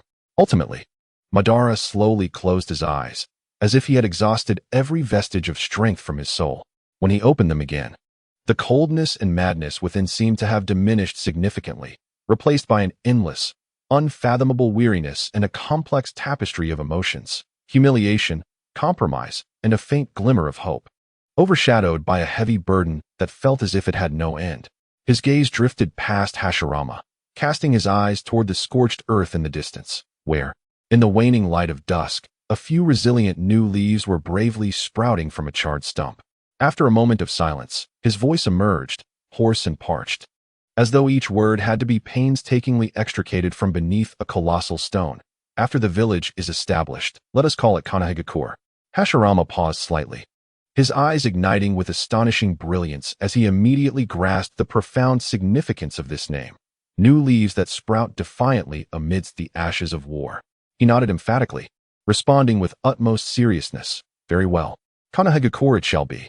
Madara observed Hashirama's unabashed joy, his own expression complex, yet he continued with a tone that remained icy, yet bore a hint of something more, and the leader who safeguards the village will, like a shadow, eternally watch over it.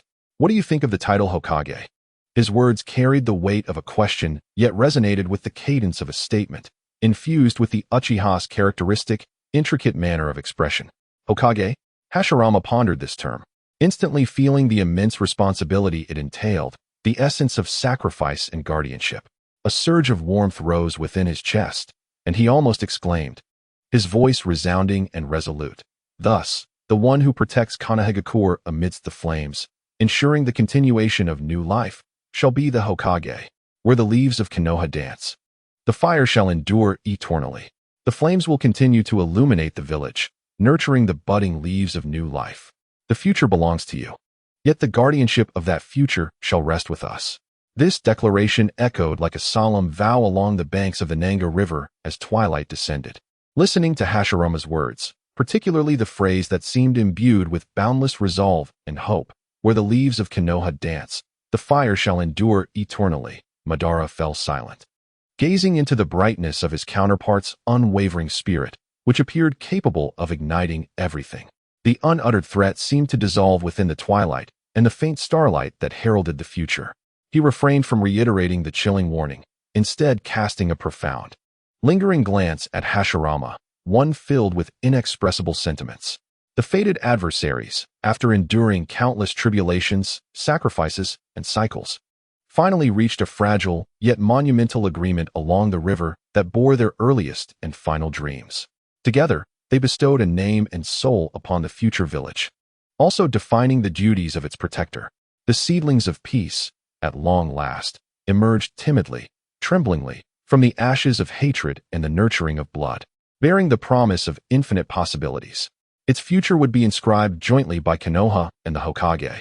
Chapter 46. The pact established at the dawn of Konoha. The fragile consensus reached by the banks of the Nanga River was akin to a seed sown upon a parched riverbed, desperately seeking the nourishment of reality to take root and blossom.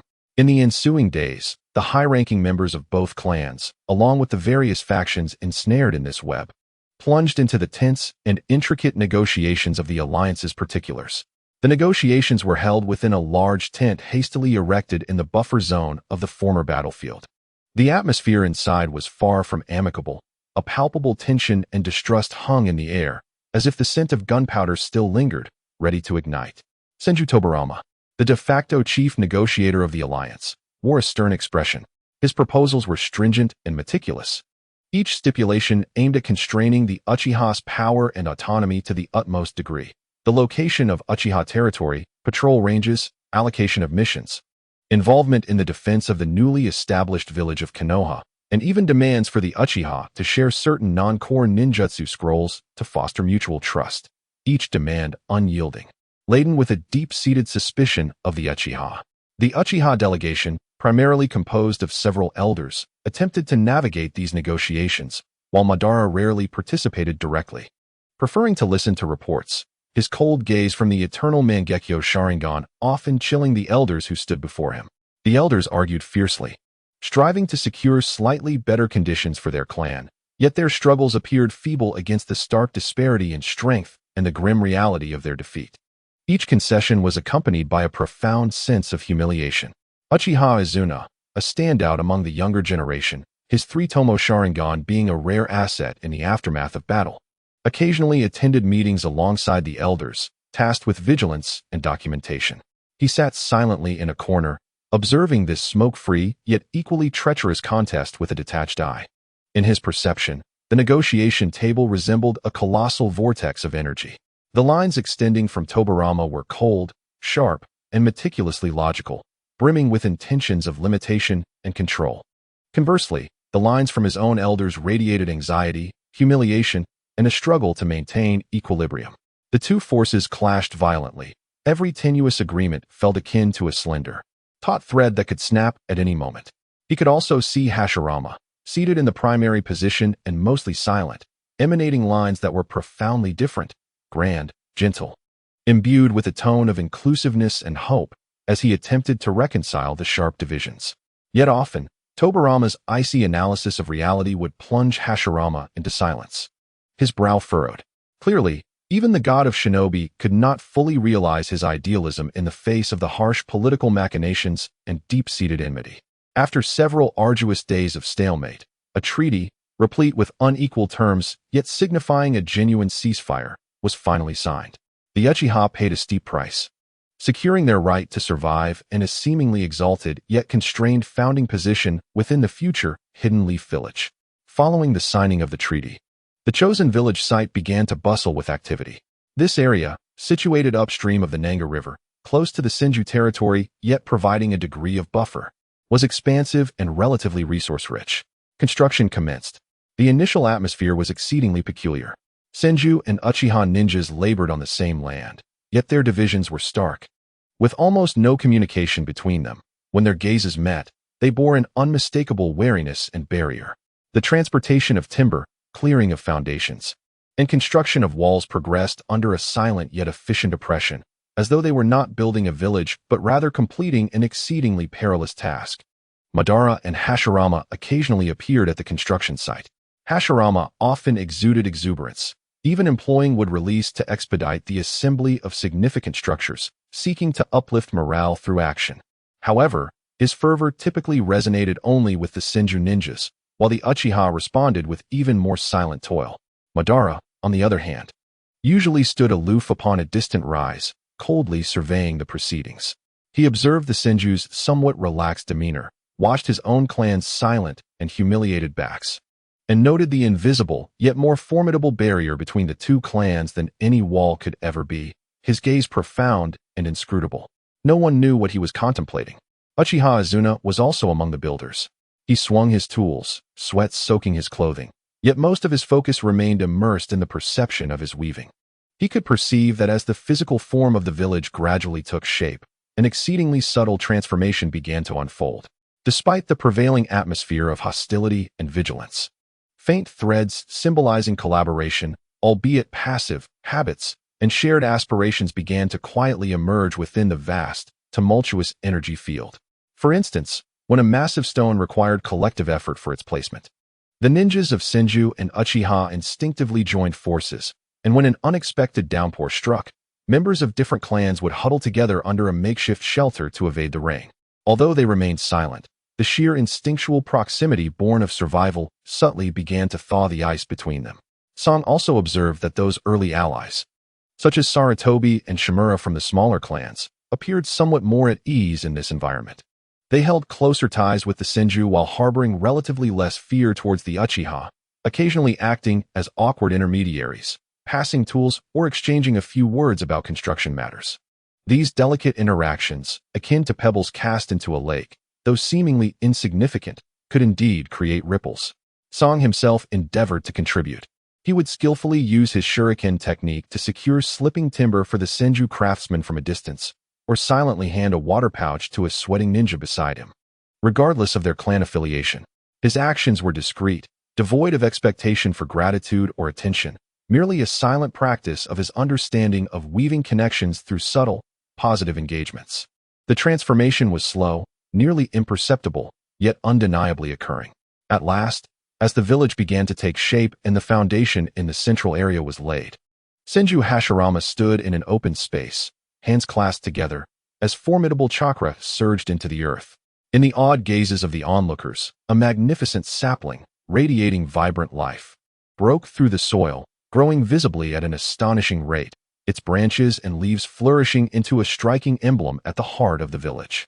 Gently caressing the sturdy trunk, Hashirama addressed the gathered representatives from various clans, including the distant Uchiha Madara, saying, "Let this tree stand as a testament to the inception of our Hidden Leaf Village. May it thrive as we do, sheltering all." Madara observed the great tree and then glanced at the individuals around him, who, though still somewhat estranged, stood united on this new land, remaining silent. Sunlight filtered through the leaves, casting dappled shadows on his cold armor and in the depths of his inscrutable eyes. Thus, the Hidden Leaf Village took its first faltering step amid a complex, contradictory atmosphere laden with humiliation and hope. The road ahead remained long and arduous. Chapter 47. Undercurrents. The construction of the Hidden Leaf Village was progressing fervently, symbolized by that towering central tree. Streets, homes, training grounds, and mission assembly halls rose at an unprecedented pace. Ninjas and their families from the Senju, Uchiha, Saratobi, Shimura, Nara, Yamanaka, Akimichi clans gradually migrated, filling the once barren land with life. Yet, within this nascent village, the internal harmony was far from the outwardly unified facade. Light and shadow, cooperation and suspicion, hope and division intertwined to form a complex and fragile web. During a crucial meeting to decide the village leader, tension peaked. Out of genuine trust and respect for past promises, Senju Hashirama unexpectedly proposed that Uchiha Madara be appointed as the first Hokage. Madara's strength and wisdom are sufficient to protect the leaf. Hashirama's voice resonated, steady and sincere. Since we have reconciled, we ought to treat each other with honesty. Appointing him as Hokage would be the best way to demonstrate that the leaf is not solely the domain of the Senju. Upon this proclamation, the assembly fell into an eerie silence. Uchiha Madara sat to the side, his eternal Mangekyo Sharingan concealing any subtle shifts in his emotions. Yet the slight elevation of his chin indicated he was not entirely unmoved. However, Senju Tobarama immediately voiced strong opposition, his tone cold and sharp as a drawn blade. "Brother, your idealism requires the constraints of reality. The Hokage's position is vital to the village's survival. It cannot be taken lightly. Madara's character, the inherent danger of the Uchiha Sharingan, and the unresolved blood feud between our clans dictate that this is utterly unfeasible. We need stability and order, not a leader who might place personal emotions above the village. His words garnered silent nods and support from representatives of the Sarutobi and Shimura clans, who harbored deep-rooted fears of the Uchiha's power. The meeting devolved into heated debate.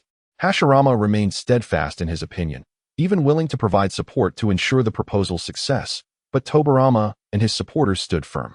The conference reached an impasse. Amidst this fervent discourse, an intangible, sinister atmosphere subtly permeated the room. While no tangible presence was discernible, Uchiha Tsung's finely honed perception, shaped by the craft of weaving, detected exceedingly abnormal, inexplicable waves of discord. These fluctuations did not originate from the clear emotions or intentions of anyone present. Rather, they resembled an invisible, malevolent catalyst, insidiously infiltrating the existing suspicions and fears, subtly amplifying the negative sentiments within the attendees' hearts, constraining the space for rational discussion and diminishing the likelihood of compromise. Tsung could not ascertain the nature of this influence, only vaguely sensing that some obscure, malicious force, beyond conventional understanding, was exerting a negative effect from outside the assembly, quietly steering events toward the worst possible outcome. Ultimately, faced with an overwhelmingly passionate tide of opposition, including deep concerns from some of his own senior members, and the reality of preventing the newly established village from fracturing, Hashirama was forced to retract his proposal with great reluctance. His face bore the marks of helplessness and regret as he glanced toward Madara. Throughout the debate centered around him, Madara remained a silent observer.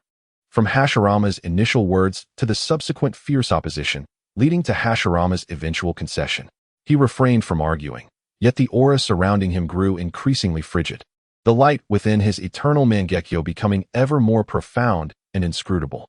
A dark thought of betrayal, isolation, and rejection by the whole of society began to fester uncontrollably within him, exacerbated by the insidious whispers of that unseen malice.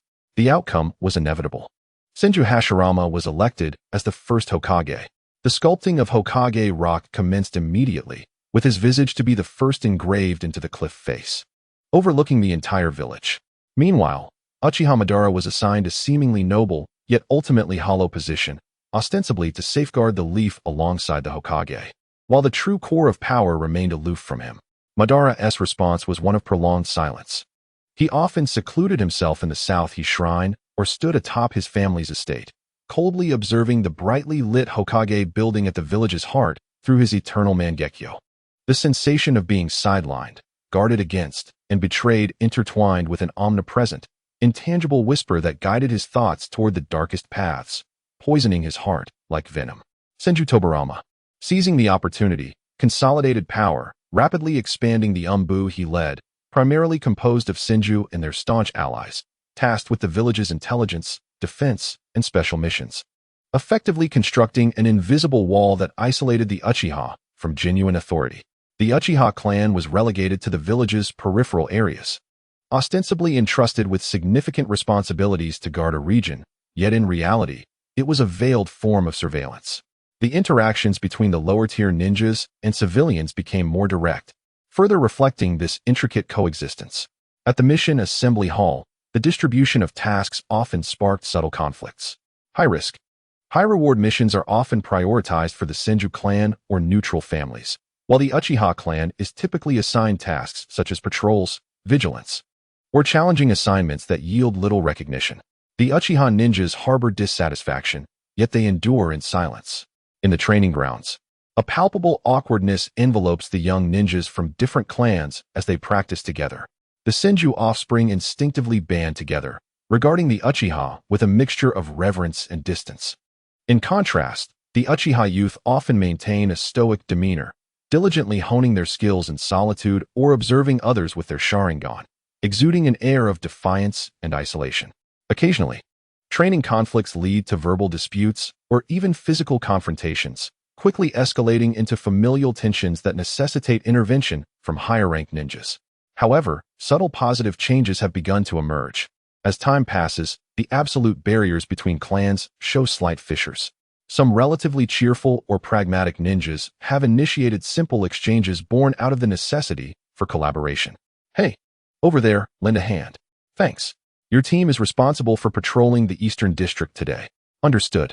Their interactions remain brief and scarcely friendly. But at least silence is no longer the norm. The world of children is comparatively simpler. In the nascent ninja school, still modest in scale, children from various clans are compelled to learn foundational knowledge and physical training together. Initially, they form small groups based on their clans. Yet the innate nature of childhood allows them to blur these boundaries through play and mischief. Though disputes occasionally arise from remarks like "my dad says you Uchiha," some children find common ground in their shared affection for certain ninja games. These subtle interactions resemble the fragile grass sprouting through crevices in stone, weak yet infused with the hope of change. Uchiha Ao has been assigned to the village's security patrol unit. This role affords him ample opportunity to observe the myriad corners of the village and its diverse inhabitants. During this relatively stable period, his sense of connection has been further honed. He no longer solely focuses on perceiving grand dissonances. Instead, he begins to decipher the more intricate and nuanced threads. He can discern the lines connecting the Hokage's office, symbolizing power and order, sprawling throughout the village, interwoven with hues of checks and suspicions. He perceives the Uchiha clan's internal atmosphere, thick with suppressed discontent and vigilance, yet tinged with faint currents of adaptation and survival struggling to emerge. Conversely, he notices the Senju territory, bustling with construction and an air of confidence typical of a dominant force, yet lurking beneath is a palpable fear and wariness of Uchiha power. He also observes the complex web of affiliations and collaborations among the smaller clans, and their interactions with the Senju and Uchiha, each thread interlacing with another. He continues to attempt subtle interventions. Sometimes, he discreetly employs genjutsu or physical gestures to deftly disrupt the pivotal moments just before conflicts erupt. Other times, he silently offers modest yet timely assistance to those in need, regardless of clan affiliation. He finds his sensitivity to these threads increasingly refined, even developing a vague premonition of trivial possibilities in the near future, such as sensing a loose tile on a rooftop, enabling him to provide warnings or avoid hazards in advance. While these actions do not alter the overarching dynamics, he feels that each successful intervention, fostering harmony, solidifies his understanding of connection, enhancing his mastery over internal cohesion. In this state, his three-tomo Sharingan appears to gain clarity and insight. Yet, he remains acutely aware of the underlying discord between Uchiha Madara and the Senju brothers, particularly Tobirama, a nearly irreconcilable conflict simmering like a dormant volcano. Tranquil on the surface, but bubbling with destructive energy within. What heightens his vigilance is his occasional detection of an exceptionally sharp wave of negative sentiment directed towards the Uchiha, hinting at an insidious undercurrent of malice, distinct from ordinary human emotions. This intangible force, like a silent current, intensifies opposition and distorts goodwill. It prompts him to realize that the threats facing Konoha may extend far beyond the overt animosities and divisions. This awareness keeps him perpetually on high alert. In the first year of Konoha's existence, time flows slowly amidst this intricate interplay of light and shadow, hope and peril. The village flourishes day by day. Yet the foundation beneath it is not an unyielding rock, but rather a quagmire of unresolved hatred, suspicion, and a certain ineffable malevolence. Each individual treads cautiously upon this shifting sand, uncertain of when it may suddenly give way. Chapter 48. The establishment of the four great nations and small ninja villages. Konoha has navigated its inaugural year under a fragile and tense equilibrium. The semblance of order gradually takes shape, the streets grow increasingly vibrant, the task system operates smoothly, and the ninja school resonates with the cheerful sounds of children reading and training. Yet beneath this seemingly stable facade, turbulent undercurrents persist, never ceasing. Uchiha Madara increasingly isolates himself, participating little in communal affairs. He entrusts clan matters entirely to a few elders, spending long hours at the South Shrine, contemplating the ancient stone tablet or engaging in some unknown form of training. His encounters with Hashirama are few and far between, and even in those rare moments, silence reigns, as if an invisible and deepening chasm separates their once inseparable bond. A dark and obsessive thought takes root in his heart, akin to a vine growing wildly.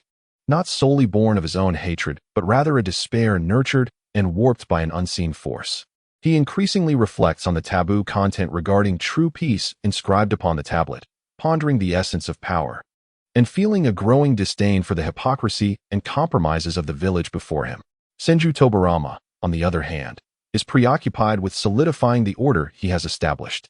The network of the Umbu grows increasingly intricate and tight-knit, enveloping Konoha like an invisible web, particularly in its surveillance of the Uchiha clan, reaching an almost omnipresent level.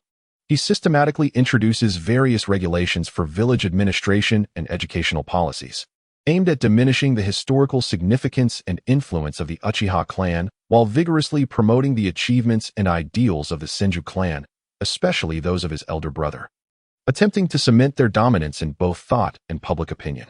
This shift leads to subtle divergences between him and Hashirama, with the latter favoring a gradual integration and persuasion, while Tobarama firmly believes that absolute systems and checks are the path to longevity. Life at the grassroots level continues to progress amid a cycle of friction and adaptation. Minor conflicts arise frequently, possibly due to task assignments, training ground disputes, or even casual remarks laden with familial prejudice. However, shared experiences, collective tasks, and pressures from above, albeit with differing motivations, do create cracks in the once impenetrable barriers. Some friendships across clans begin to quietly sprout among the youth, although most are carefully concealed, wary of attracting unnecessary trouble. Uchiha Ao persists in his practice and cultivation of connection through daily patrols and tasks. His perception of the subtle causal lines becomes increasingly acute, and his methods of intervention grow more refined and unobtrusive. Time and again, he deftly dissolves conflicts before they can escalate, guiding situations towards slightly more favorable outcomes. He even begins to vaguely sense certain omens of fortune or misfortune relating to himself in the distant future, though indistinct. They are sufficient to allow him to evade obvious dangers in advance. Yet, what troubles him most remains the occasional flicker of discordant waves he can still detect. Intangible and elusive, they always seem to manifest at critical moments, like ink dropped into clear water, silently intensifying the negative emotions within people, amplifying divisions, and distorting goodwill. He endeavored to trace its origins, yet it was akin to capturing a phantom, yielding nothing but emptiness. This unknown and malevolent presence loomed like an inescapable haze, shrouding his perception of the future and imparting the profound realization that the tranquility before him was exceedingly fragile. The establishment of Konoha village had repercussions that extended far beyond the borders of the Land of Fire. Its innovative organizational structure and the formidable strength it amassed were akin to a boulder cast into a placid lake, generating tremendous ripples and profound echoes throughout the ninja world. Recent intelligence indicated that the Land of Wind, the Land of Earth, the Land of Water, and the Land of Lightning had all reacted to Konoha's rise to varying degrees. In the Land of Wind, the harsh desert environment and scarcity of resources led to incessant conflicts among the various ninja clans. The emergence of Konoha imposed immense survival pressure upon them. The daimyo of the Land of Wind and the leaders of the ninja clans recognized that remaining fragmented would not suffice to confront the challenges ahead. A palpable sense of crisis compelled them to adopt more iron-fisted methods to promote internal consolidation, giving birth to the concept of Sunigakure, centered around the mastery of sand techniques and secret arts, emphasizing absolute military might. This concept emerged amidst a brutal struggle for superiority and forced alliances, far bloodier and more exclusionary than Konoha's own inception. In the Land of Earth, characterized by its rugged mountains and resilient populace, the IWA clan expressed significant interest in Konoha's model, albeit with a prevailing sense of wariness. They intensified their research into countering wood release and the Sharingan while experimenting with a similar model of unification. Yet, due to their inherently stubborn nature, this process leaned towards a conservative approach, fostering the Iwagakure alliance, bound by formidable defenses and collective interests, advancing slowly yet steadily. The Land of Water, situated offshore and perpetually shrouded in mist, was home to numerous bloodline clans with intricate relationships. The news from Konoha reverberated within the Land of Water, inciting considerable unrest and division. Some ambitious individuals envisioned a possibility of centralization and dominance overseas, while many bloodline clans feared that their independence and secrets would be compromised in such a union. Suspicions, conspiracies, and even assassinations unfolded quietly in the thick fog, casting a pall over the future of Kirigakure, obscuring its path forward. In the Land of Lightning, where martial prowess and efficiency were esteemed amidst lofty mountains and clouded terrains, the ninja clans of Kumogakure, known for their fierce dispositions, found themselves invigorated rather than intimidated by Konoha's strength. This provoked a fierce competitive spirit and a desire for conquest. They hastened their efforts to assimilate surrounding smaller clans, consolidating the power of the Land of Lightning's ninja realm.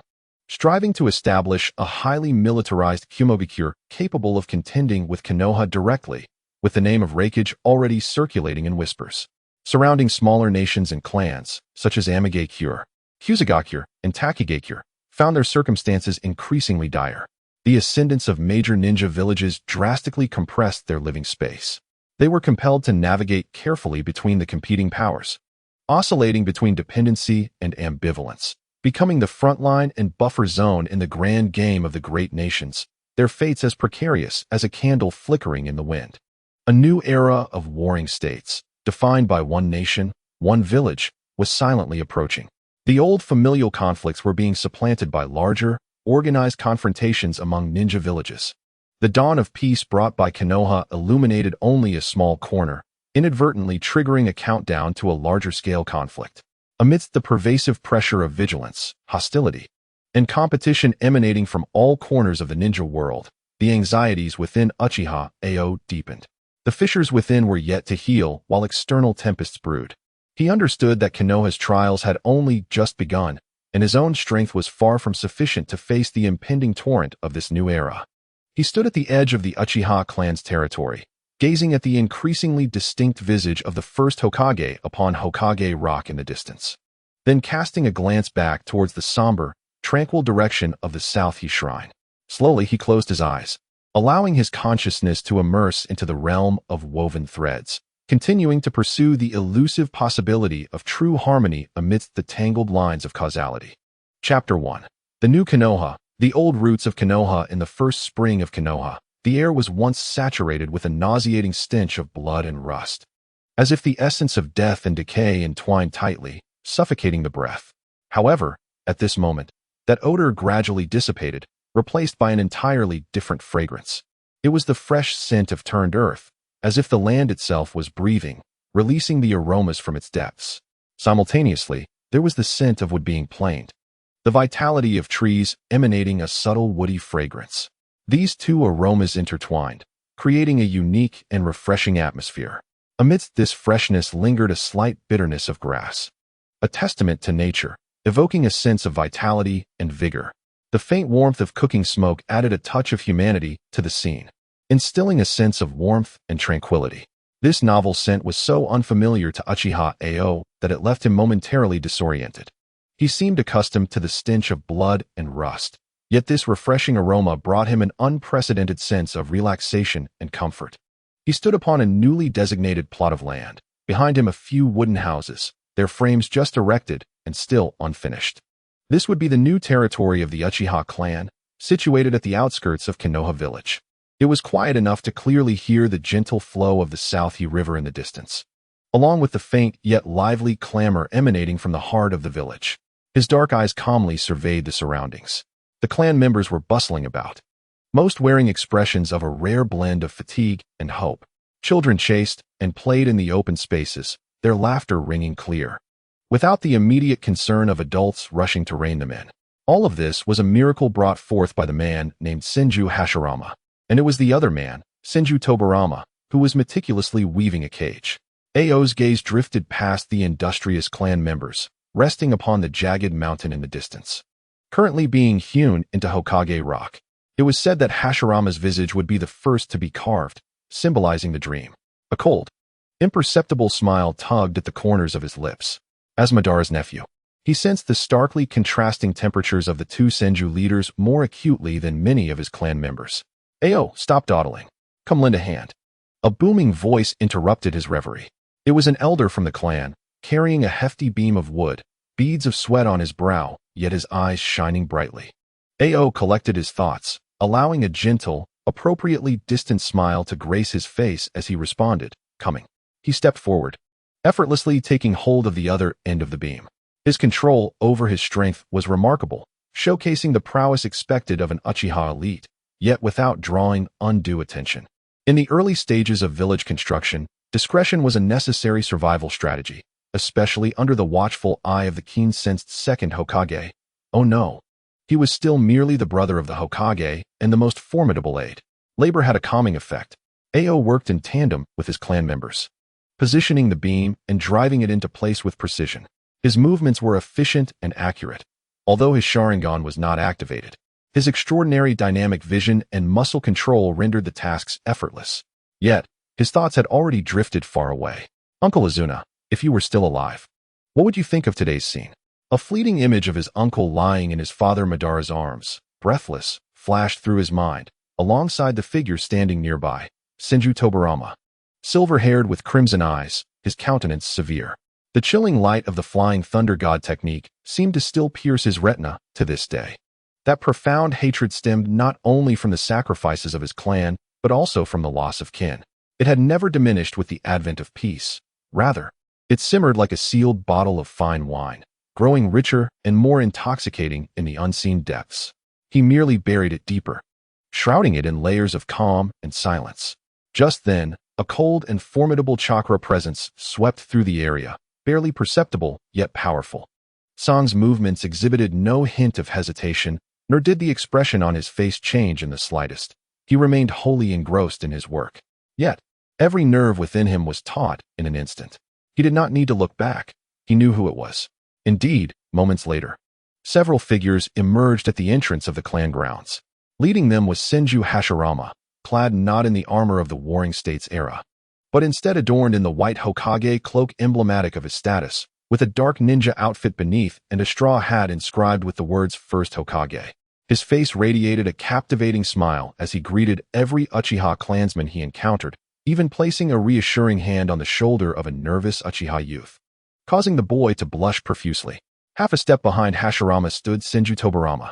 He sported short silver hair and was dressed in functional blue layered armor. His demeanor was grave, and his sharp red eyes scanned the construction progress of the Uchiha clan grounds, observing the distribution of personnel and their expressions with the precision of a finely tuned instrument. His gaze, like a scalpel, sought to dissect the facade of warmth and harmony to reveal the underlying truths. When his eyes inadvertently brushed past Song's direction, Song subtly inclined his body, picking up a wedge from the ground, artfully avoiding direct eye contact. His heart beat steadily, his breathing remained unchanged.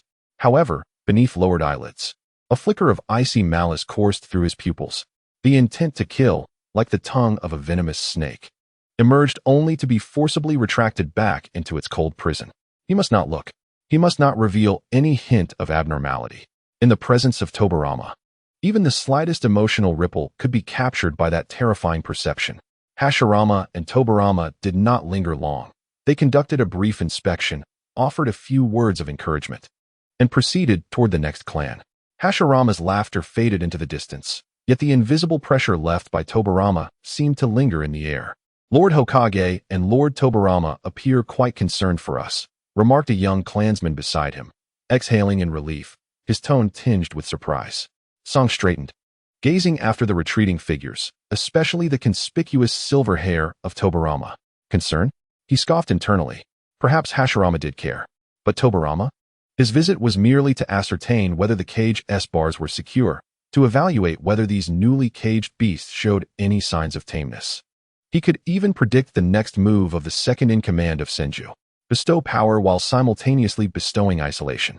Elevate the Uchiha, and then remove the latter from beneath them. All right, let us continue our work. Song spoke calmly, his voice devoid of turbulence. Let us hasten to build our home.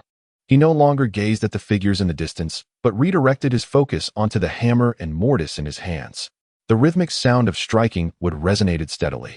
What he was striking was wood, yet buried beneath it were roots unknown to anyone, cold and resilient.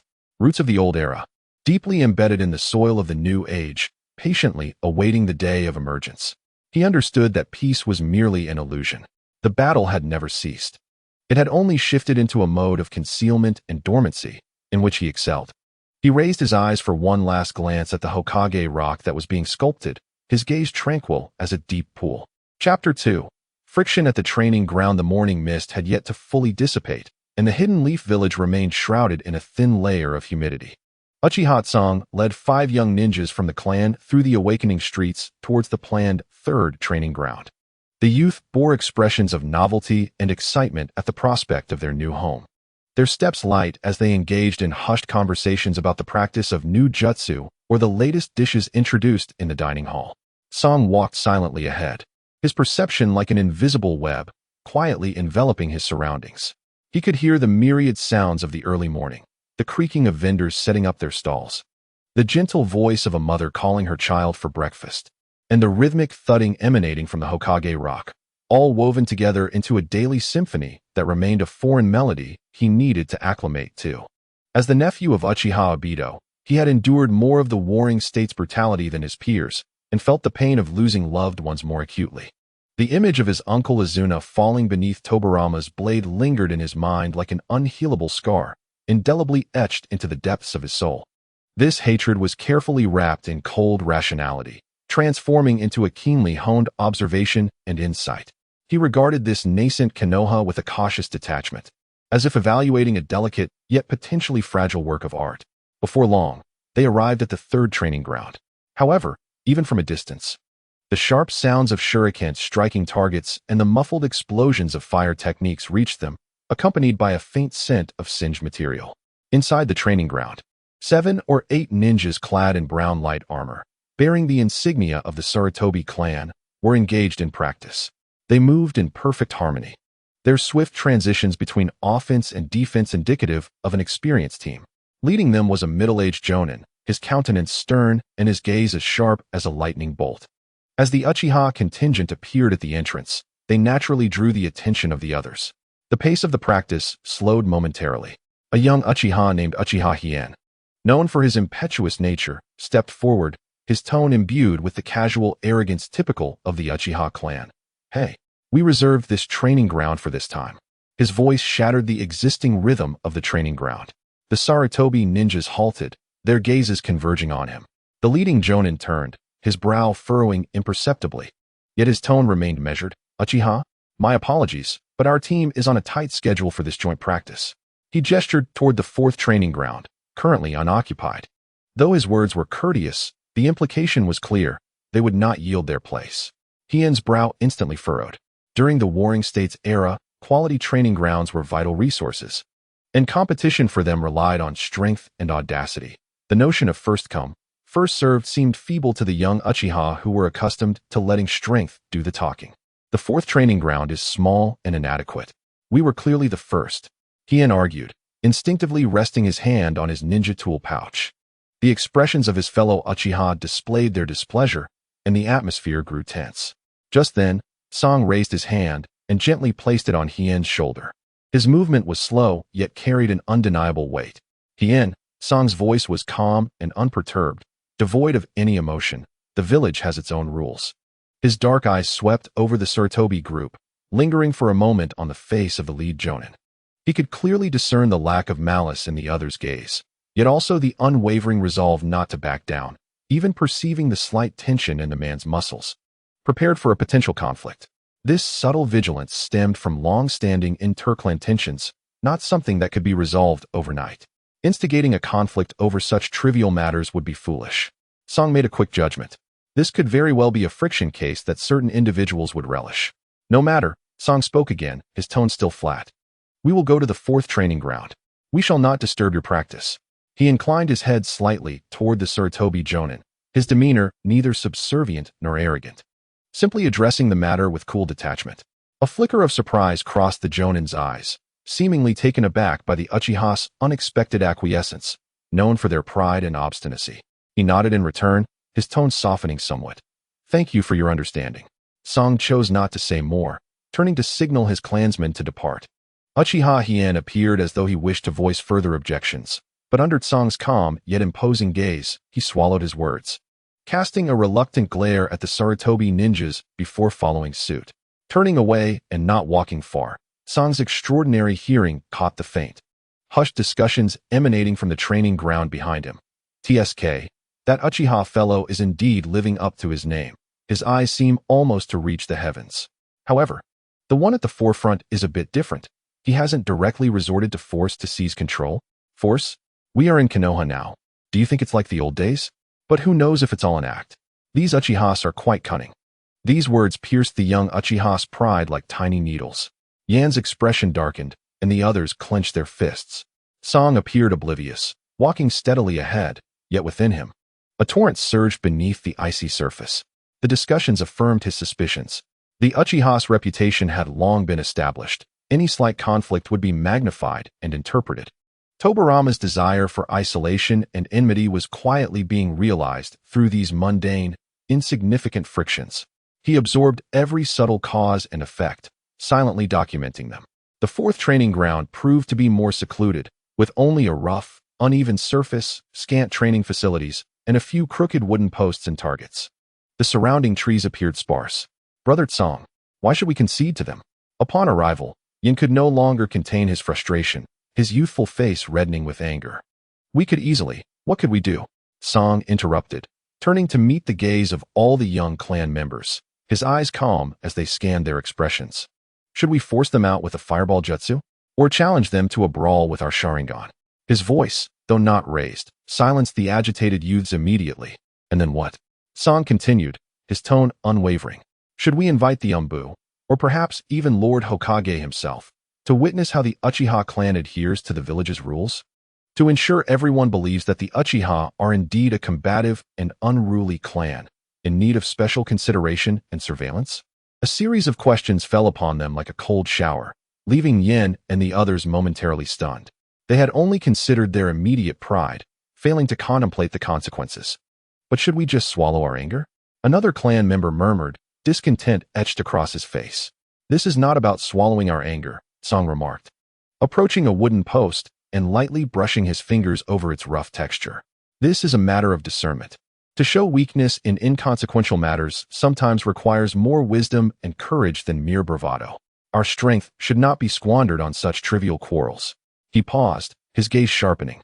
Moreover, do you truly believe that had we been forceful, we could have easily gained the upper hand? That Sarutobi Jonin possesses refined chakra and extensive experience. The squad he brought is well-coordinated and far from mediocre. Should a conflict arise, the outcome would be uncertain, but regardless of victory or defeat, it would be the Uchiha who would bear the blame and be seen as the instigators. The young clan members fell silent, reflecting on the earlier scene and reluctantly conceding that Song's analysis held merit. The palpable tension had not emerged from nowhere. Remember, Song's voice deepened, Konoha has been established. Yet the shadows of the past have never truly faded. Many still perceive us through the lens of history, and countless individuals are waiting for us to falter. Cherish the peace we have now, but do not naively believe everything has changed. Strength is our only reliable recourse. Yet the manner in which we wield that strength demands wisdom. He ceased further commentary and began to outline the training tasks. Today, we shall focus on the arc of shuriken throwing and evading moving targets. Yen, you will demonstrate. The training commenced in a somewhat somber atmosphere. Although the young clan members ceased their complaints, their minds were evidently not wholly engaged. Song remained unfazed. Some lessons needed to be learned through personal experience and understanding. While guiding the training, he extended his senses outward.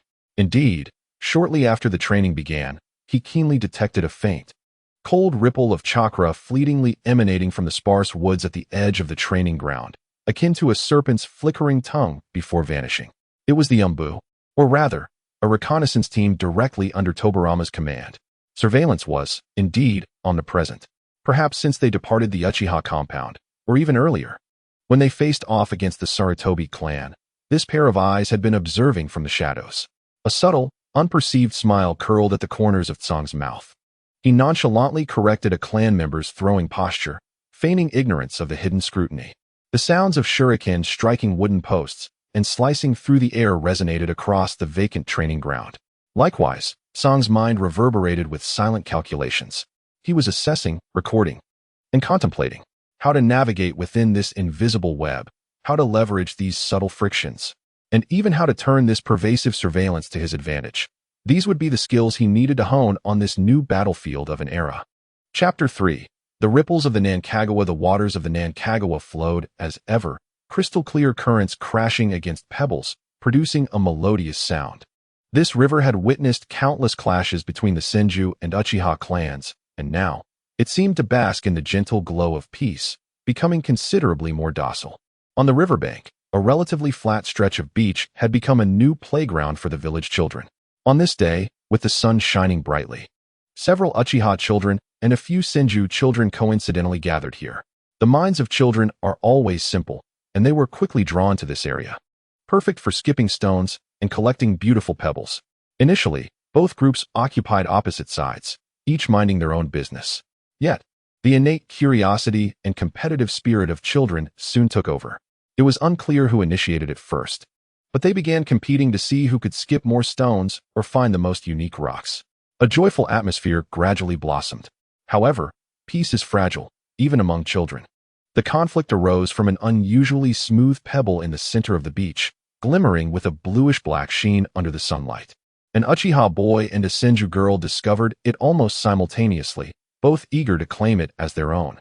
"I saw it first," the Uchiha boy exclaimed, instinctively displaying a look of animosity. Though it did little to aid him in retrieving the stone, it was merely a manifestation of heightened emotions and clan instinct. "I touched it first," the Senju girl retorted defiantly, a faint ripple of chakra emanating from her, indicating considerable potential. Their verbal dispute rapidly escalated into shoving. The surrounding children quickly divided into factions, joining the fray. The Uchiha children instinctively rallied together, while the Senju children naturally united against them. A small scuffle erupted, involving nothing more than fists and feet, mixed with cries of pain and indignant wails. Yet the scene by the Nankagawa was strikingly vivid. Before long, one child dashed back to summon adults. The first to arrive were two young Uchiha, who, upon seeing their clan's children seemingly at a disadvantage, one with a bruise on his cheek, erupted in fury. "Those Senju brats! How dare they bully our Uchiha?" one shouted, activating his Sharingan, the double tomo slowly spinning, unleashing a powerful chakra pressure. Simultaneously, 3 adult Senju ninjas also arrived. Upon witnessing the activation of the Sharingan, their expressions darkened, and without hesitation, they unleashed their own chakra, one of them radiating chakra nearly on par with the Jonin. "Humph, is the Sharingan so impressive?" It was your Uchiha who initiated the conflict. The opposing chakras collided in the air, stirring faint gusts of wind that rustled the grass by the riverbank. The atmosphere was tense, with adult anger far more perilous than the children's quarrels. Ninja tool pouches were opened, hands poised on kunai handles, and the hand signs of jutsu began to form, albeit subtly. Old grudges, like dormant volcanoes, were easily ignited at that moment, threatening to erupt into a genuine conflict. Song's figure appeared like a wraith, silently descending from a large tree branch overlooking the riverbank. He had been conducting routine patrols nearby when the unusual chakra fluctuations drew him in. He did not immediately reveal himself, but instead calmly surveyed the scene below. Through his intricate perspective, countless threads representing anger, hostility, fear, and a fierce protective instinct intertwined chaotically, primarily concentrated between 2 groups of adults. These threads were sharp and chaotic, brimming with destructive potential, akin to a fuse on the verge of ignition, pointing ominously toward an impending bloody conflict. Simultaneously, his senses informed him of at least 3 cold, concealed chakras lurking behind the outer woods and rocks, members of the Umbu. Like the most skilled hunters, they patiently awaited the situation to reach an irretrievable state, ready to emerge and document the aftermath, providing irrefutable evidence of the Uchiha's threat for future evaluation. A glimmer of cold mockery flickered in his eyes. Indeed, the script had played out as expected. The narrative orchestrated by Tobarama always unfolded in the most unanticipated of moments. There was no time to waste. Just as a Senju ninja could no longer restrain himself and was about to perform the water release, water whip technique, he moved. With silent precision, he formed several hand seals, allowing chakra to seep down with meticulous control, not a powerful ninjutsu, but an exquisite manipulation of the ground chakra. Crack!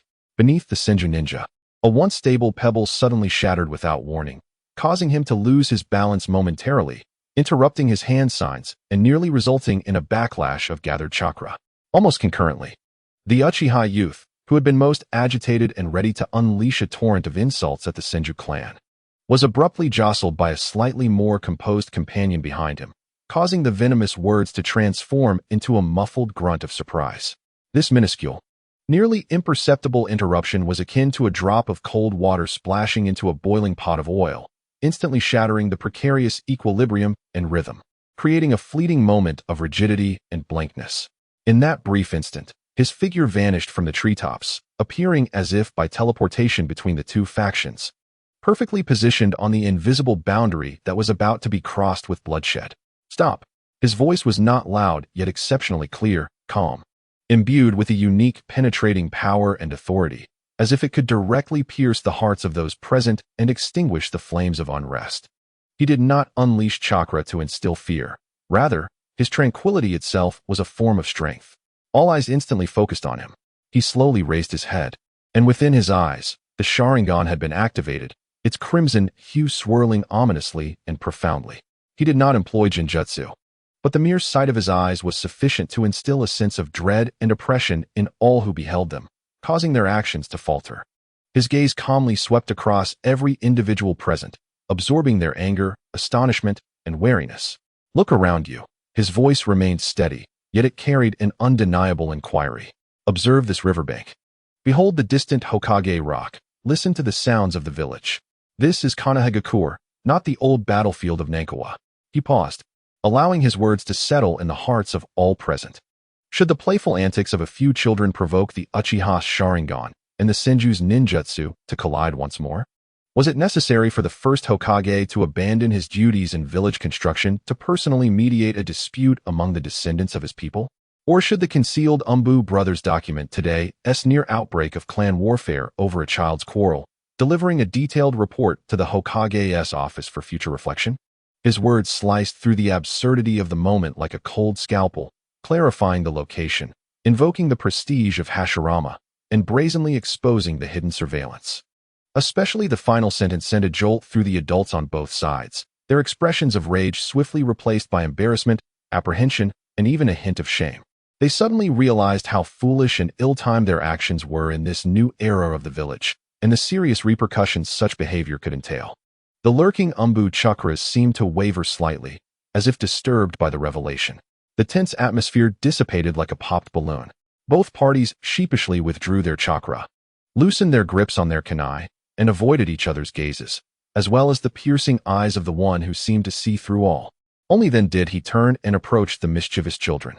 He bent down, gazing at them with a calm demeanor, his once dreaded Sharingan now closed, returning to its deep black. He picked up the dark pebble that had incited the conflict, cradling it in his palm. "This stone is quite beautiful, is it not?" he inquired. The children timidly nodded. "This riverbank is vast," his voice softened, capable of encompassing everyone. "There are many beautiful stones beyond this one. The competition should be about who can find more exquisite stones, or who can skip a stone further across the water, rather than who has the harder fists or whose clan is more powerful." His gaze swept over the children of both the Uchiha and Senju clans. "Learn to share, learn to resolve disputes through competition rather than conflict. This is the essence of being a ninja from Konoha. Do you understand?" The children looked into his calm, yet seemingly powerful eyes, somewhat comprehending, but they all obediently nodded.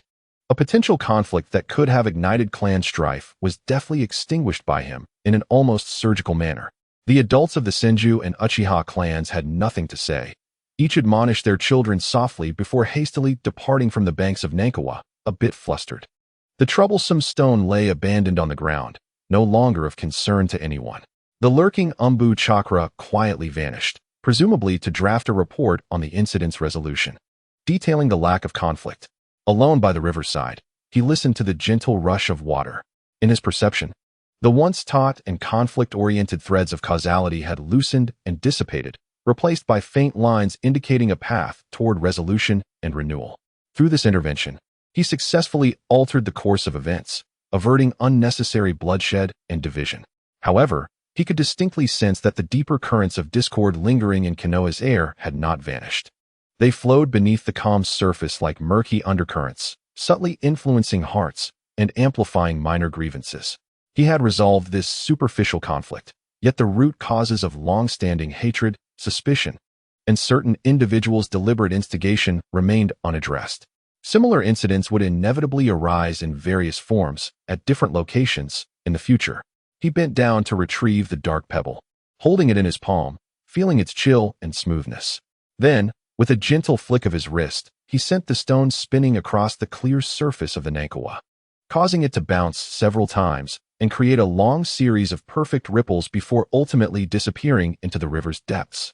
The ripples would gradually subside, but the stone had already sunk to the bottom. Chapter 4. Undercurrents of the celebration, Hinata arrives. Upon Hokage Rock, the visage of the first Hokage, Senju Hashirama, had begun to take shape, his grand smile seemingly capable of penetrating the stone and inspiring the entire village. To commemorate this moment, symbolizing the establishment of Konoha's foundation, the village organized a sizable celebration. Before the sun had fully set, lanterns and streamers adorned the main thoroughfare, illuminating the faces of villagers brimming with joy and hope. The air was filled with the aromas of grilled meat, the sweetness of candies, and the rich scent of stir-fried noodles, as vendors energetically called out to passers-by while children, donned in new garments, frolicked and laughed like tinkling bells amidst the crowd. It was a scene of flourishing vitality, teeming with the essence of new beginnings. The Uchiha clan, as a vital force in the village's founding, was naturally among the invited.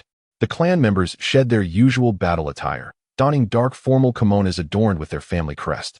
Mingling in twos and threes with the throng, they endeavored to immerse themselves in the joy surrounding them, yet the temperament cultivated over the years, coupled with the occasional glimmer in the dark eyes that reflected the lantern's glow, rendered them somewhat out of place. Uchiha Ao trailed behind several elders of his clan, his step steady and his gaze calmly surveying the surroundings. He resembled a composed observer rather than an engaged participant. The cacophony of laughter and the enticing aromas of food flooded his mind, yet an icy rationality swiftly dissected and categorized these warm sensations. His eyes fell upon the focal point of the crowd, Senju Hashirama.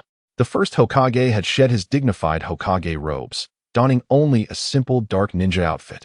Draped casually with a light-colored haori, his black hair flowing freely, he stood before a dango stall, holding several skewers of colorful dango.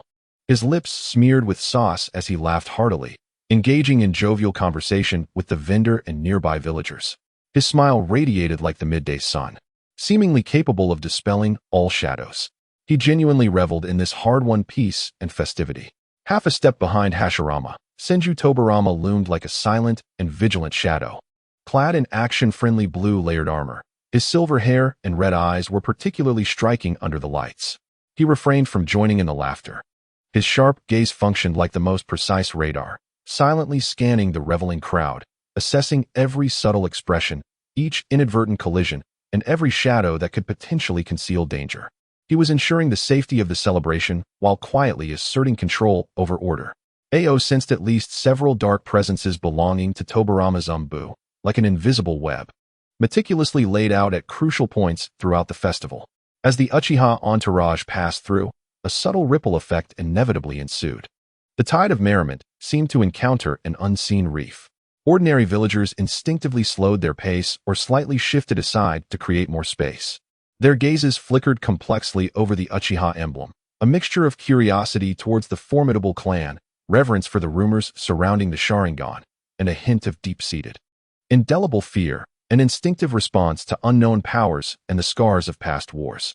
Other ninjas from different clans, such as Sarutobi, Shimura, and Nara, exhibited more decorum. They offered polite nods, even exchanging a few pleasantries to celebrate the festival. However, that politeness was superficial, and behind their smiles lay a clear sense of boundary and a barely perceptible scrutiny. Beneath the veneer of civility lay decades of inter-clan estrangement and a history of rivalry, not easily smoothed over by a mere village establishment or a festive occasion. "Look, it's the Uchiha," a hushed voice emerged from behind a nearby snack stall, which Ao keenly detected amidst the din. "Where? Oh, that's their emblem. I've heard that every one of them possesses formidable eyes. What are they called? Sharingan. They can see through all illusions and ninjutsu, and even replicate them. Quite terrifying indeed. Shoo, keep your voice down. Don't let them hear you. I've heard their clan members can be quite temperamental. It's best to keep your distance." The fragmented gossip buzzed incessantly like mosquitoes, though not fierce. It persistently infiltrated Ao's ears. His expression remained impassive, seemingly oblivious, yet every word fell like cold raindrops into the bottomless well of his heart, stirring only the slightest ripples while continuously accumulating a sense of chill. His gaze swept over the crowd, catching a more poignant detail. A Uchiha boy, around 6 or 7 years old, looked on with longing at a group of Senju and Sarutobi children frolicking around a candy stall. He hesitated, inching forward a few steps in an attempt to join them, but the group seemed oblivious to his presence, or perhaps acknowledged him, yet were unsure how to react.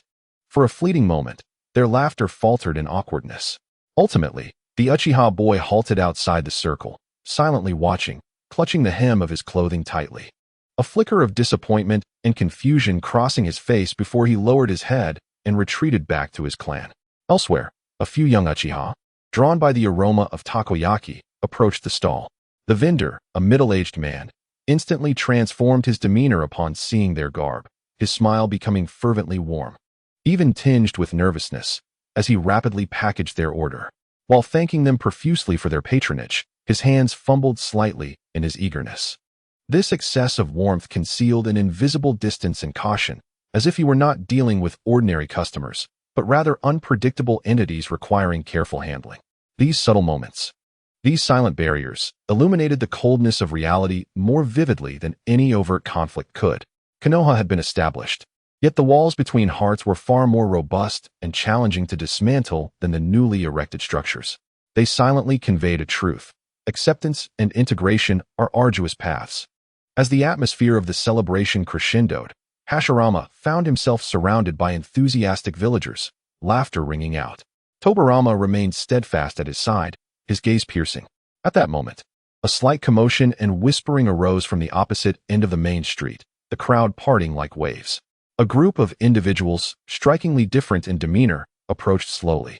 Clad uniformly in elegant, crisp white traditional kimonos of fine material, their steps were synchronized. Each face bore an almost rigid reserve and pride. Most striking were their eyes. Entirely white, devoid of pupils, yet exuding an incisive clarity, as if capable of piercing through flesh and chakra pathways alike. It was the Hyuga clan, renowned throughout the ninja world for their Byakugan and their ancient traditions and strict family hierarchy. They had finally arrived. Leading the group was a man in his 40s. His countenance stern and features sharply defined, exuding an aura of gravitas. His stride was imbued with authority, clearly an important figure from the Hyuga clan. He gazed ahead without distraction, seemingly uncomfortable amidst the surrounding revelry, his brow slightly furrowed, as if perceiving the atmosphere as overly boisterous and muddied. Most of the Hyuga members mirrored this demeanor, maintaining an ancient, reserved poise and distance, sharply contrasting with the vibrant, even somewhat coarse vitality of the Konoha villagers. Their presence was akin to a flock of cranes intruding upon a noisy chicken coop, instantly capturing nearly all eyes in the vicinity. Even Hashirama, encircled in the center, noticed and waved cheerfully in their direction. Meanwhile, Tobirama, his keen red eyes scanning the crowd, immediately fixed upon the approaching Hyuga group. Without a hint of hesitation, Senju Tobirama strode forward. He approached the head of the Hyuga clan, exhibiting no signs of neglect, engaging in conversation with a demeanor that adhered to protocol, even infused with a hint of solemnity. Although the distance rendered the specifics inaudible, it was evident that Tobirama's expression was serious, his words clear, demonstrating ample respect for the Hyuga clan. In contrast, the Hyuga clan leader responded with a demeanor that was notably more reserved and restrained. He merely inclined his head slightly, his lips moving with minimal change, maintaining a ceremonial response, his attitude neither subservient nor arrogant. There was even a glimmer of scrutiny and evaluation in his pure white gaze, as if assessing the worth of this Senju's second-in-command and the hidden leaf village he represented. Look, those in white are the Hyuga clan. Is that their Byakugan? The ocular technique renowned alongside the Sharingan? They seem rather serious, appearing somewhat unapproachable. Have they not always been observing from a distance? Why have they suddenly arrived? Could it be that they intend to join Konoha? This development made things intriguing. The Uchiha and Hyuga, two great clans of ocular prowess. The focus of the crowd's discourse swiftly shifted from the Uchiha to the newly arrived Hyuga clan. Curiosity, wonder, and speculation permeated the air. Uchiha Ao observed the scene with the calm demeanor of a spectator standing at the edge of a stage, meticulously assessing the unfolding narrative. Within his perceptive grasp, the arrival of the Hyuga clan was far from a mere addition of new members. They were akin to a stone cast into a lake that was already rippling. Yet this stone bore a distinct texture, weight, and angle of entry. In an instant, he sensed the intricate, delicate web of interpersonal dynamics within Konoha begin to tremble, reorganize, and weave new patterns. The pride of the Hyuga clan starkly contrasted with the aloofness of the Uchiha. It was a pride rooted in a millennia-old tradition, encapsulated in a rigidly hierarchical system almost cruel in its strictness, coupled with the absolute insight and confidence afforded by the Byakugan, forming a barrier that was both reserved and formidable. This barrier may not possess the aggressive and unstable nature of the Uchiha, yet it could prove even more challenging to penetrate and assimilate. Ao's gaze shifted to Senju Tobarama, who was engaged in conversation with the Hyuga leader. His insight was piercing. Tobarama's enthusiastic reception of the Hyuga was motivated by far more than merely augmenting Konoha's strength. The formidable capabilities and unique talents of the Hyuga clan indeed represented a crucial piece of the puzzle that Konoha desperately needed, significantly enhancing the village's overall power and deterrence. More importantly, the Hyuga bore no historical enmity with the Senju and had rarely clashed directly in the past. This clan, possessing its own powerful bloodline limit and a similarly proud and tightly knit structure, was, in Tobarama's eyes, the ideal counterbalance to the Uchiha. Integrating the Hyuga would not only dilute the Uchiha's uniqueness in terms of bloodline limits, but also establish a delicate equilibrium in diplomacy, task allocation, and even future power dynamics. The Hyuga's arrival signified much more than simple integration. It heralded a transformation in the internal power structure of Konoha, ushering it into a new and more complex phase. The Uchiha, already under careful scrutiny and marginalization, would likely find their situation exacerbated, becoming ever more nuanced and challenging.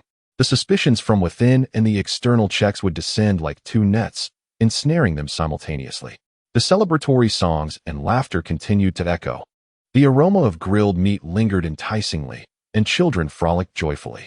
Yet, in Ao's ears, beneath the joyous clamor, there seemed to resonate the sounds of turbulent undercurrents colliding and churning beneath the surface, an ominous and profound echo foreshadowing the monumental challenges to come. He slowly withdrew his gaze from the Hyuga, no longer absorbed in the facade of prosperity, redirecting his focus inward, continuing to play the role of a silent observer and a composed chronicler. The leaves of Konoha flourished exuberantly under the sun, vibrant with life. Yet, the more intense the sunlight, the deeper and more pronounced the shadows that burgeoned beneath it. And he, Uchiha, with roots entwined in the animosities of a bygone era and the despair of a new age, was quietly extending deeper into this seemingly fertile yet treacherous soil, towards an unknown darkness. Chapter 5. The Chunin Exams and Conversation with Madara, Combined Chapter, strolling along the periphery of the new Uchiha clan district. Closer to the forest and markedly more desolate, Ao closed his eyes, not relying solely on sight, but immersing his spirit into a more esoteric realm. Ever since his Sharingan inadvertently touched upon the secrets of the kaleidoscope during the brutal battles at the end of the Warring States period, he had acquired this unique ability to perceive and subtly influence the invisible strands of causality linking individuals and events. In that moment, his perception revealed that the newly established Konoha was not a radiant bastion of prosperity, but rather a tapestry of interwoven, colliding, and entangled threads. Resplendent in a cacophony of colors, their brightness fluctuating. The lines representing the Senju clan were predominantly bright and robust, radiating from the Hokage's office and emanating throughout the village, embodying an undeniable force of order and centripetal energy, woven from Hashirama's dreams and Tobarama's governance. Yet, amid this brightness, Ao discerned the cold, sharp, and calculating silver-blue threads belonging to Tobarama, purposefully extending and weaving, attempting to regulate and even constrain the other lines. The lines representing the Uchiha congregated at the fringes, exhibiting a suppressed yet restless deep crimson hue. They were powerful but seemed restrained by an invisible barrier, struggling to truly integrate into the luminous network at the village's heart. Many of these crimson threads sought to extend outward but were deftly diverted, redirected, or thwarted by the silver-blue lines. The clan members' hopes for a new life, their appreciation for peace, and their inherent pride intertwined with their anxieties about the present and the humiliation brought by external pressures, creating a chaotic and tense web of causality. The lines of other clans, varying in color and strength, largely observed, tested, and endeavored to adapt to the new rules, simultaneously desiring to attach themselves to the Senju's mighty tree while instinctively wary of being completely assimilated or devoured. Beneath all these visible threads of causality, Ao's perception once again brushed against a discordant fluctuation. It was not a concrete line, but rather an elusive noise or a distorted field of force permeating the background. Formless and intangible, it eluded capture, yet it seemed to amplify in moments of emotional upheaval and wavering will, acting as a catalyst for negative sentiments, distrust, anger, fear, and prejudice. It escalated tensions that could have otherwise softened and distorted understandings that might have been achieved. Ao endeavored to focus his mind on tracing the source of this aberrant fluctuation. But, as in countless previous attempts, it slipped away like an elusive shadow, leaving behind a chilling sense of malice and foreboding. This unknown presence felt like a thorn embedded deep in his assessment of Konoha's future. "Brother Ao," a somewhat juvenile voice interrupted his contemplation. Ao opened his eyes, regaining his usual tranquil demeanor. Approaching him was Uchiha Kagami, a young boy from the clan, still bearing a hint of baby fat. His bright eyes sparkling with pure curiosity and anticipation for the new village and future. He was one of the few youths unafraid of Ao's cold demeanor. "Kagami, what is it?" Ao inquired, his tone softening slightly. "The Hokage sent someone to notify us that tomorrow morning, the first joint Chunin selection exam will be held in the central square. All eligible genin from every clan can participate." Kagami exclaimed excitedly, flailing his arms. "I heard the format is new, not just simple clan battles. A joint Chunin exam?" Ao's gaze flickered. This was yet another initiative from Hashirama aimed at promoting integration. However, the formulation of the specific rules undoubtedly bore Tobarama's influence. Would this be a fair stage, or a meticulously crafted showcase designed to further highlight the Senju's leadership while diminishing the distinctiveness of the clans? "This is a positive development," Ao remarked, "an opportunity." "Indeed, I will give it my all." Kagami nodded vigorously. Then his expression shifted to one of slight distress. "But I heard there will be a cultural test as well, covering topics like the will of fire and village regulations, things I haven't really studied." "A cultural test?" Ao understood the implications. Here came Tobarama's hand at play, incorporating ideological indoctrination and regulatory education into a martial selection would subtly shape the youth's allegiance towards Konoha rather than their clans. A shrewd and difficult-to-challenge maneuver. Last-minute cramming is still possible. The key is to showcase the Uchiha's combat prowess, Ao advised. "Right, I understand." Kagami, encouraged, dashed off with renewed vigor. Ao watched the boy's energetic retreat, his gaze reflecting a complex mix of emotions. Children like Kagami genuinely embraced this new era, yet the path they tread was already strewn with invisible thorns. The following day, the central square of Konoha was bustling with activity. Ninja clans and civilians gathered here to witness an unprecedented joint Chunin exam. The atmosphere was vibrant, yet underscored by a subtle sense of competition and scrutiny. Senju Hashirama stood atop a makeshift platform, clad in his striking white Hokage robe, his voice resonant and passionate as he spoke of unity and the future, eliciting waves of applause from the crowd below. Beside him, Senju Tobarama lingered in a slightly more reserved position, dressed in blue layered armor. His arms crossed, and his gaze keenly surveying the audience, particularly lingering on the faces of the young ninjas from various clans, assessing their reactions. Uchiha Ao found himself positioned inconspicuously at the rear of the Uchiha gathering. His attention was not on the speaker, but on the throng below, observing the invisible threads of causality that ebbed and flowed, colliding and intertwining. The first task of the exam involved a team collaboration challenge, with participants drawn randomly to escort supplies in a simulated scenario, clearly aimed at dismantling clan barriers. Ao noted that Uchiha Kagami was paired with a boy from the Senju clan and a girl from the Inuzuka clan. Kagami appeared somewhat anxious, but made the effort to extend his hand in an attempt at communication. The Senju boy hesitated briefly, glancing at Tobarama on the platform before reluctantly accepting the handshake. The Inuzuka girl, however, responded with refreshing ease. The task progressed with its share of stumbles.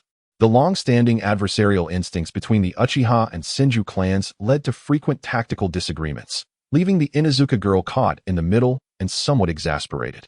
Ao observed how the initial awkwardness and rejection among the trio's causal connections almost snapped after several missteps.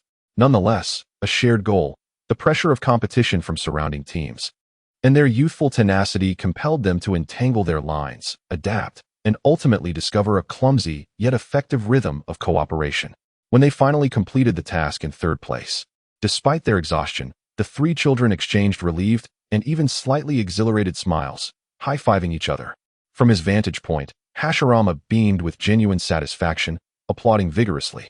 In contrast, Tobarama merely inclined his head slightly, his expression unchanged, his gaze more frequently fixed on the teams that had failed to cooperate, even erupting into arguments, as if silently cataloging their shortcomings. Ao absorbed it all. Hashirama beheld a glimmer of hope for unity, while Tobarama focused on identifying issues that required stricter oversight. What Ao perceived, however, was the underlying alienation and fragility that persisted behind their brief collaboration, along with the subtle discord that flickered just as the trio celebrated their small victory, stirring doubts within the Senju boy about the viability of collaboration with the Uchiha, and igniting Kagami's sensitivity regarding the potential disdain from his counterpart, casting a faint shadow over the newly forged, fragile bond of trust. Although the children themselves may have remained unaware, the delicate quiver in the causal thread did not escape Ao's perception. The subsequent individual combat assessments heightened the atmosphere considerably, magnifying the sense of clan pride. When it was Kagami's turn to face off against a boy from the Hyuga branch, the confrontation pitted Uchiha throwing techniques and fire release against the Hyuga's gentle fist and Byakugan. The duel was intense.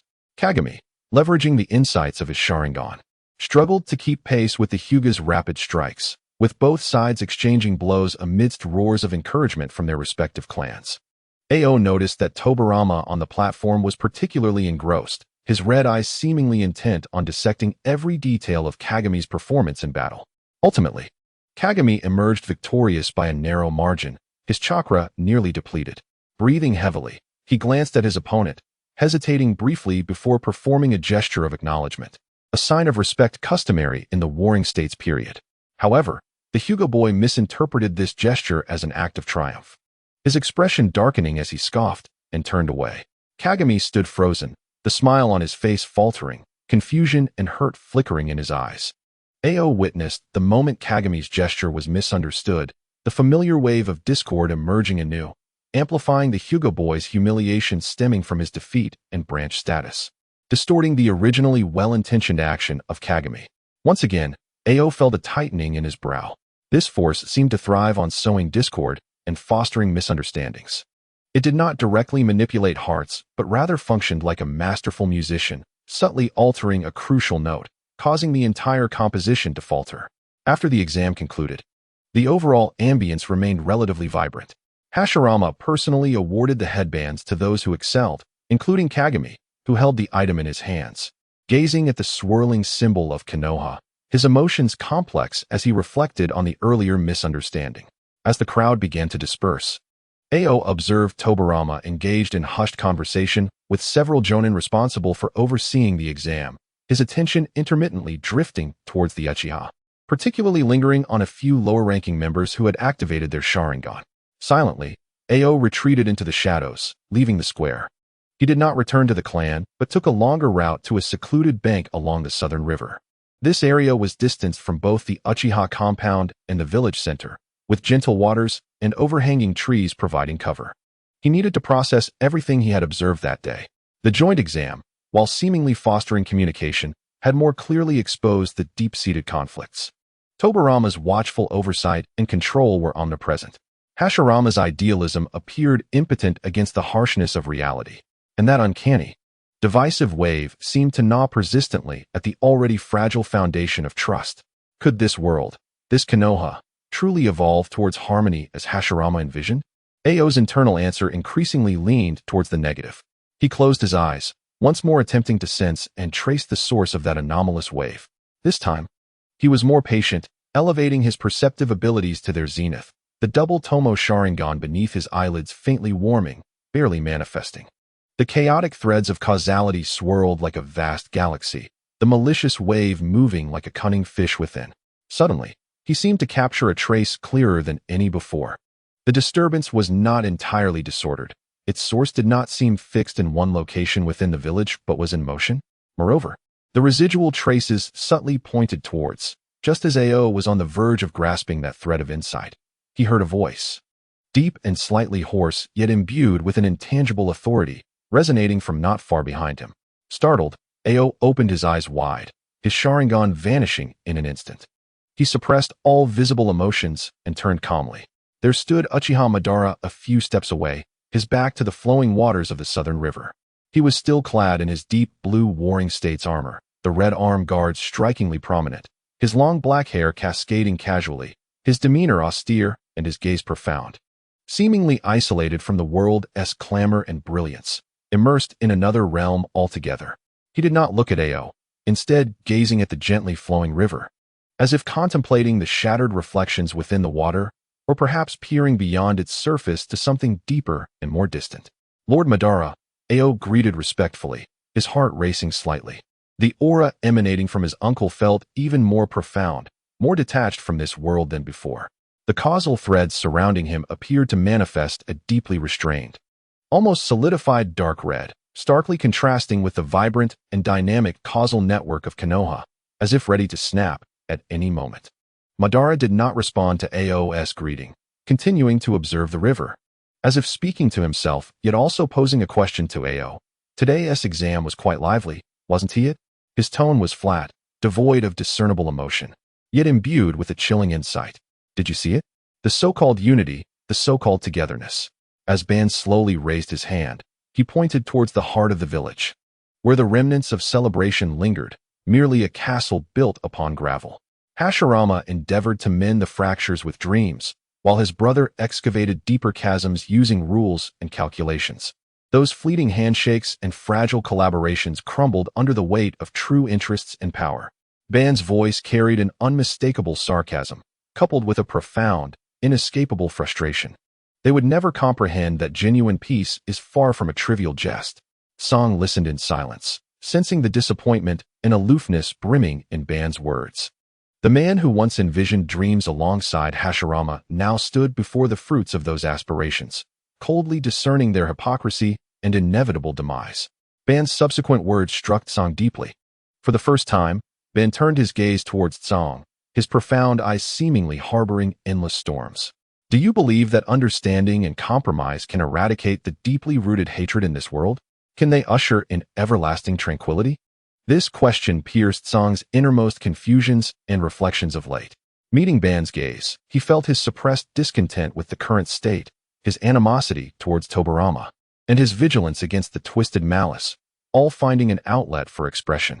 He refrained from responding immediately, redirecting his attention to the shimmering surface of the Nanha River. The water flowed silently, bearing witness to countless battles between the Senju and Uchiha, as well as the initial alliance. Now, it quietly reflected the shadows of division. After a prolonged silence, Song spoke in a calm, yet resolute voice. The ephemeral dream will ultimately be pierced by the thorns of reality. The true answer may never lie beneath the sunlight. He did not directly affirm or deny the possibility, yet his words revealed a clear inclination. Upon hearing this, Ban's deep gaze seemed to flicker with an almost imperceptible wave of emotion. He turned his eyes back to the river, lapsing into silence once more. One stood, the other seated, as they silently basked in the fading rays of the setting sun. With the growing clamor of Konoha behind them and the quietly flowing Nanha River before them, standing at the intersection of two worlds, Song understood that he and this increasingly distant uncle had, at this moment, reached an unspoken understanding rooted in their shared disillusionment with reality. Chapter 6. The establishment of the Uchiha Guard and the invasion of cloud shadows. The afterglow of the sunset painted the surface of the Nanha River in shattered hues of gold and crimson, outlining Ban's hardened silhouette as unyielding as stone. After hearing Song's nearly rebellious response, he fell into a longer silence, one brimming not with emptiness, but with a suffocating weight of power, as if the air were frozen before a tempest. At last, Ban spoke, his voice low and resonant. As if it emerged from the depths of the earth, the trees under the sunlight have roots that delve deep into the dark soil. Hashirama wishes to see only the lush foliage while willfully ignoring the hatred and conflict that nurture them. His gaze remained fixed upon the water's surface. Yet his focus had shifted beyond the immediate scenery. He had foolishly believed that the will of fire could illuminate all shadows. Song listened quietly, sensing the overwhelming solitude that emanated from Ban, mingled with a cold fury that arose from the betrayal of the only one who understood him. This emotion resonated strongly with his own hatred towards Tobirama and his skepticism of the present situation. Ban's voice, barely audible, seemed to whisper of a path that led to true peace. Infinite Tsukuyami. That was the ultimate illusion to end all conflicts. Infinite Tsukuyami? Song's heart raced. He had previously attempted to decipher the ancient stone tablet beneath the Nana shrine, but its contents were obscure, requiring a more extraordinary visual prowess for complete interpretation. Ban had evidently unraveled deeper meanings. A grand illusion enveloping the entire world? The notion sounded insane, yet it cast a stone into the lake of his disillusionment with reality. Ban chose not to elaborate further, seemingly aware that he had divulged too much. He turned his back, his penetrating gaze for the first time earnestly scrutinizing Song, as though it could pierce through all facades and reach the depths of his soul. You see it, feel it, do you not? Ban's tone carried a note of certainty regarding the fissures beneath the surface of this village, the irreconcilable conflicts, and the repugnant things that festered in the shadows. Song felt a chill within. Did Ban sense it too? That discordant undercurrent? He did not directly affirm this, but merely nodded slightly, cautiously responding. The apparent harmony is indeed fragile. He avoided discussing the unknown malice directly, as he needed to retain the most crucial information until he was certain of Ban's intentions and state. Ban appeared unsurprised by his reaction, instead revealing a nearly approving expression of indifference. Keep your eyes and mind clear, Song. Do not be deceived by the false warmth. The true Uchiha will never be content to be shackled, assimilated, or domesticated. With that, Ban did not linger. He cast one last glance at the Konoha village. Now shrouded in twilight with lights beginning to flicker, his expression cold and detached, as if gazing upon a foreign land entirely unconnected to himself. Then he turned, his figure merging with the shadows of the forest along the bank, vanishing like a specter without leaving a trace. Song stood alone, Ban's words echoing in his ears.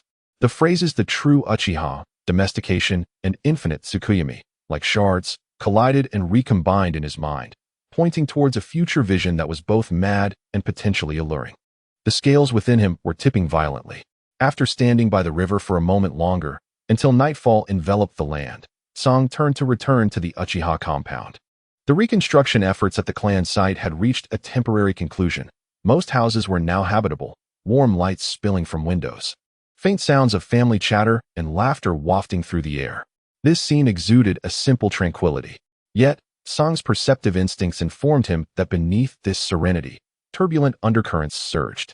The clansmen's interconnected fates bore not only the anticipation for their new lives, but also discontent over the marginalization of their compound, complaints about inequitable task assignments, and worries about the future responsibilities of the police force. As soon as he returned to his humble, yet tidy single-occupancy wooden house, a knock echoed at the door. Outside stood Hwaha, a respected jonin of the Uchiha clan and one of Ban's more trusted subordinates, his expression grave. Song, you have returned. Just in time. There is something we need to inform everyone. Hwaha's voice was subdued, having just received an official order from the Hokage's office. Song stepped aside to allow him entry. What order? Hwaha did not take a seat, but stood within the room to announce. Lord Tobarama has proposed, and with the Hokage's consent, the formal establishment of the Konoha police force. The formation and leadership of the first police force will be entirely entrusted to our Uchiha clan. A brief silence enveloped the room. Hwaha's tone carried a hint of barely contained excitement and pride. See, the village still relies on us Uchiha. Entrusting such a crucial responsibility for maintaining order and security within the village to us is a recognition of our strength. Song observed the mix of pride and relief on Hwaha's face, yet a chill spread through his heart. Here it came. Tobarama's scheme had indeed fallen into place. He could almost instantly see through the triple stratagem veiled behind this seemingly favorable assignment. 1. Isolation and marginalization, binding the Uchiha's strength to internal affairs like village security. Distanced from the core of the mission system, especially high-level, high-reward external tasks, thus removing them from the center of power and intelligence networks in the village. 2. Creating enemies and isolation. Police work inevitably involves law enforcement and punishment, which, regardless of fairness, can easily incite dissatisfaction and resentment from other clans and villagers. Uchiha will perfectly embody the role of the antagonist, becoming a natural focal point of conflict and, as a result, be isolated by other factions. In the early establishment of the ninja village system, amidst lingering external threats, true merit and prestige inevitably stemmed from missions and battles. By confining the Uchiha within the village, they are essentially stripped of opportunities to accumulate achievements and enhance their political capital. This serves multiple purposes, a clever stratagem by Tobirama. One can even envision the calm, seemingly fair demeanor on Tobirama's face when he proposed this suggestion. The Uchiha clan possesses the strongest insight, the Sharingan, and is thus ideally suited to maintain public order, allowing them to maximize their strengths and showcase their value. His elder brother Hashirama would likely feel gratified by this trust and the utilization of the Uchiha, completely oblivious to the chilling trap beneath. Many within the clan were exhilarated, as Hokage continued, unaware of the cold irony within. They believed this was the beginning of solidifying their foothold in the village and gaining a voice. Several elders had tentatively agreed and began to seek candidates. Song fell silent for a few moments, suppressing the surging, chilling intent directed at Tobirama, and asked in a tone devoid of emotion, "Does Lord Madara know? What does he think?" The excitement on Hokage's face slightly waned, revealing a hint of helplessness. Lord Madara remains the same, staying at the South Shrine, indifferent to clan affairs. When I reported to him, he merely acknowledged with a grunt, showing no further response. He seems accustomed to this. But since this is an official appointment by the village, which benefits the clan, I believe Lord Madara would not oppose it. Song understood. It was not that Madara was indifferent. He was utterly disillusioned, likely having seen through the ruse, perhaps even more resolute in his decision to leave. He was loath to waste his breath on a village he deemed destined for decay. "I understand," Song said flatly. "Since it is the village's decision, we shall execute it." Hokage was somewhat taken aback by Song's overly calm reaction, yet attributed it to his character. "Well, rest early. Tomorrow we shall be busy." With that, he took his leave. After bidding Hokage farewell, Song closed the door, and the air within the room seemed to solidify. He approached the window, gazing at the twinkling lights of the Uchiha clan outside, and further away, the more resplendent illumination of the village center. That light, seemingly warm, imparted an invisible and tightening restraint upon him. The police force would be the first formal shackle placed around the Uchiha's neck. Yet, many clansmen remained blissfully unaware, rejoicing over this gilded chain. It was both laughable and tragic. He shut his eyes, his perception extending once more.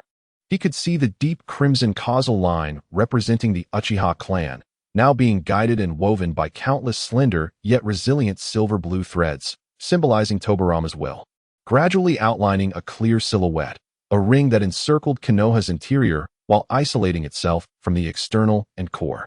This ring passively absorbed and accumulated the subtle yet incessant negative emotions, discontent, complaints, resistance, emanating from other areas of the village. Simultaneously, that unusual discordant fluctuation seemed to have sensed the formation of this colossal emotional collector, becoming increasingly active, like a specter hovering near this newly formed ring, probing.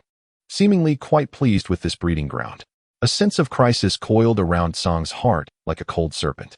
He could no longer afford to be a passive observer. He needed greater power, not merely for self-preservation, but to intervene, to plant his own seeds pointing toward the future amidst this chaotic causality. His gaze involuntarily drifted towards the South Shrine. Madara's path, the infinite Tsukuyomi revealed by that stone tablet, though mad. Might it not be the most thorough negation and reconstruction of this world filled with hypocrisy, scheming, and malice? Yet, to tread that path, one first required sufficient power, the power to discern the truth, the power to overturn the rules. The kaleidoscope Sharingan. This thought lodged itself like a seed within his heart, nourished by the soil of hatred, disillusionment, and resolve. When he opened his eyes again, within the depths of his black irises, it seemed as though a dark flame quietly burned. In the days that followed, Uchiha Song's life appeared to settle into a certain routine. He seamlessly joined the newly established Konoha police force, quickly ascending to the position of a small team leader due to his strength and calm intellect. Daily tasks were mundane yet fraught with friction, mediating disputes among villagers, addressing petty thefts, breaking up drunken brawls, and patrolling for safety. These responsibilities were far safer compared to the cutthroat existence of the Warring States period. Yet they also dulled the spirit significantly. Song diligently executed his duties. His Sharingan proved remarkably effective in interrogation and reconnaissance. However, he observed everything with a detached eye. Uchiha clan members, during their tasks, often displayed a harsh demeanor due to the intimidating presence of the Sharingan and the pride of the Uchiha, making them prone to scrutiny even when acting within the law. Ninja from other clans, particularly the Senju and their affiliates, often exhibited an unconscious sense of superiority and reluctance to cooperate with the Uchiha's enforcement efforts, resulting in inevitable minor conflicts. Ordinary villagers harbored more awe than affinity towards them, an invisible barrier ever present. Meanwhile, the dark forces established by Tobirama loomed like specters, not only surveilling the village but specifically monitoring the police force under the guise of assistance and oversight. Each friction, each misunderstanding, each instance of shadowy scrutiny added fuel to the fire of Tsang's hatred. The unusual, discordant wave he could sense would subtly magnify the negative emotions on both sides during these critical moments, making the rifts difficult to mend. He attempted to utilize his weaving abilities to make minor interventions before conflicts erupted, such as discreetly diverting potential disputants or subtly soothing one party's emotions. Yet, his individual strength seemed utterly insignificant against the systemic design and pervasive malice. It was like trying to block a torrent with a mere piece of paper. He increasingly realized that within this system, the Uchiha would never rise again, but would instead be gradually eroded, digested, ultimately losing all its edges and strength. Becoming a docile Uchiha of Konoha. This was a future he could not accept. During this time, he had only caught glimpses of Hashirama a few times. The first Hokage remained preoccupied with the village's development and foreign diplomacy, striving to maintain this fragile peace through his sincerity and strength. Each time he encountered Uchiha clan members, he would flash his characteristic hearty smile and initiate greetings. Yet, Tsang could sense the subtle exhaustion hidden behind that smile, coupled with a profound melancholy over Madara's departure. Hashirama may genuinely wish for the Uchiha's well-being, but he was powerless to alter the rules set by Tobirama, nor could he eradicate the deeply rooted divisions in people's hearts. His ideals were being mercilessly worn down by reality. Meanwhile, Madara had completely vanished from the public eye, as if he had evaporated from the world. Only Tsang knew he must be lurking deep within the South He Shrine, or in some concealed location outside the village, continuing his obsessive contemplation and forbidden training. Tsang did not seek him out again, knowing that when he made his ultimate decision, he would naturally go to find him. Time slipped by quietly amidst this superficial calm and the undercurrents of turmoil. Months later, news struck the ninja world like a boulder thrown into a still lake. Causing a tremendous uproar, the Cloud Village in the Land of Lightning was officially established, swiftly consolidating all ninja clans within its borders through forceful measures. With the first Raikage renowned for his formidable strength and iron-fisted governance, the Cloud Village, fiercely advocating for military power and expansion, exerted tremendous pressure on neighboring small nations. With its military might aimed directly at the borders of the Land of Fire, the higher-ups of Konoha promptly convened an emergency meeting. As a mid-level backbone of the police force, Tsang found himself excluded from high-level meetings. However, he could sense the tempest brewing from the suddenly tense atmosphere within the village. The frequent mobilization of covert personnel and the police force's orders to bolster internal security. Standing by the window of the police office, he observed a group of shadowy ninjas silently traversing the rooftops in the direction of the Hokage building. It seemed that the facade of peace was about to shatter, eliciting a cold smirk from him. Indeed, shortly thereafter, fragments of information regarding the high-level meeting began to circulate through various channels. Reports indicated that Tobirama had taken a hardline stance, advocating for an immediate troop mobilization to the border to deliver a strong rebuttal to the provocations from Kumogakure, aiming to showcase Konoha's might and extinguish the threat in its infancy. In contrast, Hashirama was said to have displayed rare hesitation. He still hoped to resolve the situation through negotiation and dialogue, striving to avoid the outbreak of another large-scale war that could obliterate the hard-won peace. The two sides engaged in fierce contention, ultimately reaching a compromise. Konoha would reinforce its troops at the border but refrain from initiating attacks, seeking first to engage Kumogakure in dialogue and negotiation. This outcome left the war faction dissatisfied, deeming Hashirama too indecisive, while the peace faction felt uneasy, fearing Tobirama's assertiveness would ultimately dominate the situation. News of this reached the Uchiha clan, eliciting varied reactions.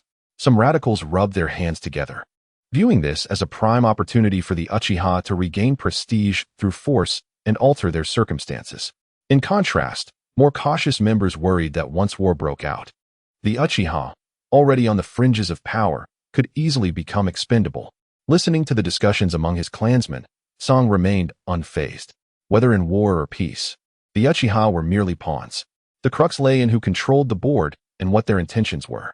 Late at night, after completing his day's work, Song did not immediately head home. Instead, he donned dark civilian clothing, blending seamlessly with the shadows of the night, and quietly made his way near the Nanga shrine. He did not enter the shrine, but concealed himself within the dense canopy of a large tree, activating his Sharingan to enhance his perception and meticulously examine his surroundings. He was not there to seek Madara, but to trace the source of an anomalous, discordant energy. The threat from Kumogakure, the divisions within Konoha's high command, and the increasingly tense public sentiment in the village all served as perfect fodder for that malevolent force, which had recently been alarmingly active. Song held his breath, sharpening his senses to the utmost. The chaotic threads of causality materialized in the darkness, interwoven with dark strands representing anxiety, fear, and belligerence. He had found it. That wave of energy re-emerged, clearer than ever. It slithered like an insidious, invisible serpent, navigating through the shadows of people's emotions, siphoning negative energy and amplifying it silently. Song focused all his mental faculties, attempting to lock onto its trajectory. This time, he felt himself drawing closer. The disturbance was not without a source. It appeared to be in motion, but its core seemed to point towards suddenly. The wave intensified violently, as if sensing his pursuit, becoming chaotic and disrupting his perception. Almost simultaneously, a faint yet painfully resonant groan emanated from the direction of the Nanga shrine. Song swiftly turned, his Sharingan locking onto the source of the sound. Was it Madara? Or something else? The anomalous disturbance, having interfered with his perception, abruptly diminished, vanishing without a trace. Song hesitated not for a moment, descending from the tree like a wraith and racing towards the Nanga shrine. He had a strong premonition that tonight, he might uncover an astonishing secret. Chapter 7. Night Investigation at the Shrine, Kurizetsu. The Nanga shrine lay concealed within the shadows of night and ancient trees, its solemnity heightened beyond that of day. The faint yet painful groan pierced the tranquility of the area, precisely reaching Song's heightened perception. Without a moment's hesitation, he moved like an arrow, silently approaching the shrine's periphery. His Sharingan glimmered faintly in the darkness as he cautiously surveyed the entrance and its surroundings. There were no apparent guards. Madara preferred solitude, especially during his clandestine training. That groan was anything but ordinary. The anguish contained within was not merely physical. It resembled an instinctive wail born from a soul being torn asunder, a will subjected to tremendous shock. Song suppressed his presence, slipping into the shrine like a true shadow. Inside, the light was dimmer still, with only a few eternal lamps flickering weakly, illuminating the ancient, weathered murals and the stone tablet revered as a Uchiha treasure. His gaze was instantly drawn to the innermost sanctum. Madara knelt with his back to the entrance, one hand pressed firmly against the ground, his knuckles white from exertion. The other hand clutched his chest tightly, his body trembling slightly. His signature wild hair appeared somewhat disheveled, as if it had lost some of its luster.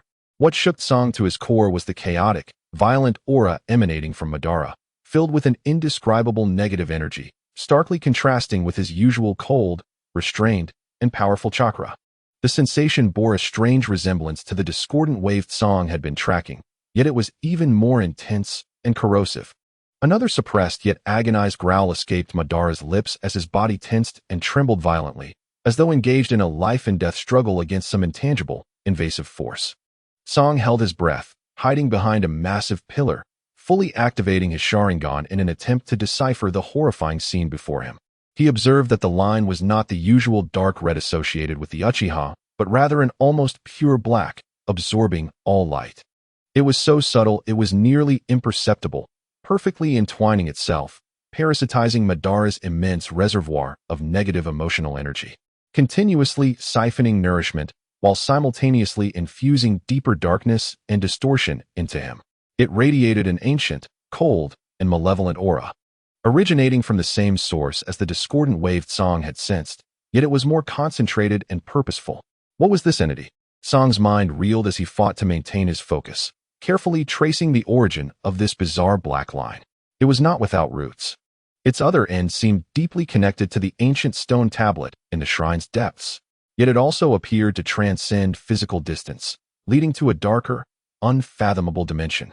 It thrived on Madara's negative emotions, feeding on despair and obsession, seemingly capable of amplifying and distorting these feelings. Connecting this to Madara's recent mention of the infinite Tsukuyomi, a mad and forbidden illusion technique, Song's mind raced, piecing together the clues, the anomalous wave, the parasitic negative emotions, the connection to the ancient tablet, steering towards an extreme plan. On Madara's back, the dense, chaotic dark chakra seemed to take on a tangible form, vaguely outlining a twisted, inhuman silhouette that clung to him, like a parasite siphoning something, or perhaps forcibly injecting some dark will into him. Was it that entity? Song was nearly certain that the persistent, discordant wave plaguing Konoha, sowing discord, had its source, or at least a significant vessel, now attached to Madara. What was it? Why was it entangling Madara? Did Madara know of its existence? How did this relate to his increasingly obsessive state and his pursuit of the infinite Tsukuyomi? Countless questions surged through Song's mind in an instant. Suddenly, a name surfaced in his thoughts, Kurizetsu. Everything seemed to fall into place. Just then, Madara appeared to temporarily suppress the chaos within, his trembling gradually subsiding. He gasped for breath, lifting his head to meet the gaze of an ancient inscription etched upon the stone tablet. Unbeknownst to him, his Sharingan had awakened, the kaleidoscope spinning wildly, infused with blood and an almost frenzied obsession. More power is needed, the hoarse and dry voice of Madara echoed, imbued with a desperate yearning. As if only through acquisition could one shatter this illusory reality. His fragmented words conveyed a singular message. He was pursuing a form of ultimate power at any cost. A pursuit evidently fraught with immense pain and peril, potentially subject to manipulation or erosion by that enigmatic shadow. Song's heart sank. He had once believed that Madara's obsession stemmed merely from ideology and solitude, but it now appeared that the situation was far more intricate and perilous. That malign intent seemed to have long since set its sights on the most formidable of the Uchiha clan, influencing and perhaps even parasitizing him in a terrifying manner. It appeared that Black Zetsu had begun its machinations long ago, yet this was likely not the true body. Truly a trial for that Otsutsuki Shinju who was solely devoted to saving his mother. Madara struggled to rise, his body still unsteady. He had not noticed Song lurking in the shadows, merely casting a deep glance at the stone tablet, as if drawing from some distorted belief within. Before staggering deeper into the shrine's inner sanctum, his silhouette gradually fading into the dark corridor's end. The strange shadow that clung to him also began to dissipate. Song refrained from pursuing.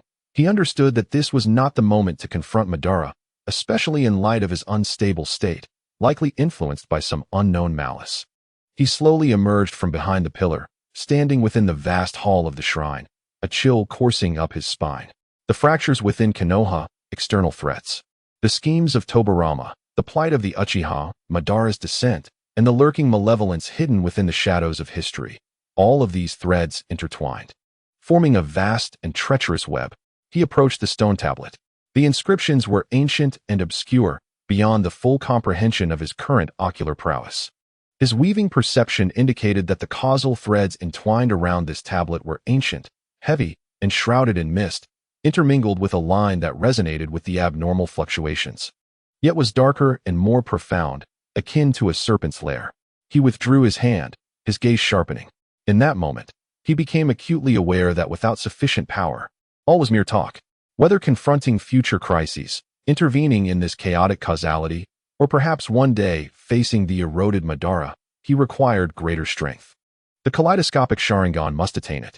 Chapter 8. The daily routine of the security force, preparations before war in the days that followed. Uchiha Song's life seemed to settle into a semblance of normalcy.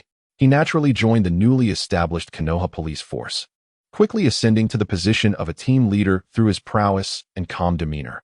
Daily tasks were mundane, yet fraught with friction. Song executed his duties meticulously, yet his weaving perception remained in a state of heightened vigilance, particularly wary of any fluctuations reminiscent of Black Zetsu's eerie black threads. He observed coldly, Uchiha clan members, during mission execution, often displayed a hardened demeanor due to the intimidation of the Sharingan and the pride of the Uchiha, easily attracting attention. Ninjas from other clans, particularly the Senju and their affiliates, frequently exhibited an unconscious sense of superiority and a lack of cooperation towards Uchiha law enforcement. Ordinary villagers harbored more fear than kinship towards them. Meanwhile, the Umbu established by Tobarama lurked like phantoms, closely monitoring the police force itself. Every friction, every misunderstanding, every instance of surveillance from the shadows added fuel to the fire of hatred in Song's heart. The anomalous, discordant fluctuations he sensed, now he was almost certain they were linked to Black Zetsu or its influence, would invariably emerge at these critical moments, subtly amplifying the negative emotions on both sides, making reconciliation nearly impossible. He had attempted to employ his weaving abilities to effect minor interventions before conflicts erupted, but his individual power felt trivial in the face of systemic designs and millennia-old malice. He could even vaguely sense that whenever he tried to intervene, that invisible malice would cast an extremely subtle gaze upon him, as if observing an intriguing insect. He increasingly understood that within this system, the Uchiha would find no respite, only gradual erosion and digestion. And in the shadows, there lurked an even more terrifying enemy. During this time, he had only glimpsed Hashirama a few times. The first Hokage remained busy, yet Song could feel the weariness hidden behind that smile, coupled with a deep sense of loss regarding Madara's departure. Hashirama might genuinely wish for the Uchiha's well-being, but he was powerless to alter the rules set by Tobarama, nor could he dispel the deep-seated barriers ingrained in people's hearts. Remaining oblivious to the millennia-old shadow, Madara, on the other hand, had completely vanished from the public's eye. Song refrained from actively seeking him out. He understood that when he made his ultimate decision, he would naturally go to him. Yet his vigilance regarding the Black Zetsu that had embedded itself within his uncle was at its peak. Each time he sensed that abnormal fluctuation causing havoc within the village, he would recall that entangling, mysterious black line. Time passed. Song utilized his position within the police force to systematically keep a clandestine watch on all anomalous events, endeavoring to further ascertain Black Zetsu's patterns of activity and its affinity for the Senju clan. One day, while patrolling near the training grounds, Song encountered several clans' lower ninjas embroiled in a heated argument over territory. Just as tempers flared and reason threatened to unravel, Song's weaving perception distinctly captured the recurrence of that abnormal, discordant fluctuation. It was like invisible tendrils, precisely teasing the most sensitive and enraged nerves of both parties. The conflict escalated instantaneously. Now was the moment. With his eyes swirling with double tomo, Song once again attempted to intervene. His mental focus sharpened. He entered the causal connection point, delaying one party's punch by mere fractions of a second. Simultaneously, he barked a command to cease. This slight intervention proved effective once more. The conflict was forcibly halted. Yet at the instant of his successful interference, the abnormal fluctuation seemed to become enraged, intensifying and directing a profoundly subtle, yet malicious impact toward Song. Song stifled a groan, feeling a sharp pain in his temples, his Sharingan aching anew. The sensation was clearer than before, imbued with a cold, offended fury. It had indeed noticed him, and was now even more vigilant. Song immediately severed his perception, consolidating all his mental energy. This audacious intervention had clarified the tenacity and danger posed by Black Zetsu. Direct perception and intervention were exceedingly perilous. He required more potent ocular power to sever its perception, and perhaps one day, means to inflict harm upon it. That night, Song locked himself in his room. He retrieved a specially crafted blank scroll, beginning to document all gathered information regarding the anomalous fluctuations, which he had internally labeled as Black Zetsu, using encrypted symbols and a causal diagram understandable only to himself. Patterns of occurrence, active locations, modes of influence, responses to interventions, and speculations regarding their ties to the Senju. He recorded with utmost detail, not only for analysis, but also for weaving. He endeavored to weave the existence and activity patterns of Black Zetsu deeper into his cognitive framework, preparing in advance for a potential confrontation with this millennia-old shadow. He simulated how to utilize his abilities to capture, interfere with, or even sever the causal threads of that invisible malice. As he immersed himself in this preparatory weaving, a sudden flurry of footsteps echoed from outside, followed by a knock on his door. "Captain Song, emergency assembly order," came the urgent voice of a team member, bearing a direct command from the Hokage. Upon the entry of the envoy from the cloud-hidden village into the borders of the Land of Fire, They were ambushed by an unidentified force. The envoy sustained severe injuries, and casualties were reported among the accompanying personnel. The Cloud-Hidden side unequivocally accused the Leaf Village of orchestrating the attack. The Raikage has issued an ultimatum, demanding an explanation from us, or else we shall be compelled to engage in warfare. The tone of the team members was laced with tension and disbelief. Ao's pupils constricted sharply. How could such a heinous incident erupt before the border negotiations had even commenced? An unidentified force attacking? The Cloud-Hidden village directly holds us accountable? All the clues connected in his mind in an instant. Kagaya's recent unusual activity, its affinity for the conflicts surrounding the Senju, and its nature of instigating chaos. This incident, regardless of its direct correlation to it, perfectly aligns with its preferences and modus operandi. It resembled an insidious hand lurking in the shadows, no longer satisfied with petty skirmishes, but instead heralding the onset of a large-scale war. Gather the troops and heighten vigilance in all critical areas of the village, especially at the borders where various clans converge and at key facilities. Ao issued the command, his voice eerily calm, for there could be no internal chaos at this moment. He knew too well that Kagaya would not let this opportunity slip to stoke discord within the Leaf Village. Understood. The team members hurriedly departed. Ao stood at the doorway, gazing towards the Hokage building, which must be ablaze with light, enveloped in an atmosphere of extreme tension. He could envision that, at this very moment, the high-level meeting would be dominated by Tobirama's hardline faction. Meanwhile, Hashirama's aspirations for peace would appear feeble in the face of this bloody incident. The wheels of war have been forcefully set in motion by that unseen hand. Uchiha Ao took a deep breath of the frigid night air, his fists slowly clenching. Chaos was imminent, yet perhaps this was also an opportunity. In the shadow of war and the intricate web of chaos, he sought to conceal himself, tracking the truth concealed within those shadows, and seizing the chance to acquire the ultimate power that could unveil everything and sever the threads of conspiracy. His Mangekyo Sharingan must be unlocked before everything spiraled into utter chaos. He needed this eye to perceive Kagaya, even to confront it. For himself, for the Uchiha, and perhaps to liberate his uncle from that enigmatic web of black causality. Chapter 9. The Smoke of Borders. The test of weaving the ultimatum from the Cloud-Hidden village struck like thunder, shattering the ephemeral tranquility of the Leaf Village. Despite Senju Hashirama's fervent advocacy for a second negotiation to ascertain the truth, the rising hawkish sentiment within the village, fueled by Senju Tobirama and his faction, ultimately led the higher-ups to decide on reinforcing the borders and decisively confronting the threat posed by the Cloud-Hidden village. The ominous clouds of war swiftly enveloped the borders of the Land of Fire. The Uchiha clan, as the backbone of the newly established Leaf Village police force, had initially been intentionally excluded from the regular task framework by Tobirama. However, with the impending external war, particularly the need for the insight provided by the Sharingan to counter the Cloud-Hidden's elusive lightning release techniques and stealth tactics, the Uchiha's combat prowess became indispensable. Thus, a border emergency unit, comprised of ninjas from various clans, was swiftly formed, including several high-ranking and mid-ranking Uchiha. Ao, with his composed mind and battle-honed skills from the Warring States period, naturally found himself among them. He was not surprised by this development. It represented both a crisis and an opportunity he had been awaiting. Being distanced from the village center, amidst the chaotic battlefield, might allow him to more clearly trace the potential activities of Kagaya and facilitate his pursuit of the Mangekyo Sharingan. Days later, within the mountainous terrain bordering the Land of Fire and the Land of Lightning, the steep topography, enveloped in mist, with vast canyons and dense primordial forests, formed a natural battlefield, becoming an excellent locale for infiltration, reconnaissance, counter-reconnaissance, and small-scale skirmishes between both sides.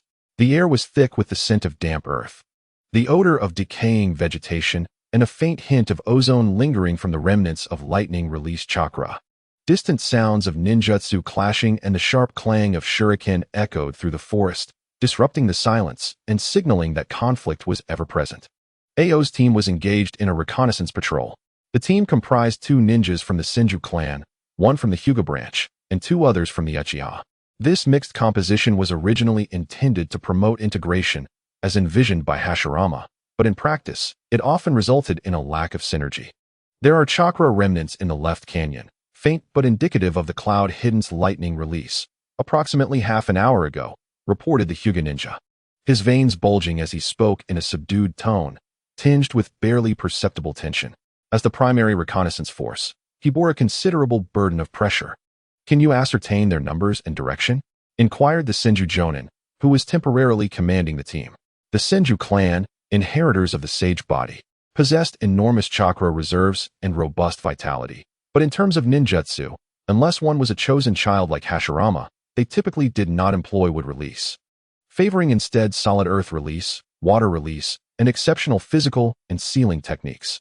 The remnants are too chaotic to determine precisely, but they seem to be heading toward our designated third supply point. The Hyuga ninja hesitated before responding.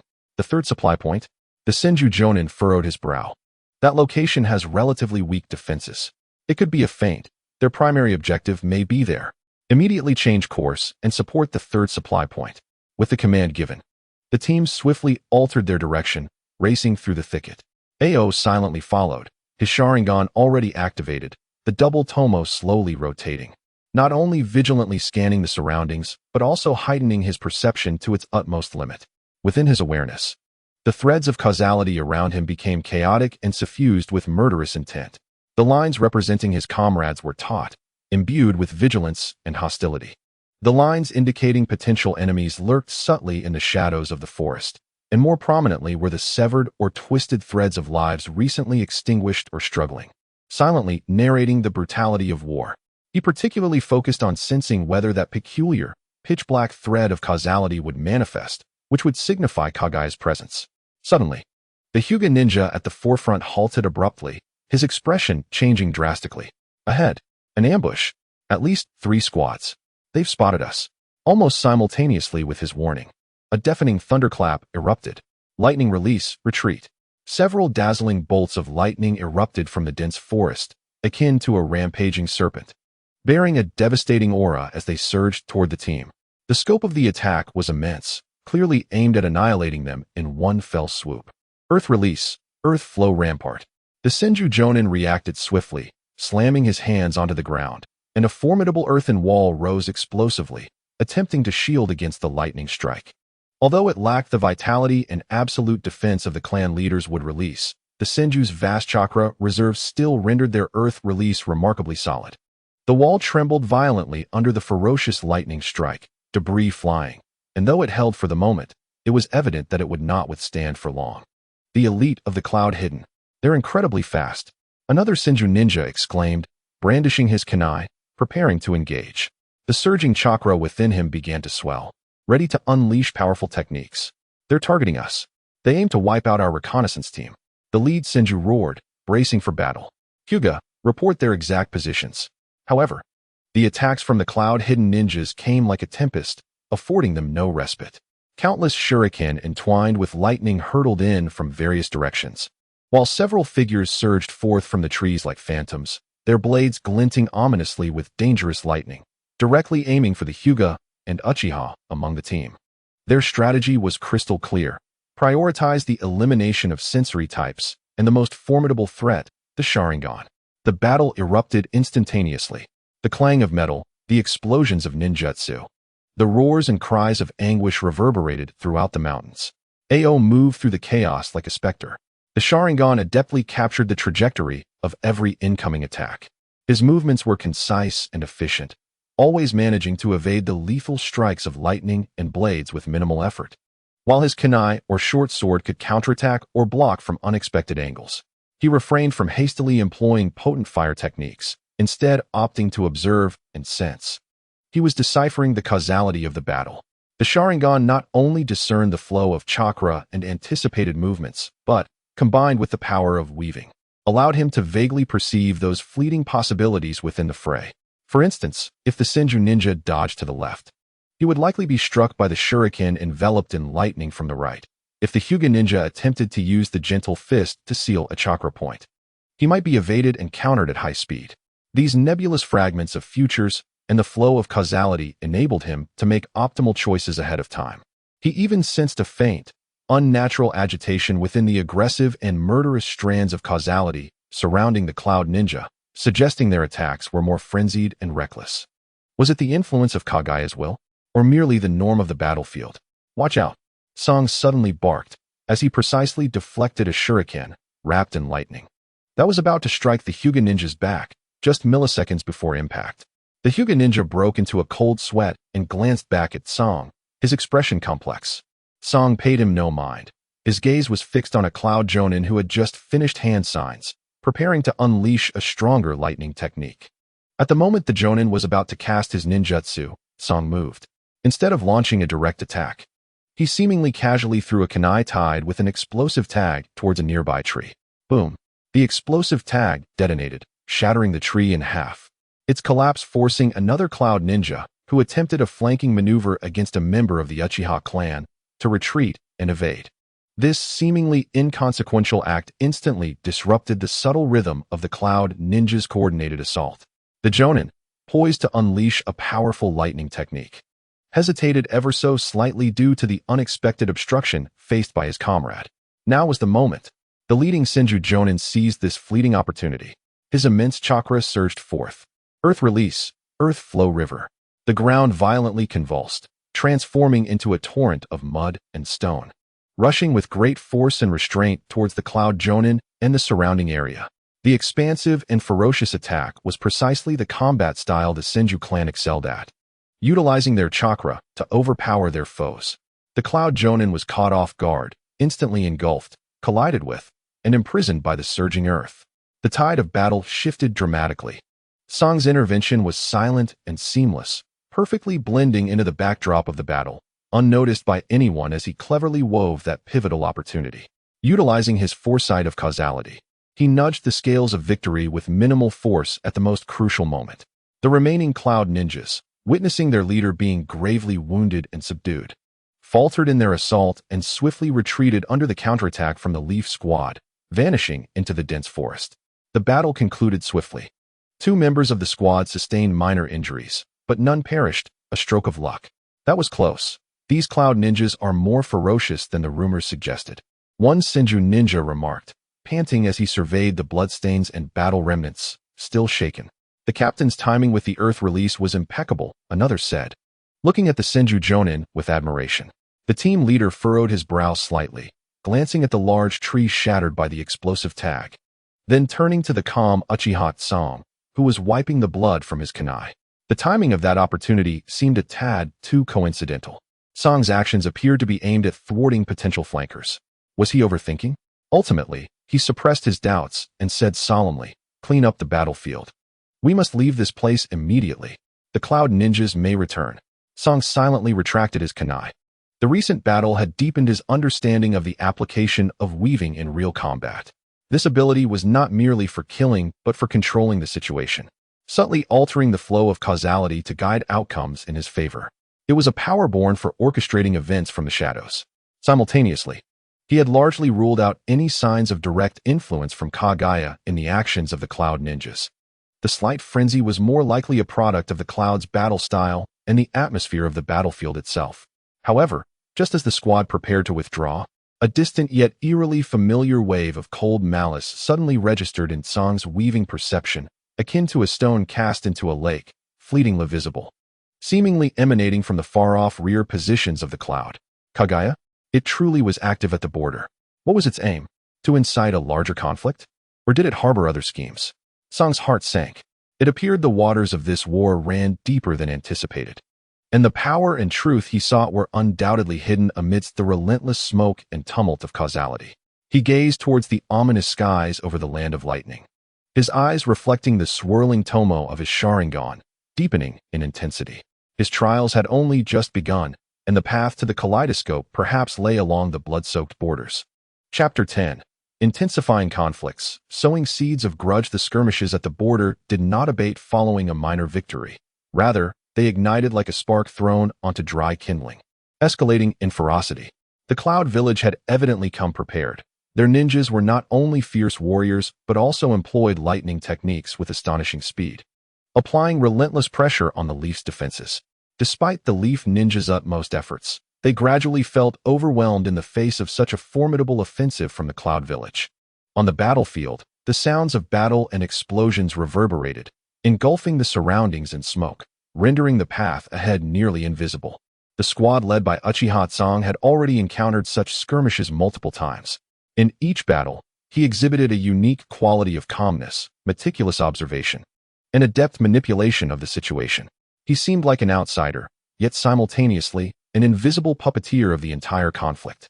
He skillfully wielded the power of weaving, a mysterious and formidable force that allowed him to intervene in causality and guide the course of battle.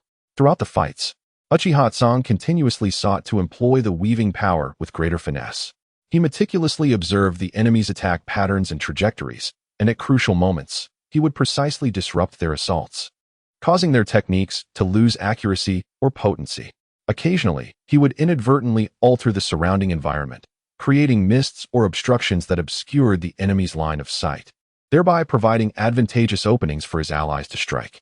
Despite Uchiha Song's remarkable performance, it did not draw significant attention to his teammates. His successes seemed to stem from a combination of skill and a stroke of luck.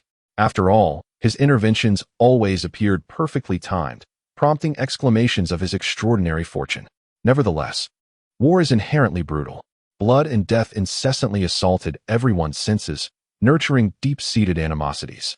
During a clearing mission, Song's squad cornered a group of cloud ninjas in a narrow valley. Just as victory seemed imminent, an unexpected turn of events occurred. A cloud ninja, previously downed and seemingly devoid of combat capability, suddenly surged back to life at the last moment, hands crackling with lightning. Charging towards a nearby leaf ninja engaged in battle, a young member of the Senju clan named Senju Kenjiro. Song found himself in a position to witness everything clearly.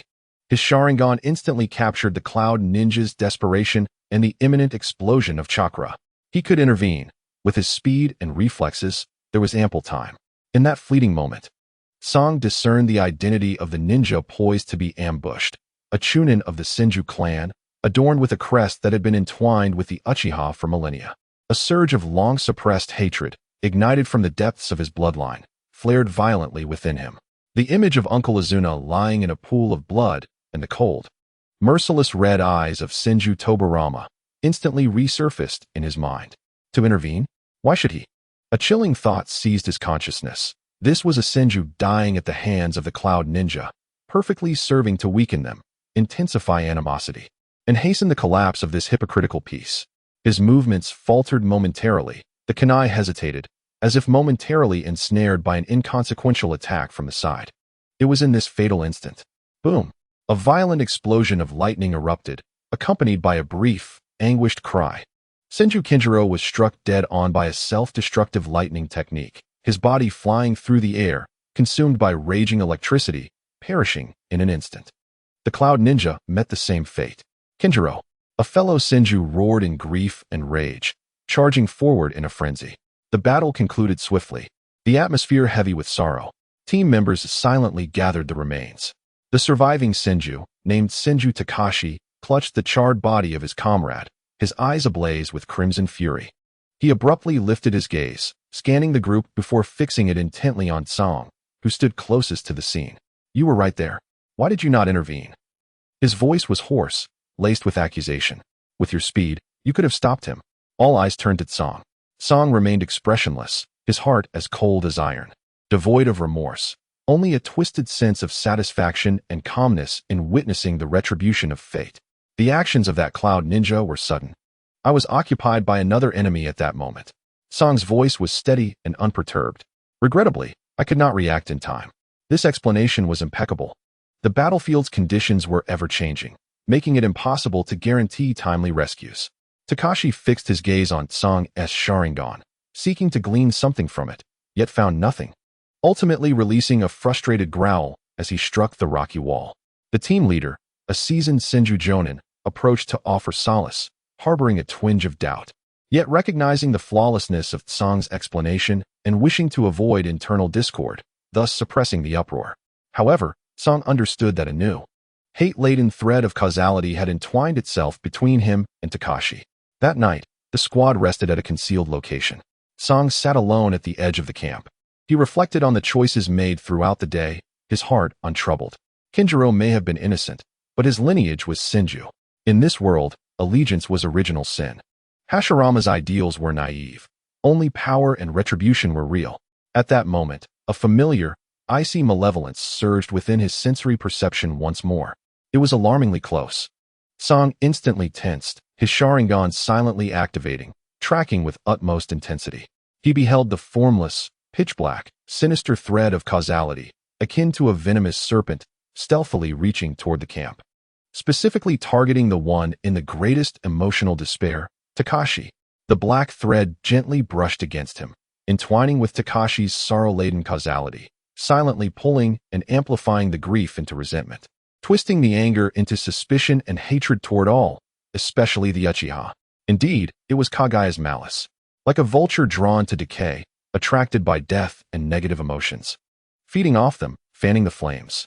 Song suppressed his impulse, compelled to coldly observe as Kagaya toyed with human hearts. A thought pierced his mind like ice. Was his choice earlier, that cold cruelty based on personal vendetta, fundamentally different from this millennium of malice? Had he also become sustenance for the dark, aiding in its schemes? After a brief discomfort, he forcefully crushed the notion. No, it was different. He sought vengeance. Justice for the hatred.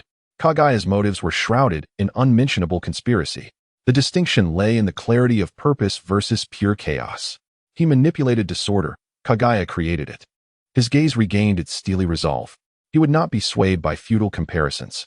To achieve his goals, he must embrace the necessity of utilizing all, including darkness. He meticulously sensed Kagaya's movements, striving to discern patterns and trace origins. Yet Kagaya was exceedingly cautious, retreating silently after slight disturbances, leaving no trace behind. The camp was steeped in sorrow and fatigue, none aware that malevolence had descended upon them. Only Takashi, in his slumber, furrowed his brow tightly, fists clenched. Seemingly wrestling with an unseen nightmare, Song slowly closed his eyes. The curtain of war had been drawn fully open, the crimson threads of causality weaving chaotically. Personal grievances had been sown, malevolent thoughts had taken root, and ancient shadows lurked in the dark. He knew he traversed an increasingly perilous path. Yet, there was no alternative, and he felt no regret. The road to the kaleidoscope was destined to be paved with hatred and despair, and he had already glimpsed the direction of the next stepping stone. More intense stimulation was required. A perfect opportunity awaited. Chapter 11. The Azura emerges. Tensions along the border escalated gradually, evolving from small-scale infiltration and reconnaissance to full-fledged confrontations involving squads and even larger units. Konoha and Kumogakure. These burgeoning titans of the ninja world, engaged in a brutal tug-of-war amidst the rugged terrain. Blood saturated the earth, while shattered tools and charred trees became the most common sights on the battlefield. Uchiha Song remained active at the front lines. The relentless slaughter and the intensive use of his weaving abilities rendered his double Tomo Sharingan increasingly profound and agile, allowing him to perceive and intervene in the threads of causality with greater proficiency. He observed the progression of war with cold detachment, akin to a patient fisherman awaiting the emergence of a mighty fish capable of breaking his limits. However, the tide of battle began to shift. The forces of Kumogakure grew increasingly formidable, and the strength of the appearing ninjas became more astonishing. Most notably, a pair of brothers emerged. Their presence often heralded by a crimson, ominous chakra, far surpassing that of ordinary jonin, placing immense pressure on Konoha's defenses. Kinkaku and Ginkaku. This elite pair from Kumogakure, rumored to be descendants of the Sage of Six Paths, boasted incredible physiques and powers. What was even more daunting was their apparent ability to wield a chakra akin to tailed beasts, their combat style wild and lethal, wielding the sage's treasured tools and repeatedly inflicting severe damage on Konoha's forces. During a large-scale skirmish, Song's squad unfortunately collided head-on with the elite troops led by Kinkaku and Ginkaku. From the onset, the battle unfolded in an overwhelmingly one-sided manner. Ha! Feel the might of Kumogakure, you worthless Konoha scum. Kinkaku roared, his body enveloped in a crimson chakra cloak, his speed and strength surging as he brandished a fan, unleashing torrents of flames, lightning, and hurricanes that instantly shattered Konoha's formation into disarray. Ginkaku, in contrast, remained silent. Yet the red gourd and amber bottle in his grasp emanated a strange glow, consistently absorbing or rebounding Konoha ninja techniques in unexpected ways, rendering defenses futile. Retreat. Fall back. The commander of Konoha bellowed hoarsely, but the retreat routes had already been severed by the Kumogakure ninjas. The air was filled with screams of anguish. Konoha ninjas, before these monstrous brothers, seemed like lambs awaiting slaughter.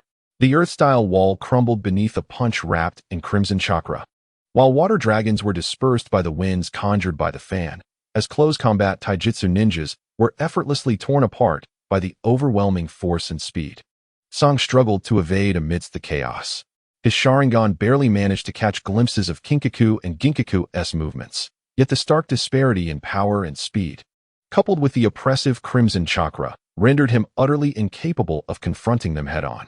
He relied solely on his weaving to predict the most perilous attack routes, continuously avoiding while assisting his comrades in retreat as much as possible.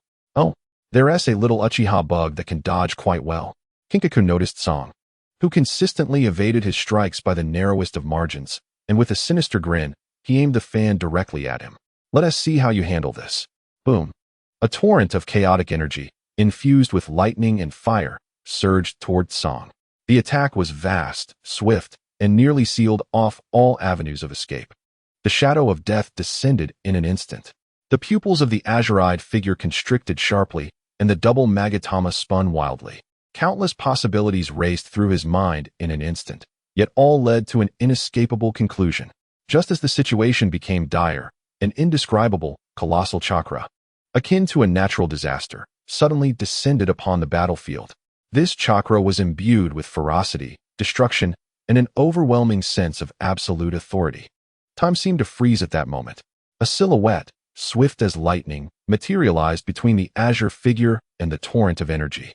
Clad in deep crimson armor of the Warring States era, with long black hair dancing like frenzied serpents, he towered like a mountain.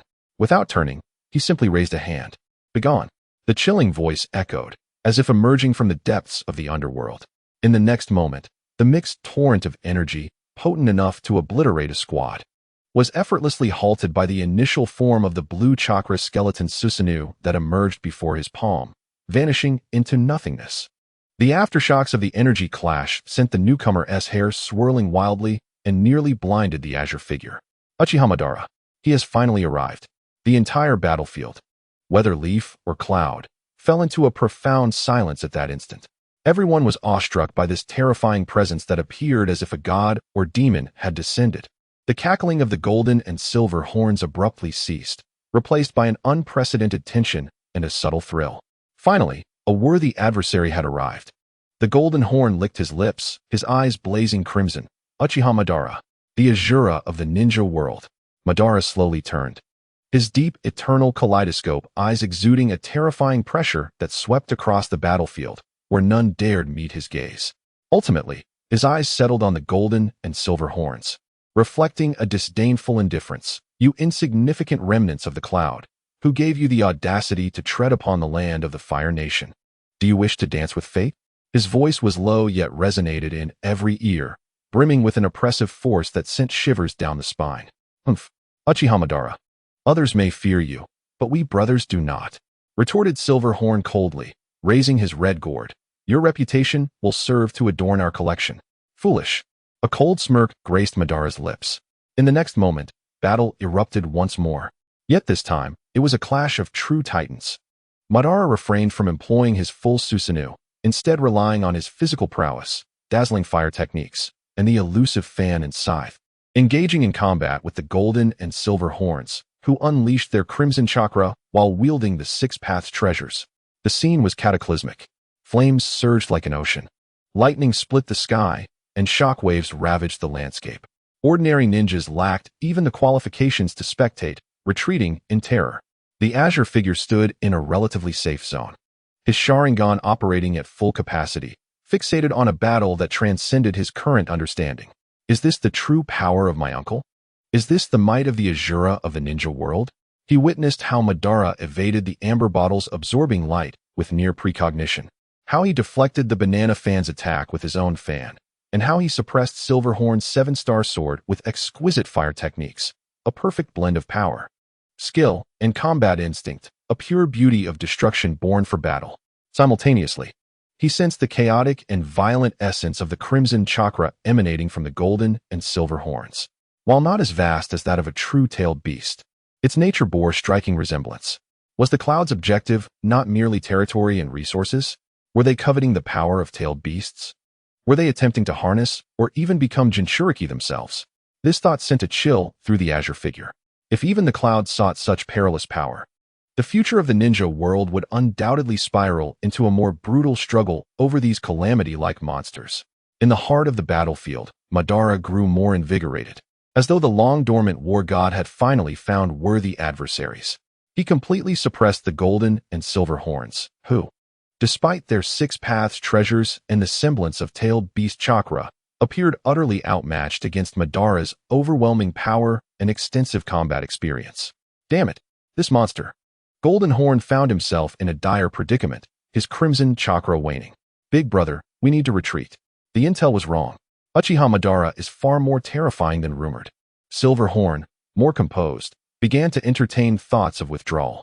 Madara clearly had no intention of letting them escape easily. Since you have come, let us leave a mark. Madara coldly declared, his eyes spinning rapidly. However, just as he prepared to unleash greater power to retain either Golden or Silver Horn, an unexpected turn of events transpired.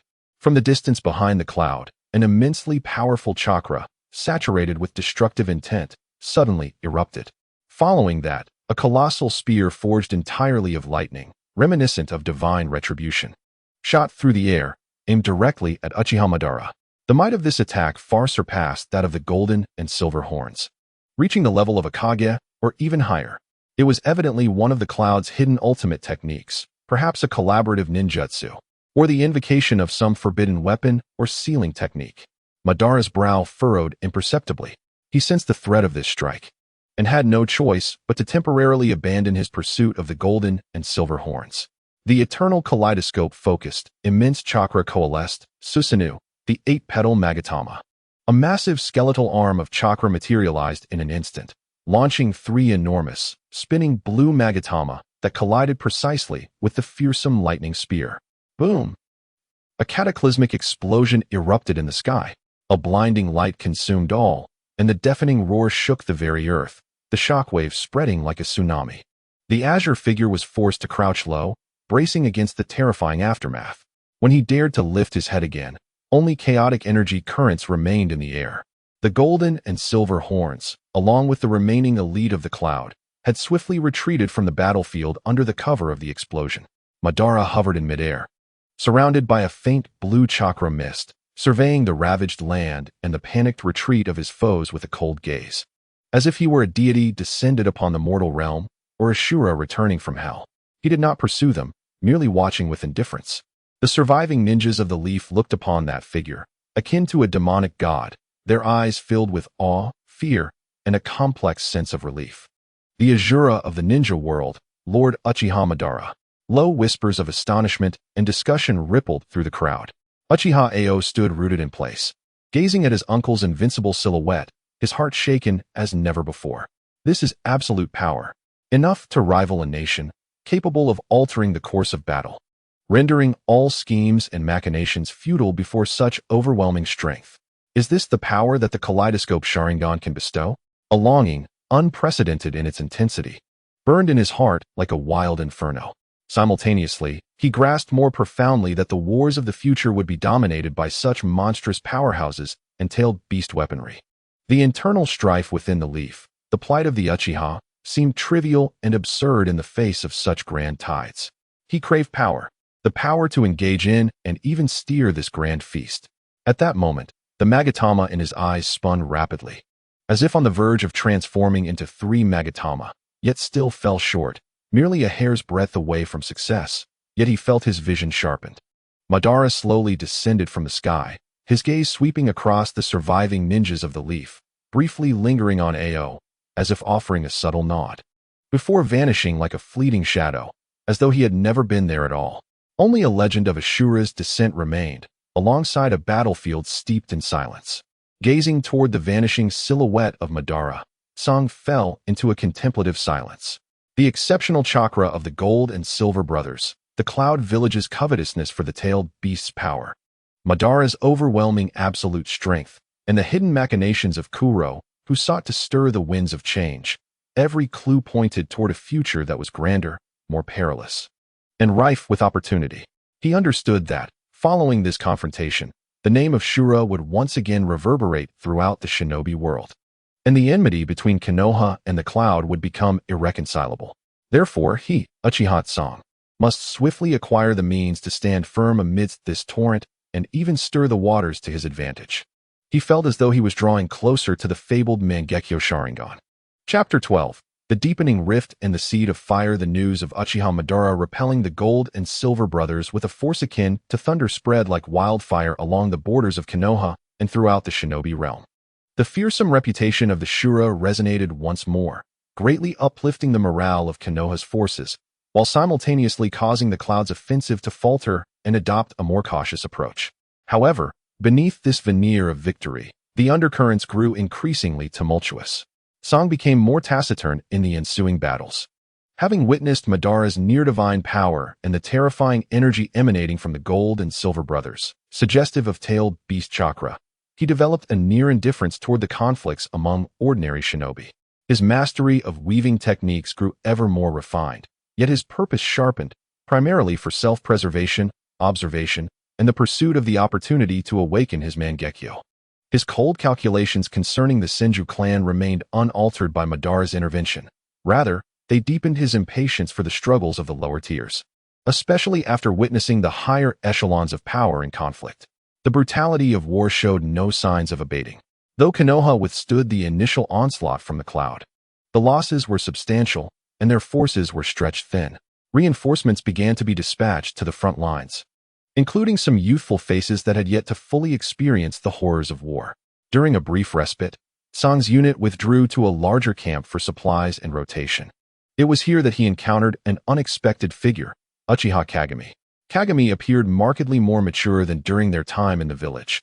The youthful innocence had faded, replaced by a visage marked by hardship and resolve.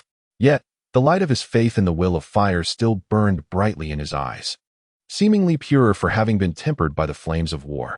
What caught Song's attention most, however, was the absence of the Uchiha police force's armband on Kagami's arm. Instead, he wore the headband of a Konoha ninja, standing alongside two peers of similar age. One, with hair like flames and a vibrant, infectious smile, was Sarutobi Hizashi, a young prodigy of the Sarutobi clan. The other, darker in demeanor with sharp black hair and eyes, emanated a caution that belied his years, Shimura Danzo. It seemed the three were subtly centered around another young ninja of composed demeanor and keen insight, also from the Uchiha clan, Kagami. "Song, brother," Kagami exclaimed upon spotting him, his face lighting up with surprise as he hurried over with Hizashi and Danzo in tow. "Kagami," Song nodded, his gaze calmly sweeping over Hizashi and Danzo.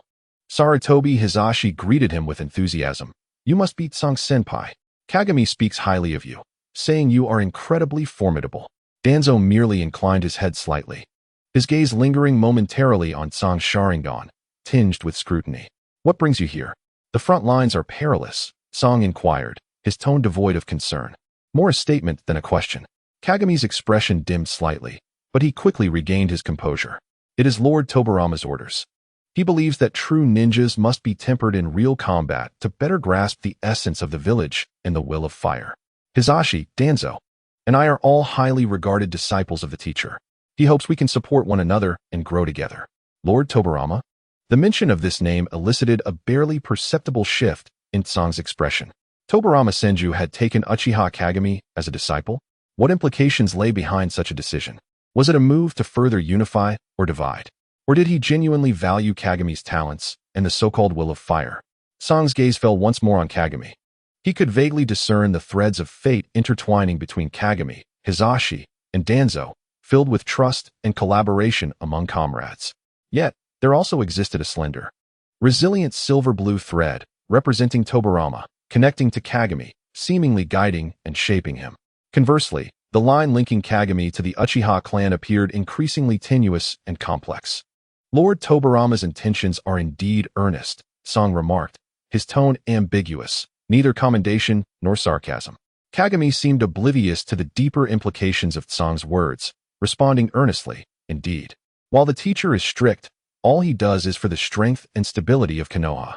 He aspires to dissolve the barriers between clans and truly realize the unity of the village." Hizashi, Danzo, and I may hail from different families. But we are now comrades fighting side by side, destined to become the pillars that protect Konoha in the future. His declaration brimmed with sincerity and conviction, prompting Hisashi to nod vigorously in agreement, while even Danzo straightened his posture slightly. Song observed the trio, radiating ideals and vigor, and for a moment, he glimpsed the embodiment of Hashirama's dream for a new generation of Konoha. Yet, through his eyes, which could perceive both fate and darkness, this ideal appeared fragile and naive. Could the rifts between clans be so easily mended? How much calculation and balance lay hidden behind Tobirama's earnest intentions? Moreover, the lurking presence of Kuro, reveling in sowing discord, added another layer of complexity. Very well, Song finally acquiesced with a nod, choosing not to elaborate further. He had no desire to shatter Kagami's beliefs. That was of no concern to him. Each individual had their own path to tread. After their brief conversation, Kagami and his companions took their leave to fulfill other tasks. Song watched their departing figures, particularly Kagami's, who appeared somewhat different from other Uchiha, more integrated into the mainstream of Konoha, his gaze profound. Uchiha Kagami might become an anomaly within the Uchiha clan, a model successfully reformed by Tobirama. But what would this mean for the Uchiha as a whole? What shifts might it bring to Song's own plans? He could not say, nor did he have the leisure to ponder deeply. For now, the most pressing matter remained the pursuit of power. Shortly thereafter, more alarming news arrived. The Cloud Village had not retreated in the face of Madara's intervention. Rather, they had become more fervent. Credible intelligence indicated that one of the Cloud's true objectives was likely a tailed beast hidden somewhere within the Land of Fire. The unique chakra of the Gold and Silver Brothers had been confirmed as a mutation resulting from their consumption of part of the Nine-Tails' flesh. They were, in fact, imperfect hosts for the tailed beast. The higher-ups of the Cloud yearned to acquire the complete power of the tailed beast, hoping to secure an absolute advantage in the future dynamics of the shinobi world. Upon hearing this news, the leadership of Konoha was shaken. Tailed beasts, these harbingers of natural disaster, possessed power capable of overturning nations. The Cloud must not be allowed to succeed. The nature of the war subtly shifted, transforming from border skirmishes to a struggle centered around the strategic weapon of the tailed beasts. Within Konoha, the voices advocating for war drowned out those calling for peace. Even Hashirama Senju, upon learning of the Cloud's covetousness for the tailed beasts, could no longer uphold pure negotiations for peace, adopting a more hardened stance. Meanwhile, Uchiha Madara increasingly appeared on the most perilous battlefields. His power became Konoha's greatest reliance against the Cloud's elite forces and the looming threat of tailed beasts. The reputation of the Shura resonated ever more loudly amidst blood and flames, instilling both reverence and dread. When people spoke of him, it was as if they were discussing a living weapon rather than a mere mortal. Through countless battles and observations, Song felt the transformation of his uncle. The power of Madara seems to grow ever stronger, yet the aura surrounding him grows increasingly frigid, distancing him further from the crowd. He scarcely interacts with the other ninjas of Konoha, appearing solely for battle and carnage, as if he were a machine born solely for destruction. Song vaguely senses that the peculiar black line, a parasite of Korezetsu residing within Madara, appears to become more active and robust with the continuation of war and the increase in slaughter. It incessantly feeds on the negative emotions and immense chakra that Madara generates through conflict. This realization intensifies the urgency in Song's heart. He understands that time is running short for him. Madara's condition is becoming increasingly unstable, and the war between Konoha and Kumogakure is spiraling into an uncontrollable abyss. He, too, must quickly acquire the power to seize control of his own fate. He requires an extreme emotional outburst, a tragedy that can utterly tear apart his soul while simultaneously connecting him to that supreme power. His icy gaze shifts once more to the battlefield, where the figures of the Senju clan, with whom he shares a deep-seated enmity, are present. The opportunity must be created by him. Chapter 13. The all-encompassing and the divine authority. Kumogakure's covetousness for the tailed beasts has thoroughly enraged the higher echelons of Konoha. The scale of war escalates once again, with Kumogakure seemingly going all in, mobilizing the majority of its elite forces, potentially even secretly carrying some forbidden weapon capable of threatening or controlling the tailed beasts. Attempting to forcefully alter the situation within the Land of Fire, to locate and capture their targets. The flames of war spread, with several critical defensive lines along Konoha's border sounding alarms, and the casualty numbers continue to rise. The brothers Kin and Jin became increasingly reckless after receiving stronger support from the rear. Their crimson-tailed beast chakra cloaks appearing ever more solidified, wreaking havoc and repeatedly tearing through Konoha's defenses. The situation became precarious. In this dire moment, Konoha's pillar, the man revered as the god of ninja, Senju Hashirama, finally made his way to the front lines. His arrival seemed to inject a potent surge of hope into the anxious battlefield. All Konoha ninjas, regardless of their clan, felt a wave of infinite hope and reverence upon seeing that figure clad in red layered armor, draped in a white Hokage cloak. Even the Uchiha, who typically harbored complex feelings towards the Senju, could not help but acknowledge that only the first Hokage could bring a true sense of stability. Song, mingling among the crowd, observed Hashirama's broad back, still imbued with a heavy sense of responsibility, his gaze laden with complexity. He sensed that Hashirama's causal thread was intimately connected to Konoha and this land, vast, warm, and teeming with life, yet burdened with unimaginable weight. This stood in stark contrast to Madara's solitary, sharp, and destructive causal line. Upon Hashirama's arrival, without indulging in excessive pleasantries, he immediately convened a brief meeting with the frontline commanders.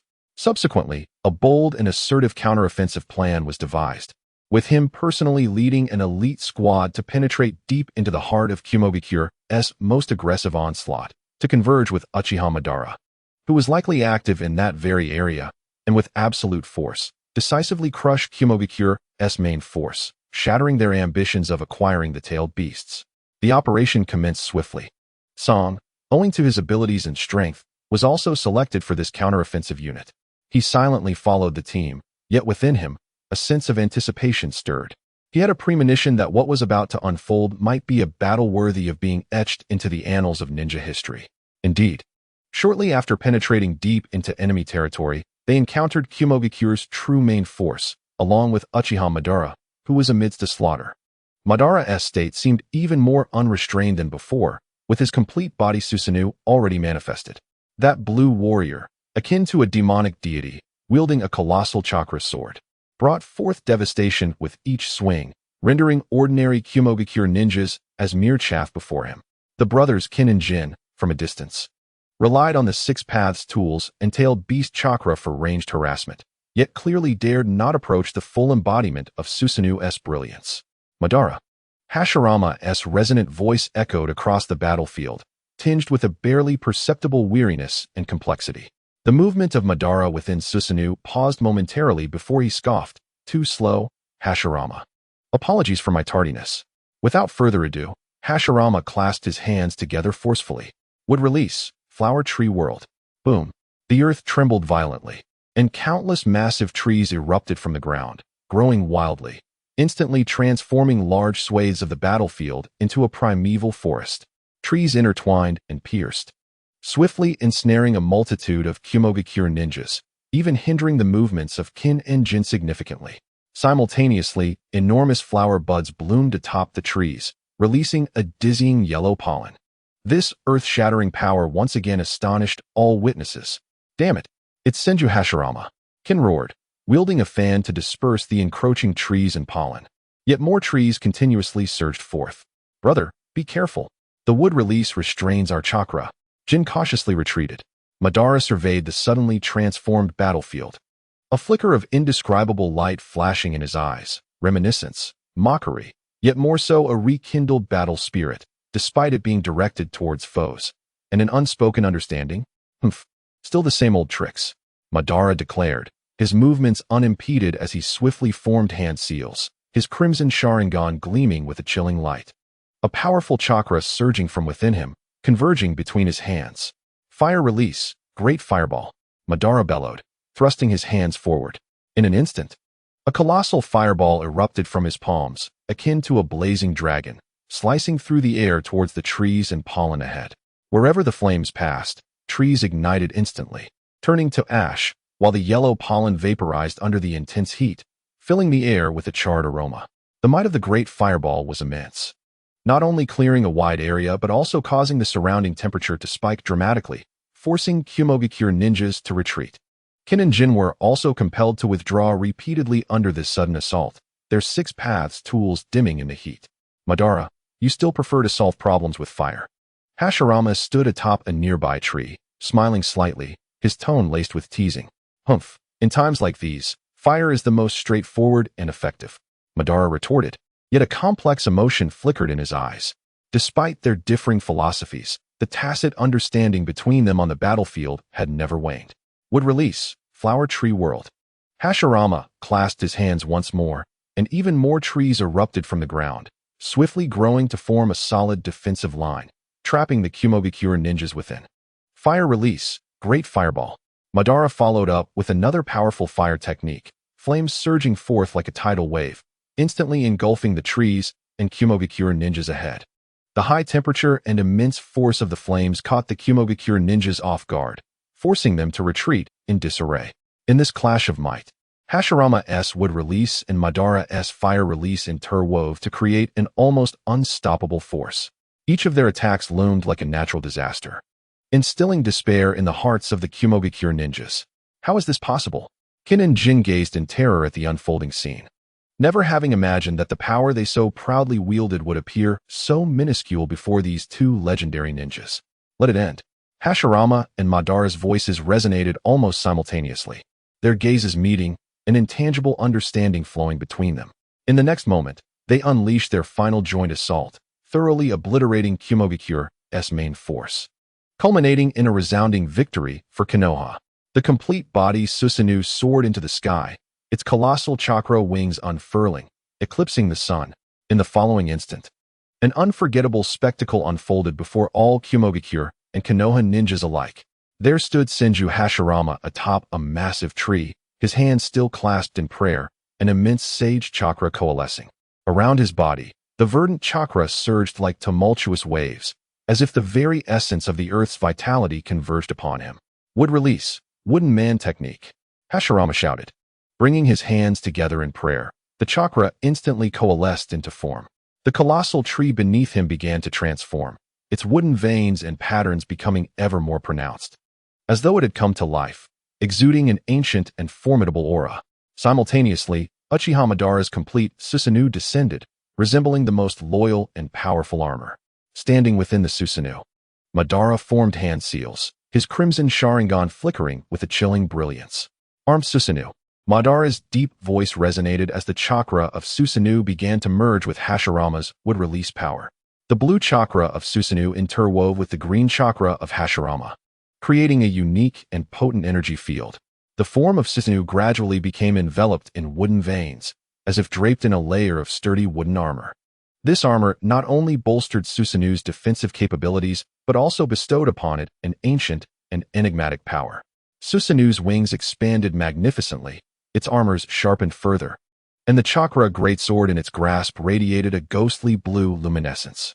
This represented the perfect fusion of wood release and Susanoo. The voices of Hashirama and Madara resonated almost in unison, their gazes locking, an imperceptible synergy flowing between them. A colossal entity, surpassing the realm of human comprehension, arose. It possessed a wooden body and veins, yet was adorned with the ethereal armor of Susanoo, wielding the immense Susanoo sword in its left hand, while its right seemed to concentrate boundless sage energy. The oppressive force was so terrifying that even the distant roars of the golden and silver horns fell silent, their eyes filled with incredulous dread. How is this possible? Golden Horn's voice trembled for the first time. Is this the power of the god of ninjas and the Azura of the ninja world? Silverhorn murmured, his amber bottle quivering in his grasp. Uchiha Ao gazed up at the giant that descended like a deity, the double tomo in his pupils spinning wildly, nearly fracturing from the overwhelming pressure. His sensory perception felt diminutive and chaotic in the face of this incomprehensible power. He could see countless threads of causality, representing destruction and rebirth, entwining around the giant, bubbling, ultimately converging into a singular, absolute, and overwhelming force. Susanoo had donned the wooden man technique, the power of the universe. This was not merely a collaboration, but a resonance and fusion of 2 powers brought to their zenith. It was a divine force achievable only by Hashirama and Madara. It ends here. The voices of Hashirama and Madara seemed to merge, issuing forth from the colossal giant, like a divine decree. The giant moved. It simply raised its right hand, infused with sage energy, and gently pressed downward toward the main force of the Cloud Village and the golden and silver horns. There were no cataclysmic explosions, no flashy techniques. Only pure, irresistible, and all-encompassing power. The very fabric of space seemed to warp under that pressure. The earth rolled and collapsed like waves, all Cloud Ninja enveloped by that power, along with their ninjutsu, defensive fortifications, and even the ominous glow of the Six Paths treasures, were instantaneously obliterated, dissolved into nothingness. The golden and silver horns let out desperate roars, unleashing their tailed beast chakra to its utmost limit in a futile attempt to resist. But their strength was like fireflies before the full moon, swiftly consumed and shattered. The two were flung backward as though struck by a mountain, blood spraying wildly. Their fates uncertain, their palm-held banana fan and red gourds slipping from their grasp, their brilliance dimming. Yet, just as all believed the golden and silver horns were doomed, their tailed beast chakra erupted in a brilliant light at the last moment, forming a protective barrier that barely shielded them. Though grievously wounded, they did not perish. Rather, they were forcefully propelled away from the battlefield, vanishing into the distant haze. Just a single strike. The main force of the Cloud Village, along with their most esteemed golden and silver horn brothers, collapsed utterly under this divine retribution. The battlefield fell into an eerie silence.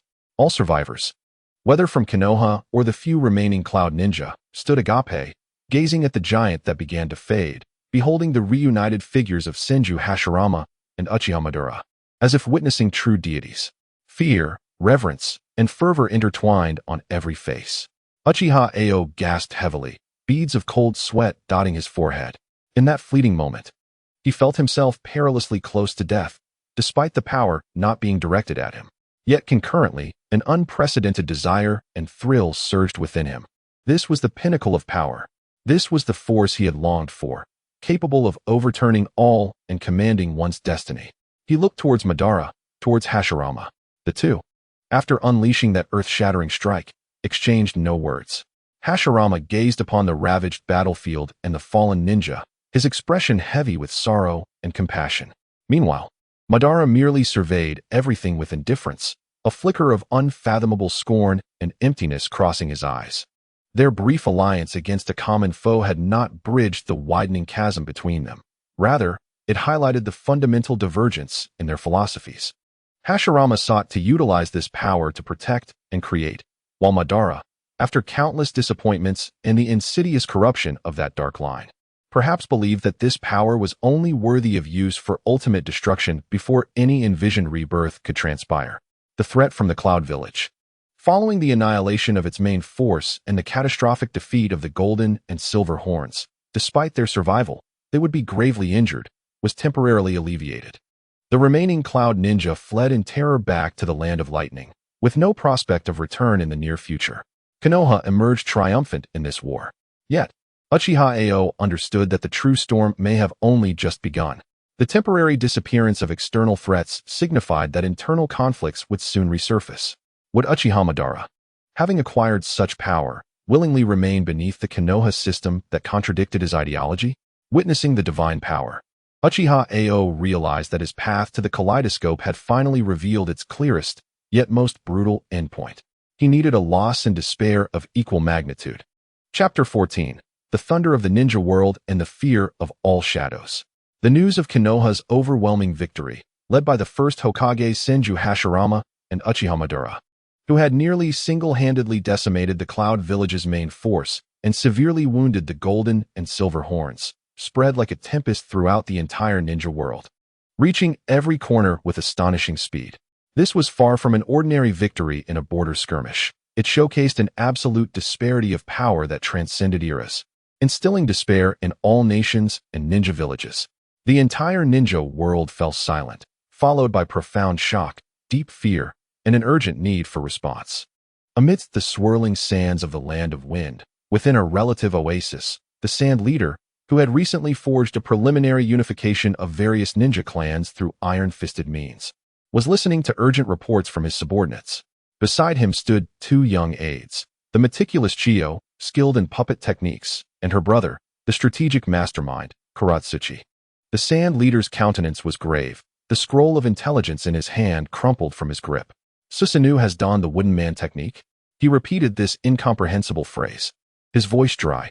He could scarcely fathom the scene implied by such a single strike.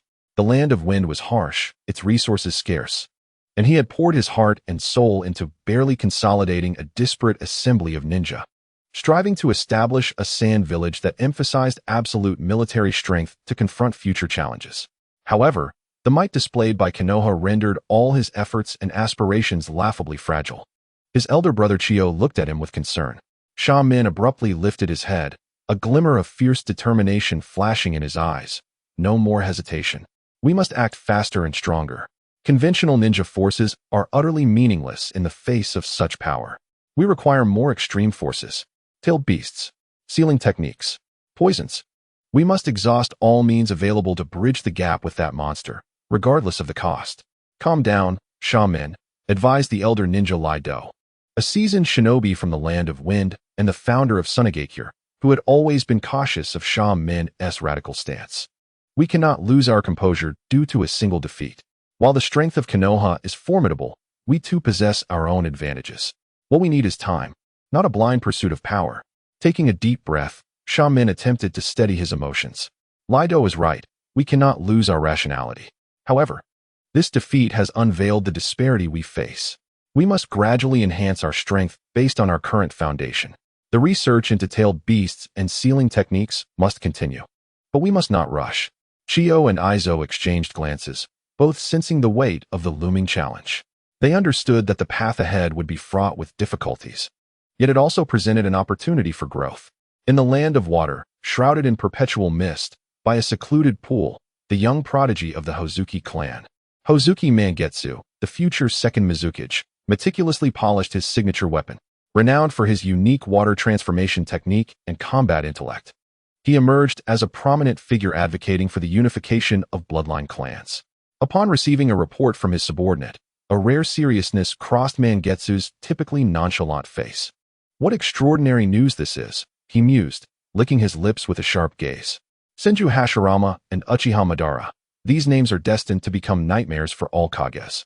Amidst the mist surrounding him, hushed whispers of unease echoed from representatives of other bloodline clans. The display of power from Konoha had not unified the forces of Kirigakure. Rather, it intensified internal suspicion and division. Some clans feared that even united, they would be futile against Konoha's might. Others yearned for centralization, eager to consolidate strength swiftly to avoid being picked off one by one. It appears that merely hiding in this fog and playing hide-and-seek is insufficient, Mangetsu declared, rising with a dangerous aura. The outside world must understand that the land of water is not to be trifled with. The establishment of our village must accelerate.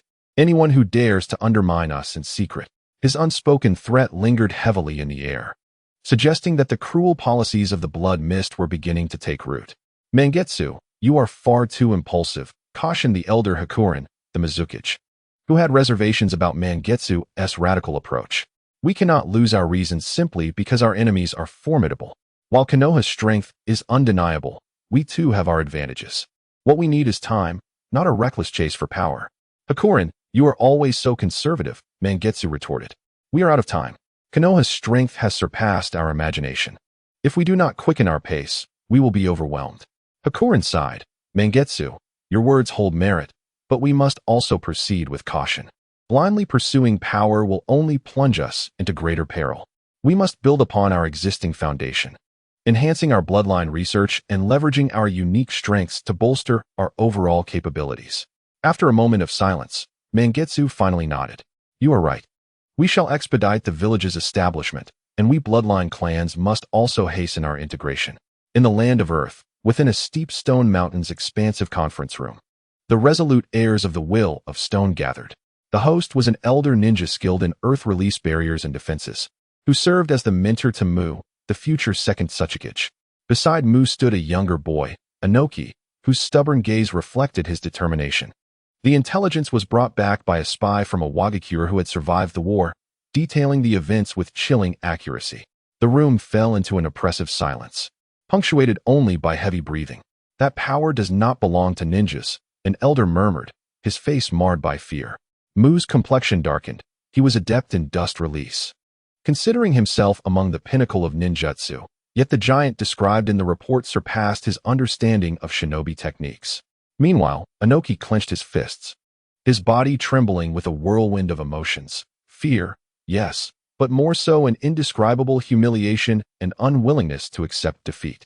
The belief of a Wagakure was rooted in tenacity and collective strength, yet in the face of such overwhelming individual might, all seemed futile. Uchiha Madara, Inoki nearly growled, the name biting his tongue. That figure, akin to a demonic god, had carved an indelible mark of terror and awe in his heart through the spy's account. For the first time, he comprehended that there existed individuals capable of crushing an entire nation alone. This realization would profoundly influence his decisions as Tsuchikage. Fortify our defenses. Immediately research all barriers and tactics to counter would release, and that blue giant. The host commanded. Furthermore, we must reassess our relationship with Konoha and the potential strategies needed for future balance. Mu nodded. We cannot allow Uchiha Madara's power to undermine our confidence. While Konoha's strength is formidable, we too possess our advantages. Taking a deep breath, the first Tsuchikage, Ishikawa, sought to calm the turbulent atmosphere. Mu speaks true. We must enhance our defensive structures, leveraging our geographical advantages to bolster our overall defense. Gradually, we will elevate our strength and develop strategies for collective ninjutsu combat. In the land of lightning, within the confines of the Reikage's office, the atmosphere was as oppressive as the sky before a storm. The imposing figure of the first Reikage, known for his fiery temperament, smashed his fist into the solid wooden desk, chakra bursting forth uncontrollably. Damn it! Senju Hashirama! Uchiha Madara! He roared, shaking the very foundations of the room. What an utter humiliation! The meticulously crafted operation, the committed main forces, and the highly anticipated Kin and Jin brothers, only to be nearly annihilated by the combined strike of those two. For A, who revered strength and had just established Kumogakure with ambitions of dominating the shinobi world, this was an unprecedented blow. Lord Reikage, please calm yourself, urged a nearby advisor.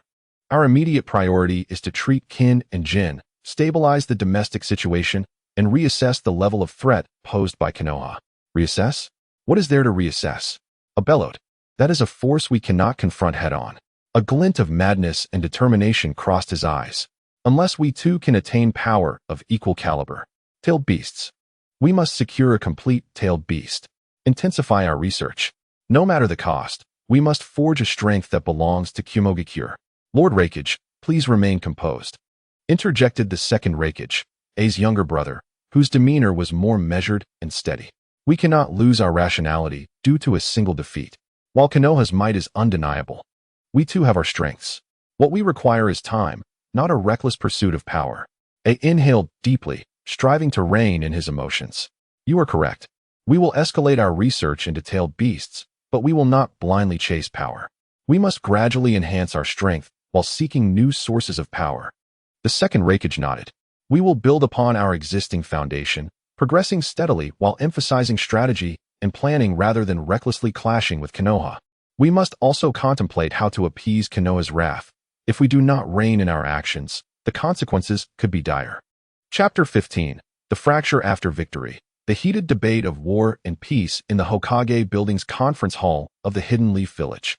An atmosphere far heavier and more oppressive than that of the battlefield enveloped the air. Outside, the jubilant crowds celebrated the repulsion of the Cloud Village, exalting the god of ninja and the name of the Shura of the ninja world. Yet within, the highest decision-making body of Konoha found itself in the most stalemated and frigid state since its inception. Seated at the head of the table, Hashirama Senju bore an unmistakable weight of fatigue and gravitas upon his brow. The victory in war did little to alleviate his burden. The increasingly sharp opposition from his dear friend and the irreconcilable divergences before him felt like two colossal stones pressing upon his heart. Clad in his white Hokage robe, a symbol of responsibility and honor, it now felt as though it bore the weight of 1,000 burdens. Opposite him stood Madara Uchiha, arms crossed, leaning against the wall, eschewing the table altogether. Dressed in his deep crimson Warring States armor, he was a stark contrast to the others in their casual attire or ninja vests. Like an outsider refusing to assimilate, his visage bore no trace of victory's joy, only an unyielding frost and a near-burning obsession. His profound gaze swept over the assembly, revealing unabashed scorn and indifference. Among the attendees, one representative from the police force, Ao Uchiha, sat at the end of the table, silently observing everything. He could distinctly perceive the inky black causal thread connecting to Madara, pulsating like a living entity, exuding a potent malevolence and incitement. The focal point of the meeting lay in deliberating the fate of the defeated land of lightning and the Cloud Village. "We must press the advantage," exclaimed a hawkish elder aligned with Tobirama's faction, his voice fervent as he pounded the table. "The Cloud Village's ambitions are wolfish. They have brazenly invaded and even coveted the tailed beasts. Such a grievous affront cannot be easily overlooked. Now that their main forces are decimated, with Qin and Jin's fates uncertain, it is the perfect time to utterly obliterate the Cloud Village, ensuring they pose no future threat, and compel the Land of Lightning to cede territory and pay reparations, signing a permanent, humiliating treaty. The entire ninja world must understand the cost of provoking Konoha. Indeed, if not now, then when? Shall we await their recovery, only to have them once again covet our tailed beasts and threaten our children?" Another pro-war jonin echoed loudly, garnering nods of agreement from numerous attendees. The agony of war and the fervor of victory had given the pro-war sentiment the upper hand. Tobirama Senju sat at Hashirama's side, his expression grim. He refrained from immediate comment, yet his sharp red eyes clearly hinted at a preference for a hardline approach. To him, this was the optimal moment to establish Konoha's absolute hegemony, maximize the spoils of war, and decisively break the back of the Cloud Village. "I dissent." At that moment, a clear yet resolute voice rang out.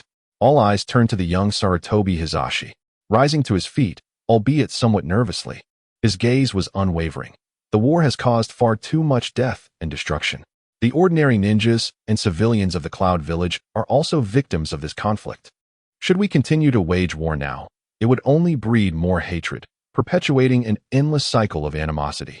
We should seize this opportunity to propose peace talks as victors, using tolerance and understanding to dissolve hatred, laying the groundwork for genuine peace. As his words settled, Shimura Danzo coldly retorted, "Hisashi, you are far too naive. Tolerance? Being merciful to our enemies is cruelty to ourselves. The Cloud Village's ambitions will not vanish due to your compassion. They will only thrive on our weakness. Only absolute power and fear can yield true peace." His remarks garnered covert support from several hawkish members. Kagami Uchiha, seated at a distance, observed the contention with furrowed brows. Internally, he resonated with Hisashi's ideology but understood that Danzo's words were not without merit, leaving him in a state of torment. His gaze instinctively drifted towards his mentor, Tobirama, and then to the stoic Hokage. What a tiresome debate. A cold, magnetic voice cut through the cacophony, instantly silencing all. Madara Uchiha finally spoke, maintaining his position, merely surveying the factions of war and peace with eyes that seemed to pierce the human soul. "Whether you advocate for war or peace, your arguments are merely variations of the same rotting leaves arranged differently." Madara's tone dripped with unmasked disdain. "Destroy the Cloud Village? And then what? Will other great nations stand idly by as Konoha becomes supreme? Fear will only breed more conspiracies and intensified resistance. The so-called permanent peace treaty is nothing more than a scrap of paper, easily torn asunder. Peace talks? Understanding?" He scoffed. "Hashirama, do you still cling to such unrealistic dreams? Your notion of peace is but a facade of compromise and hypocritical goodwill, obscuring the hatred and conflict that can never be eradicated." His gaze sharpened, resembling two swords aimed at Hashirama. "The issues of this world cannot possibly be resolved within the confines you have set. Humanity's essence is foolishness, narrow-mindedness, and strife. Only through absolute power, imposing absolute dominion, even creating an illusory world free of conflict, can true peace be achieved." His words brazenly pointed towards the mad scheme of the infinite Tsukuyomi. "Madara." Hashirama suddenly rose, anguish and disbelief etched upon his countenance. "How could you have become this way? Have you forgotten the original intent behind the establishment of Konoha? To connect one another through understanding and trust? Original intent?" Madara interrupted sharply, his voice rising with long-suppressed indignation. "The original intent was for the Uchiha to be marginalized. The original intent was for the police force to become a target of scorn. The original intent was for your dear brother to isolate the Uchiha from the core of power through various rules and regulations." Hashirama, Open your eyes. Has this village ever truly accepted us? What has your trust and understanding yielded? Suspicion, surveillance, an unending cycle of internal strife. His words fell like heavy hammers upon the hearts of every attendee, tearing open the bloody scars beneath Konoha's facade of harmony. Several Uchiha clan members lowered their heads, fists clenched, as Madara's words vocalized their long-suppressed humiliation and discontent. Tobirama's countenance darkened ominously, and he spoke coldly. Madara, mind your language. Konoha's system is for the long-term peace and stability of the village. The Uchiha's power is granted directly by the Hokage. Silence. Tobirama. Madara shot a furious glare at Tobirama, his terrifying ocular prowess and killing intent sending a chill down the spine of even a power like Tobirama. I have long seen through your hypocritical schemes. You are Konoha's greatest malignancy. Madara. Enough. Hashirama interjected, his voice tinged with desperation. We can discuss the Uchiha standing further. We can improve the village's system. However, regarding the policy towards the Land of Lightning, we cannot let hatred blind our eyes. We cannot create more tragedies. I believe that as long as we possess sincerity, your sincerity is worthless. Madara had completely lost patience, standing abruptly, his massive chakra overflowing uncontrollably, causing the entire conference hall to tremble slightly. I have had enough. Enough of your naivety. Enough of this hypocritical village. Enough of this endless, meaningless debate. He cast one final glance at Hashirama, his eyes brimming with utter disappointment, resolve, and a near-mad obsession. Our paths diverge. We shall not collaborate. Hashirama, you will pay for your childish dreams, and this decaying world shall ultimately be reshaped by my hand. With that, Madara turned, leaving no room for further response. Striding out amidst a silence laden with shock and awe, the heavy wooden door slammed shut behind him, the sound echoing like the proclamation of an era's end. The meeting could no longer proceed. The factions of war and peace remained at odds, yet a deeper shadow loomed over all hearts, the irrevocable rift of Uchiha Madara. In the corner, Ao Uchiha absorbed everything with keen observation. He could perceive that at the moment of utmost emotional turmoil, when the rift with Hashirama became irreparable, that dark causal thread was nearly on the verge of emitting a silent shriek, greedily consuming the surging negative energy. The opportunity was drawing near. He understood that Madara's departure was not an end but the inception of a greater storm. He must prepare himself to embrace the soul-rending transformation before the tempest arrived.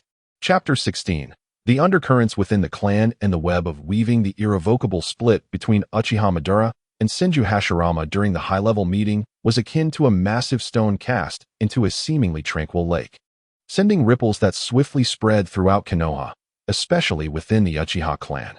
The previously suppressed or hidden conflicts were now laid bare, and the clan rapidly fragmented into sharply defined factions. In a secluded chamber near the Minamaha Shrine within the Uchiha territory, several esteemed elders and battle-hardened jonin from the Warring States period convened, the atmosphere charged with intensity. They represented the hawkish faction within the clan. Yet their stance was no longer solely about emphasizing Uchiha glory. Rather, it stemmed from a familiarity and even reliance on warfare, coupled with profound dissatisfaction with Konoha's current state. Lord Madara is right. Konoha is no longer the vision we once had, exclaimed an elder with a scarred face, his emotions aflame. Look at our situation now. Marginalized. Engaged in nothing but thankless policing work, while the true tasks and achievements are monopolized by the Senju and their subordinates. This war was a golden opportunity for us Uchiha to reassert our strength and regain our voice. We should, as Lord Madara advocates, annihilate the Cloud Village with a thunderous might, showcasing the brilliance of the Uchiha. Indeed, peace. That is the excuse of the weak. Only war can manifest the value of a ninja. Only by instilling fear in our enemies can we earn true respect. Another jonin, known for his battle frenzy, growled, a glimmer of bloodlust flashing in his Sharingan. It is Lord Madara's strength that we should follow, not cower within the village, bowing to those commoners and feeble clans. Their views were radical, steeped in the jungle law mentality inherited from the Warring States, believing that strength was paramount and compromise equated to weakness. Madara's invincible power and unyielding attitude perfectly aligned with their conception and expectations of a strong leader. Conversely, in a more open training ground within the clan, a group of relatively younger members gathered, inclined towards the dovish faction. Most of them had grown up after the establishment of Konoha and had, to varying degrees, absorbed the will of fire's teachings, feeling wearied and fearful of the incessant warfare. But if we continue this war, many more will perish, one young clan member murmured, his face marked by trepidation. We have just returned from the battlefield. Why should we thrust more people into the fray? Moreover, didn't Brother Kagami say? The Hokage seeks peace. We should strive to trust the village, another member interjected, casting a glance towards Uchiha Kagami, who was instructing a few children on shuriken throwing not far away. At this moment, Uchiha Kagami's feelings were complex. He had just concluded a routine meeting with Sarutobi Hizashi, Shimura Danzo, Akimichi Torafu, and Mito Kage. This group of promising youths, favored by Tobarama, often engaged in discussions about missions and the village's future. Hizashi's sunny disposition and steadfast beliefs frequently inspired him, filling him with the notion that friendship transcending clan boundaries and shared ideals was achievable. However, Danzo's calm yet ruthless realism revealed the arduous path ahead. The intense rhetoric from the hawkish elders had left him feeling a sense of powerlessness. He sensed the clan's dissatisfaction with the status quo, yet he had also witnessed the brutal realities of war and sincerely believed that Hashirama's ideals of peace were the path forward. Yet, his position was remarkably awkward. As an Uchiha, he could not fully endorse the hawkish radicals. As a disciple of Tobarama and a proponent of the will of fire, he found it challenging to integrate with those clan members harboring deep skepticism towards the village. He felt like a fragile bridge attempting to connect two shores, constantly aware of the pressures and pulls from both sides. Beyond the distinctly divided hawks and doves, the clan was predominantly composed of a silent majority of neutral, or, more accurately, war-weary individuals. While they too may have felt discontent with the Uchiha's plight, they were deeply fatigued and repulsed by the unending warfare. They cared little for the ideological disputes at the higher echelons. They merely wished for a stable life and the continuation of their clan. Both the fervor of the hawks and the ideals of the doves left them feeling uneasy and estranged. They opted for silence, cautiously observing the shifting winds, hoping to remain unscathed by the brewing storm. This silence was, in itself, a voiceless plea. Within Konoha, the situation was equally delicate. The perceptions of ordinary villagers and smaller clans towards the Uchiha were complex. On one hand, they feared their power and Sharingan, grateful for their contributions to policing despite frequent complaints about their severity. On the other hand, Madara's image, akin to that of a demon, and his ultimate rift with the Hokage undeniably intensified their fears and suspicions towards the clan. Whispers began to circulate in hushed tones, branding the Uchiha as dangerous elements unworthy of trust. The Umbu, led by Senju Tobarama, had intensified their surveillance of the Uchiha to unprecedented levels. Any hint of unrest was reported immediately. This omnipresent scrutiny further frayed the nerves of the Uchiha, particularly the Hawks, who perceived it as blatant discrimination and persecution. The debate between the pro-war and peace factions trickled down from the higher ranks to the mid-tier ninjas, and the overall atmosphere in Konoha, following their victory, grew increasingly tense and oppressive. Uchiha Ao observed all of this with a cold gaze. He sat alone atop the edge of the clan's territory, the night deepening, his Sharingan emitting a faint glow in the darkness. His weaving perception expanded to its fullest extent, resembling an invisible web enveloping the clan and parts of the village. Within his sight, countless causal threads intertwined, each displaying a spectrum of colors. The hawkish threads pulsed in a sharp, agitated crimson, brimming with aggression and a thirst for war, striving to extend towards the direction of Madara's departure, yet thwarted by an invisible barrier, the village, reality, twisting and seething with frustration. The dovish threads, intertwined with Kagami's, shimmered in a pale gold, attempting to connect to the village's heart, the radiant orb representing the will of fire, yet appeared delicate and frail, often tugged and questioned by the deep crimson strands from within the clan. The causal threads of the silent majority mostly manifested as dim, nebulous grays, shrinking away, attempting to conceal themselves, avoiding any connection with vibrant colors, filled with confusion and unease. The threads flowing towards the Uchiha from the village were predominantly tinged with doubt and fear, while the silver-blue strands extending from the village's core, the Hokage building, Tobarama's office, coiled coldly and precisely around the Uchiha territory, tightening like an ever-increasing noose. Amidst this intricately woven web, Ao occasionally discerned that exceedingly subtle, pure black thread belonging to Kurizetsu's malice. It slithered like the most cunning of serpents, always appearing where clan emotions were most agitated and divisions most pronounced, gently nudging to amplify the hawk's anger, deepen the dove's anxiety, and provoke the villagers' fears, before vanishing quietly, relentlessly sowing seeds of discord. Ao observed all of this with tranquil detachment. The suffering of his clansmen, the village's rejection, the machinations of the higher-ups, and the conspiracies lurking in the shadows, all of it did not incite anger or sorrow within him.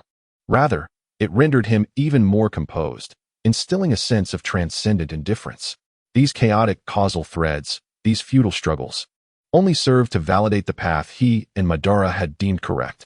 This village, founded on compromise and hypocrisy, was fundamentally rotten to its core. The internal fissures are irreparable, merely exploited and exacerbated by entities like Kurizetsu. There is no need for transformation or persuasion. All that is required is patience, waiting for the inevitable moment that will utterly shatter this facade of tranquility, anticipating a cataclysmic confrontation that will elevate all hatred, despair, and anger to their zenith. He will seize the power of destruction and rebirth. His gaze once again turns southward, towards the Valley of the End, as if he can already discern the visage of fate's conclusion. All threads of fate converge upon a single point, and he shall be the ultimate harvester. Chapter 17. Shadows of intrigue and seeds of fear. The news of Konoha's overwhelming victory over the hidden cloud was akin to a boulder cast into a tranquil lake, stirring ripples that have yet to subside. Although the state of war has not been entirely resolved, Konoha, as the victor, particularly through the divine powers demonstrated by Hashirama Senju and Madara Uchiha, has compelled other great nations to reassess their relations with this burgeoning shinobi village. In the short term, emissaries from the wind, earth, and water nations arrived in Konoha under the pretext of congratulating the victory, fostering dialogue, and discussing future peace. Ostensibly diplomatic, their true intentions were to probe for vulnerabilities, assess threats, and seek paths for balance. Konoha found itself amidst a tempest of intrigue, with currents growing increasingly complex. The police force, led by Uchiha Ao, experienced a sudden increase in responsibilities, tasked not only with maintaining daily order within the village, but also with overseeing certain areas designated for foreign dignitaries. This provided him with an excellent opportunity for observation and weaving of fate. The Wind Country delegation was personally led by Shaman, flanked closely by Chio and Izo. They presented themselves as the most understated and pragmatic, with Shaman's reticent demeanor and keen eyes continually surveying Konoha's defenses, the quality of its shinobi, and notably, the newly established ninjutsu research institutes and sealing teams. Chio displayed a keen interest in Konoha's medical system and the remnants of puppets, if any were on display. Ao perceived their causal lines as taut and cautious, filled with calculation and imitation, akin to travelers in a desert desperately seeking sustenance to bolster military strength. The Water Country delegation was led by the seemingly carefree Hozuki Mangetsu, whose demeanor appeared nonchalant and somewhat irreverent, often lingering in taverns. However, his words invariably steered the conversation towards the status and treatment of bloodline limit clans within Konoha, attempting to uncover cracks in the village's internal unity. Ao sensed that Mangetsu's causal thread was fluid and capricious, infused with a probing and tumultuous intent, as though he wished to stir the depths of Konoha's waters for profit amid the chaos. Yet, most noteworthy and worrisome to Ao was the Earth Country delegation. Representing the Earth Country was the serious and meticulous Mu, accompanied by the young Inoki, who exhibited a blend of intense curiosity, resentment, and a hint of anxiety that he himself may not fully comprehend. In a twist of fate, or perhaps guided by Kurizetsu's unseen hand, shortly after the Earth Country delegation's arrival, during a routine village patrol, Madara Uchiha emerged from the direction of the South Hegemai Shrine, coincidentally encountering Inoki and his party, who were familiarizing themselves with Konoha's environment under Mu's guidance, at the edge of an open training ground. In that moment, time seemed to freeze. Madara merely cast a casual glance at them, his expression indifferent, as if regarding a mere pebble by the roadside, devoid of any emotional fluctuation. He did not even pause, continuing on his path. Yet, for young Inoki, that fleeting glance felt like a thunderclap. Until then, he had only imagined the power of the shinobi realm through the descriptions of spies and second-hand accounts. However, witnessing the real deal, feeling the suffocating chakra and oppressive aura, even when intentionally restrained, was akin to an abyss, and the cold indifference of those Rinnegan eyes, which seemed capable of piercing the very soul, instilled a primal fear that transcended rational control, seizing him entirely. Inoki's body went rigid, his complexion drained of color, cold sweat beading on his forehead, and breathing became a laborious task. He felt like an ant under the gaze of a mighty dragon, unable to move even a single finger. The despair and insignificance stemming from that absolute disparity of power etched itself deeply into his soul, becoming a psychological shadow he could never escape. Mu, keenly aware of his disciple's distress, subtly stepped forward to block part of Madara's line of sight, simultaneously releasing a trace of his chakra for reassurance. Madara seemed oblivious, or perhaps indifferent, as his figure quickly vanished into the distance.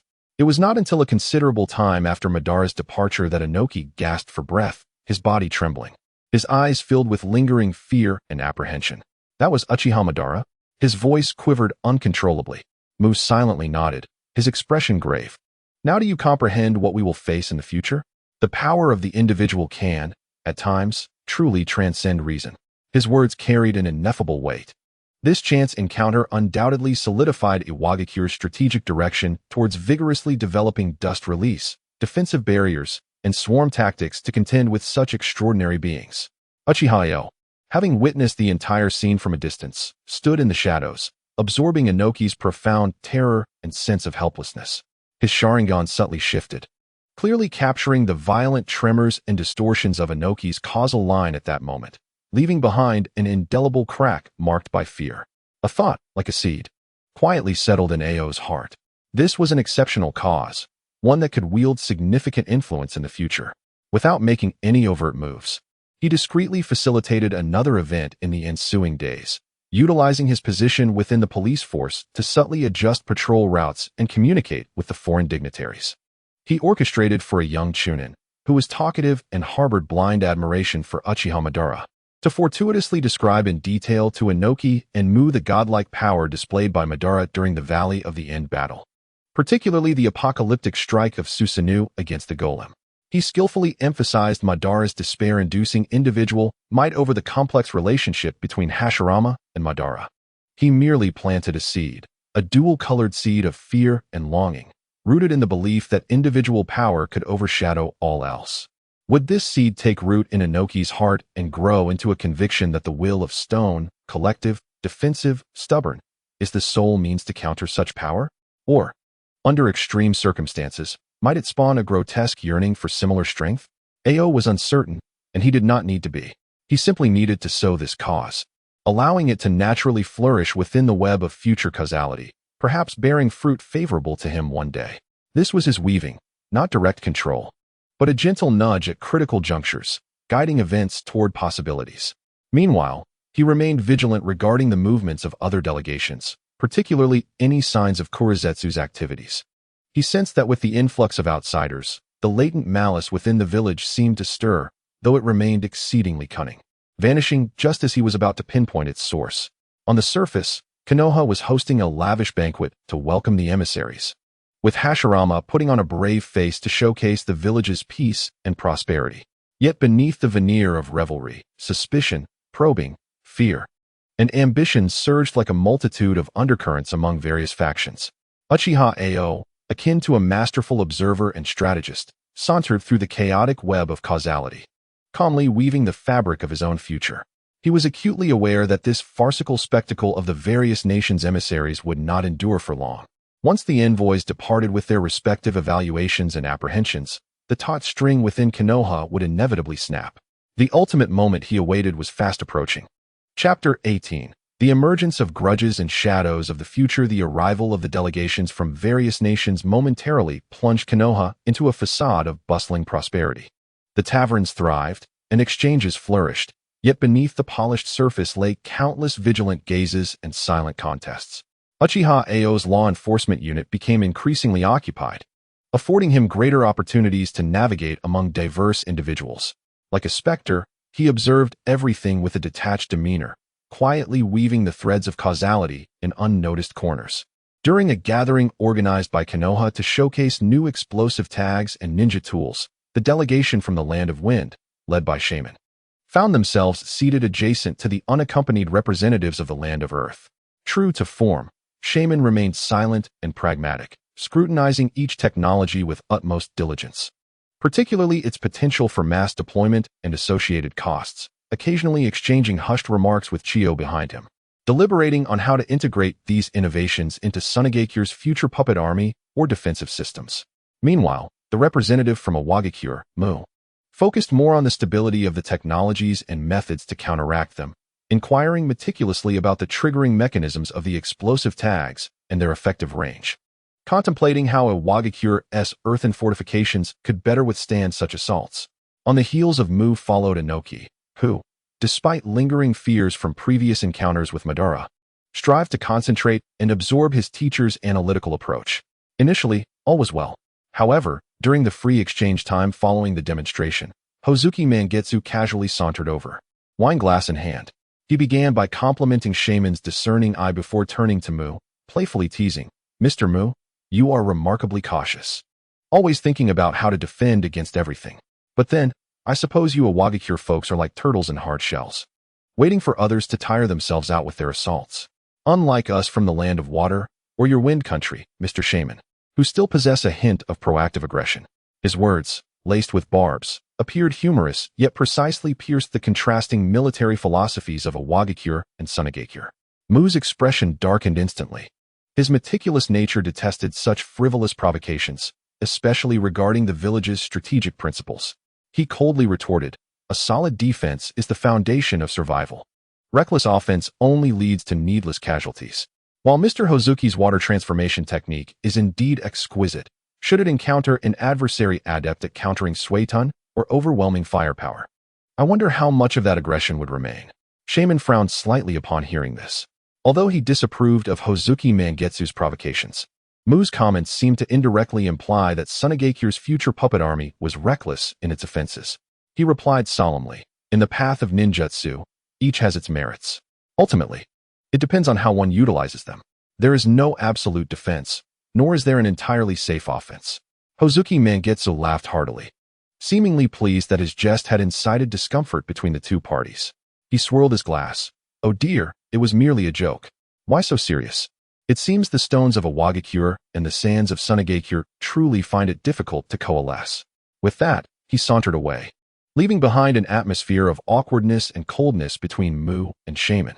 Uchiha Ao observed this scene from afar, acutely aware that the already tenuous connection between Mu and Shaman, forged by their status as great nations, had been easily severed by Hozuki Mangetsu, even generating a faint sense of repulsion.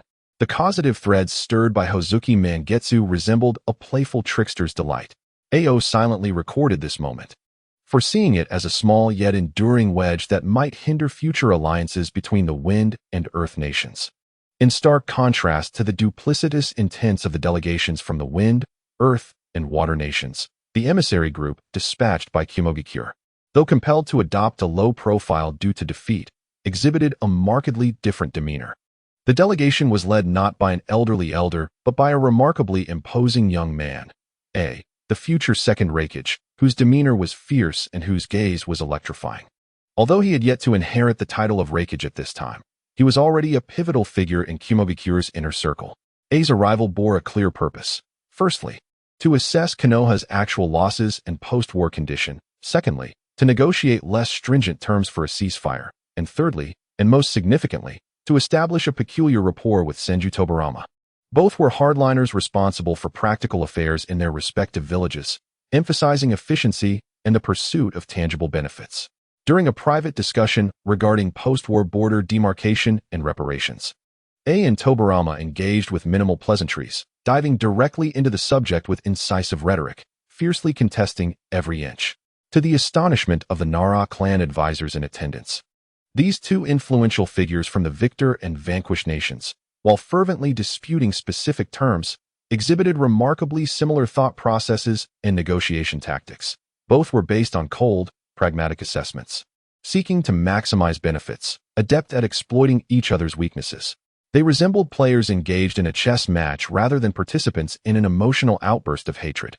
On certain macro-level issues, such as the future order of the ninja world and responses to threats from other major powers, They even found themselves briefly aligned in perspective. They both recognized that mere idealism could not sustain peace. It must be underpinned by formidable military strength and meticulous systems. Through various discrete channels, perhaps gleaned from snippets of information acquired through his law enforcement powers or sensed through the atmosphere of negotiation, Ao captured this peculiar rapport. A cold smile curled upon his lips. Tobirama, in his quest to counterbalance other great powers, might be inclined to exhibit a degree of pragmatic leniency towards Kimogakure. The fallen adversary, while A would eagerly seize this opportunity to secure breathing room for Kimogakure. Such a collaboration, rooted in self-interest rather than trust, was fragile and perilous. Yet precisely because of this, it could potentially solidify under specific circumstances.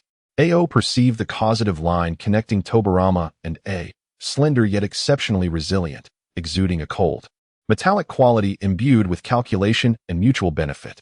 He silently noted the characteristics of this line, foreseeing that at some unforeseen moment in the future, it might determine the fate of many, including that of Senju Tobirama himself. During a practice match, voluntarily organized by Saratobi Hizashi to foster exchanges among the younger generation, the impassioned and optimistic Hizashi, firmly believing in the power of the will of fire to inspire all, enthusiastically invited the young Inoki from the land of Earth to engage in a friendly duel. Hizashi beamed with goodwill, striving to convey warmth. Inoki-kun, let's keep it friendly and learn from each other. However, having been subjected to the harrowing experience of Uchiha Madara's terror, filled with resentment and anxiety, and profoundly influenced by his teacher Mu's ideology of resilience, stubbornness, and the collective over the individual, Inoki found it utterly impossible to comprehend Hizashi's naive enthusiasm. To him, a match in such a setting was yet another form of contest between nations, a matter of dignity. Inoki's expression turned serious, even stubborn, as he responded stiffly. A ninja's contest must be approached with full commitment. Please, teach me. As the match commenced, Hizashi showcased the Saratobi clan's comprehensive mastery of the 5 elemental jutsu. His offensive maneuvers fluid and vibrant. In contrast, Inoki epitomized his obstinate nature, demonstrating an exceptionally solid defense, with his earth release techniques proving unyielding, while his occasional counterattacks were powerful and imbued with an indomitable spirit. Ultimately, Hizashi, leveraging superior overall strength and agile tactics, gained a slight edge and emerged victorious. Breathing heavily, he sheathed his kunai, once more revealing his radiant smile as he extended his hand to help Inoki up. That was an exhilarating match. Your earth release is truly formidable. However, Inoki rose from the ground, brushing off the dust from his attire, his expression far from pleasant. He felt no sense of camaraderie. Instead, he perceived this as a victory akin to charity. The radiant smile and outstretched hand of Saratobi Hizashi appeared to him somewhat glaring and insincere. He stubbornly believed that Hizashi was merely flaunting the strength of Konoha and his own sense of superiority. I'll concede, Inoki replied stiffly, choosing not to shake Hizashi's hand, and turned away to return to Mu's side, whispering, Teacher, I have lost. The ninjas of Konoha are indeed formidable. His tone betrayed little admiration, instead imbued with deeper humiliation and a stubborn resolve to eventually surpass them. Mu clapped him on the shoulder, offering no words, yet his gaze conveyed understanding. He too did not believe that such exchanges could foster true friendship. Rather, they would only serve to sharpen the awareness of disparity in the proud disciple. Igniting his fighting spirit, Saratobi Hizashi stood frozen, awkwardly retracting his hand, scratching the back of his head, seemingly perplexed by the cold reception. Nearby, Shimura Danzo cast a disdainful glance at Inoki's retreating figure, muttering, Humph, an ungrateful rock-headed fool. Uchiha Ao observed the entire scene. He witnessed how Hizashi's pure, yet somewhat feeble goodwill hit a wall, and how Inoki's fear and failure hardened him further, even imparting a hint of obstinacy. This unpleasant initial encounter etched a subtle scar on the heart of a young, prideful stone. In the long years to come, this scar might evolve into a deeply ingrained contempt for the naivety and weakness represented by Saratobi Hizashi. The emissaries from various nations performed their own scripts on the stage of Konoha, testing the waters, clashing, and sowing seeds of long-standing grievances. Meanwhile, Uchiha Ao remained a detached observer and guide, calmly analyzing and occasionally extending an invisible hand to gently stir the tangled web of causality.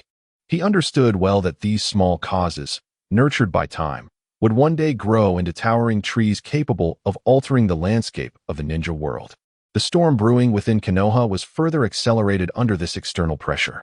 Chapter 19. The calm before the storm and the weaving of causality. The time for the emissary's stay in Konoha was drawing to a close. Beneath the surface of feasting and songs lay increasingly taut nerves and turbulent undercurrents of testing. Everyone was acutely aware that the fleeting illusion of peace was about to end, and the real contest was just beginning. Uchiha Ao seized this final opportunity, akin to a masterful ghost weaver, to continue his meticulous and merciless maneuvers within the intricate web of causality in Konoha. Kisame Hoshigaki seemed to feel that his previous instigation of discord between the Wind and Earth countries was insufficiently entertaining. During an informal tea gathering, he casually engaged in a conversation with the Sands representative regarding the geographical landscape of the land of Earth. Indeed, Mr. Mu and his comrades have built a Wagakure upon those steep cliffs that are easy to defend but hard to attack, truly in line with their usual style. However, he added, swirling his teacup with a wry smile, one wonders if hiding behind stones for so long has narrowed their perspective. I hear they are quite conservative internally, shockingly slow to embrace new technologies, far less bold than you, Mr. Shaman, in your daring reforms. Shaman listened in silence, not responding immediately, but his gaze flickered slightly. He was indeed committed to advancing the militarization of Sunigakure and found a Wagakure's stubborn conservatism rather disconcerting. Kisame's words subtly resonated with a certain superiority within him, simultaneously reinforcing his negative impressions of a Wagakure. Elsewhere, Kisame fortuitously encountered Mu and Inoki, who were surveying the terrain. Ah, is that Mr. Mu? Inspecting Konoha's defensive structures? Quite exquisite. Indeed. Yet, compared to your nation's natural defenses resembling heavenly fortifications, it still falls somewhat short. He shifted his tone, adding, it seems Mr. Shaman from the Wind Country holds your reliance on natural barriers in low regard, viewing it as lacking in ambition. Truly, every household has its own challenges. Mu's countenance remained calm, though his eyes grew colder. Inoki could hardly restrain his clenched fists. Kisame's behavior of stirring the pot and fanning the flames was exceedingly base. Yet it effectively planted a thorn of distrust between Shaman and Mu. Ao observed coldly, making no attempt to intervene, even finding satisfaction in the division. The more fractured the ninja world became, the more space there would be for weaving future narratives. The clandestine meetings between the Second Reikage and Tobarama Senju became increasingly frequent. They avoided formal diplomatic settings, opting instead for quiet discussions in a secluded conference room of the Hokage building during the dead of night. The specifics of their conversations remained unknown, but Ao inferred from subtle traces, such as the remnants of pages discussing tailed beast sealing techniques found in Tobarama's wastebasket, treated with a special solution rendering the writing barely legible, and the weary yet satisfied glint in the Reikage's eyes as he departed. That their talks undoubtedly delved into sensitive and profound matters, likely encompassing a consensus regarding the future allocation or control of tailed beasts, or potential understandings on how to counterbalance other great nations. The cold, metallic hue of the causal thread connecting Tobarama and the Reikage grew increasingly distinct and resilient. Ao could almost foresee the lethal brilliance that this line would emit at a pivotal moment concerning Konoha and the broader ninja world. He meticulously documented everything, akin to a munitions expert preparing ammunition for the future. Sarutobi Hisashi did not allow the previous setback to dishearten him. Rather, he endeavored even more fervently to engage with the young ninjas from foreign lands. He approached Inoki once more, attempting to discuss tactical concepts regarding the synergy of Earth-release defenses and fire-release attacks, hoping to find common ground. However, Inoki's response remained cold and even resistant. He stubbornly believed Hisashi was merely showcasing the diversity of Konoha's ninjutsu or attempting to pry into a Wagakure's defensive strategies. He brusquely dismissed the notion that a Wagakure's tactics were sound, leaving Hisashi once again thwarted. Hisashi's sunny smile grew somewhat strained. He could not fathom why this younger boy displayed such obstinacy and hostility. Meanwhile, Danzo, shadowing Hisashi, recorded every refusal and cold remark from Inoki with an icy gaze. These details destined to form part of his stubborn strategic assessment of the land of Earth, difficult to communicate with and requiring a hard-handed approach. Uchiha Kagami watched all of this with a sense of powerlessness. He attempted to explain to Hisashi that similar rifts and pains existed within the Uchiha clan, but found the futility of words stifling. The intricate web of family ties, village expectations, teachers' teachings, and the bonds of friendship among comrades suffocated him. The more he sought to bridge these gaps, the more he realized he stood at the center of the fissure. On the eve of the emissary's departure, Uchiha Ao undertook a bold attempt at weaving fate. He skillfully adjusted the activation sequence of a discrete warning rune on the periphery of the Minami Hachiman shrine during a shift change in the police forces. This alteration was exceedingly minor, nearly undetectable, yet its effect would send a brief, encrypted misleading signal to a predetermined, difficult to trace frequency at a specific time, estimated shortly after the emissaries departed the borders of Konoha. The content of this signal, meticulously woven by Ao, mingled fragmented, ambiguous information regarding Uchiha Madara's potential departure from Konoha and the intensification of internal pressures on the Uchiha clan, hinting at a powerful chakra source, implying a tailed beast. He did not know who would receive this signal. Perhaps it would be Black Zetsu or other lurking forces in the shadows. Or it might even be intercepted and misinterpreted by spies from Kumogakure or Iwagakure. It was akin to casting a poisoned dagger into the darkness, uncertain of whom it would strike, yet certain that it would incite chaos and suspicion. He sowed this seed with the intention of adding fuel to the fire at the most sensitive moment regarding the internal conflicts within Konoha, heightening the unease and ambitions of all parties involved, thereby creating a more favorable external environment for the impending internal storm. Having completed this, Song stood atop Konoha's highest watchtower, surveying the gradually calming village below. The lights in the emissaries' quarters extinguished one by one, as they prepared to depart with their awe of Konoha's strength, their curiosity about the internal rifts, and the newly formed tensions among themselves. Meanwhile, within Konoha, the hawk's indignation, the dove's anxiety, the neutral's confusion, Tobarama's schemes, and Uchiha Madara's increasingly suppressed yet imminent destructive impulses all reached a critical point, akin to a taut bowstring. Song's Sharingan pulsed faintly in the night, sensing that the moment of fate was approaching with unstoppable speed. A storm was on the horizon, and he was ready to reap the fruits of his labor. Chapter 20. The Binding of the Treaty. The fracture of fate after several rounds of intense and even stalemated negotiations. A remarkably harsh ceasefire treaty was finally reached between Konoha and the Hidden Cloud Village.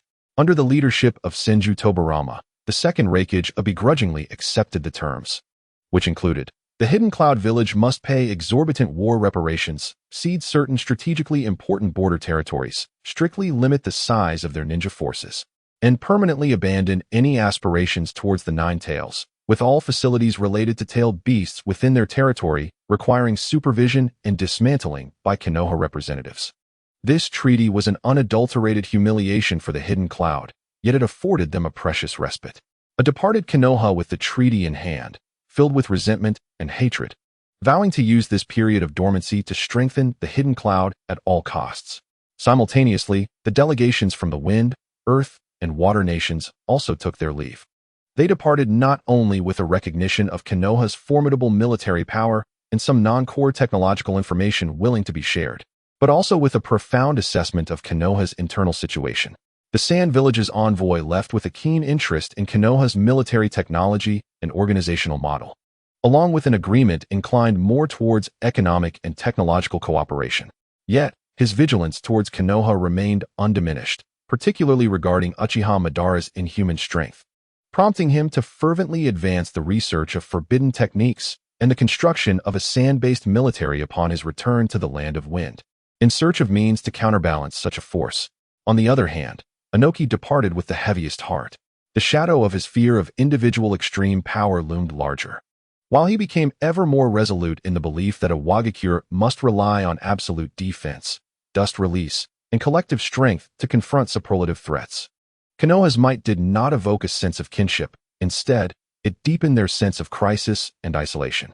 Meanwhile, the Mizukage, Kisame, left with a hint of amusement.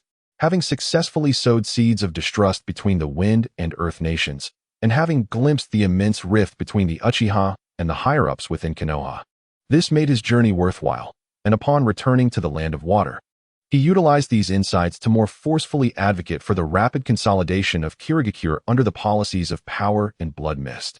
However, the true ignition of the powder keg came soon after the emissary's departure. with the quiet circulation of mysterious rumors throughout the ninja world.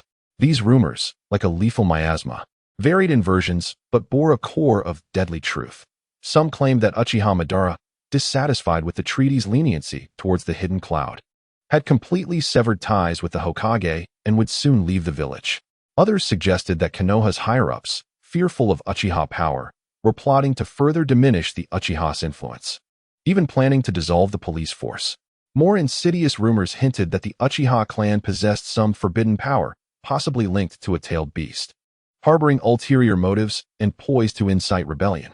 There were even veiled insinuations connecting Madara's obsession with the ancient stone tablet of the Nana Shrine. These rumors, true or false, were indistinguishable yet struck at Konoha's most sensitive nerves. The Hawk's dissatisfaction with the treaty, the Uchiha's sense of humiliation, and the other clan's fear of the Uchiha. The rumors returned to Konoha with astonishing speed, provoking an uproar. Within Konoha's internal meeting, chaos erupted. "Absurd! Shameless!" exclaimed a Dove elder, trembling with rage. "This must be a ploy by the hidden cloud or other nations to sow discord, aimed at undermining our unity. Disinformation? Where there's smoke, there must be fire." A hawkish senior retorted coldly. Everyone witnessed Uchiha Madara's demeanor during the meeting. His dissatisfaction with the treaty is genuine. Who can guarantee that there isn't a grain of truth in these rumors? Moreover, the Uchiha Sharingan, their power. His words trailed off, yet the implication was unmistakable. Many higher-ups not of Uchiha lineage exchanged glances, as seeds of suspicion and fear began to germinate wildly. Senju Tobarama's expression darkened, his sharp gaze sweeping over everyone present. The immediate priority is to stabilize the situation and trace the source of these rumors, not to throw ourselves into disarray and be exploited by our enemies. Yet he knew with clarity that such precisely targeted rumors could not have arisen without someone deeply familiar with the internal dynamics fanning the flames. He instinctively cast a wary glance towards Uchiha Madara himself. Senju Hashirama, seated at the head of the table, clenched his hands tightly, knuckles turning white. He attempted to speak, though his voice emerged laden with exhaustion and hoarseness. "I trust Madara. I trust the Uchiha clan. This must be a misunderstanding. We need to communicate." "Communicate?" A voice, chilling to the bone, echoed from the doorway of the meeting room. Uchiha Madara stood there, having appeared there unnoticed. His face bore no expression, but the storm brewing in his eyes caused the temperature in the room to drop several degrees. He stepped forward, his gaze pressing down upon each individual, finally resting on Hashirama's face. "Communicate what, Hashirama? How to better execute this humiliating treaty? How to further appease those who fear us? Or perhaps to discuss how to implement the measures regarding the Uchiha mentioned in these rumors?" He suddenly raised his hand, pointing at the higher-ups who had previously shown doubt. "Look at their eyes, Hashirama. Where is your so-called trust and understanding? The moment you decided to show leniency towards the hidden cloud, the moment you allowed these doubts to fester, our dialogue, between you and me, between Konoha and the Uchiha, has already become moot. Madara, it is not like this. Let me explain." Hashirama stood up urgently, his face filled with anguish. "Explain?" Madara scoffed, his laughter laden with endless sorrow and mockery. "Explain how you have compromised step by step. How you sacrificed the dignity and interests of the Uchiha for your ephemeral dream of peace. Explain how you watched Tobarama undermine the Uchiha, yet felt powerless to intervene. Hashirama, I have given you too much time, waited far too long." His voice suddenly rose, an overwhelming chakra sweeping through the meeting room like a storm, suffocating many into breathlessness. Even now, mere rumors from outsiders can instill such suspicion among Konoha towards the Uchiha. Is this the peace you desire? Is this the village you protect? A castle in the air, built on distrust and hypocrisy. "Madara, calm down," Tobarama shouted sharply, his hands discreetly forming seals. "Calm down." Madara whirled to face Tobarama, his eyes brimming with murderous intent. "You are the last person qualified to utter that word, Tobarama. Everything is likely part of your scheme. I assent it." As the conflict teetered on the brink of eruption, Hashirama let out a pained, anguished roar, unleashing a tremendous chakra that barely held back Madara's oppressive force. His eyes were bloodshot as he gazed at his once trusted confidant, his voice trembling. "Madara, we can no longer continue down this path. We must not be defeated by rumors." Madara observed Hashirama's anguished expression, a fleeting complexity flickering in his gaze, swiftly engulfed by a deeper darkness. The peculiar black thread, a remnant of Kagaya's essence, writhed with fervent excitement. "It is too late, Hashirama." Madara's voice turned frigid and resolute once more, as if the whispers had merely punctured the final veil. "From the moment you could not prevent the Uchiha from being marginalized, from the moment you acquiesced to Tobirama's system, from the moment you chose the path of compromise, we have been destined for divergent ends." He slowly retreated, his gaze sweeping across the faces in the conference room, each reflecting fear, anger, suspicion. This village has rotted to its core. It does not deserve true peace, nor the strength of the Uchiha. I, Uchiha Madara, hereby declare my withdrawal from Konohagakure. His eyes finally settled on Hashirama, filled with pity, scorn, and a near-manic resolve. Let this hypocritical dream of peace decay slowly. Once I acquire sufficient power, I shall return to personally end this erroneous era and bring forth true, everlasting peace to this world. As his words faded, Madara's figure transformed into a fleeting shadow, vanishing from sight. Only the suffocating silence of the conference room remained, alongside Hashirama, who sat slumped in his chair, face ashen, as if all strength had been drained from him in an instant. The rumors had ultimately become the final straw that broke the camel's back.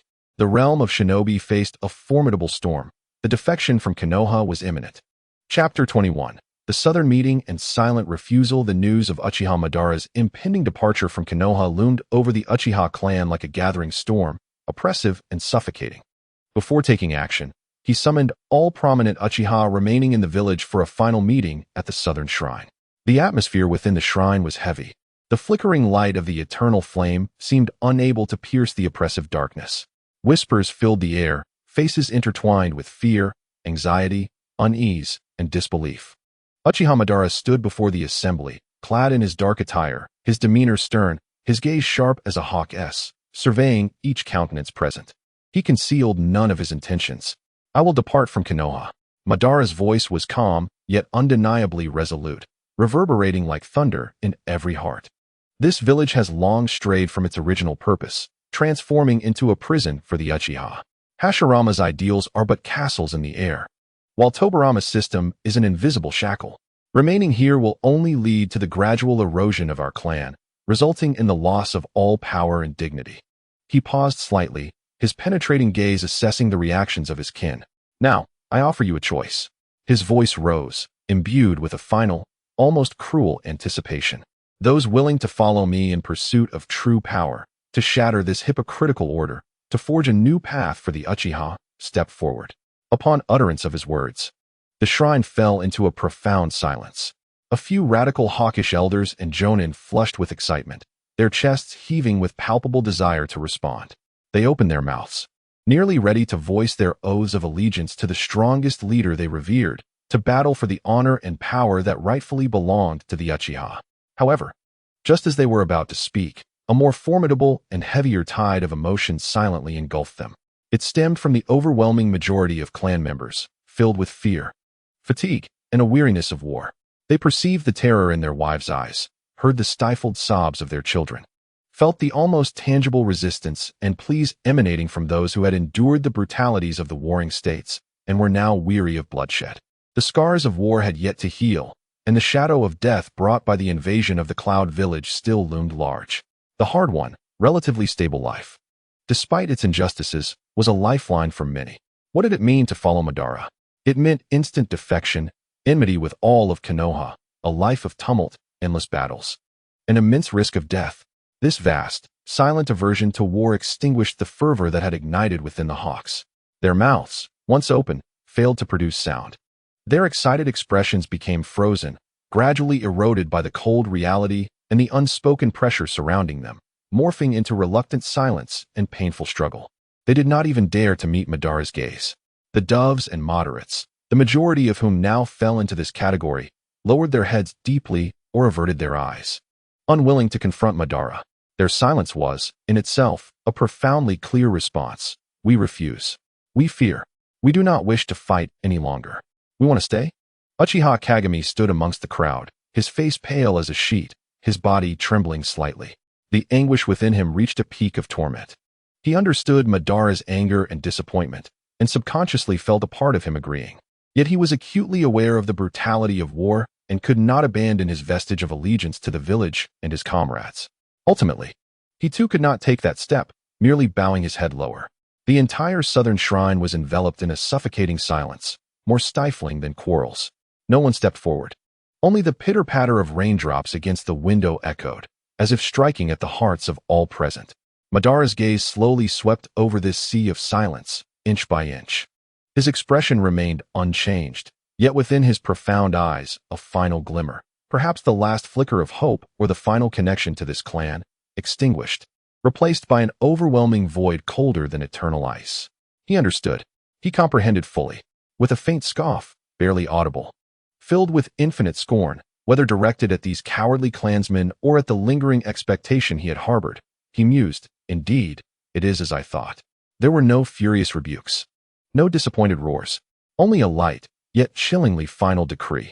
The Uchiha's capacity seems to end here. Having spoken, he no longer cast a glance at anyone, as if these clansmen were no different from stones by the roadside. Resolutely, he turned, his dark figure merging into the curtain of rain and shadows outside the shrine. Devoid of any lingering sentiment, he, Uchiha Madara, would from this moment forth be truly alone. It was not until Madara's silhouette had completely vanished that the suffocating silence within the shrine shattered. What replaced it was not a sigh of relief, but a deeper perplexity, anxiety, and an ineffable void, as if something profoundly significant had been lost. People departed in a daze, like wandering spirits. Uchiha Ao stood rooted, rainwater dripping from his hair. He observed everything with indifference. He witnessed the suppressed, distorted unwillingness of the hawks. He perceived the doves and moderate's relief mingled with shame and unease. Most importantly, he noted the extinguished light in Madara's eyes and the unmistakable resolve to sever ties with the world. All of this perfectly validated his long-standing understanding. The so-called bonds of kinship could crumble under the weight of survival instinct and fear. Most sought only a modest stability, rather than genuine dignity and power. Uchiha Madara's path was destined to be solitary, yet it was precisely this solitude that constituted the sole pathway transcending the mundane, leading to the truth. A profound, icy clarity pierced through all his confusion and residual warmth like the sharpest ice pick. In that moment of heart-wrenching clarity, a surge of scorching, immense chakra erupted from the depths of his eyes. A searing pain radiated through him, as if his very eyeball were being torn asunder. Uchiha Ao abruptly lifted his head, allowing the cold rain to wash over his face, his eyes snapping open. A crimson light replaced his previously dark irises. 3 black tomos spinning at an unprecedented velocity before suddenly freezing in place. They became clearer, deeper, exuding a power far more formidable and chilling than during the time of the double tomo. The 3 tomo Sharingan awakened. Having witnessed the collective cowardice of his clan and the profound solitude of Madara's resolve, a complete fusion of despair and cold enlightenment intertwined within him, culminating in the final metamorphosis of his ocular power. He felt the surging strength within his eyes, the corners of his mouth slowly curving into a cold, penetrating smile. "Character?" he murmured softly, his voice swallowed by the sound of the rain. A swarm of ants content to wallow in the mire dares to speak of character? His gaze pierced through the curtain of rain toward the distant place where Madara had vanished, the 3 tomo rotating slowly, glimmering with a cold yet resolute light. True character lies in the courage to tear apart this falsehood, in the determination to pursue that solitary truth. "Madara, your path is not solitary. I shall follow you."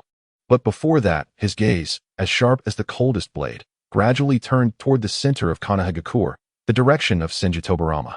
"I require one final gift to unlock the door to reality." Chapter 22. The Resolve and Unfinished Trials before the steel in the depths of the Nanga Shrine's secret chamber. The air felt as if it had solidified for a millennium. The ancient steel at its center emanated a cold and mysterious aura beneath the dim light of the eternal flame. Uchiha Madara stood silently before the steel, his fingers gliding over the icy engravings. A faint sound of footsteps approached from behind. "You have arrived." Madara's voice remained flat and devoid of emotion. Uchiha Ao stepped to a position slightly behind Madara, his 3 tomo Sharingan casting a faint red glow in the darkness. "Lord Madara, you have seen the outcome of the clan meeting."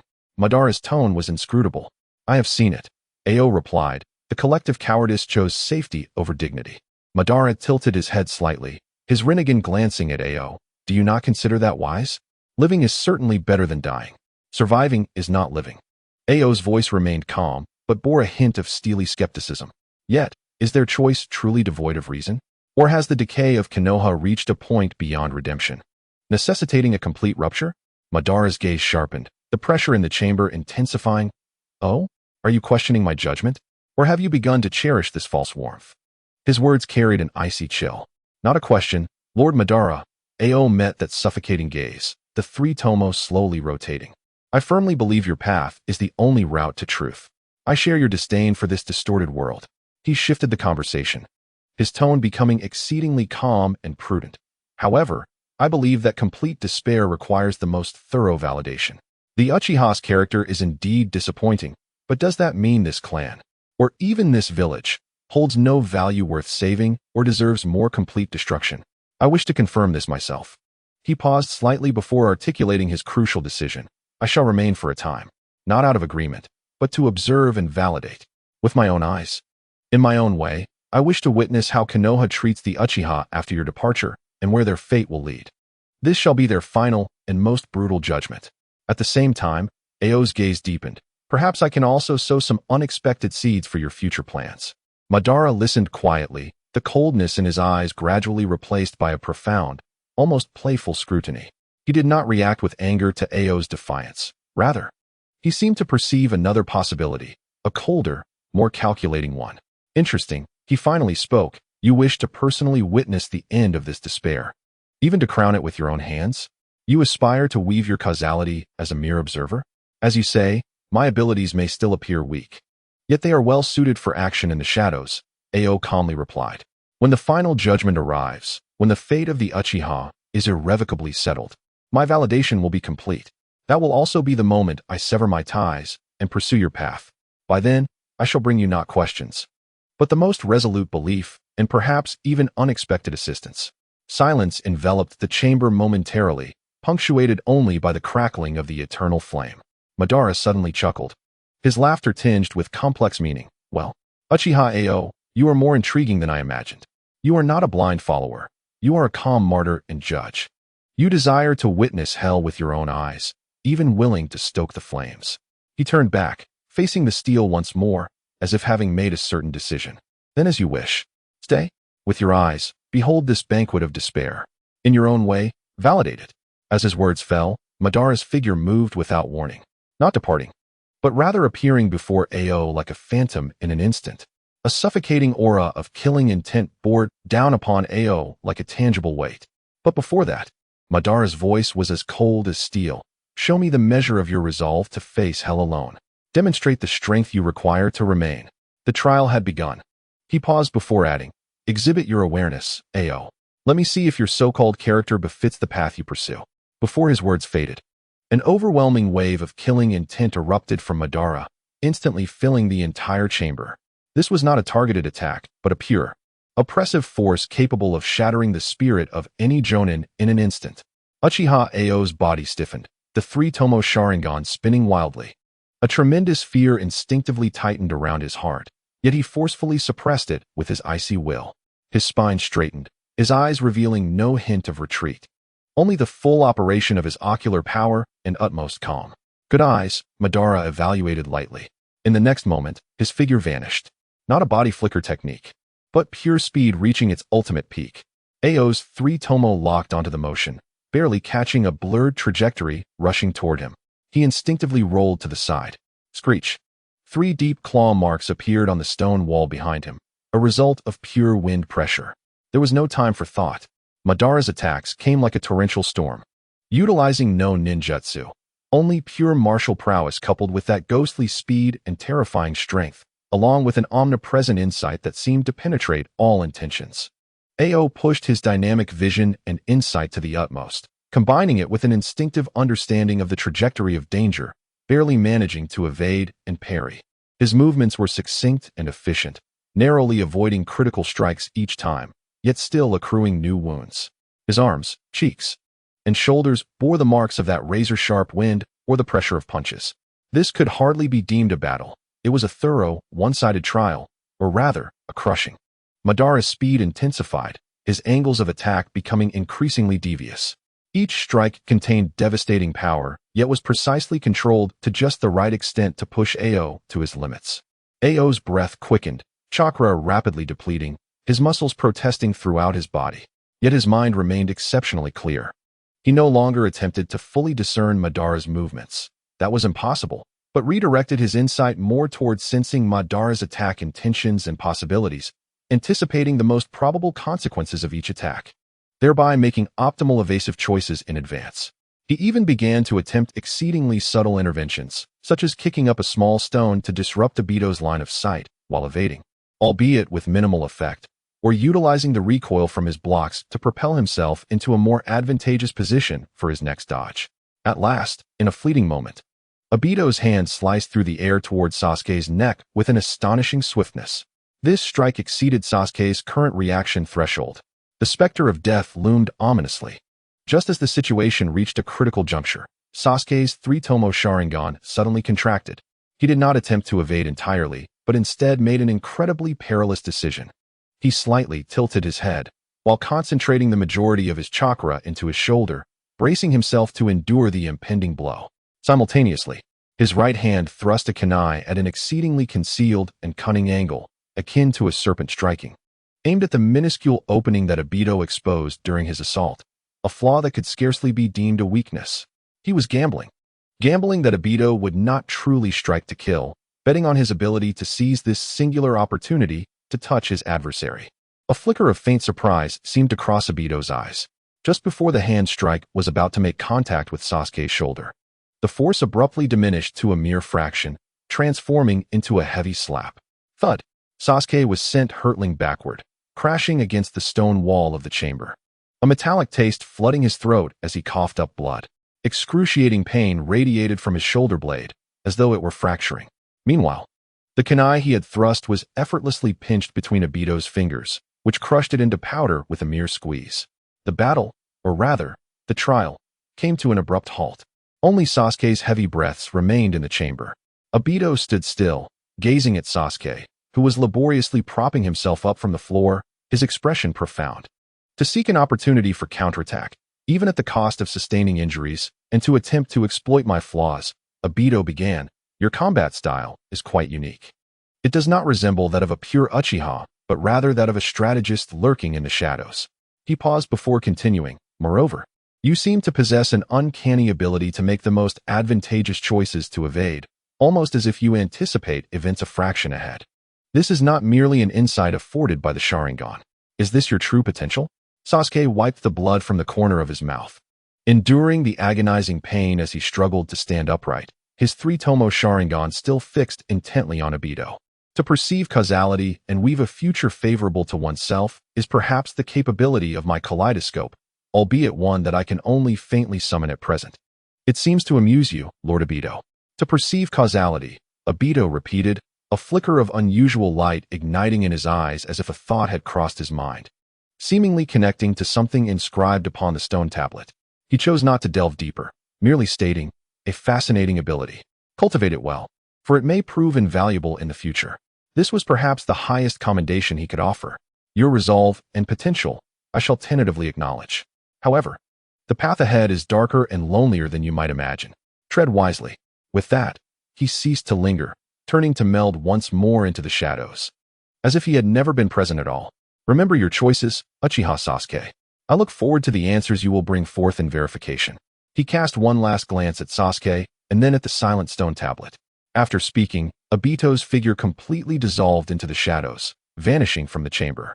This time, he had truly departed, yet he left behind a companion whose path diverged from his own, yet perhaps would resonate in another manner in the future. In the chamber, only Sasuke remained. He bore the agony, slowly straightening his body. The three-tomo Sharingan flickered with a profound and intricate light amidst the darkness.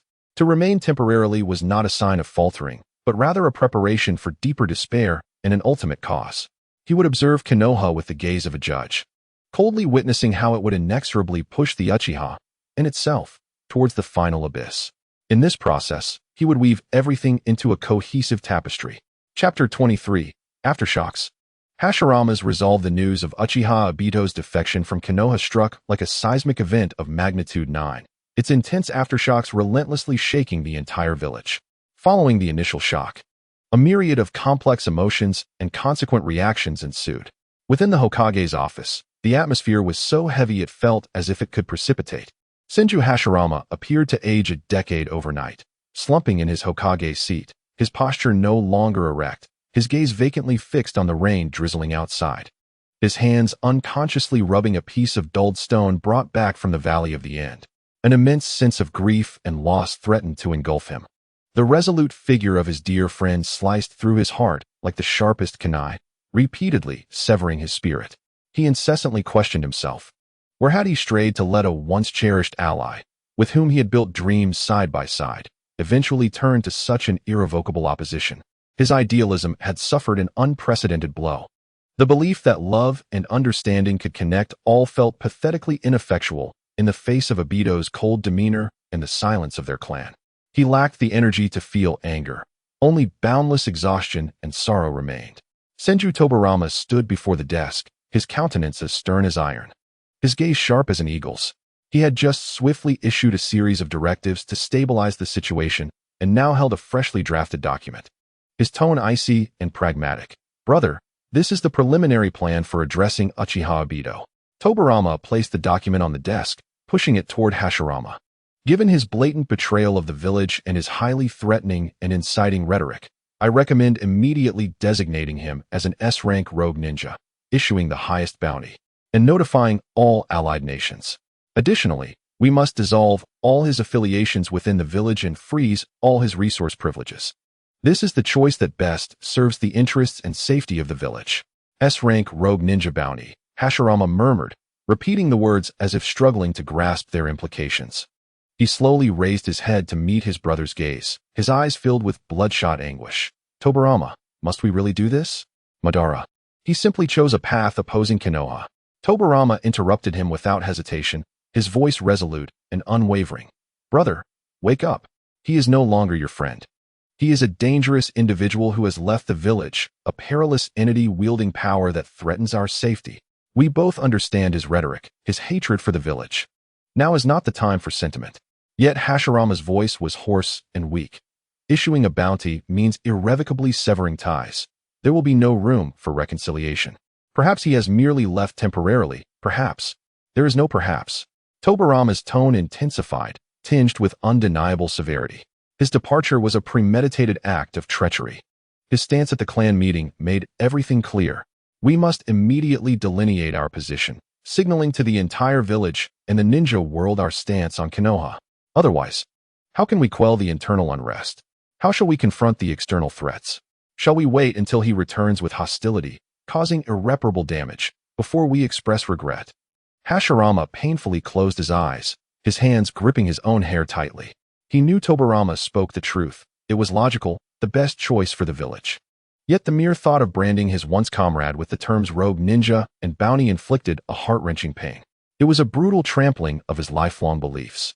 The office fell into a tense silence. Only the sound of rain outside persisted. After a prolonged moment, Hashirama abruptly lifted his head. His face still burdened with fatigue and sorrow, yet a fierce determination shone brightly in his eyes, a nearly obsessive final stand. No, his voice was low yet remarkably clear, infused with an irrefutable finality. I veto this. Tobarama's pupils constricted. Brother? I veto this in the name of the Hokage. In a moment of heightened emotion, Hashirama's voice rose slightly, as if attempting to convince himself, or perhaps resisting a fateful conclusion. He declared that for the time being, he would refrain from issuing a warrant for Madara, choosing instead not to publicly label him a traitor. Do you even comprehend what you are saying? Tobarama nearly exploded with anger. This is utterly, I know. Hashirama interjected, his voice trembling yet resolute. I understand this is foolish and ill-timed.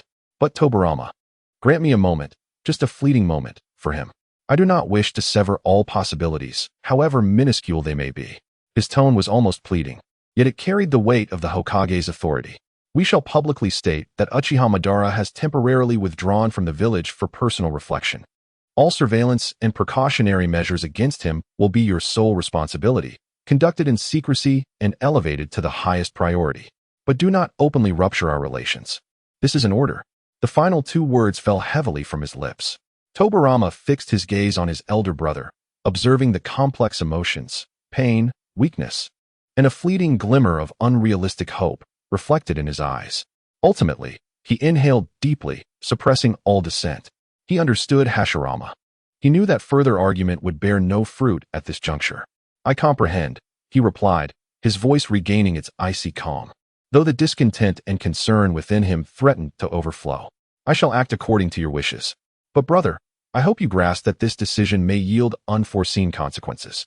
Indecision often heralds greater calamities."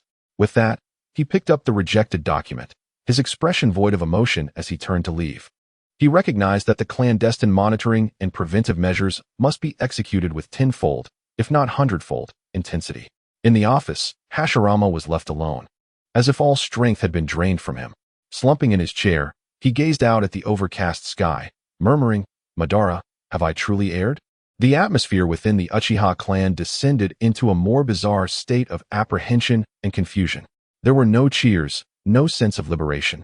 Instead, an overwhelming sense of unease and disorientation prevailed. The hawkish faction, like frostbitten plants, had wilted completely. They had lost their rallying point and feared the impending reckoning from the village. The once boasted glory of the Uchiha now sounded like a mockery, leaving them to cower indoors. Haunted by uncertainty, the Dove faction and the moderates sank deeper into anxiety. Although they had repudiated Madara, they felt no relief. His departure seemed to strip the Uchiha of their last vestige of potential deterrent power within Konoha. They acutely sensed the chilling, intensified scrutiny and pressure from all corners of the village. They feared being implicated alongside their traitorous kin, worried about the further erosion of the police force's power, and dreaded the prospect of increasingly difficult days ahead. Children were strictly forbidden from venturing outside, and an eerie silence enveloped the clan, as if bracing for an impending storm. Uchiha Kagami bore an immense burden. As Tobarama's disciple, he found himself thrust into the eye of the storm. His clansmen regarded him with a mixture of expectation, blame, and alienation. He endeavored to counsel Tobarama, hoping the village might extend some gesture of reassurance towards the Uchihas, but received only a colder admonition from his mentor, Kagami. In these trying times, remain vigilant. The loyalty of the Uchiha must be demonstrated through action, not mere words. This statement pierced his heart like an ice pick. He traversed between the clan's territory and the Hokage's office, feeling like a ragged cloth being pulled in two directions, his idealism subjected to a cruel trial. Uchiha, in stark contrast, remained the calm observer amid the oppressive gloom. He carried out his duties within the police force with his usual placidity, appearing even more composed than his fellow clansmen. Yet, his newly awakened Sharingan silently and greedily recorded every detail. He perceived Hashirama's vast and warm web of causality, now dimmed, chaotic, and riddled with cracks of sorrow and self-doubt, nearly severed from its connection to the Uchiha district. He discerned Tobarama's silver-blue threads of order and control, now unprecedentedly clear and assertive, coiling around the Uchiha territory like cold chains, tightening their grip and seemingly attempting to infiltrate. He observed the gray and dark lines of causality representing fear and exclusion from ordinary villagers and other clans, surging towards the Uchiha, isolating them further. He noted the once vibrant, deep red lines of the hawkish faction diminish and fray, filled with fear and resentment. He watched as the already tenuous lines of the Dove and moderate factions grew even more chaotic, shrinking, laden with anxiety and helplessness. They reached out for aid from the village center, but were ruthlessly rebuffed or severed by the frigid silver-blue chains. He saw Kagami's intertwined light gold and deep red lines being violently torn by two colossal forces, on the verge of breaking, suffering immensely. All of this unfolded precisely as he had anticipated. He understood that Hashirama's sorrow was genuine, yet ultimately inconsequential, only highlighting his weakness. He recognized that Tobarama's vigilance and repression were inevitable, pushing the Uchiha deeper into despair. He comprehended that the fear and confusion of his clansmen were natural reactions. These lambs could not perceive that their fates were already sealed. His heart remained unperturbed, imbued solely with a cold, scientific insight akin to a researcher observing an experiment. "Behold, Lord Madara," he silently mused, "this is the reality that unfolds immediately upon your departure. Understanding? Trust? How laughable." Hashirama's sorrow could not alter any rules. It was Tobarama's ruthlessness that dictated the true logic of the village's operations. The weakness of the clansman was unworthy of redemption. Destruction and rebirth were the only answers. His weaving ability seemed to sharpen within this tumultuous emotional landscape. He could even more clearly perceive, amid the pervasive negativity, a thread of pure blackness belonging to Kaguya. Silently gliding like the most greedy of beasts, siphoning fear, sorrow, and suspicion, occasionally and discreetly tugging at a fragile nerve, inciting sudden resentment towards the village from one Uchiha, or deepening the terror of another villager towards the Uchiha. Ao observed Kaguya's machinations without interference, even considering that this malicious instigation might hasten the tragic conclusion he desired to witness. He felt like a hidden director, watching as the actors on stage followed his envisioned script, inching towards the inevitable tragic climax. And he awaited the moment of his own entrance, ready to ignite the final flame. Verification continued. Despair was fermenting. Chapter 24. Internal strife and external scrutiny. The news of Uchiha Madara's departure rippled through Konoha like a stone cast into a serene lake, first reaching the most ordinary citizens and eliciting a myriad of genuine and intricate reactions. Initially, a wave of immense relief swept across the village. The man, akin to a fearsome demigod, had departed, and the weight that had burdened many hearts seemed to have lifted. The atmosphere in the taverns noticeably lightened, and people began to speak openly of the matter. "It's a relief he's gone," a vendor murmured, a hint of liberation in his tone. "I always felt on edge with him around. Indeed, just looking into his eyes made my legs tremble.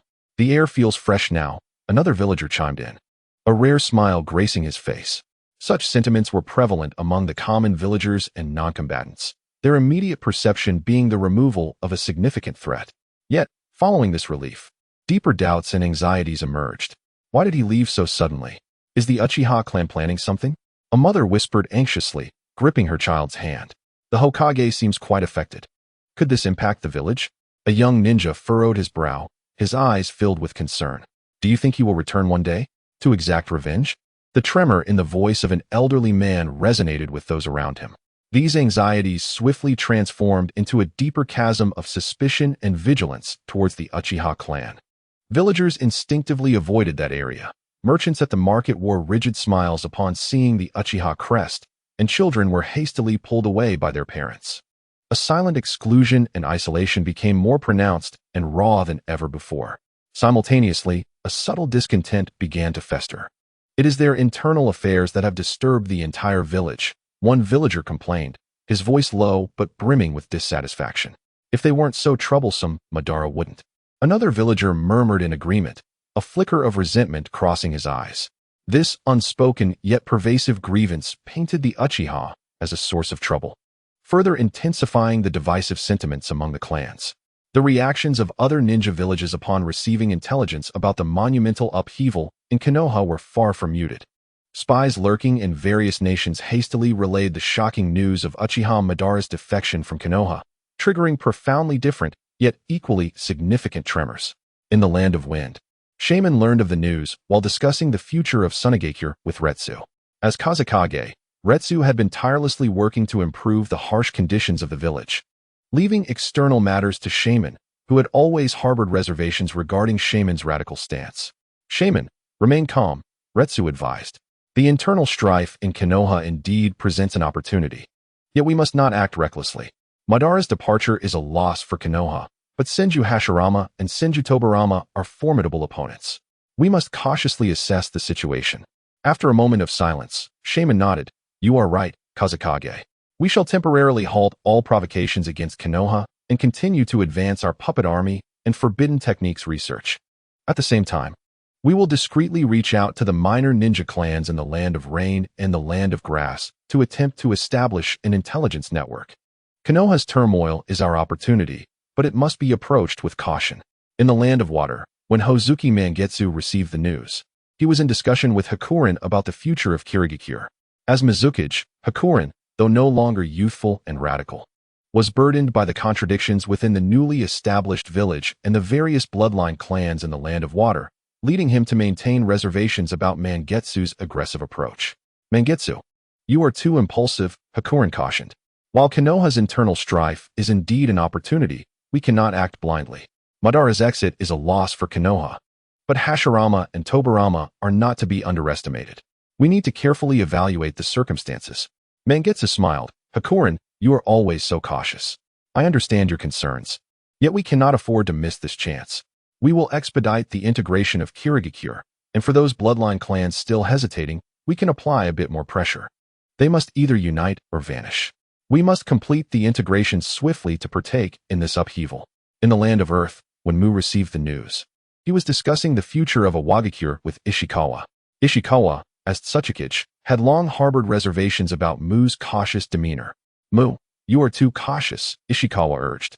Konoha's internal strife is indeed an opportunity, and we must not let it slip away. Madara's departure is a loss for Konoha. We cannot overlook this chance. Mu shook his head. Tsuchikage, you are mistaken. While Madara's departure is a loss for Konoha, Hashirama has lost his soul counterbalance, an emotionally burdened and potentially more autocratic god of ninja, whose actions will become increasingly unpredictable. We must prepare for the worst. Inform everyone that the national border defense level is to be raised to the highest alert. All research on dust release and barrier techniques must be prioritized. Mu's calm and pragmatic approach made Ishikawa acutely aware of the gravity of the situation. They understood that Konoha's internal turmoil was both an opportunity and a significant challenge. Very well, we shall proceed as you instruct. We IWA shinobi must also take action, enhancing our training in collective ninjutsu and fortifying the village's defenses, Ishikawa stated. Observing from a distance, Uchiha Ao wandered the streets of Konoha, his Sharingan keenly capturing the complex array of expressions on the villagers' faces: relaxation, doubt, fear, rejection, and resentment.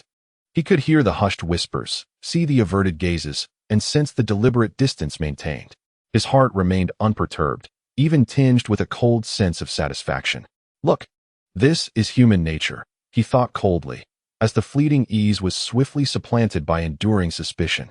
They would not appreciate the Uchiha's silence. Instead, they would attribute all faults to this surname. The facade of false peace crafted by Hashirama was being ruthlessly torn asunder by reality. Simultaneously, through his perception of certain chakra fluctuations, he surmised the inevitable stirring and opportunism of the other ninja villages. External pressures were poised to return, while internal fractures deepened. A cold smile curved Ao's lips as he beheld Konoha, this grand vessel, sailing towards a tempest of perfection. He raised his gaze towards the Hokage Rock, where the despair of Hashirama, the dominance of Tobarama, the villagers' fear, and the covetous eyes of outsiders all unfolded according to the script he had envisioned. He needed do nothing but wait patiently. Wait for the final straw that would break the camel's back. Wait to present his grand performance, both for himself and for this world destined for decay. The fruit of despair was slowly ripening upon the boughs. Chapter 25. Daily oppression and the dilemma of belief. The aftershocks of Uchiha Madara's departure gradually settled into an omnipresent, viscous oppression in the daily lives of Konoha's inhabitants. For the Uchiha clan, this sentiment was particularly profound. The Uchiha territory seemed enveloped in an invisible layer of frost. The remnants of past vitality had all but vanished.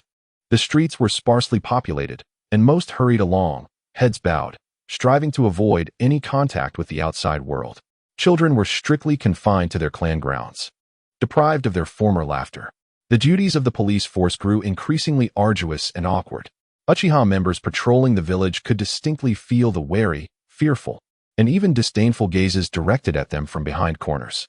Cooperation from villagers during disputes had noticeably declined, with hints of subtle resistance and complaints surfacing. Who knows if you Uchiha are like that, traitor? Such sentiments, though not fully articulated, were clearly etched upon the faces and attitudes of many. The task delegation was similarly affected, though the Hokage's office had not overtly issued any discriminatory orders. Tasks requiring collaboration with other teams or involving critical areas often saw clients instinctively avoiding Uchiha squads or imposing more stringent cooperative demands. This form of soft exclusion felt more disheartening and humiliating than direct commands. The atmosphere within the clan was one of despondency and anxiety. The hawkish faction had fallen silent, retreating into their homes to drown their sorrows in drink or wallowing in gloom. The doves and moderates were filled with a sense of impotence. They attempted to maintain a semblance of normalcy, striving to fulfill their duties, hoping to prove the Uchiha's loyalty, yet their efforts bore little fruit. appearing more like a timid plea for compassion. A pervasive sense of pessimism, where every action seemed destined to be wrong, was spreading relentlessly. Uchiha Kagami found himself caught in immense pain and turmoil. He felt the pressure from both sides more acutely than any of his clan members. Within the clan, some cast hopeful glances his way, wishing for him, as a disciple of the Hokage, to speak on their behalf and improve their situation. Yet others regarded him with indifference or even resentment, believing he had long since aligned himself with the Hokage and betrayed his family. In the village, particularly from his mentor Senju Tobarama, he sensed the chilling reality and unwavering vigilance. Though Tobarama still entrusted him with his capabilities, his tone became increasingly formal when discussing matters concerning the Uchiha clan. He repeatedly emphasized discipline and the greater good, firmly warning him against allowing personal feelings to compromise public duty. The scrutiny from the Umbu towards the Uchiha was intensifying, and Kagami could even faintly sense that he himself might be under some degree of surveillance. During a rare moment of respite, Kagami, Hiruzen, and Danzo gathered together. Unable to contain himself, Kagami once again broached the stifling atmosphere within the clan and the villagers' ostracism. Hiruzen, scratching his fiery hair, wore a sincere expression of concern and a hint of sympathy. Kagami, I understand your feelings.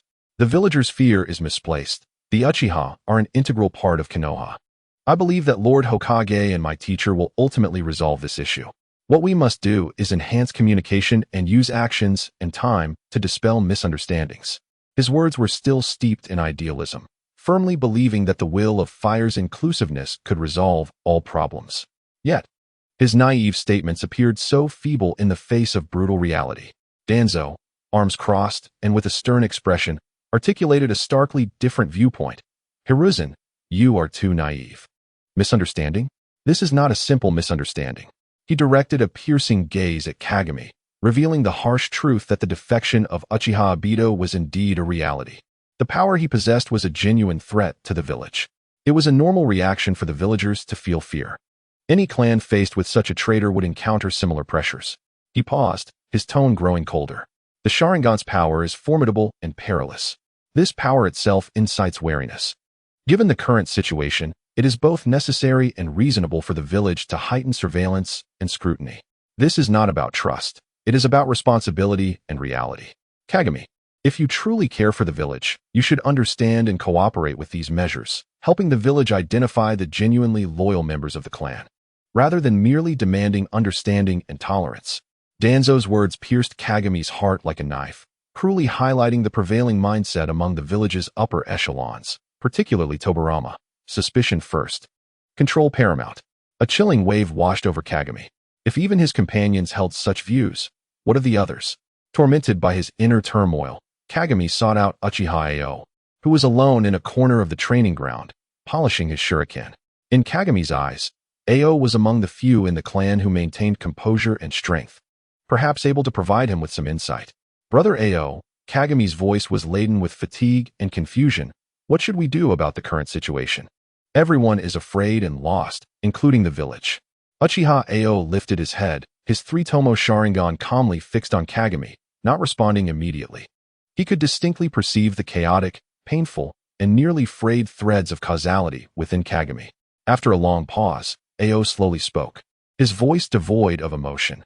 Fear and confusion arise from placing hope in external validation and charity. When you tie your value and safety to others' attitudes and the fairness of their systems, you inevitably fall into passivity and dread. He stood, surveying the desolate training ground. Look around, Kagami.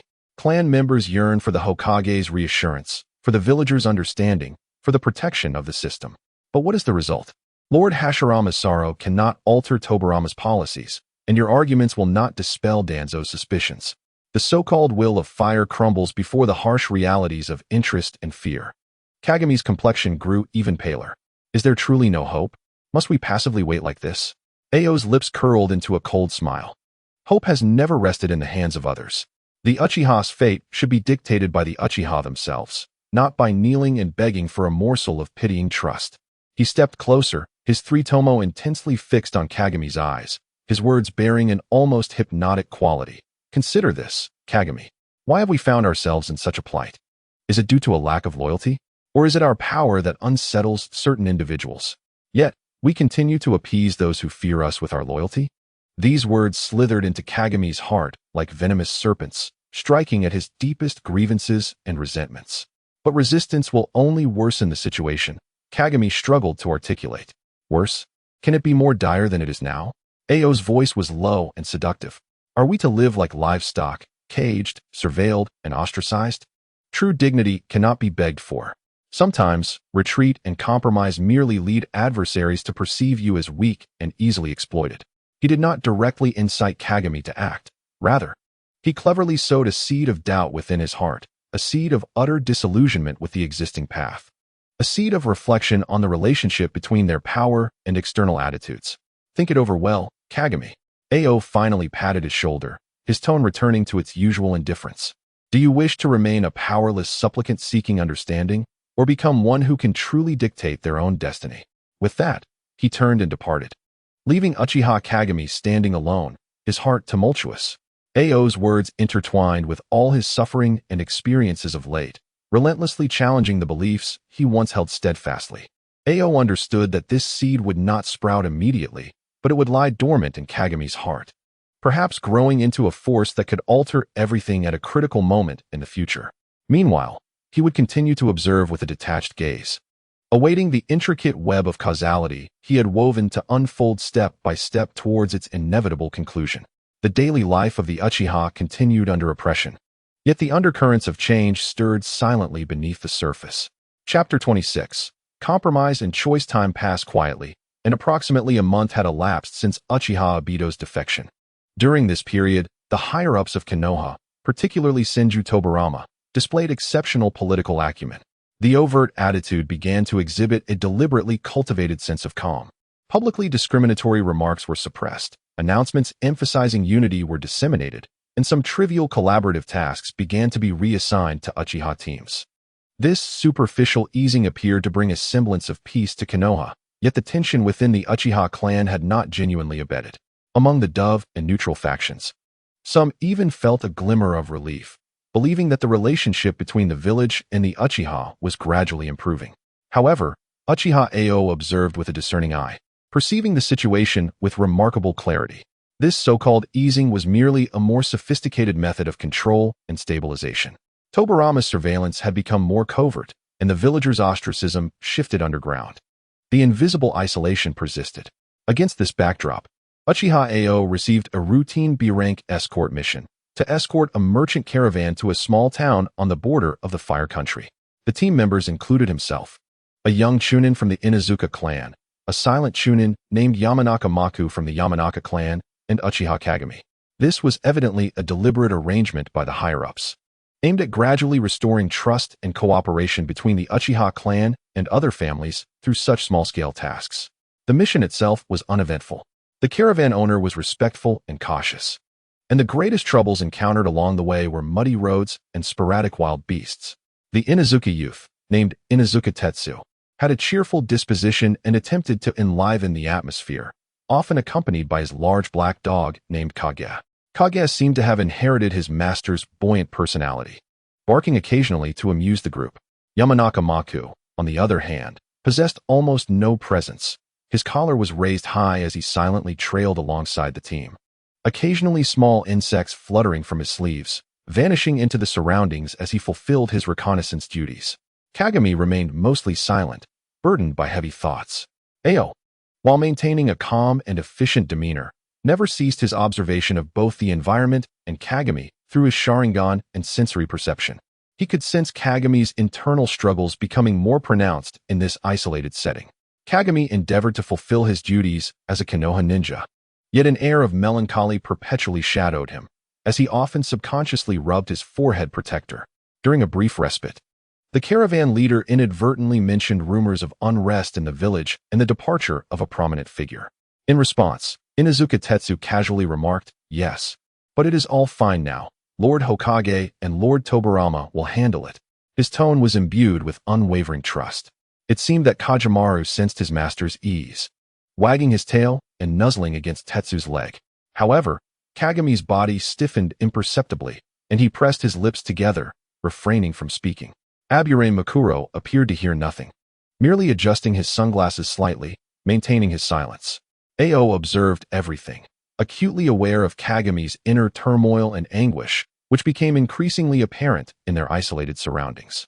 Kagami endeavored to uphold the duties of a Konoha ninja, yet the conflict and suffering within him could not be concealed. As the mission proceeded smoothly, the atmosphere relaxed slightly on their return journey. Just as they were nearing the borders of the Land of Fire, Aburame Mukuro suddenly spoke in a steady, calm voice. At 3 o'clock, approximately 100 meters away, there is a faint and unusual chakra fluctuation, fleeting and with unclear intent. His insects provided a reconnaissance range far beyond that of ordinary individuals. Be alert. Ao immediately warned, his tone cold, while his perception confirmed the malicious ripple of chakra. The team instantly shifted into a combat stance. However, the fluctuation vanished without an enemy appearing, as if it were merely a momentary glimpse or an illusion. Yet, in this heightened state of tension, an unexpected event transpired. A startled rabbit suddenly darted from the underbrush, charging directly at Kagami. His nerves were taut, and instinctively, his two-tomo Sharingan activated. The crimson eyes spun, clearly tracking the rabbit's trajectory. With his prowess, evading or blocking it would have been effortless. However, just as he was about to act, he caught a fleeting glimpse of the startled expression on the face of his Inuzuka comrade. A flicker of fear regarding the Sharingan's power. Even from the other side, Mukuro's sunglasses subtly shifted in his direction, though his expression remained unchanged. It seemed his insects also sensed the cold chakra emanating from the Sharingan, trembling slightly before retreating into his sleeve. This fleeting fear and silent scrutiny pierced Kagami's heart like an icy shard. The repression, grievances, and the pain of distrust accumulated over the past month, coupled with Ao's words and his longing for acceptance, erupted in that moment. He executed a gesture that elicited a glimmer of understanding in Ao's eyes. He forcefully suppressed the instinct to utilize his Sharingan and physical techniques, awkwardly tilting backward to narrowly avoid the rabbit, landing in the mud and feeling utterly embarrassed. He even quickly deactivated his Sharingan, as if it were something that should not be revealed. My apologies. I was startled." Kagami hastily scrambled to his feet, a sheepish smile gracing his face. Inuzuka Tetsu blinked for a moment, then sighed in relief and chuckled. "You scared me. I thought it was something dangerous. Kagami, you really need to relax." He patted Kagami's shoulder amicably. Kajimaru also seemed to breathe easier, wagging his tail and circling around him. Mukuro silently redirected his gaze forward, as if nothing had occurred, and calmly stated, "Safe. Continue moving." Kagami managed a strained smile, accepting this friendly teasing, yet his hands trembled slightly at his sides, his knuckles turning white. A choice had been made.